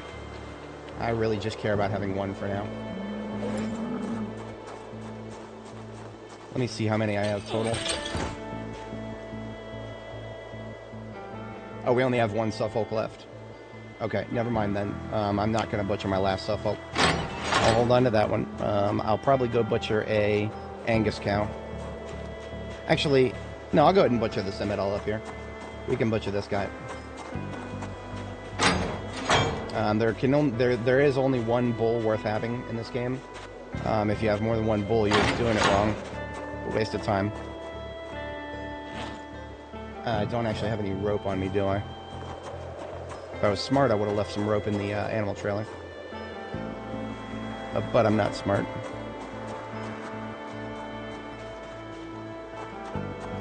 What about my field kit? If I'm smart, I would have one somewhere in my field kit. Ah, I have two in my field kit. Okay, that doesn't mean I'm extra smart. That means I'm actually kind of stupid. What I'm going to do is take one that's in my field kit and put it in the animal trailer, and then the one that is in my hand is going to get put somewhere else because I only need one in my field kit. There we go. Just one rope in the trailer. Problem solved.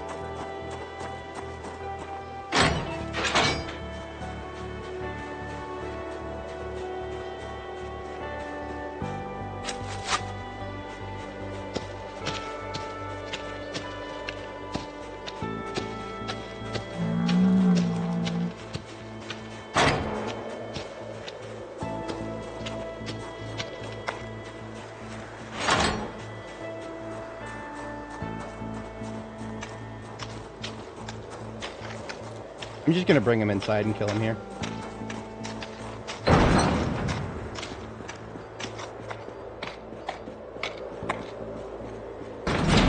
I know if you kill one animal too close to the others, they will freak out. But I think this one will be okay if I line of sight it. I will give him a pet before killing him. He's not a bad cow, he's just an unneeded cow. R.I.P.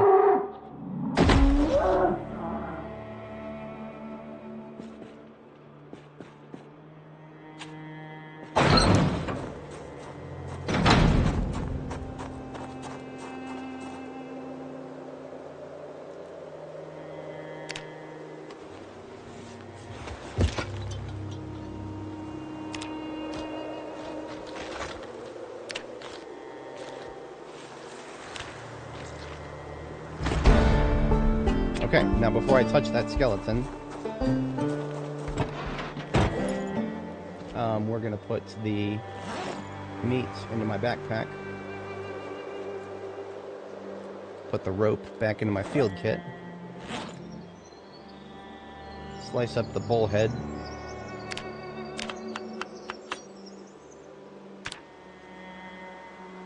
And I'm just going to carry around the, we can actually pick the skeleton up. So I'm going to pick it up and take it with me. And I'm going to go back to base because I want to get the meat into the fridge. Otherwise I would stay here, but I need to get the meat in the fridge.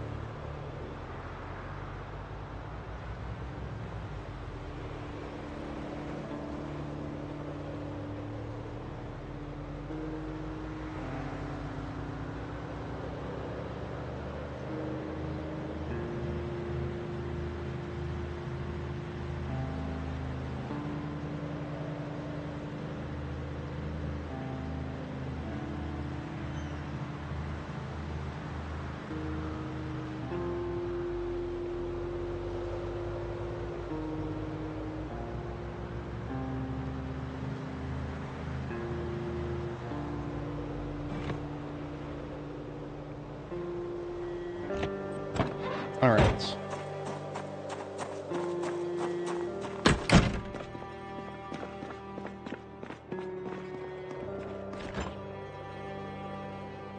Meat.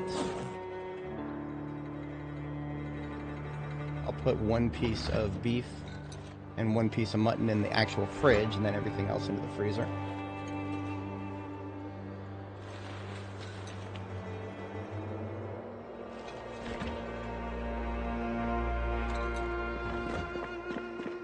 And we can drop the skeleton right here, and we'll come back and get the bones after we read the book.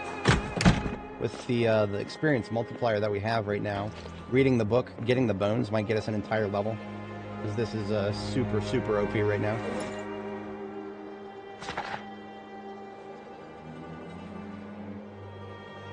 Oh, if I am going to do this, I might as well process the large leather first. Oh, and I have a medium leather too. I can get all three cooking. What did I do with the medium leather one? It's over here. Yeah, okay. And there's no reason not to. Okay, hang on. If I'm going to do it like this, I want to see if I can get these racks closer together. Yeah, I don't care about the small leather, but if I am going to be doing it like this, then the medium leather should be right there. So then I could put a fireplace right here, and it would heat both of them up. Alright, let's get 2 bowls of water.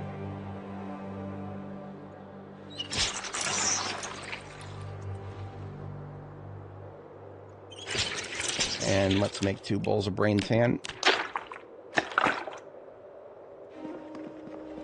And over here at the softening beam, let's remove the flesh, and remove the fur, remove the flesh, remove the fur, and over the tan barrel, let's tan leather, and tan leather. And now we can slap those up on the racks.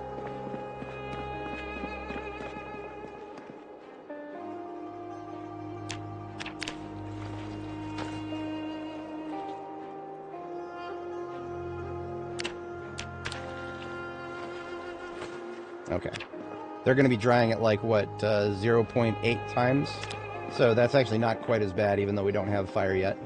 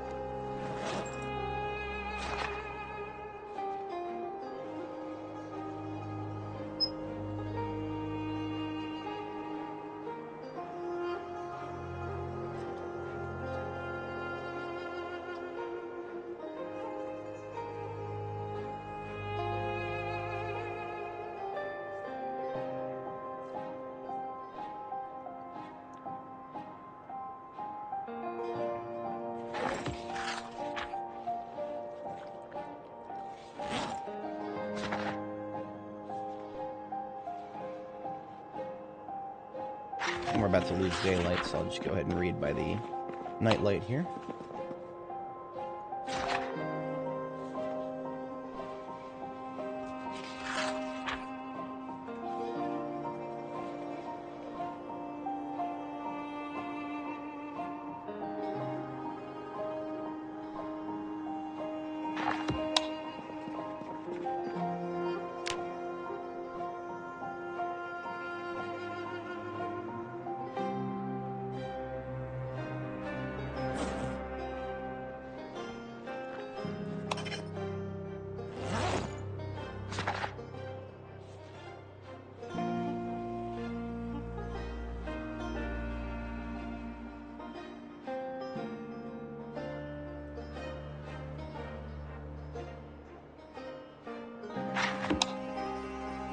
Not tired enough to sleep. Great.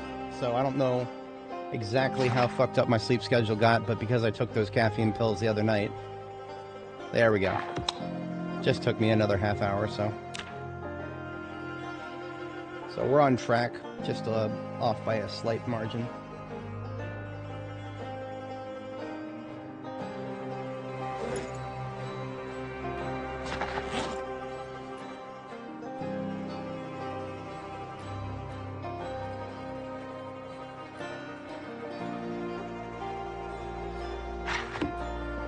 Excellent.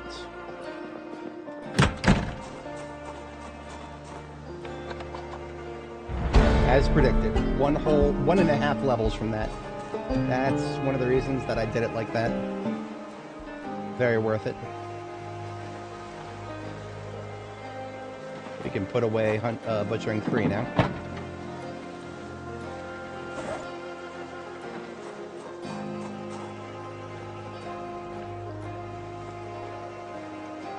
All right, we are gonna go up to the river and take a bath. I said I was gonna do that earlier, and then I kind of neglected.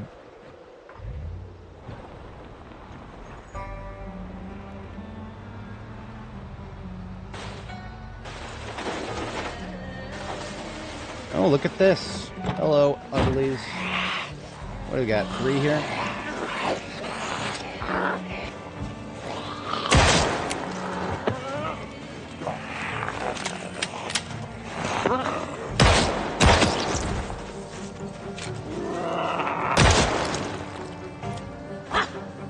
Clear.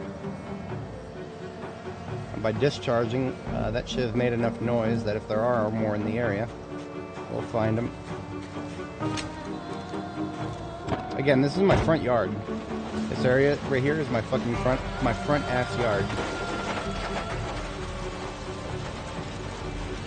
This is why I'm building even further into the river now than I did before.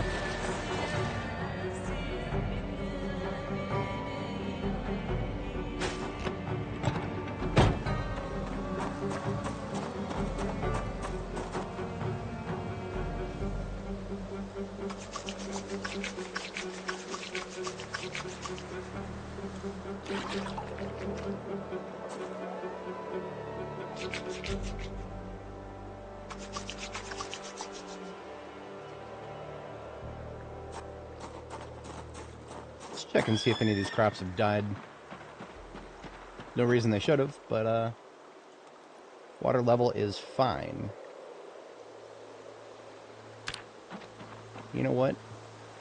That means it's actually been a number of days since the last rain. Let's just go ahead and top them off.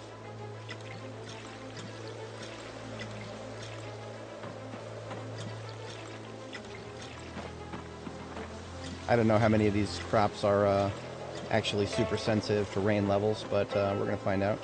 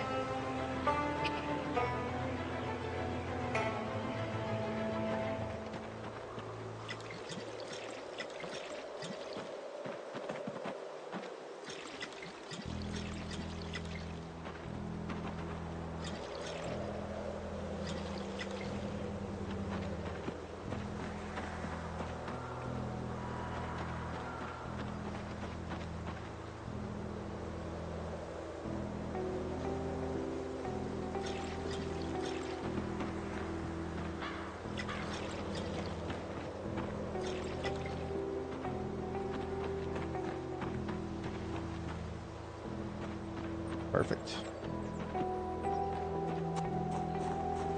Couldn't tell you exactly whether that was needed or not, but we made sure. Never hurts to make too sure.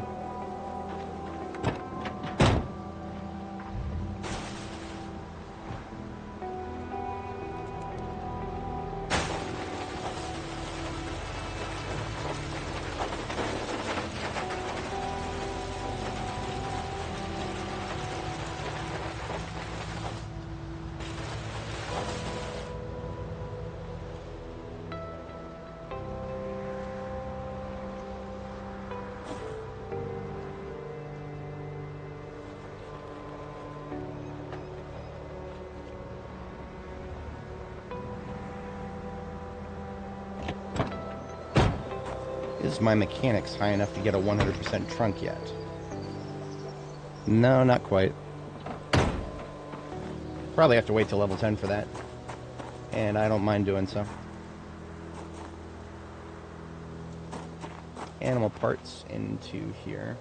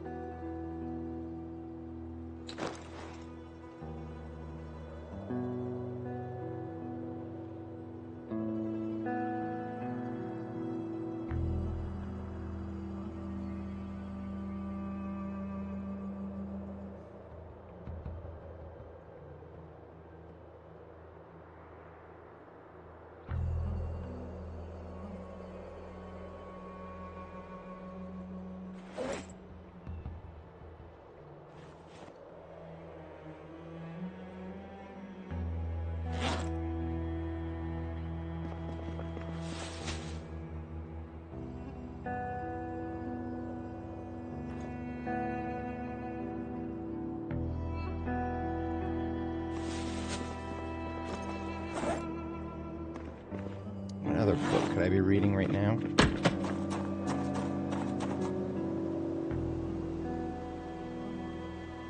suppose I could hold on to Forging 4. I don't know if I actually would read it, but I could hold on to it. Just in case.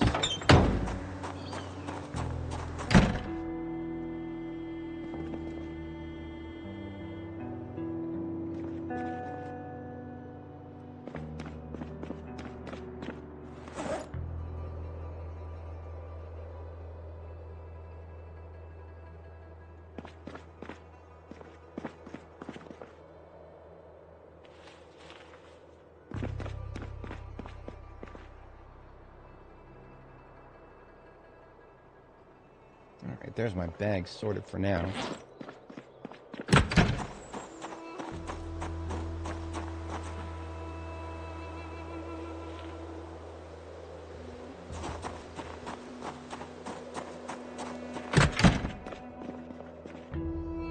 I don't recall seeing very many good vehicle prospects when I was out there. I do remember seeing a step van.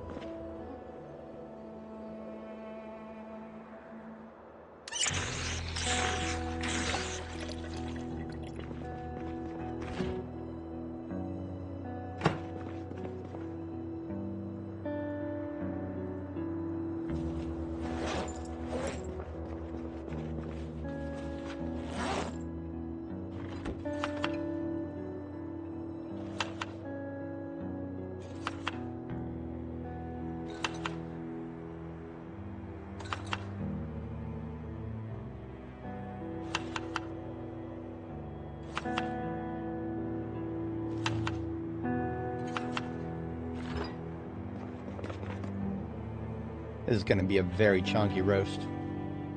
Something that I would probably want to eat while reading a book of some sort.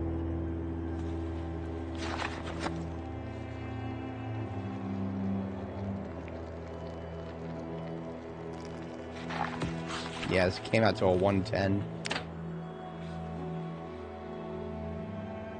Way too much chunk.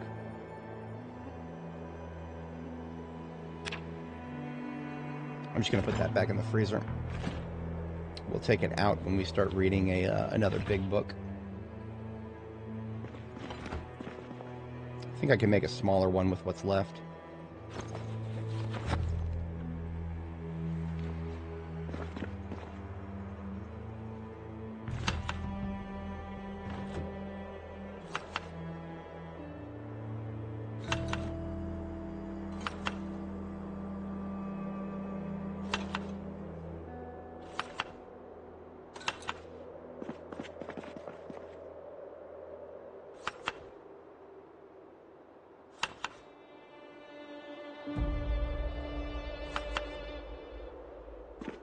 Yeah, this will come out nice, a little bit more reasonably sized.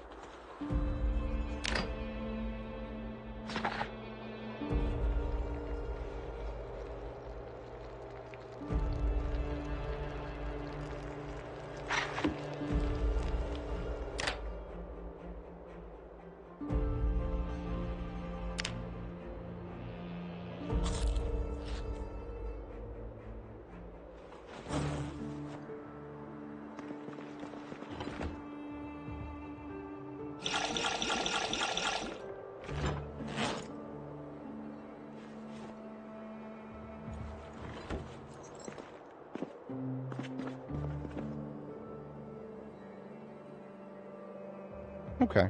So during the day, the drying rate is about still 0.9. So as long as it's daytime, we're progressing at a mostly sensible rate. What have we got in the Spiffo van here? It's about half full.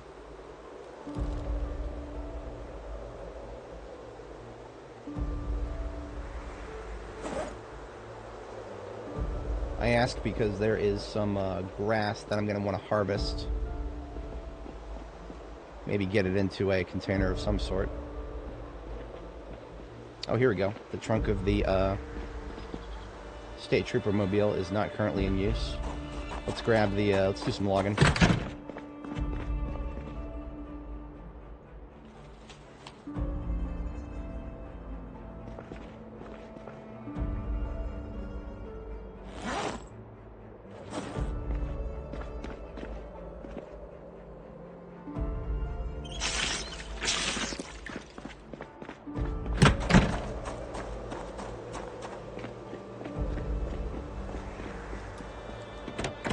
Also supposed to get an axe.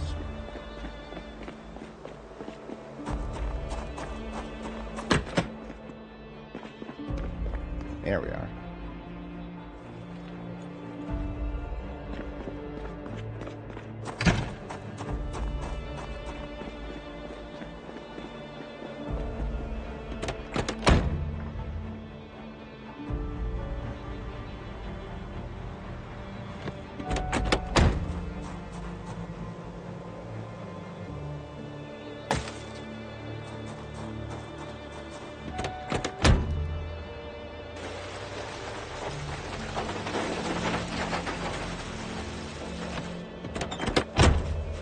There was a Zed on this side somewhere. Yeah, I see him. Kill this guy, and then we can chop wood with slightly more confidence. We should come out of this pretty parking lot where there's not a single blood stain in the entire thing.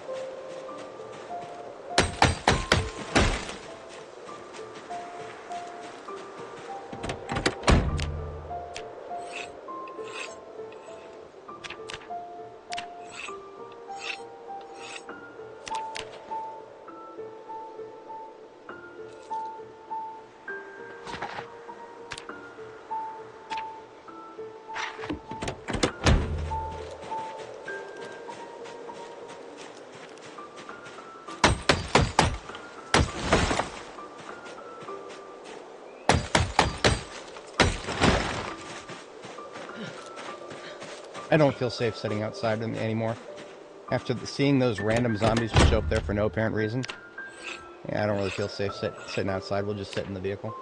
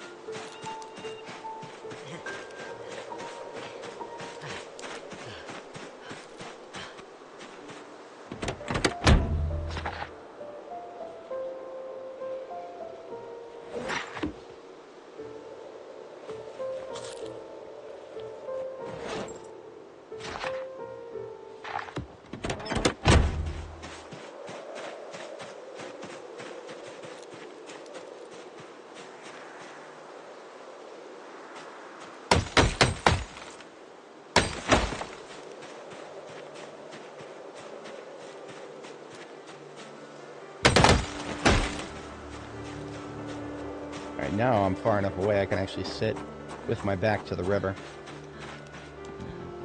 I won't get flanked.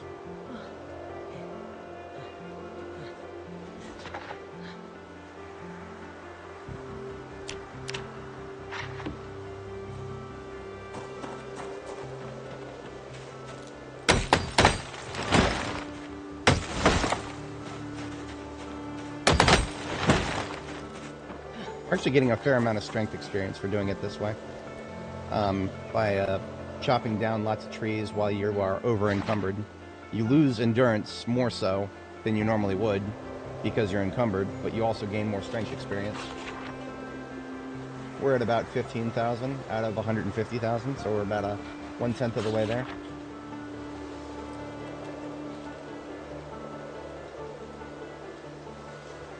We basically wasted all of our points on, well, no, we didn't waste points on strength and strong and athletic. We didn't waste points in terms of our starting levels, but we're not getting any more. We're not getting any experience bonuses that I can tell. All the other things that we, our other skills, plenty of bonuses, but not these.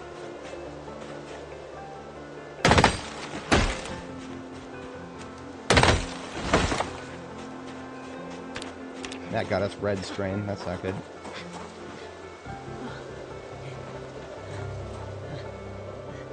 Come on, you can sit. You're good.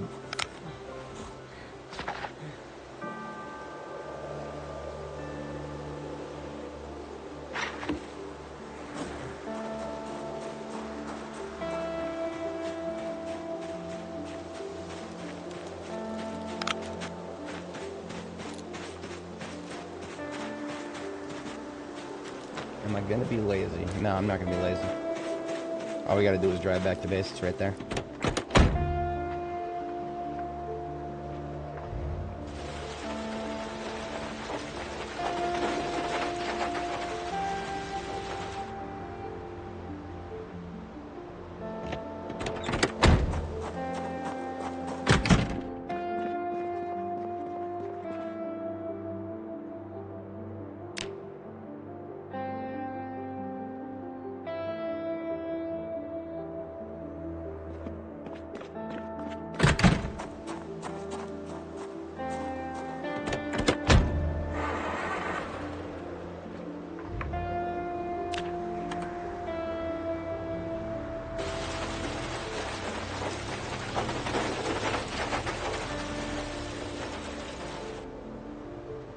I actually want to leave this one running for a bit because the battery is decayed somewhat.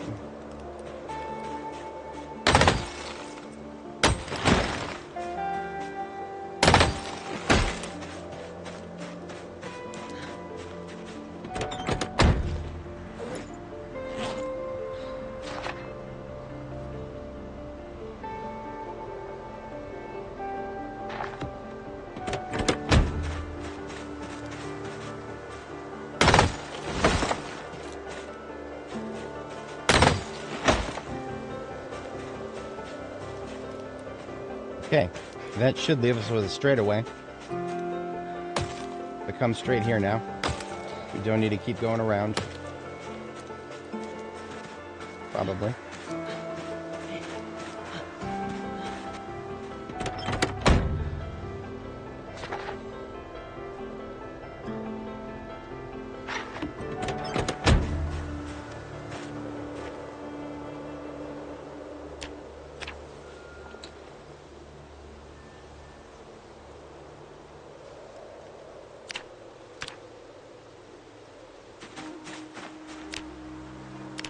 Oh, fuck off. You're supposed to stack the logs. I hate it when it unselects a recipe just because you've,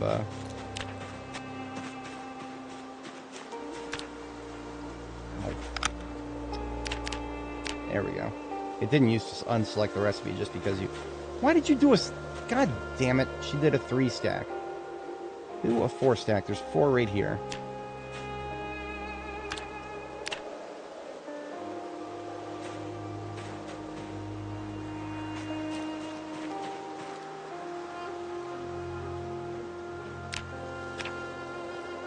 Yeah, if anybody was curious, whether 42.13, in terms of single-player mechanics, it has been entirely a net negative at this point, in my humble opinion, because of all the fun little quirks, you know, the experience gain increases here and there.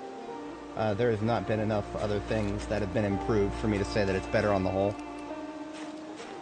Which is, I mean, it's not the worst thing in the world. People are here for multiplayer. And they got their multiplayer, so that's great.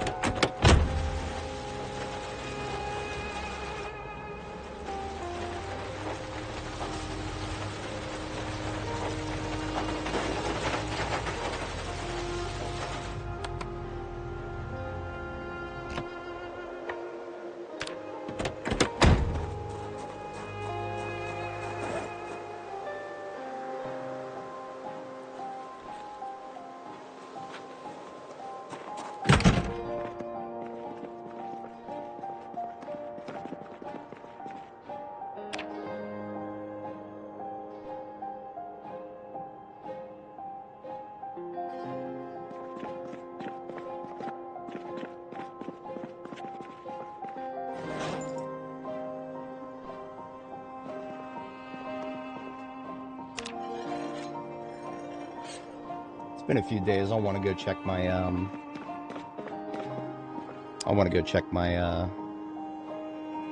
generator in a moment here.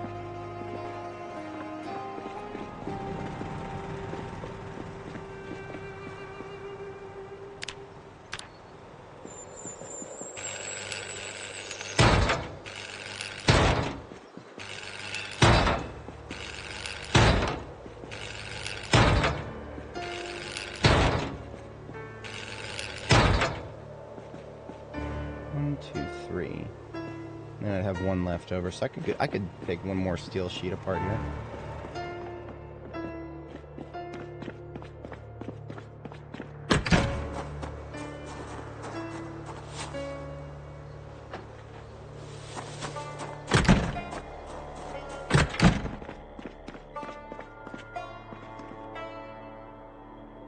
I am welding level 3 still, so I cannot yet,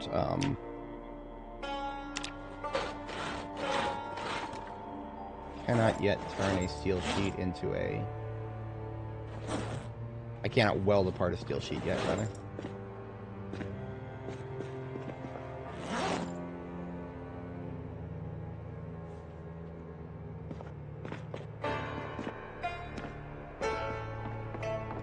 Yeah. This is the most efficient way to get welding experience now, since barricades have been increased. The material costs have become quite annoying, and they are, you need a level 3 in order to get the recipe. Some of them are for welding XP, some of them are for just being able to go around these barrels. For the most part, I think that's all the welding XP for floors that I want to do here. I may do some metal fences on the outcropping here. There's no reason not to, other than the fact that I don't have the recipe, which, whatever. I also need to be able to make steel rods, which I cannot do yet. Yeah, I'm not doing any of this shit. That's so I can make some steel rods. Speaking of, have I read the next blacksmithing book? I have. So I can, if I want...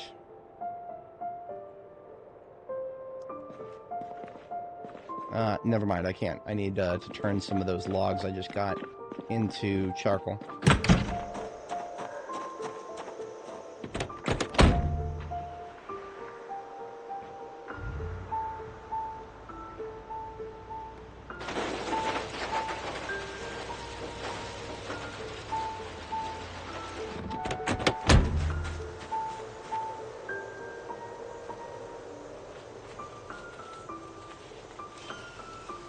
We're going to do logs and branches. Maybe even large branches, too. Saplings I will not be using for charcoal purposes.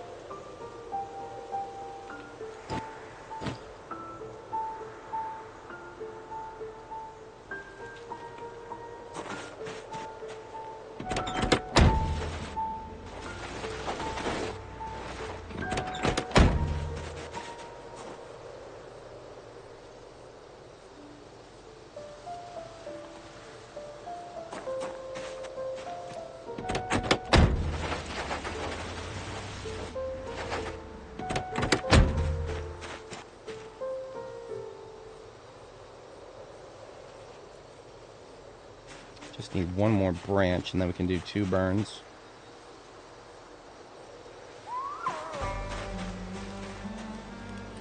Alright, so right now what I'm looking at in the trunk of this vehicle is 2 burns of small wood, 3 burns of large wood, and then if I fill this last backpack up with 4 more logs, we'll make that 4 burns of large wood, and we'll come back with a whole ton of charcoal.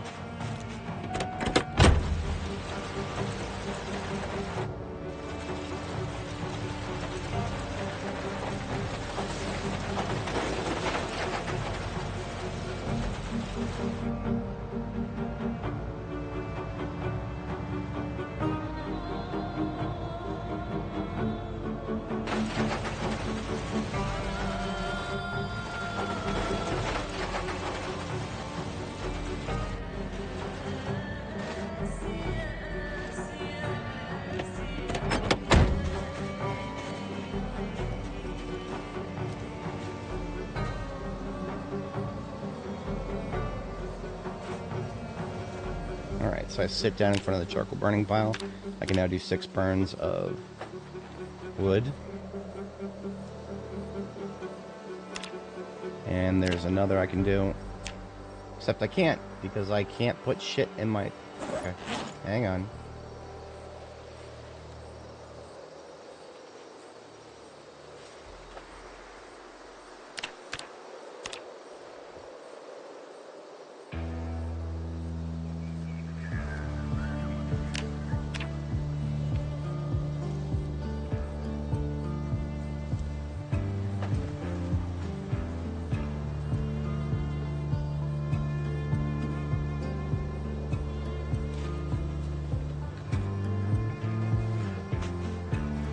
Alright, so I burned all the wood that I brought. Lots of the charcoal is in the trunk of the truck now. The rest is in my inventory. So our truck here is our source of charcoal for now.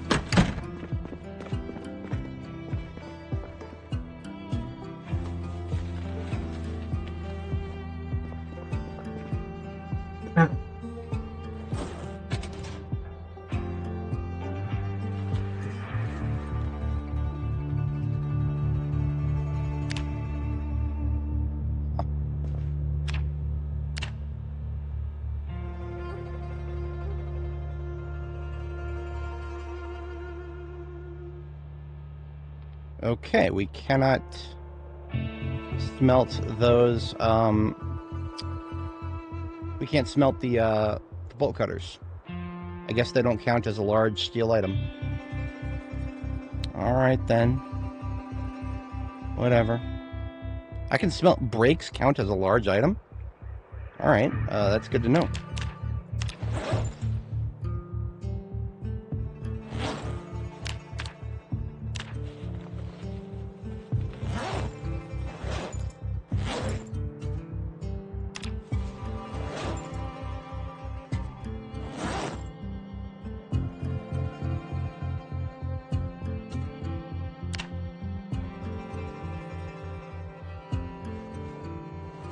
One more large and that one will be full.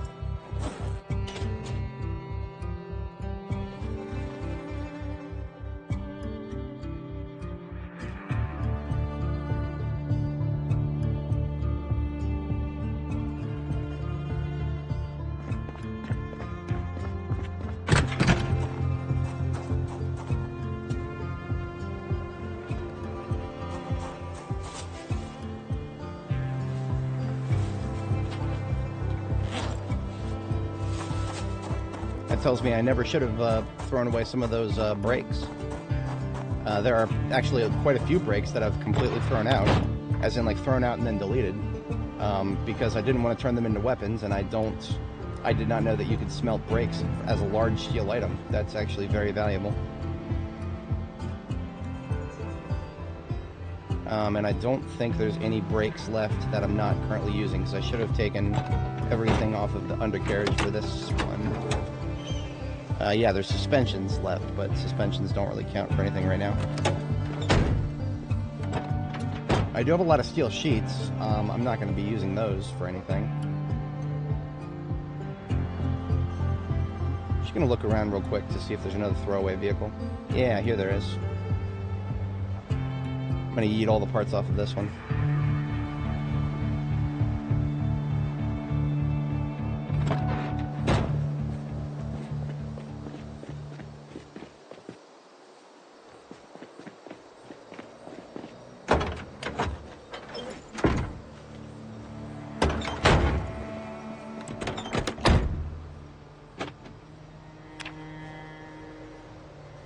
I see a couple of dudes to the north there. I don't really care about them right now.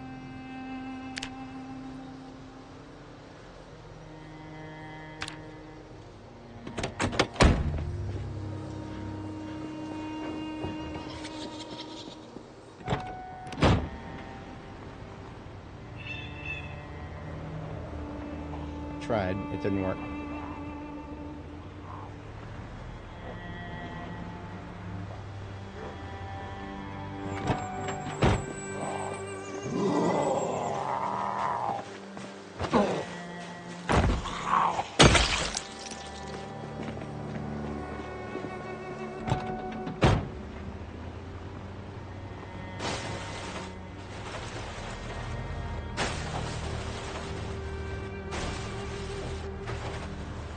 Come on.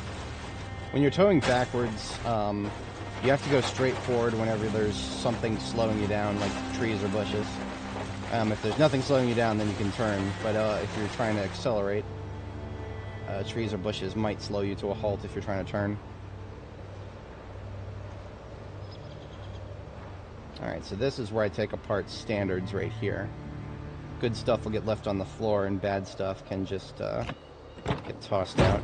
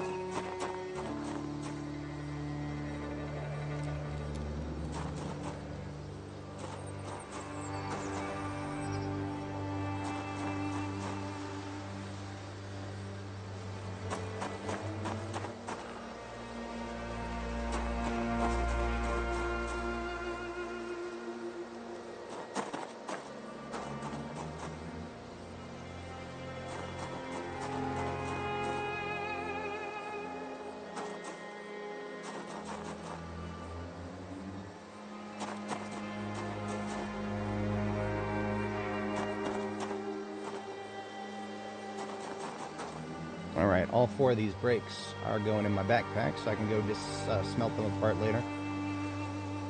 Get some steel out of that.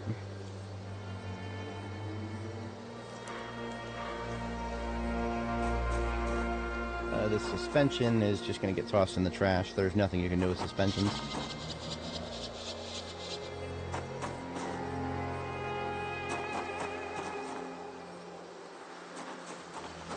These ones that are regular but okay can go on the floor right here.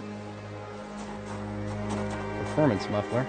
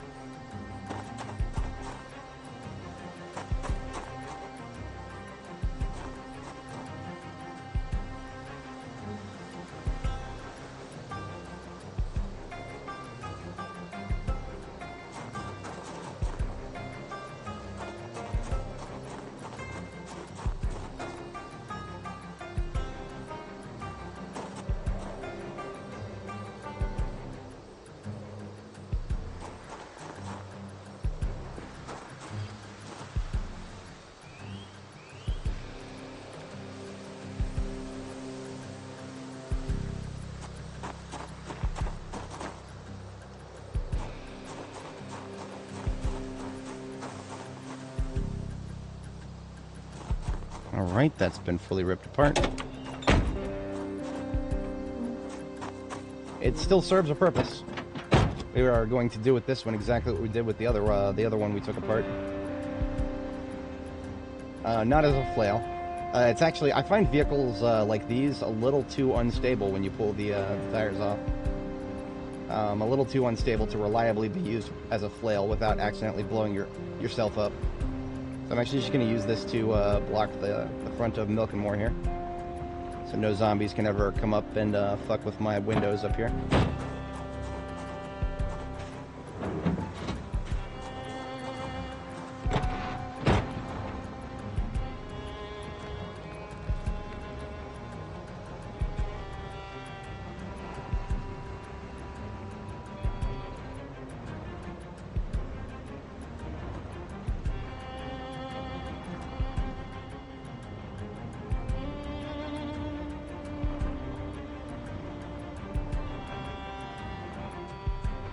Perfect.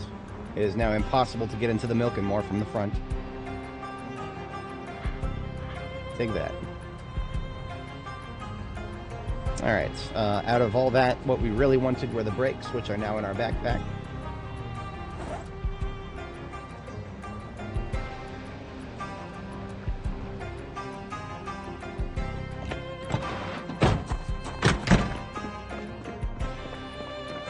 And we only actually need to smelt one, at least for the moment, because there are, we're going to have this container is going to be full, this crucible rather, is going to be full of molten steel, and we're going to need another crucible, because we need like 2 full crucibles of steel in order to,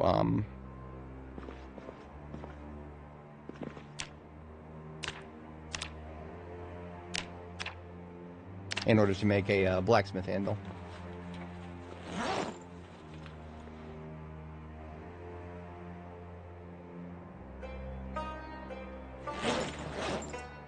There's 1 full large crucible of steel.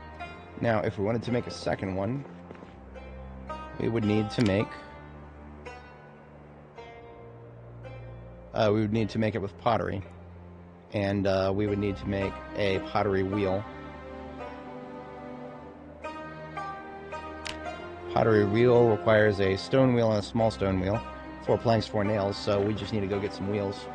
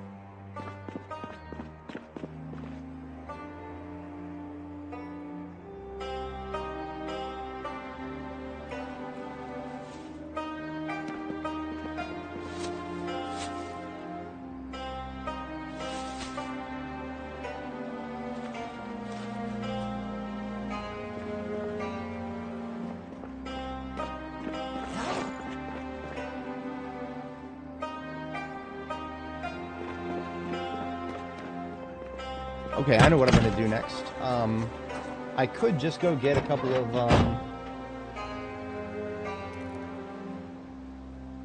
maybe I will just go get a couple of large stones. Okay.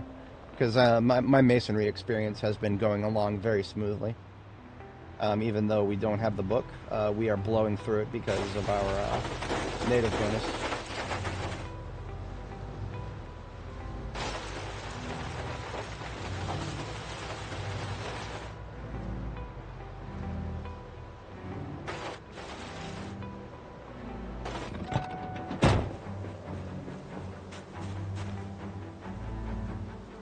So with 2 large stones, we can make ourselves a couple of wheels.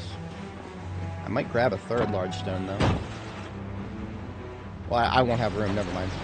It would not be possible to put a 3rd large stone in this trunk, because you can't fit 3 large stones in a trunk. Trunks are too small right now. Hey, Dios míos. Come on. There we go. It only took 3 tries to actually click on it.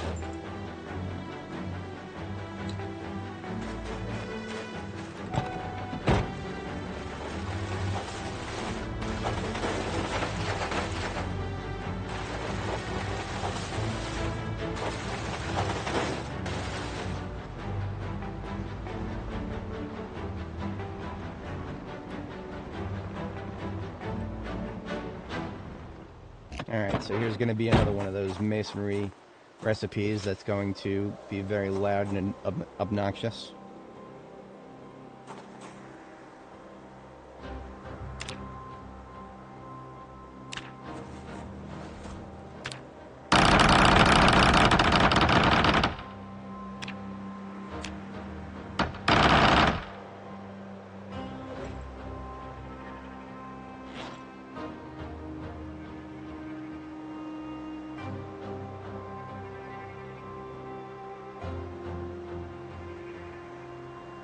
Right, there is 1 stone wheel and 1 small stone wheel in my on my person here.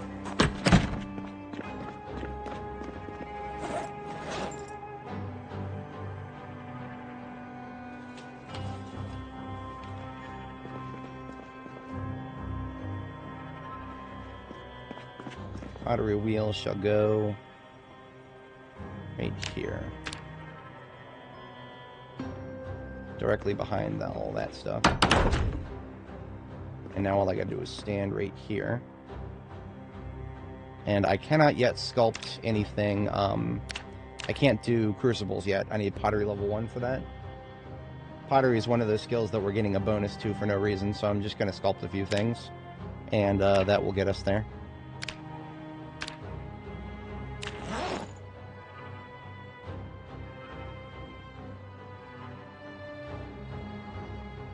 Two more of those and I ought to be okay.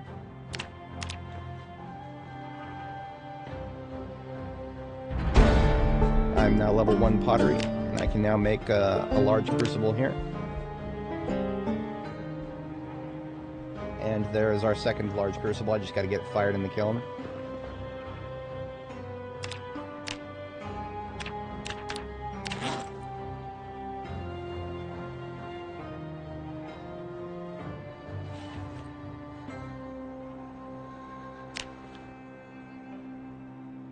And there's another crucible. Now we got to fill that up with steel.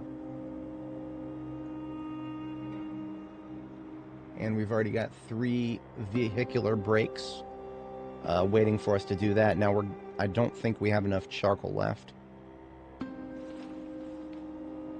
We have 4 charcoal. Is that enough for 1 burn? Yeah, we can smelt 1 large steel item right now.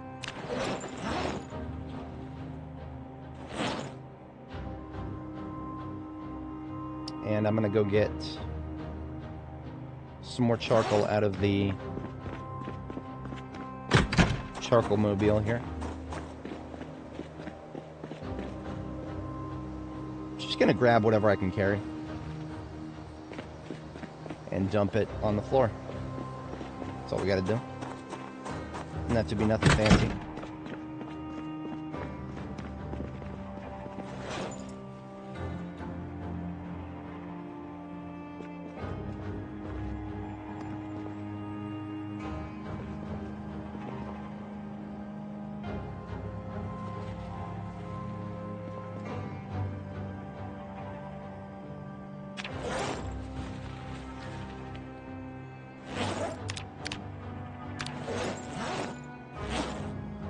Alright, so that is a 1.5 crucibles filled with steel here. Is that enough to make a anvil?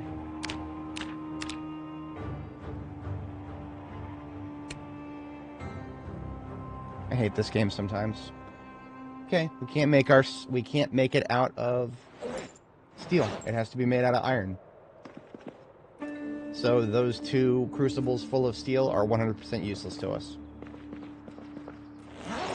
For our current task, at least. So that means we need to make a couple more clay crucibles, because we can't even empty the steel out of those. Like, there's literally nothing we can do with that steel. I thought we could use it first, but nope, I was wrong. Skill issue. Should have known.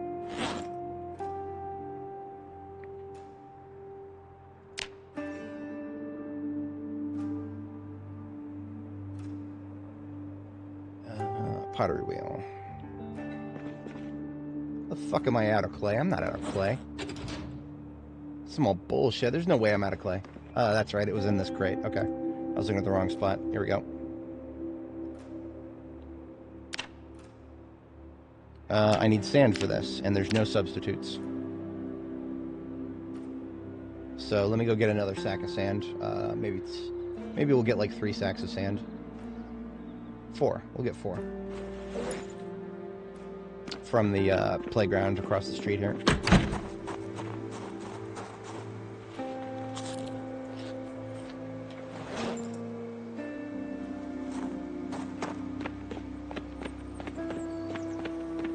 I know I have a bunch of sand on the floor right here. That's not the point.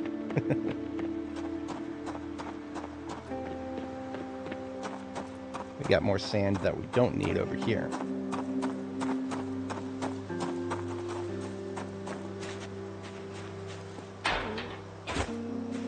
Alright, what have we got? 4 bags? Yeah, so that's 16 tiles.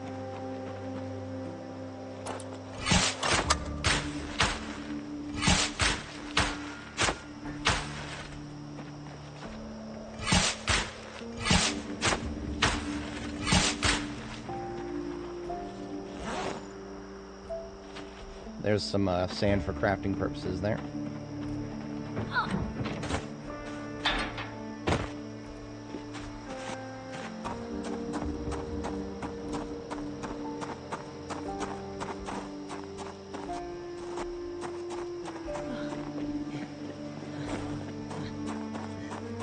She sounds like she needs a break. We'll give her one soon.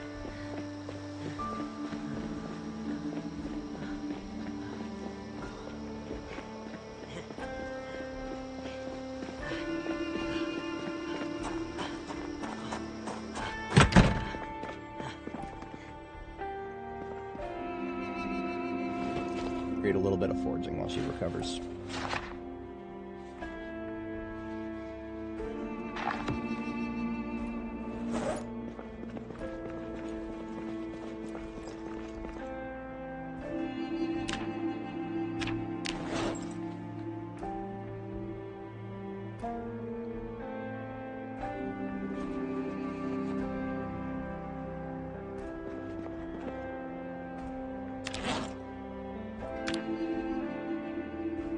Alright, these 2 crucibles we're going to have to fill with iron instead of steel.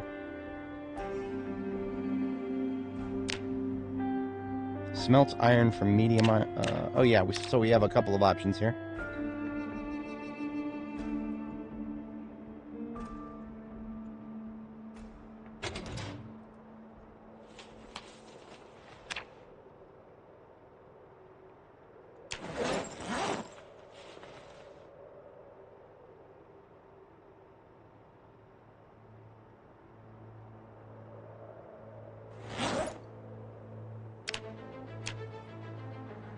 We're going to use some carpentry chisels. We should have 4 of them here.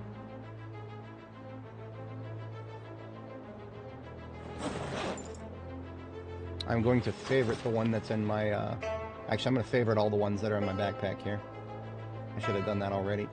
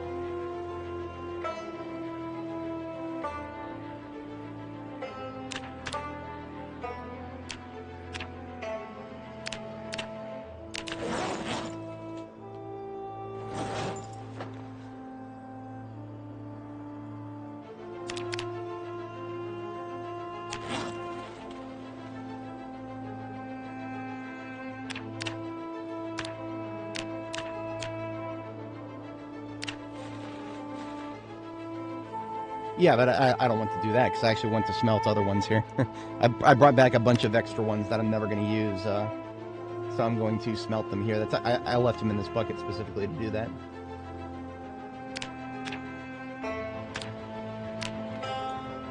Maybe at some point in the future I'll be at that point where I can do that.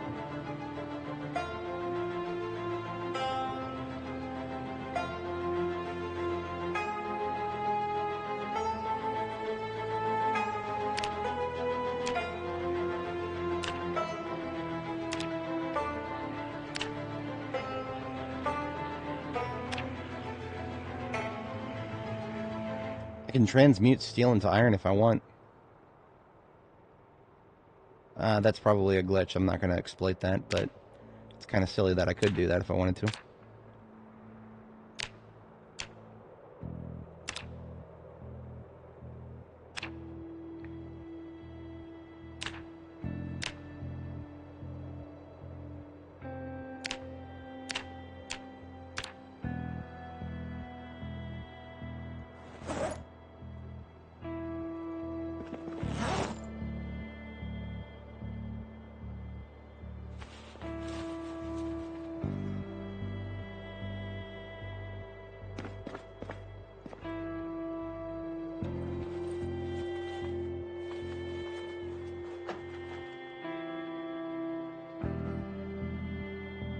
I'm gonna go collect a couple of cars to dismantle.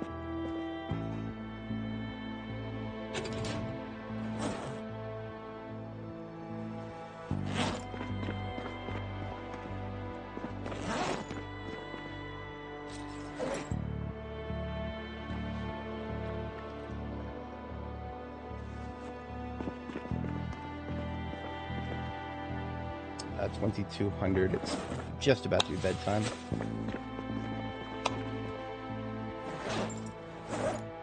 We'll read tonight, and then tomorrow morning we will deploy to grab a couple of cars.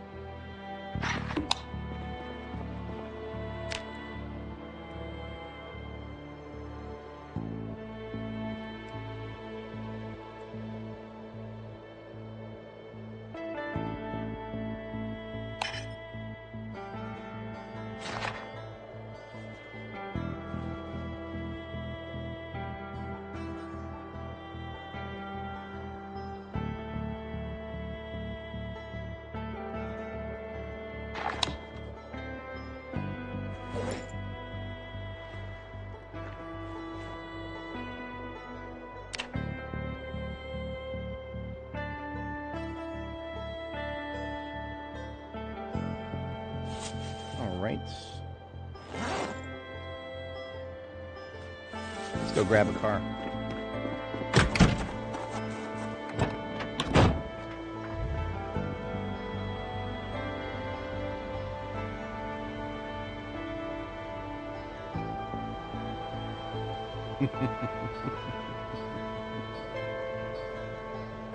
Yeah, they really should.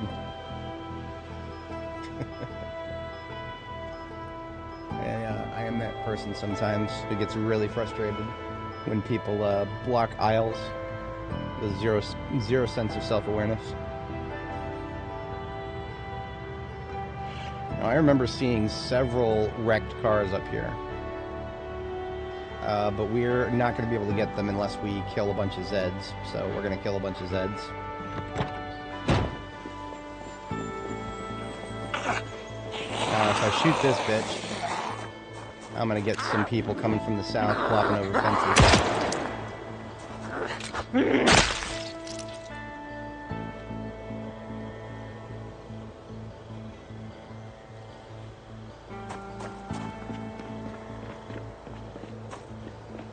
Right?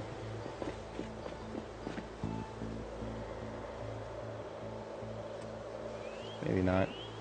Ah, there you are.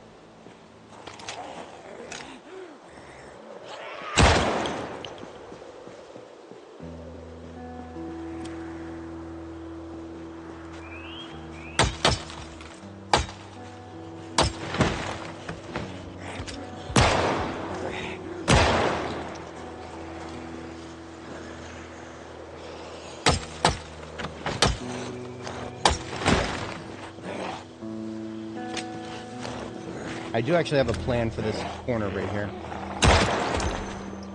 Something I've done in the past and will probably do again in the future is just cut a hole in the fence right here.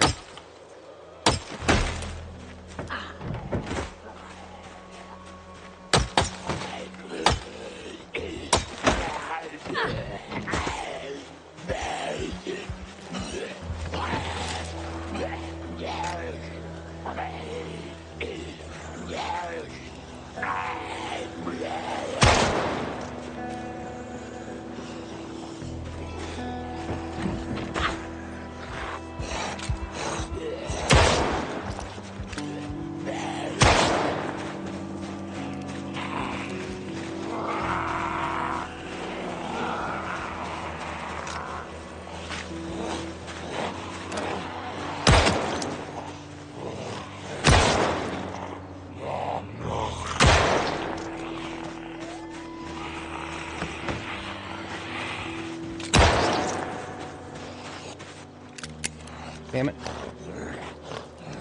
Skill issue.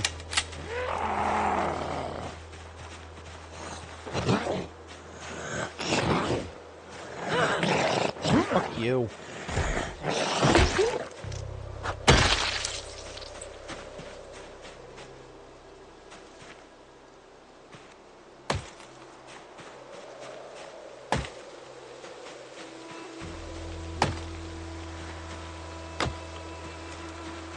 You know what? I might just connect the drive. Oh, no. That's I didn't do that in the past, and that's why.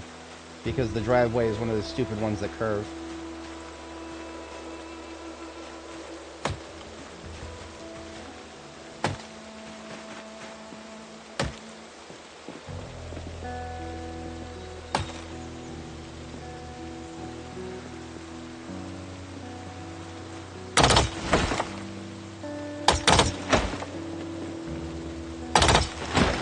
If I cut these trees now, it'll be easier.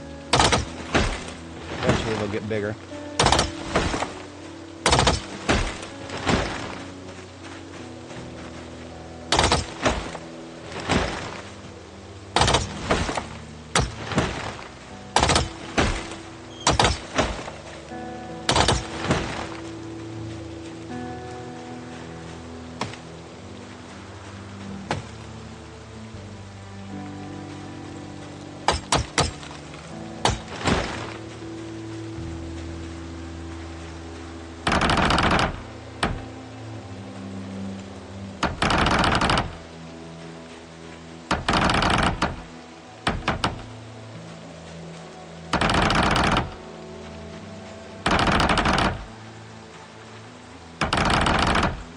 Now, if I want to patrol the area, it is a lot easier to do so.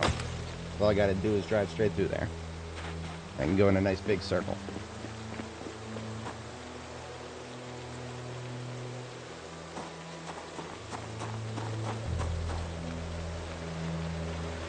Oh, I already got her stuff. Okay.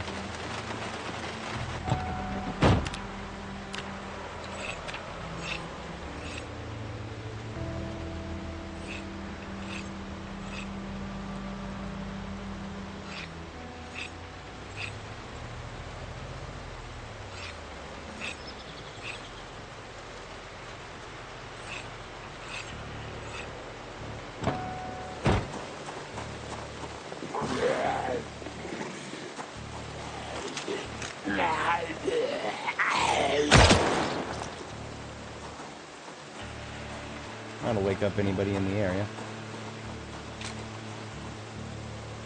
Everybody's got to be slow, of course.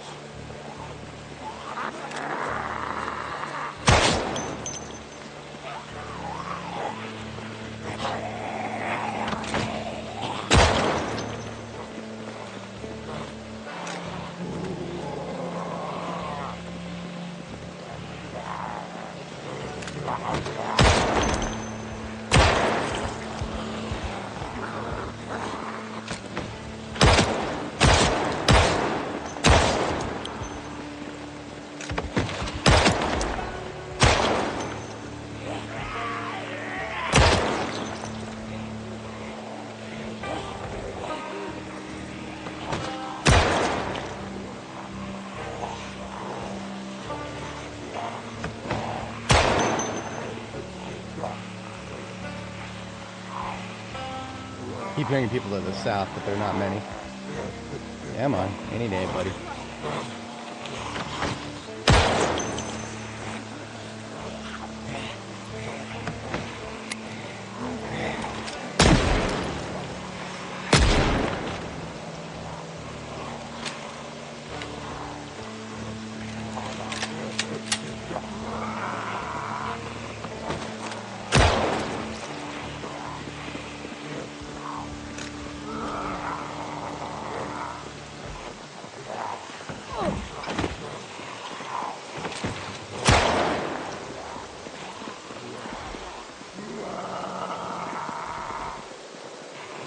Who is down there to the south? There's somebody just down there gargling. Oh, she's a vagrant. Problem solved. I hate it when they just sit there and gargle. They would be making aggressive noises. Sounds like somebody hitting a door upstairs.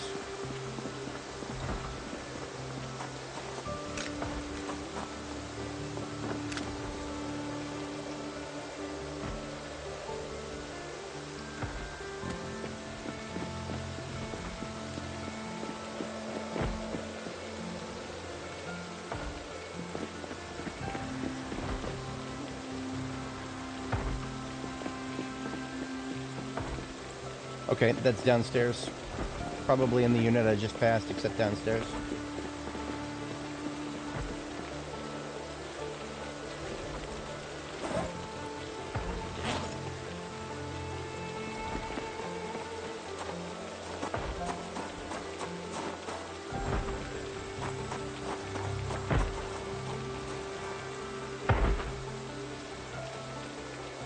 Oh, it is this one. Okay.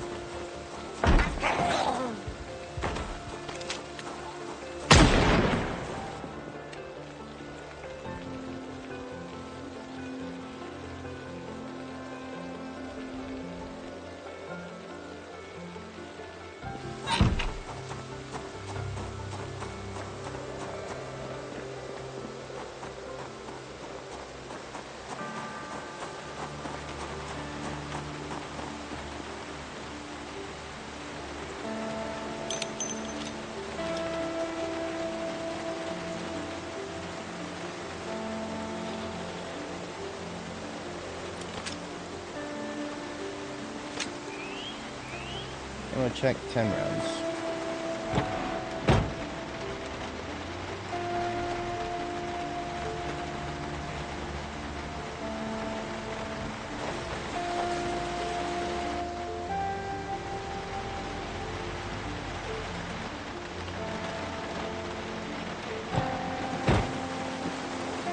We're gonna melee these guys. I don't know if I'm close enough to start pulling the Gigamart horde from here, so we're just gonna melee.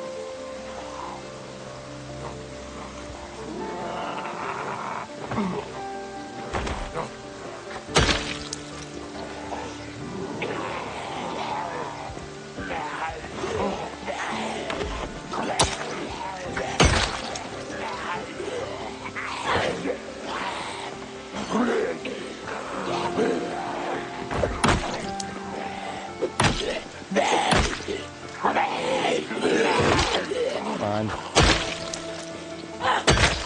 Works. Alright. Okay, I had a trash helmet on. Timothy Grigsby.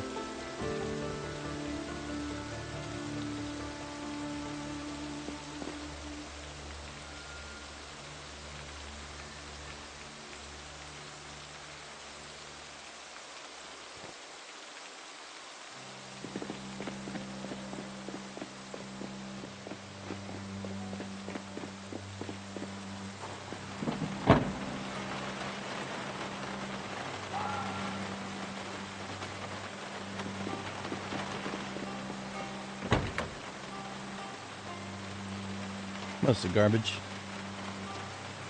A couple of decent breaks. I'm going to use the gazebo up here as a fighting position. And we're going to have a drink here. We are going to get some killing done.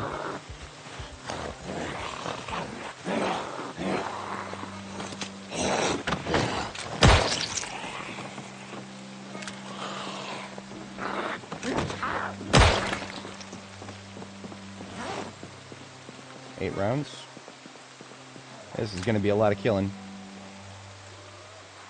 Have I mentioned that I like these gazebos? We made a very copious use of the other one.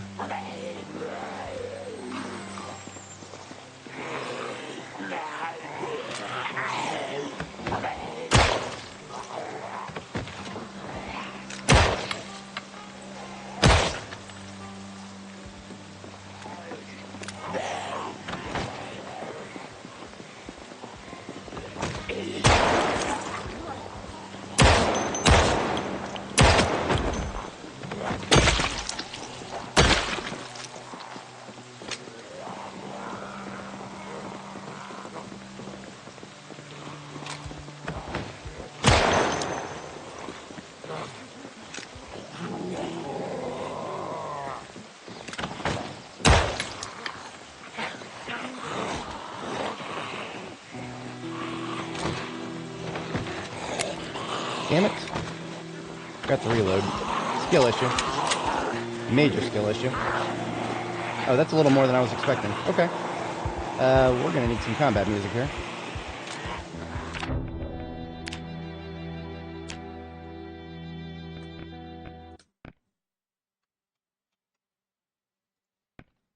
Let's have a little bit of combat music until we deal with these guys.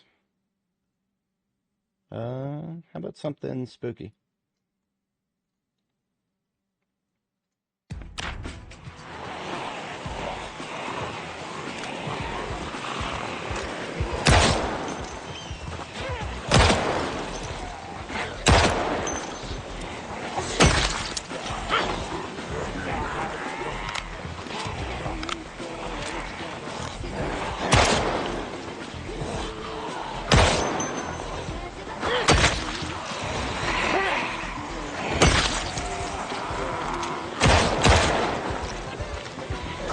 Back him up. Too many.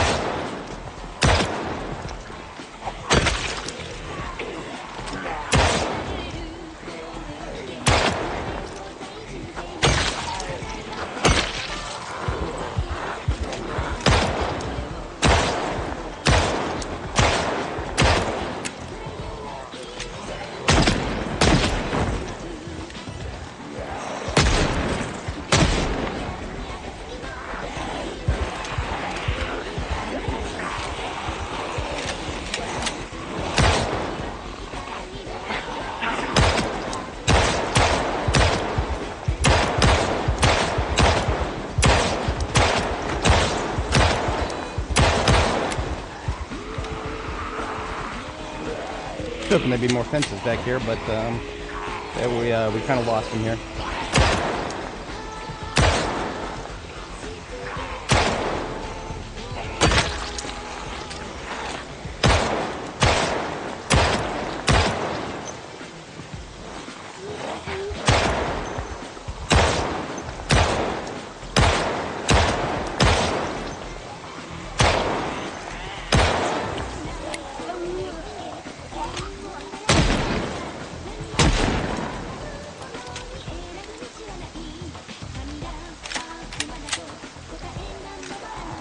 Can't fall much farther back than the ambulance, so let's take the ammo out of it.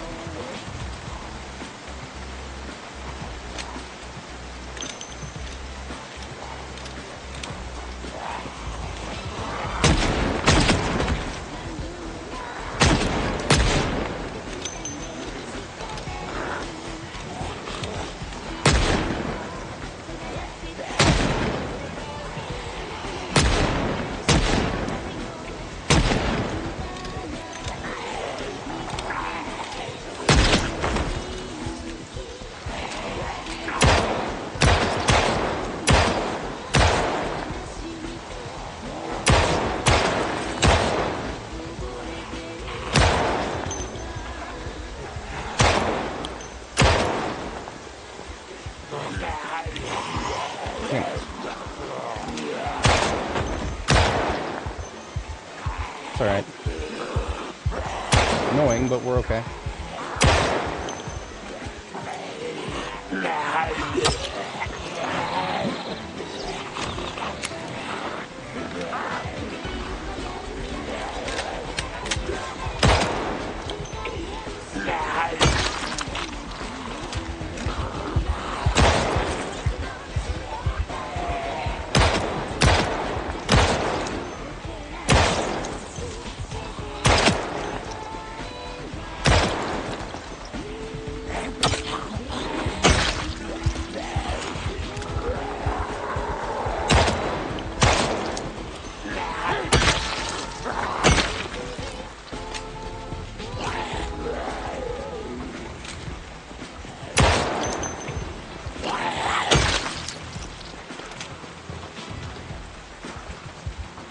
We're actually out of 9. Okay. Glad I checked.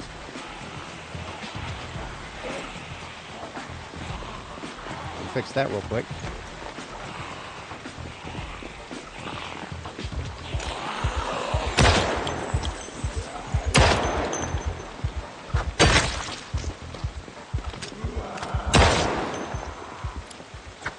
Perfect timing. Song just finished.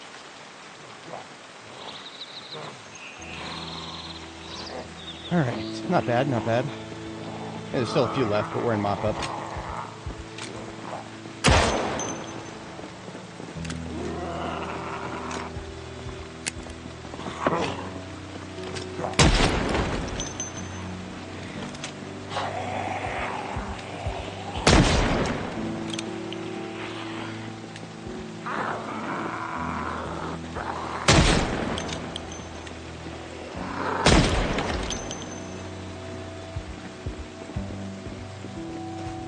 Off to the door, dude. No ice cream left. The ice cream shop is closed.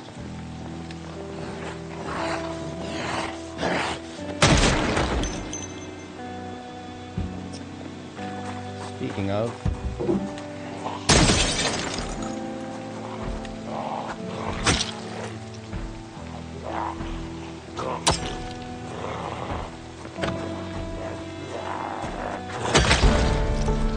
Level 4. Probably the back door.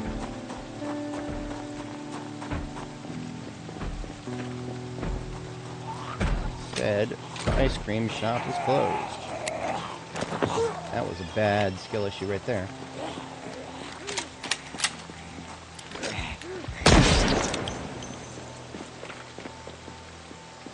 Almost a level 6 aiming. Kind of unbelievable how quickly I got there. That is the power of having both the skill book read and whatever the hell is going on with skills right now.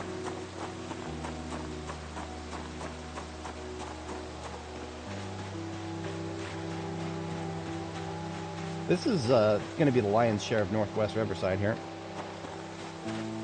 Or Northeast, rather. Northeast Riverside.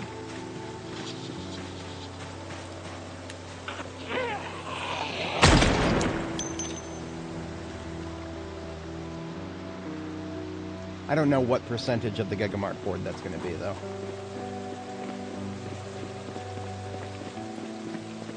He's got a nice hat. I probably should have killed him with melee so that I could be reassured that I could... Oh, never mind, we're good. Look at that. That's a great match. I'm holding on to that. That's great.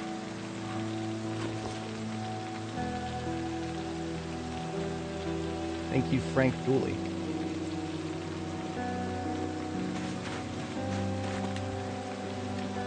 Hey!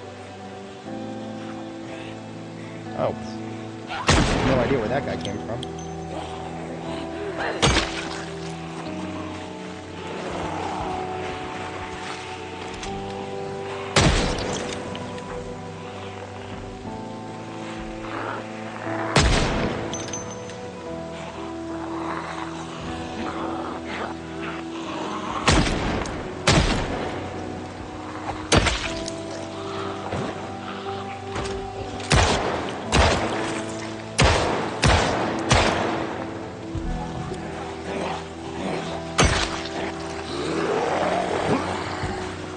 Pulling back a little bit.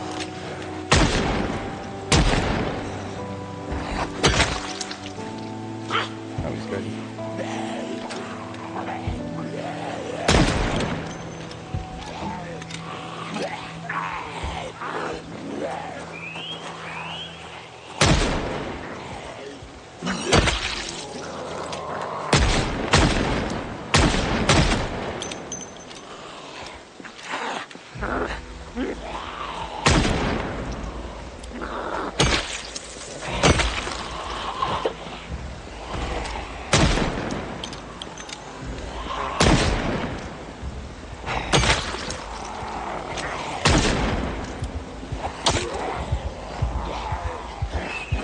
Alright, ammo checks. We've got a fair amount of everything except 9.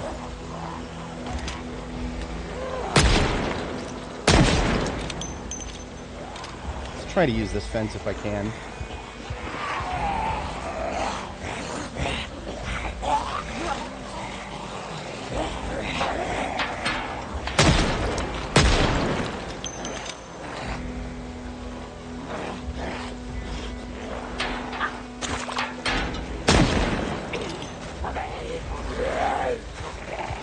We're gonna get limited return on this fence.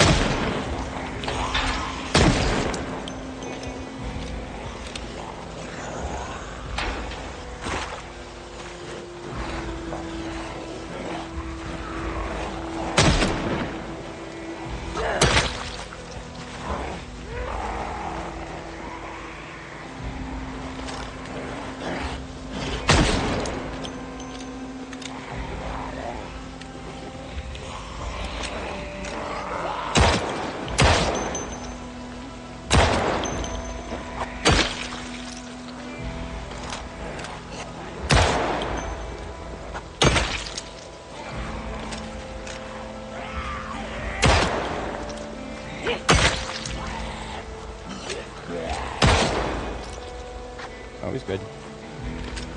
Ammo check. 3 rounds in the current one.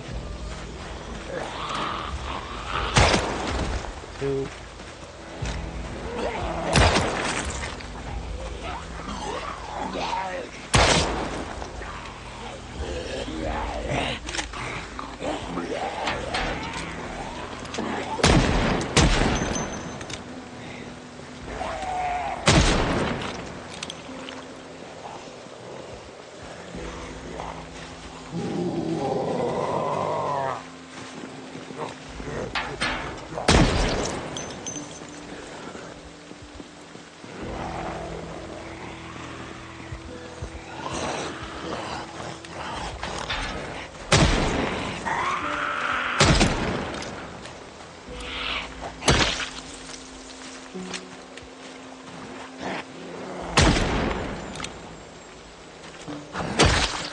Okay. Feeling good about it. I'm feeling good.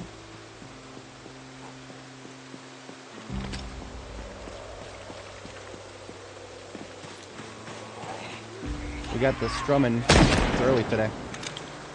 Guess he got home early from work or some shit. Deploying countermeasures.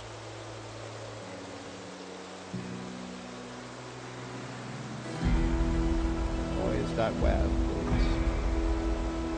Got it.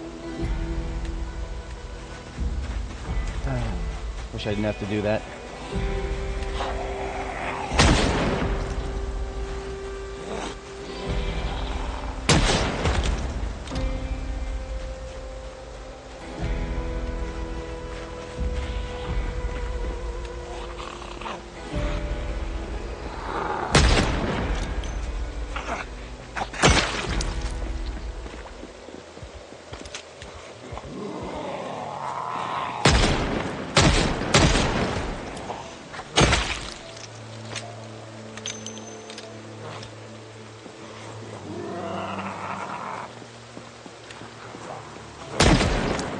One to the left somewhere? Yeah. I don't want to be getting flanked too much.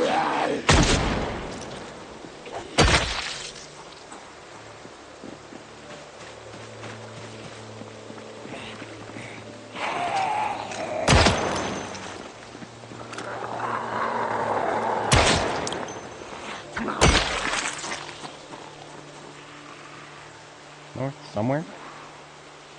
I can hear somebody north, I just don't know where. Probably on the other side of one of those trees.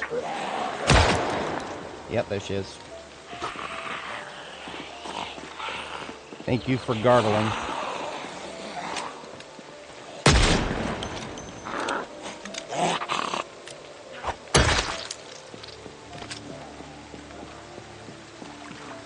In the M9.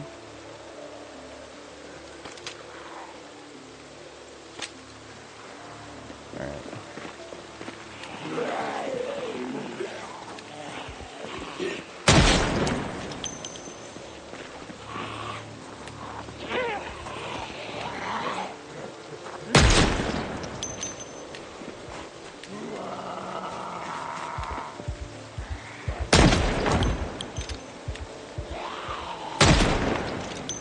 This is one of those things that they're trying to remove from anime. Not allowed to do that. Well, hello there.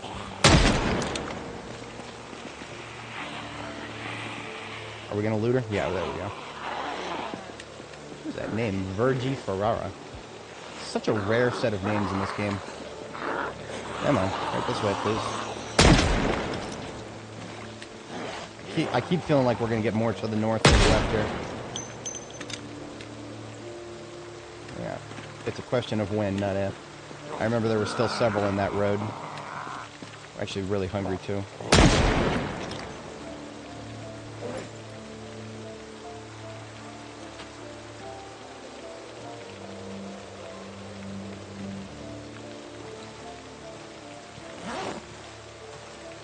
I hear you.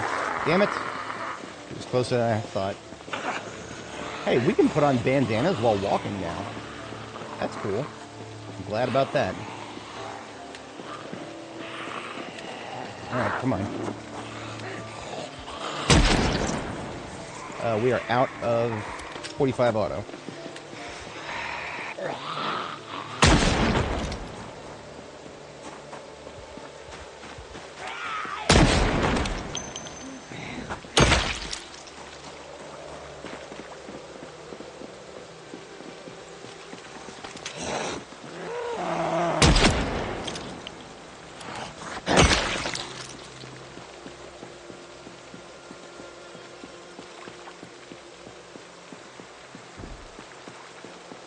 Well, Left 4 Dead has different types of zombies. This game has got some pretty strong lore for its zombies. The fact that the first strain of the virus was airborne and it had a very long incubation phase. So containment was a pipe dream from the very outset because by the time people started converting, there were people globally who were just infected all over the place who didn't know it until after the first of them started popping up.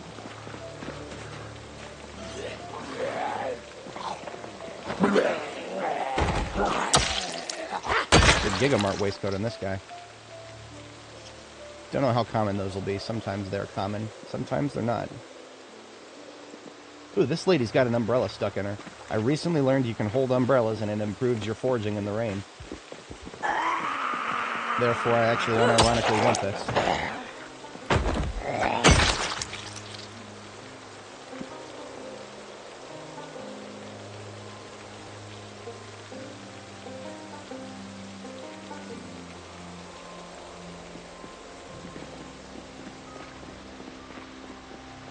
Alright, the first of the wrecked vehicles that I actually was kind of, this is what I was fighting for. The first of them are over here. I mean, there's a couple of purposes for what we've been doing. The biggest purpose is to kill the zombies so that we can do what we want up here without being harassed. But the first thing that I wanted to do up here was recover one of those vehicles.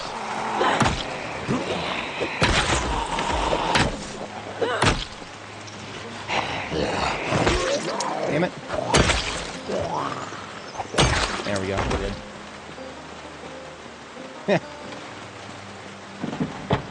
Ooh, that's a lot of fun stuff.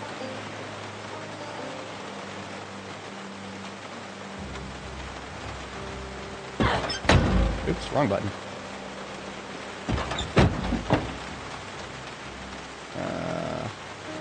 There's an exterminator right here. Oh, I saw the crap on the floor.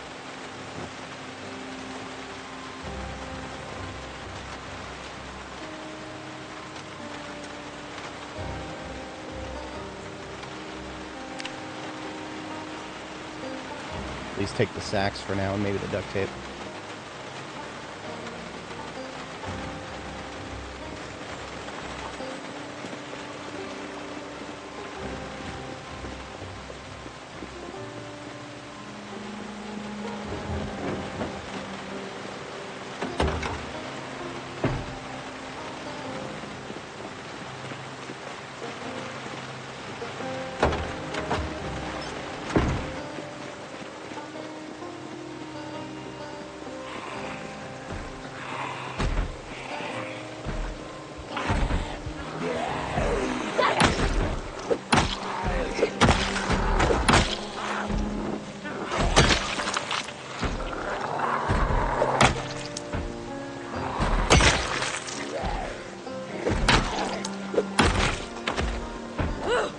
Kill them. I still hear somebody thumping inside. I don't really care about that.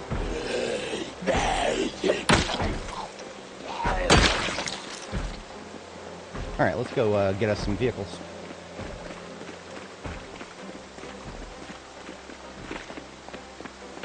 I've been on foot this whole time, so we're going to have to go sprint a little ways to go get my actual van.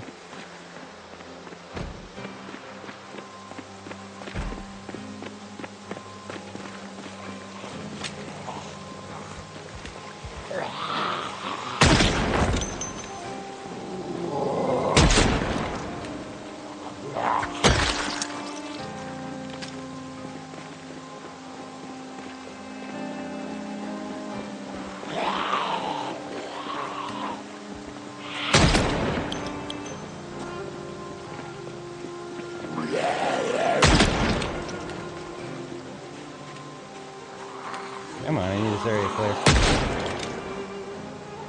Alright, close enough.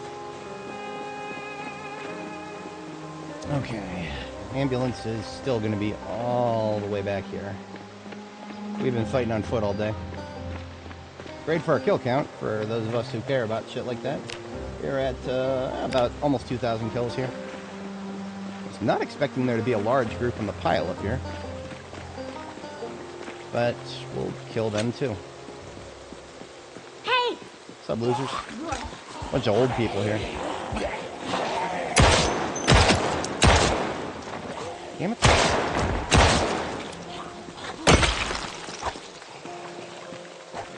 Everybody dead? They're twitching for a second.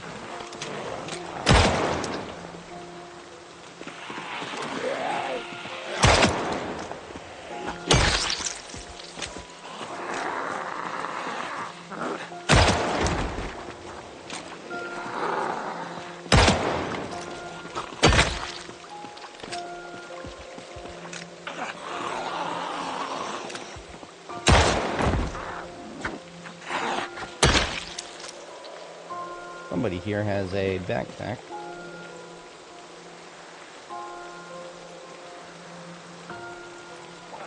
You're gonna make me scroll through the whole corpse list here? There we go.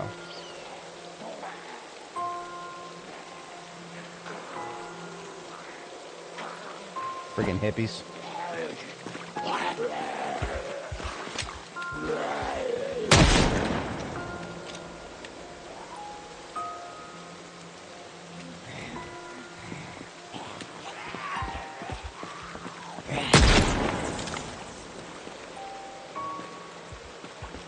Alright, here's our vehicle.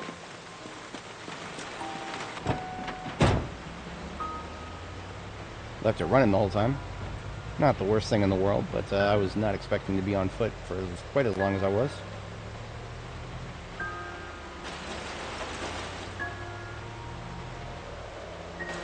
Okay, so we've got 4 wrecked vehicles in this area. There's that T-bone there at the intersection there.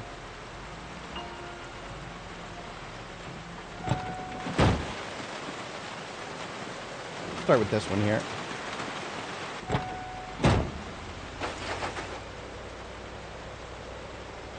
I wonder if I could tow this forward. I'm feeling very light on resistance here. I'm gonna give it a shot. I know I just got really angry earlier and I said I'm never gonna try towing forward again. That statement mostly remains true. But if I am in a situation where I've already tried towing it backwards and it feels really light, then I almost feel morally obligated to give this a shot. So this will be the exception.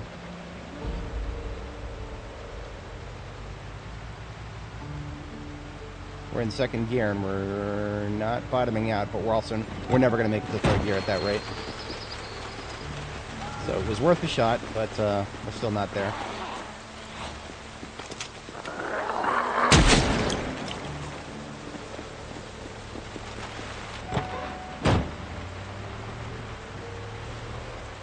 Omi in the chat was asking why I tow backwards earlier. If you happen to still be here, y'all just witnessed exactly why. We've had a pretty decent rate of in and out today.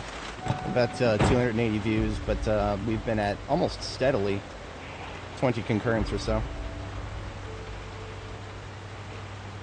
It's the folks who know what's up, and then the drive-bys, as YouTube recommends it to new people.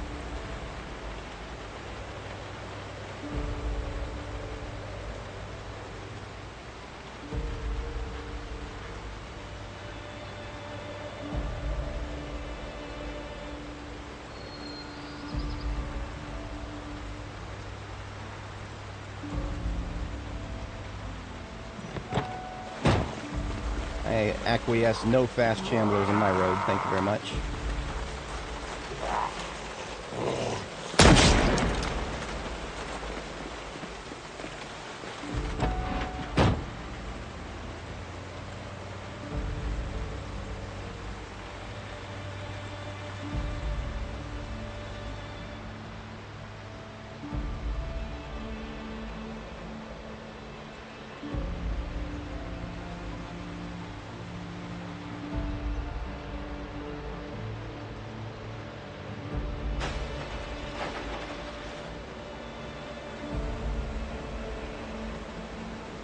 Every once in a while with wrecked vehicles like this, you'll sometimes find like one or two good parts on it, but we're going to find out if that's even the case.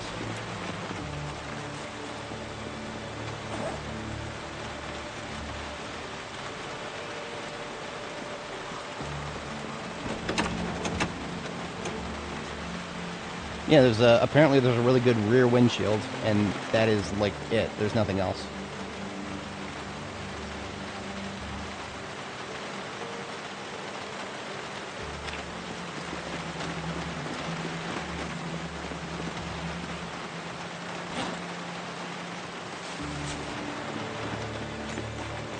Now remember, if you use welding to rip a vehicle apart, all the parts that are on the vehicle will be gone forever.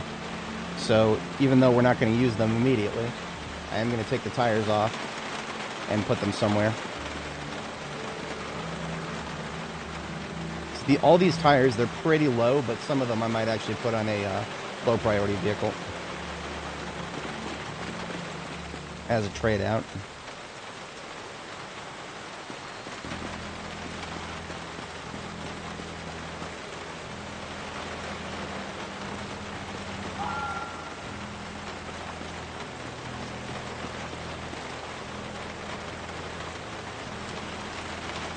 And the brakes, since we can smelt these for steel, absolutely taking these.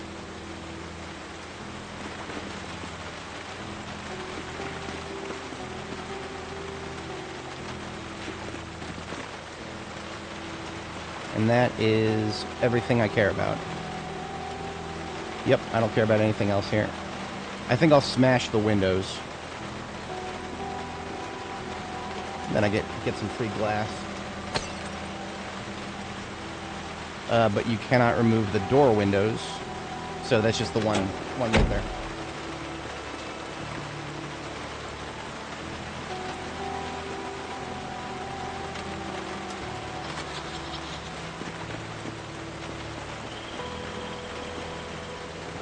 Alright, I need a welding torch.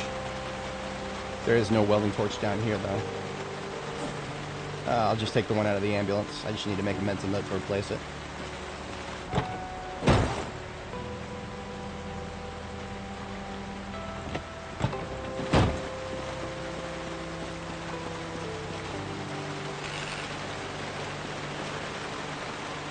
We didn't get much.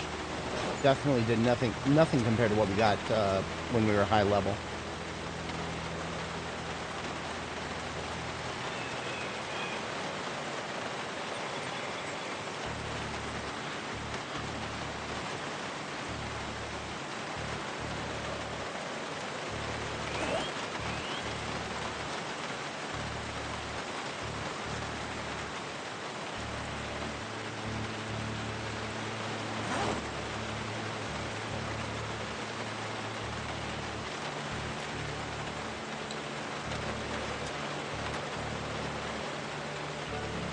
The steel sheets, I'm actually just going to leave those because I could use them back here for vehicle repair.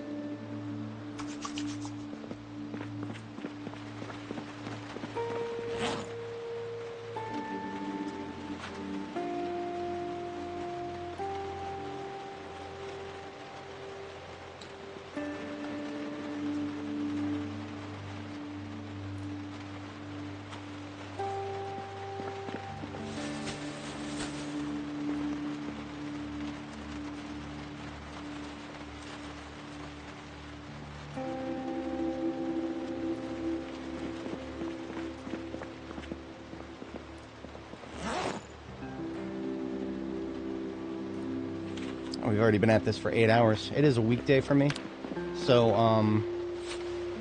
I have to think about winding down here. I don't think I'm gonna. I think I'll do one more day, in-game day at least. So I'm not immediately gonna quit or anything, but we're definitely moving in that general direction here. I do have a couple of other things I gotta take care of today. ID cards over here.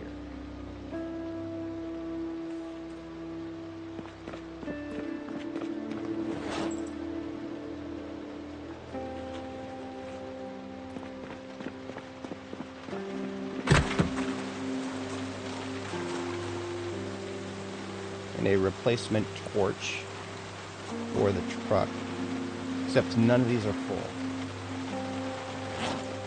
So the one that's in my hand, I'm going to go ahead and refill it.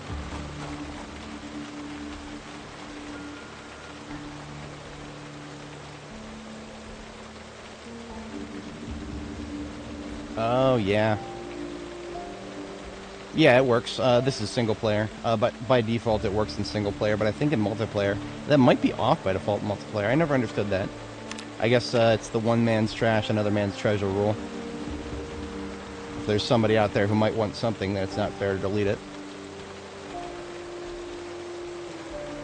Allegedly. There it is, refill long torch.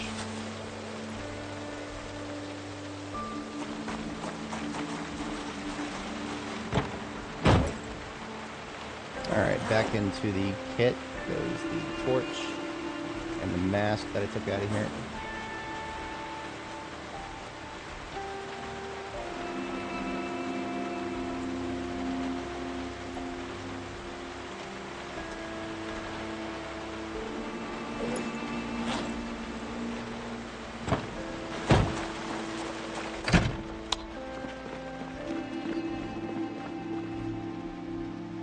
Alright, let's see if there's anything I can smelt for iron here.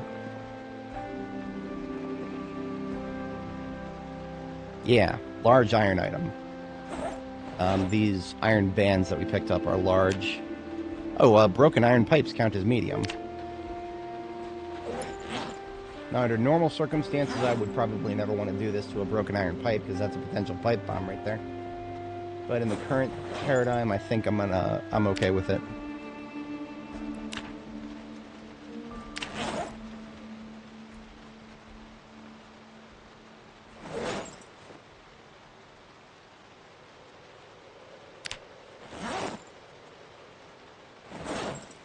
Okay, we've got one full ceramic crucible with iron.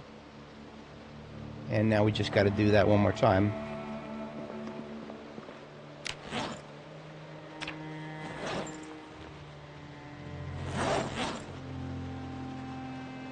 We are now out of charcoal, so we'll come back to that tomorrow. So it is now our bedtime. I'm going to put this umbrella in the trunk of my ambulance here now that I've washed it off.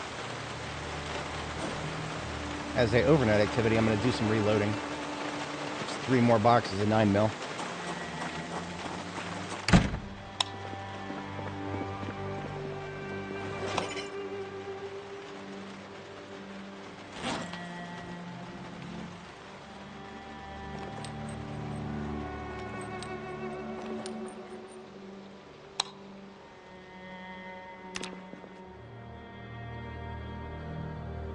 Yeah, I know there's a server setting for that, or at least there used to be. I don't understand. They never would have taken it away. Just buried in there somewhere.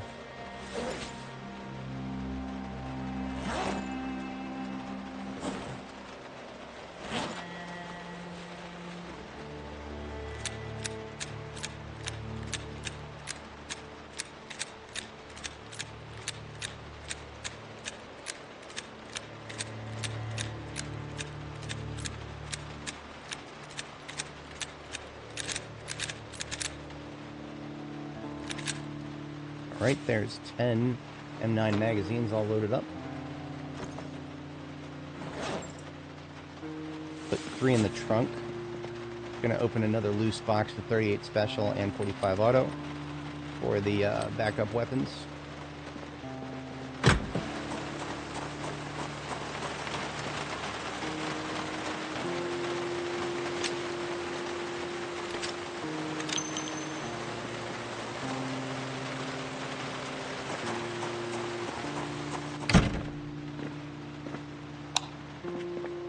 Yeah, we've got enough time left. I can fire up the floor lights and get something done here.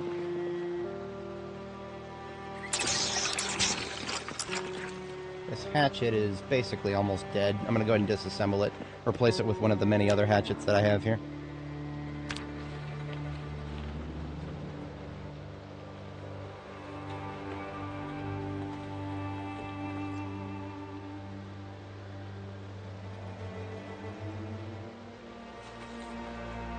Can't remember if this hatchet is worth iron or steel.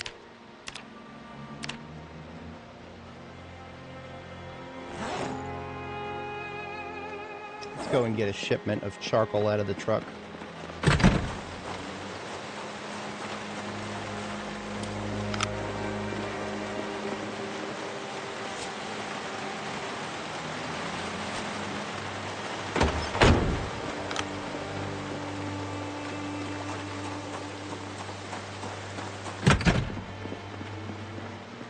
Garbage bag with charcoal I can just put on the floor here. And then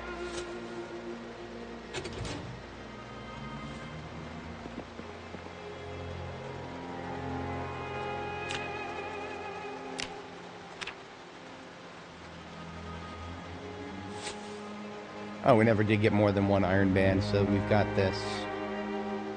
Got these 2 medium iron items.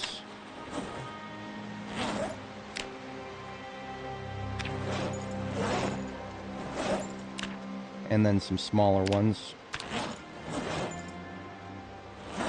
Let's see how close we are.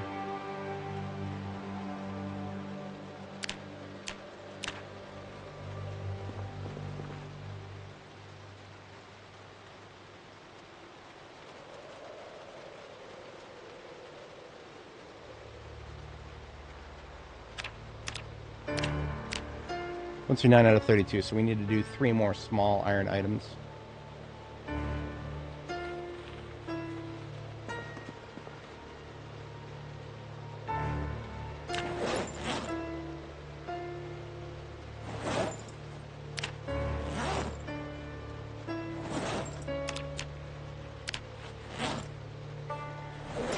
That should leave us able to do a...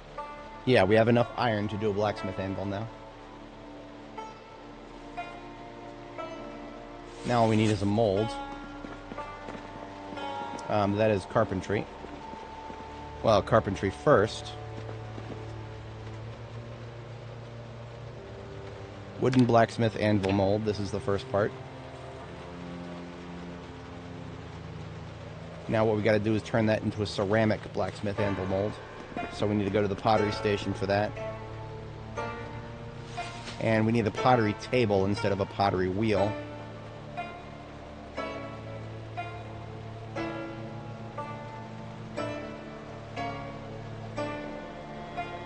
Which means I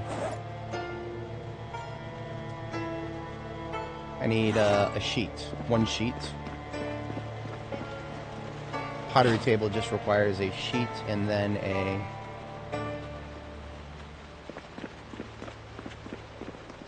some wood.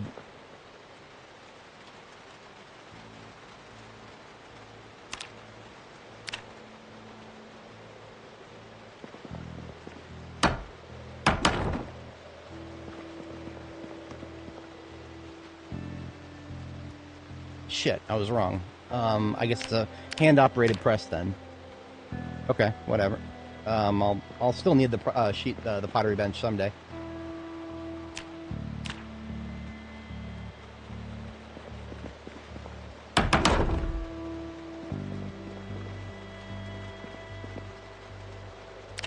Press blacksmith anvil mold.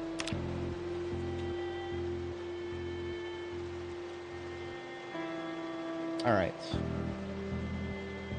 Leave the wooden mold on the floor. And we'll fire that tomorrow. I'm going to go ahead and sleep. It is 4 a.m.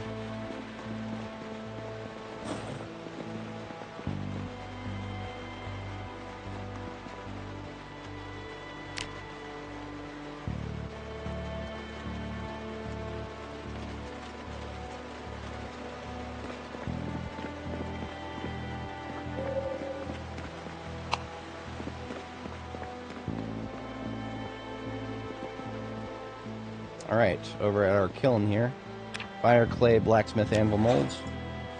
So now we have a ceramic blacksmith anvil mold, a one-time use item that we use along with the 2 crucibles of iron that we put together there.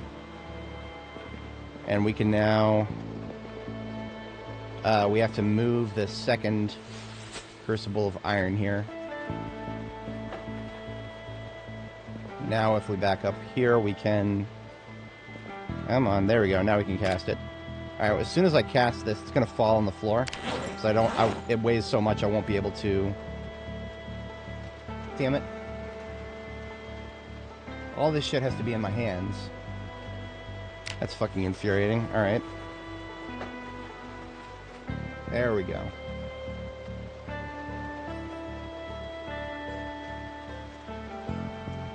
Okay, we got a blacksmith anvil on the floor. We'll want to get that to our base location when the time comes.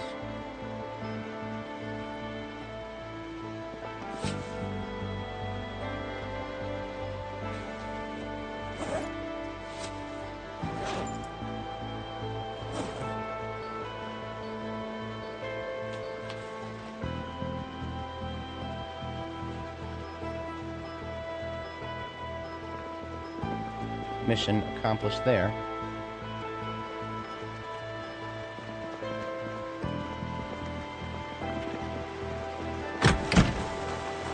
Actually, that might not be a bad spot to call it.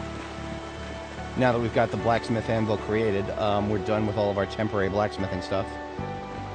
We no longer need to do anything else blacksmithing related here because we have got... Well, we'll need some more leather. The leather is currently cooking. How is it cooking? It is at half capacity right now. We could make it go faster.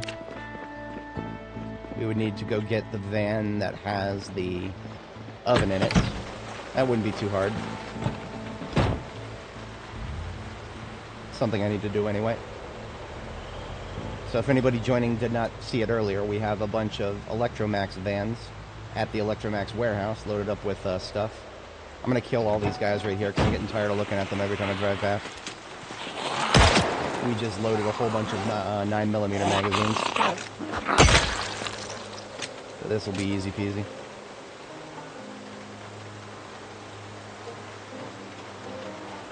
These guys will eventually make their way down to where my base is because of the generator. So we can't acquiesce their presence too much longer. Fucking respawns and migrations and bullshit. Oh, he's good. What was I carrying? Nothing. Just over encumbered because of reasons. Damn it.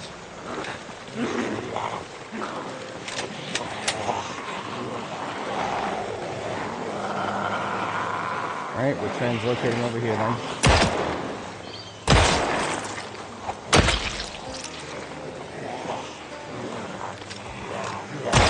Nice.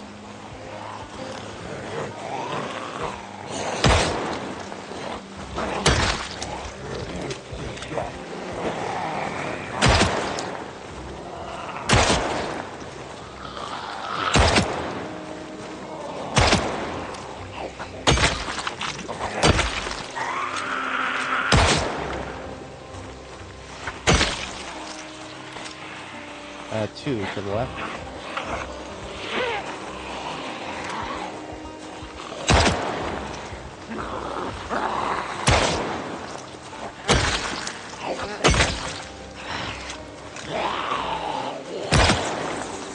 Clinical efficiency, I would say, all things considered.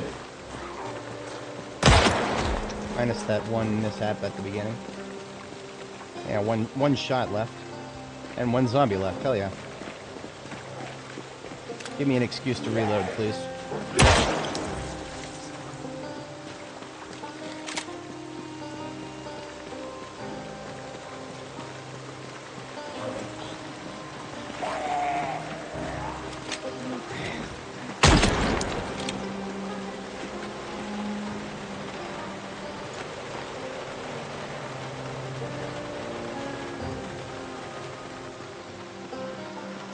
Okay. Nice, good wipeout of anybody who decided to respawn up here. Where was I?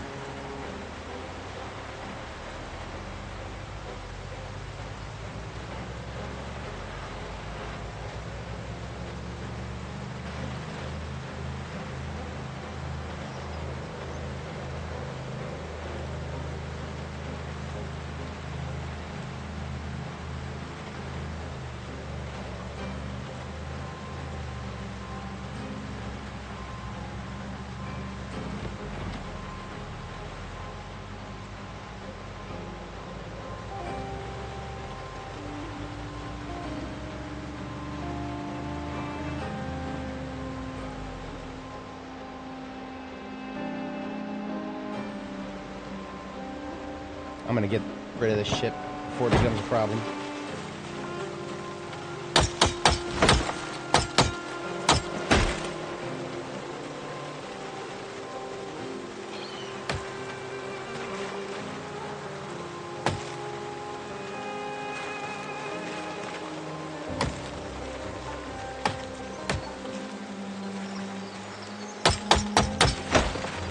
Much better.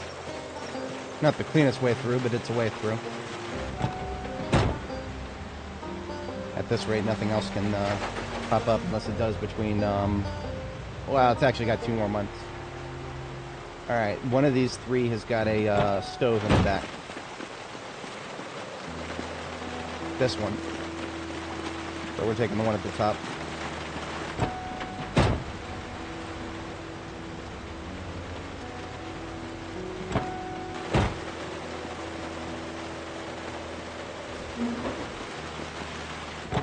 Oh, you know what? Now that we've got these vehicles all loaded up, I don't foresee myself needing to sleep here too much more.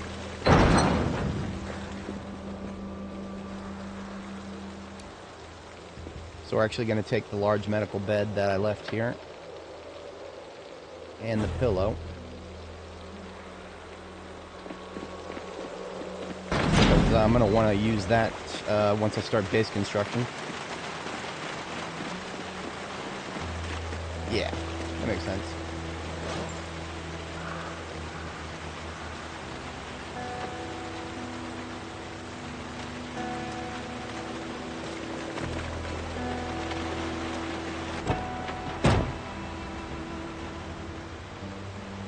We didn't actually use our iron, the crucible with iron for what we were making the blacksmith anvil. It didn't actually use the iron out of the crucibles, so the crucibles are all still full. Whatever. I didn't realize I still had one in my hand. That actually explains why I was so over-encumbered.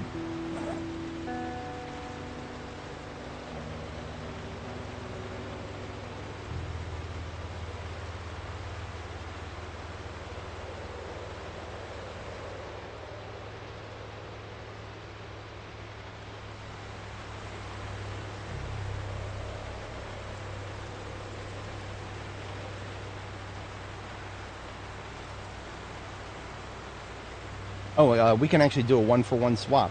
This is perfect, because we're going to need to bring the anvil up to... We're going to need to bring the anvil up to our base location, but we're going to need to take the stove out of Electromax manufacturing here, so we can actually clear some stuff out of our inventory and just swap the stove for the anvil, because they both weigh the same amount. Sometimes shit just lines up right.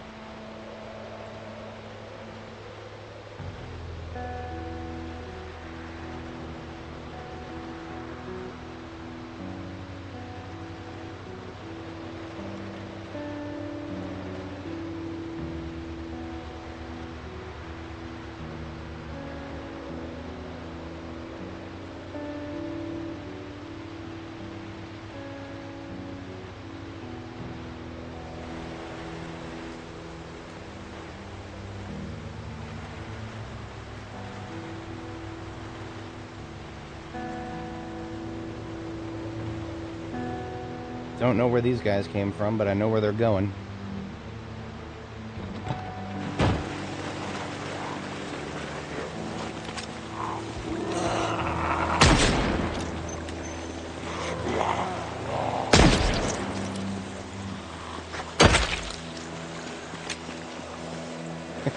This guy is forever stuck in a position. Definitely one of the positions of all time.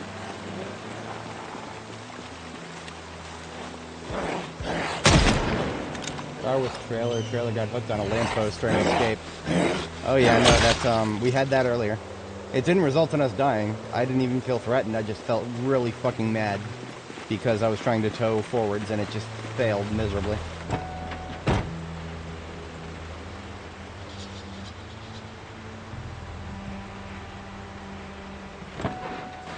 Alright, we got one north, one south, late to the party.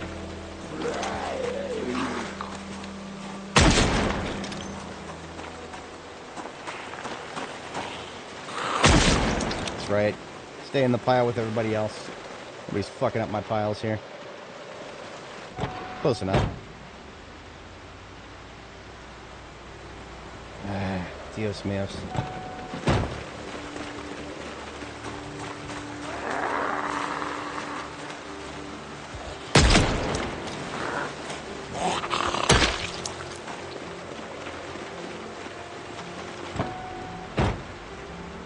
Right.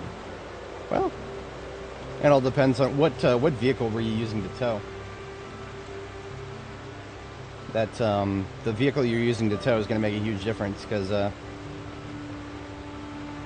if it doesn't have the power to get through something like that.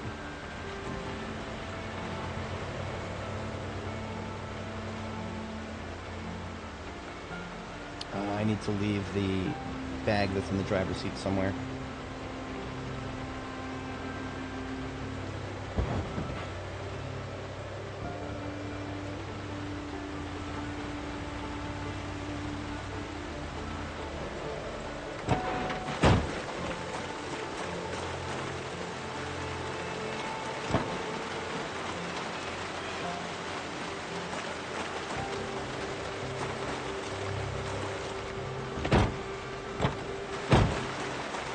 Alright, now I need to remove a whole bunch of stuff so that I can actually pick up a oven.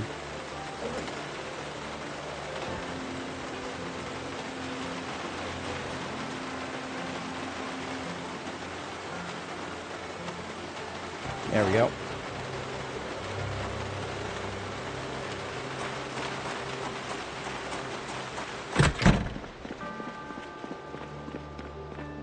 And we have a appropriate way to... I need a hammer. That's what happens when I leave my kit behind. Oh my god, I can't equip a hammer. Because I can't fit a hammer in my inventory unless I... Yeah, okay, we're good.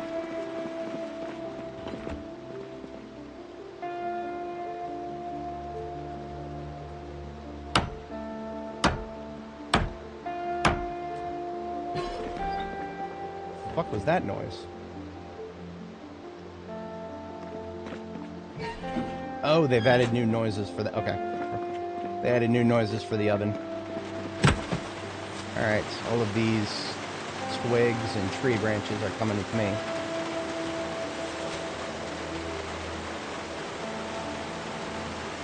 Scrap wood, splinters, twigs.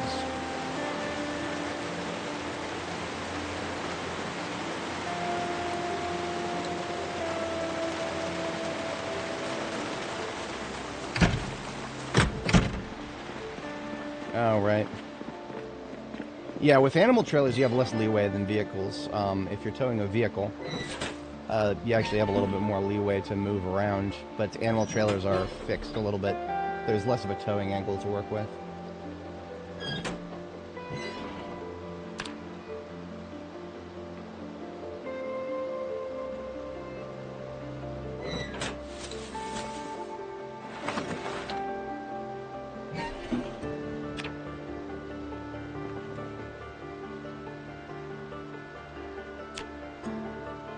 Oh, that's it for fuel. Okay. Sweet.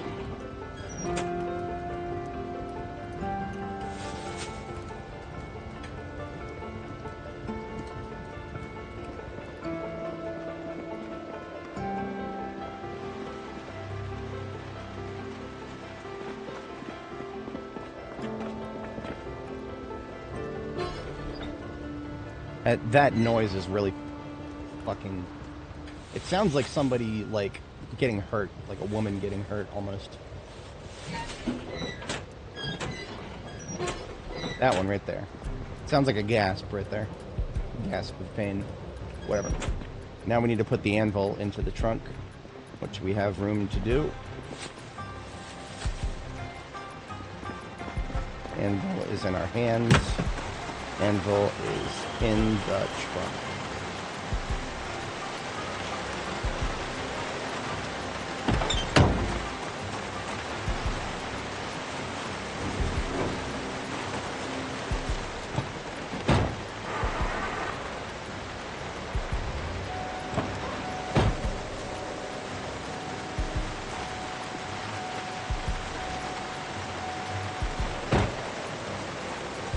What kind of gas tank does this thing have? A small. I have not found a large one yet that I recall. So when there's a small gas tank, I don't care about pulling it off of these storage vehicles.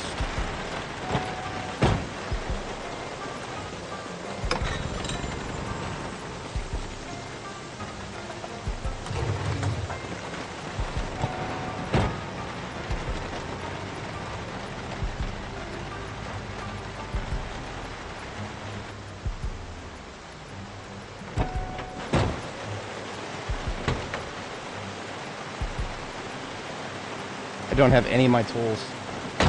Damn it all to hell.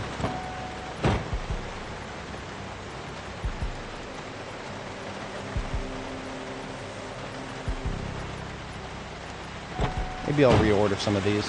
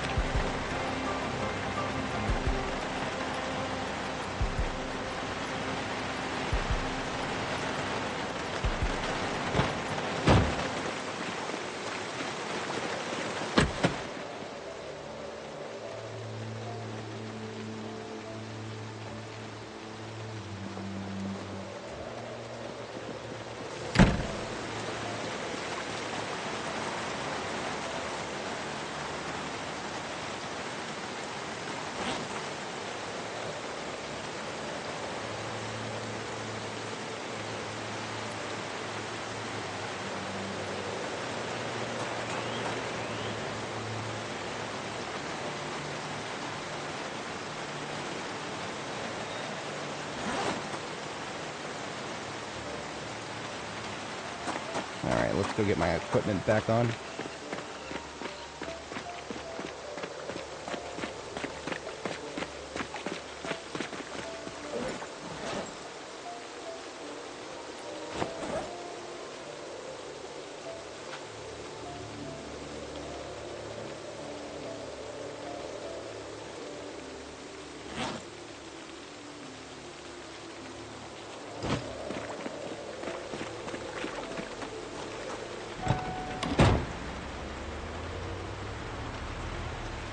I mean, we've got the maximum amount of barrels we can have right now. We've got 9 for each potential water source. We don't even have the second one placed because we don't have the ability to do laundry machines yet. So we've got 18 rain barrels at the moment. Yeah, I don't have anywhere near the infrastructure to do any more than that at the moment. Because remember, the gas station is not our final base. This isn't even my final form, as it were.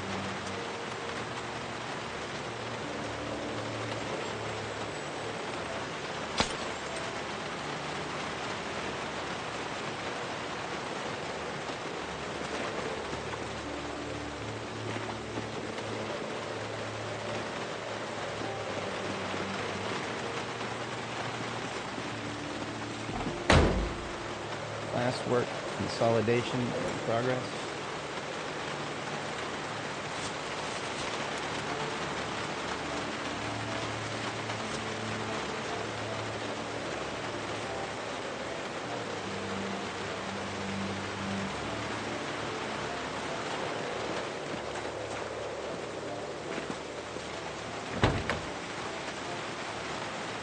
Oh, there's a big gas tank in this one.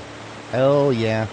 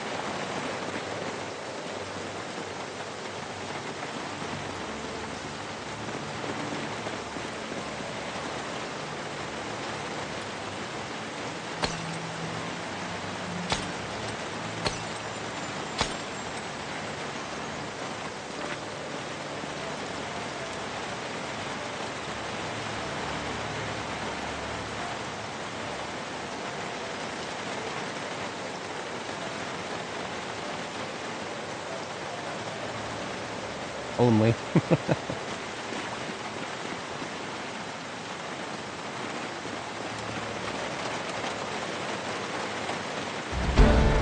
Mechanics level 9.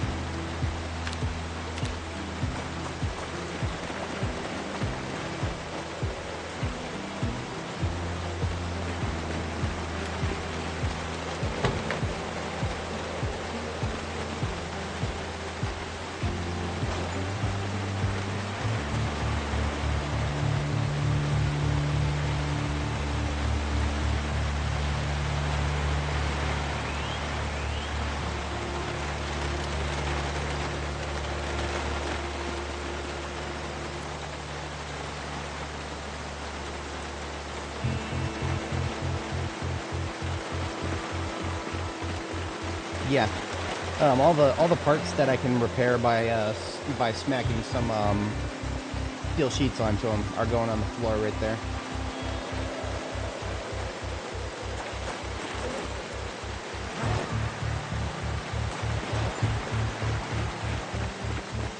Now the reason this ambulance is important, even though I've already got 2 other ambulances, this one has an engine quality of 95, which means generally speaking its chance to fail to start is only about 6 or so percent, something like that. It's quality minus 100 and then plus like some floating point rounding error.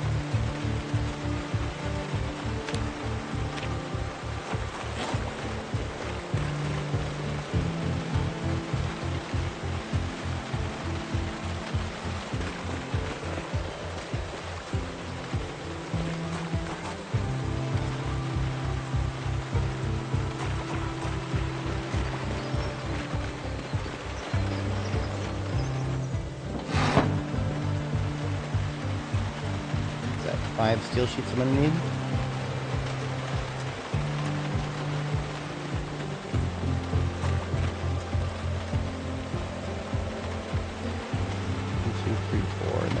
Yeah.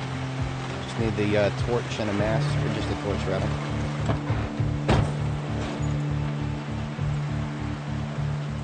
I'm gonna leave a one of these tanks of propane.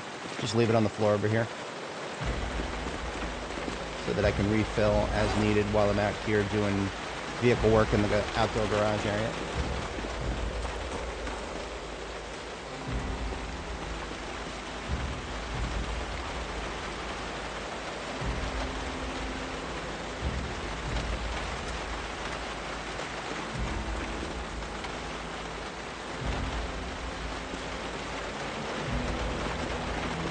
And the repairs begin.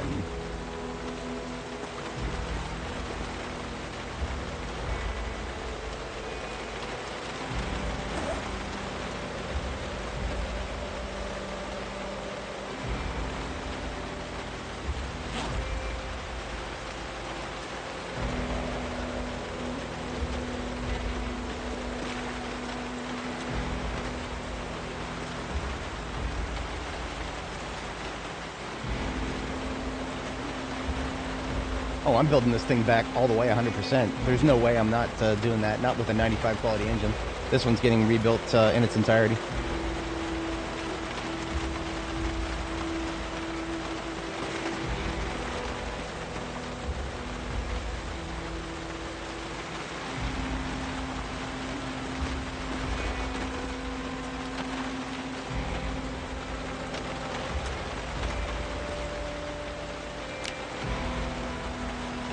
Plenty of wood. We need steel sheets in our hands, okay. Fair enough, game. Fair enough.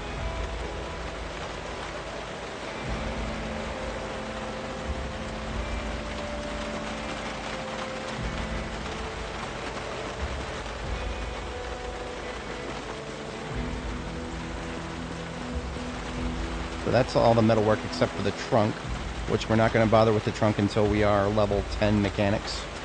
Let's get those brakes out of there.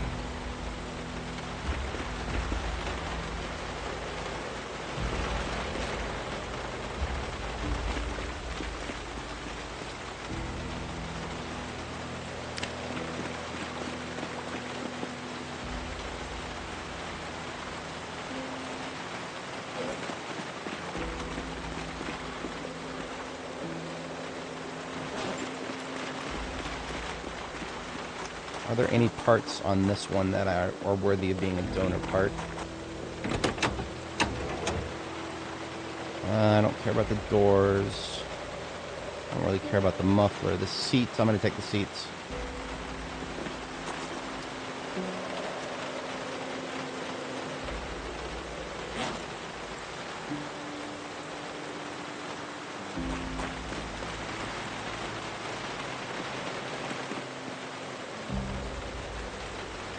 Muffler is regular. What about the suspensions?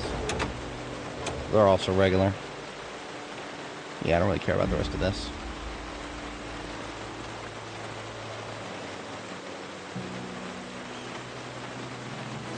I may swap the battery for one of the other ones, one of the other vehicles. One of these other ones have got to have a good battery in it.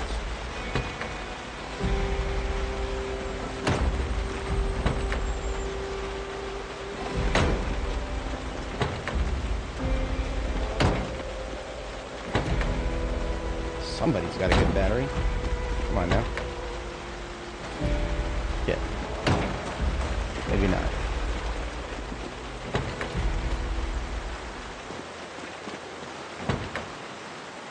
Wow. Alright, this 77 is one of the best batteries I can find, so that's what goes over there then.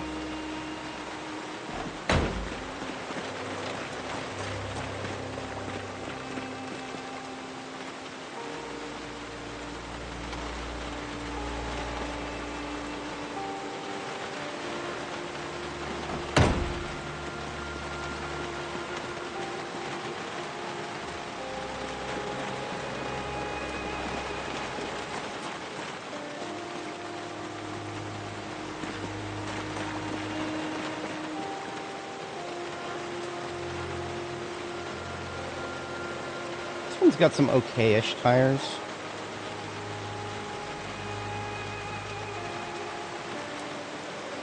Here's what I'm going to do. We're going to rotate the suspensions, because that one had performance, and this one only has regular, so we're going to beat the regulars off of this one.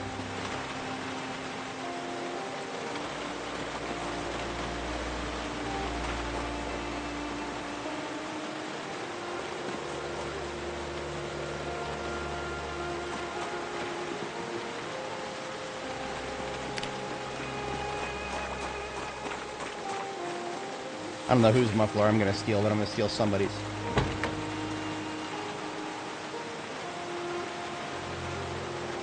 Actually, probably this one.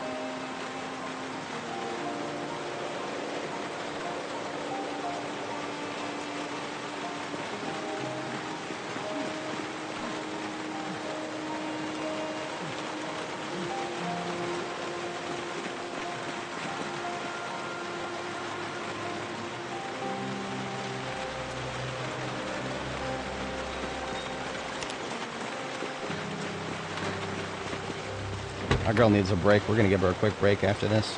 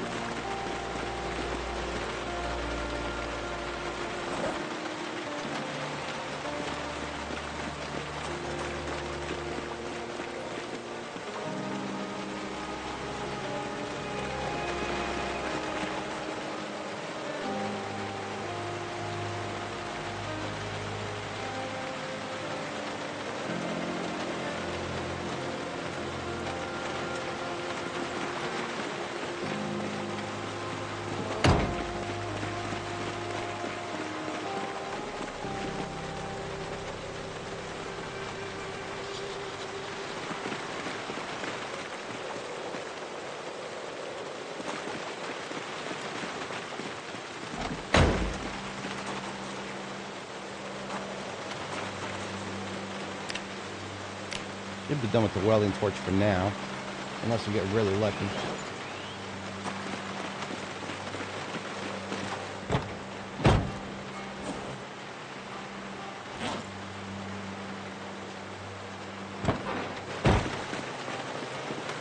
Alright, who else has got good tires?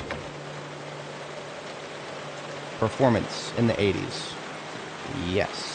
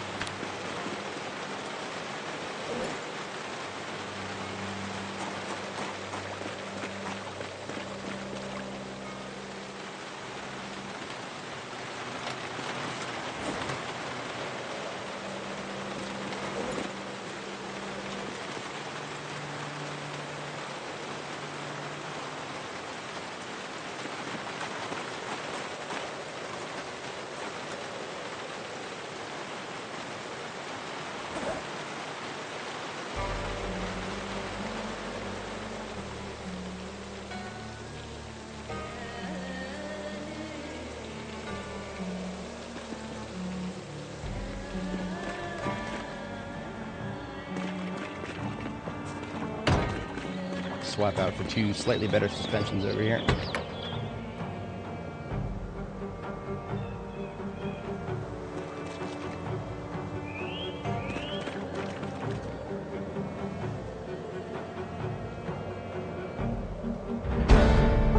Mechanics level 10. Hell yeah. We no longer have to do anything for the sake of doing it.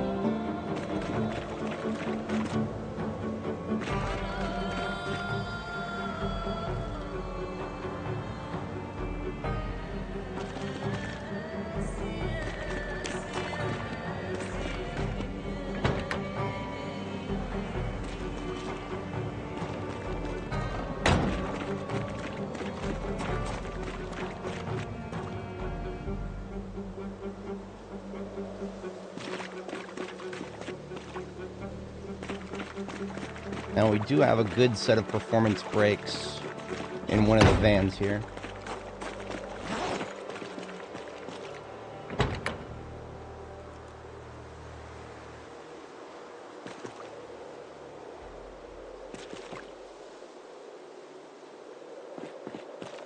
Yep. Yepity yepity yep.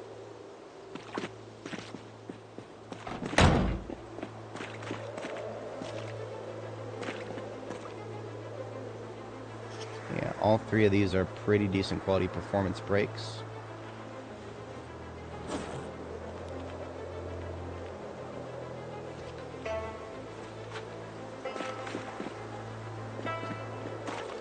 Who else had good performance brakes?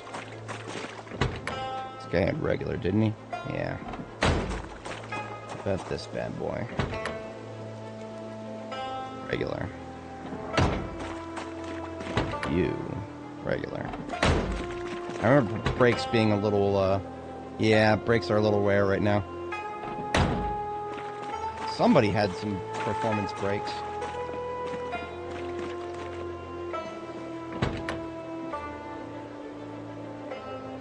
That's a regular right there.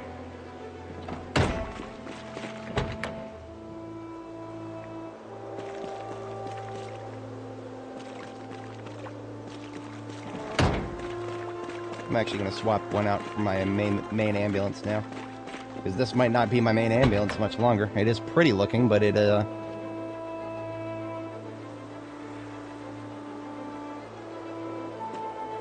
going to be our secondary soon.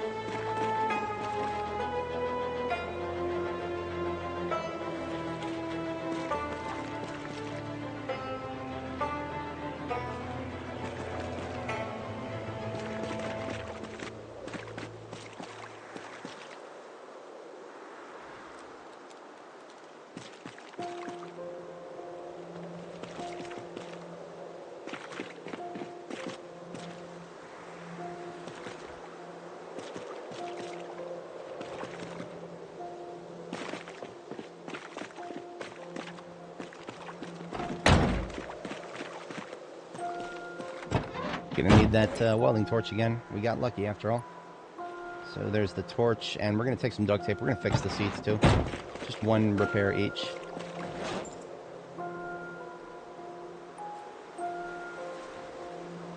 Just to give myself some pretty numbers.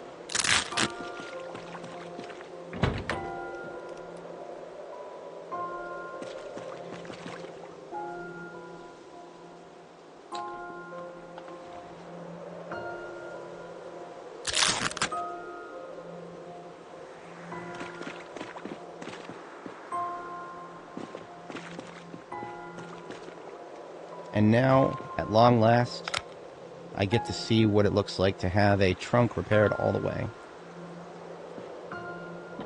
91% was the highest we could get, even though we're welding, that may be dependent on welding level. No. In any case, I'll take it. So we just need some radios, some lights, and a little bit of gas. The engine repair is pending the removal of some engine parts.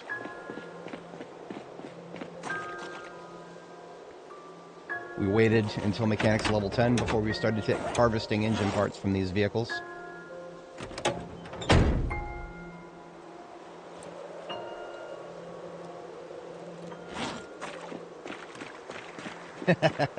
Right? That's, well, ambulances are, I do like it when they look pretty, but I'm not worried about the fact that it doesn't look pretty if it works good. If there was a way I could remove the rust from the undercarriage, I probably would, but the game doesn't give us no WD-40 yet, so gotta take what we can get.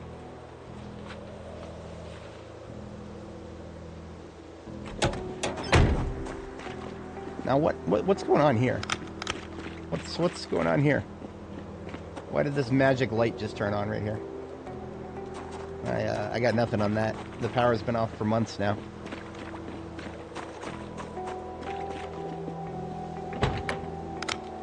Alright, let's see what we can do for an engine repair here. From 14% to 68%. Hell yeah. And then next one straight to 100%. So all we need is radio, lights, and glass work. We've already got our infrastructure for the glass work. We just got to drive it up here next to the, oh yeah, I never got a key to it. That's okay. So we got the rewire button here. We do need some gas. Let me take just a plastic bottle out of here. So it'll be enough to get it over to the correct location.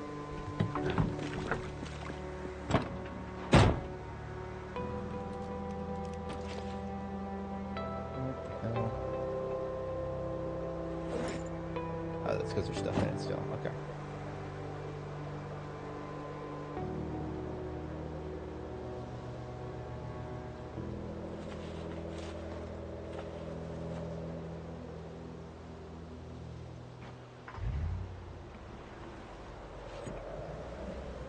So we park it right here.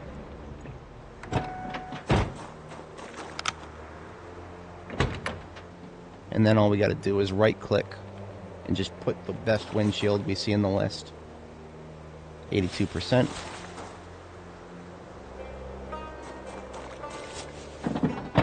There may have been a better one. We didn't have the trunk open. That's more like it. 89%.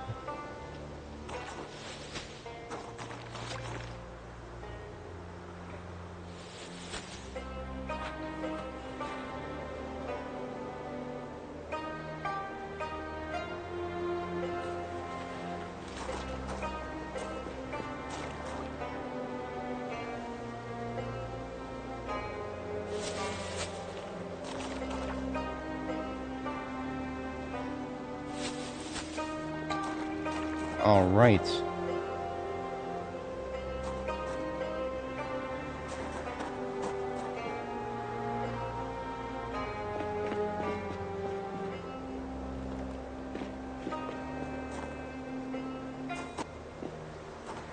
Talk about 0 to hero. Y'all want 0 to hero. I got you 0 to hero right here.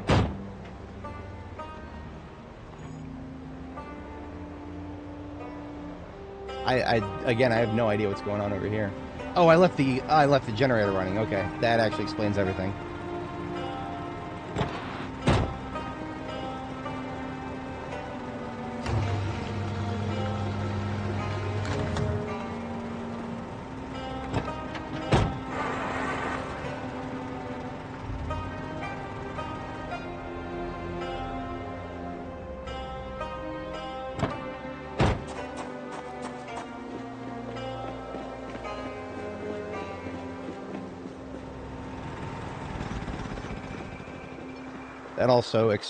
That doesn't explain the lights over here though, because this over here, where those lights were on, that was way out of range.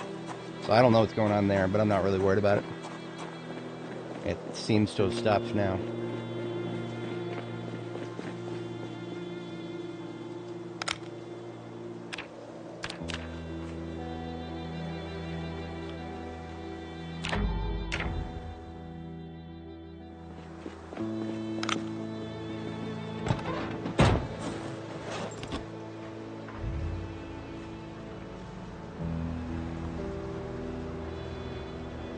And look, there it is again.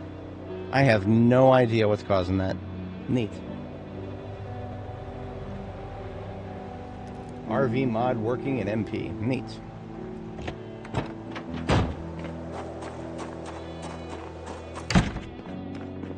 Let's reward our girl with something nice to eat here.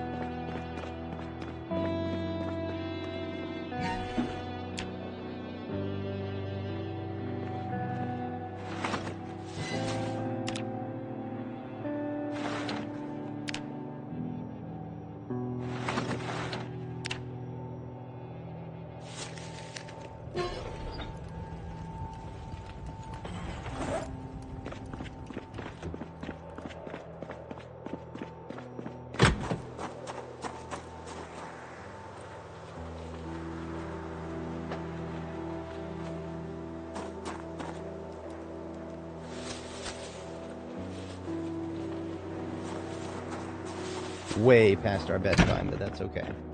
We did great things today here.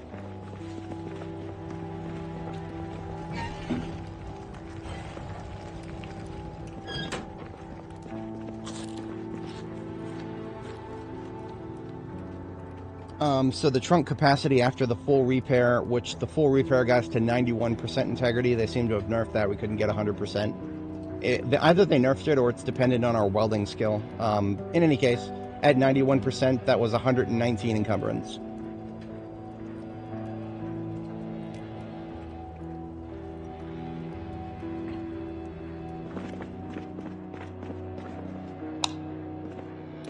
It's pretty aesthetically pleasing whenever you have the fireplace running. Drying rack. Drying rate is 1.3 times. So if we keep this running all night, we'll be finishing up that leather nice and quick.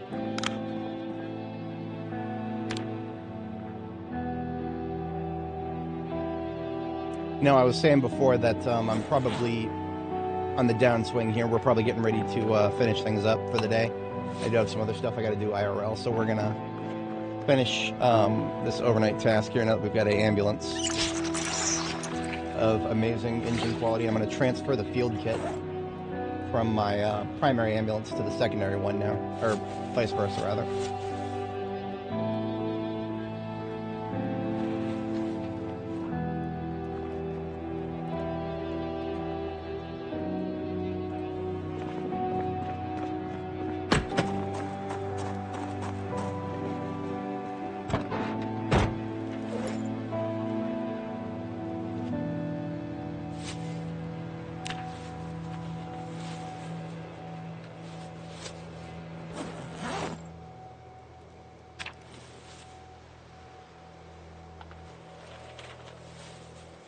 Alright, so the passenger seat, front right, and glove box have been emptied. We're going to transfer the trunk contents from one vehicle to another straight away.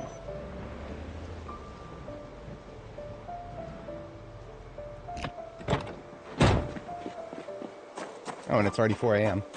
I guess we slept a little longer than I expected. We'll finish what we started here.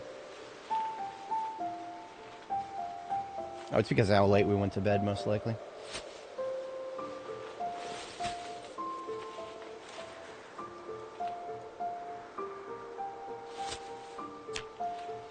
Alright, the contents of the seats have been transferred, and everything else. Now we just get the trunk.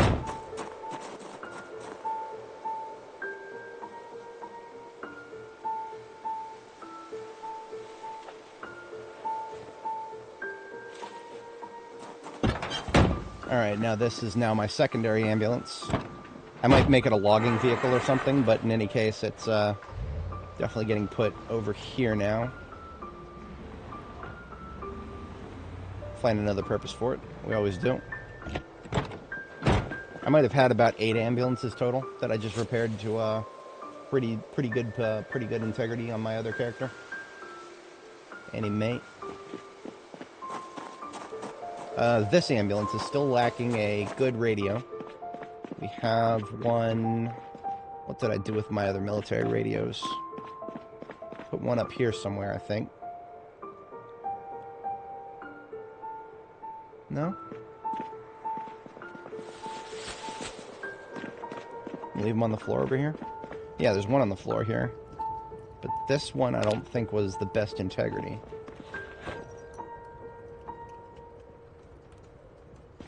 If I were a military radio, where would I have put myself? Right in there.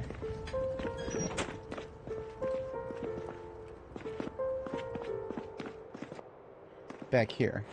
Yeah, there's one. See, all these military radios are better than the civilian radios that spawn in the ambulances by default.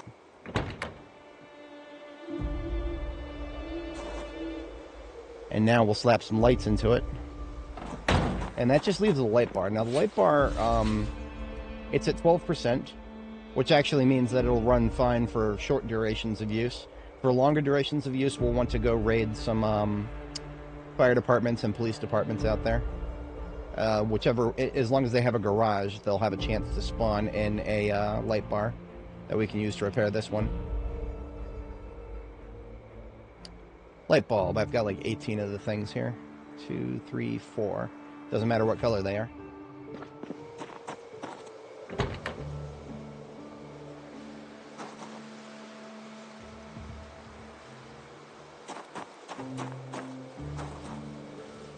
Overall condition is now 79.17%. Nora the Explora has one of the best vehicles in the game, 95 engine quality, as of September 17. It only took us 2 months, 10 days, and 1 hour. We've actually gotten a perfect ambulance. By sheer luck, we've managed to do it earlier, but this one we had to rebuild, so I feel a little bit more proud of myself for that. Our girl has done good work here.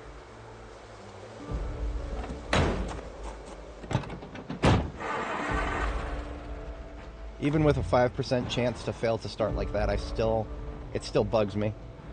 I'm always going to miss having a 100 quality ambulance engine. We actually had one on Annie. That is, I'm definitely going to miss that. Yeah. Let's put away this radio that's for scrap. And this large ceramic crucible with iron that we forgot we were carrying around at one point. Leave that over here.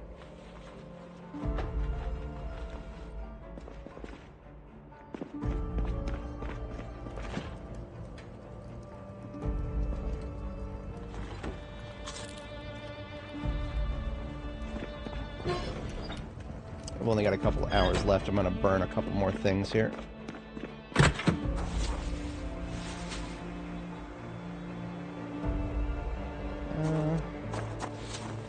Tree branches. I'll take this whole garbage bag full of tree branches back there. I don't foresee myself needing too awful many tree branches now.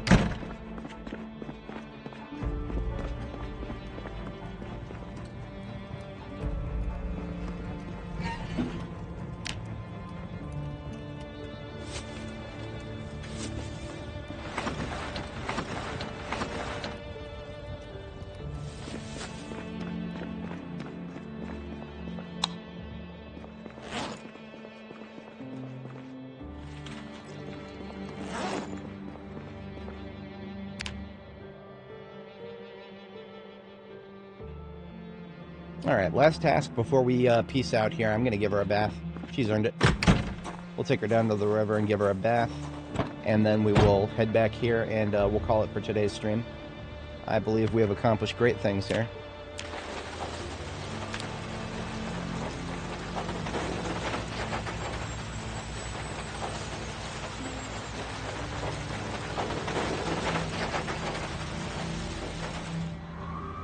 I'm going to leave the vehicle running while we get washed up because the battery needs a little bit of charging.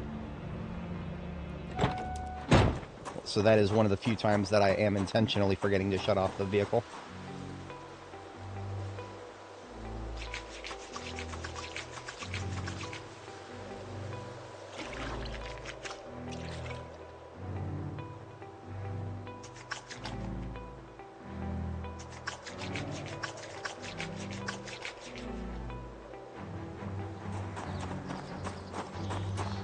I should have dropped those extra buckets up here.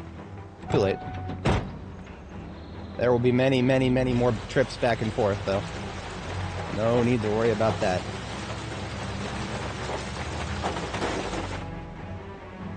Oh, you know, one last thing. It would feel wrong if I didn't. I'm going to go ahead and take a torch and a steel sheet really quick and just slap a repair onto the... This was the first ambulance we found right here, and it's been a library for ever since we found the second one.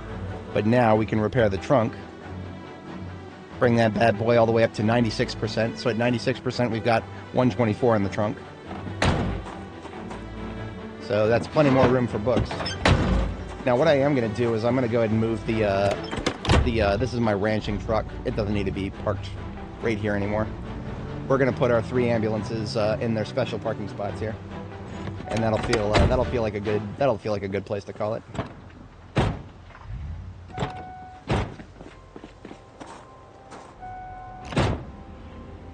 All right, so since this one is the one I'm going to be using most often, it'll get the farthest out parking spot here. This one is still our library, so it's going to stay. I'm just going to leave it a little closer to the base. I should have done this a while ago.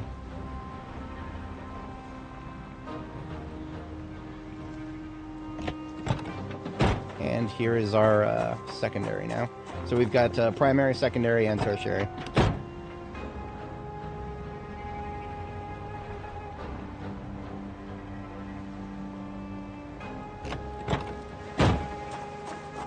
It would probably feel weird if I did not give the Corvette primary park or preferred parking as well. So we'll this is the best Corvette that I have. Its average part quality is like 80, 82%, something like that. Is really good, so it gets preferential. And then we'll put the Rancher truck right there next to the other trucks.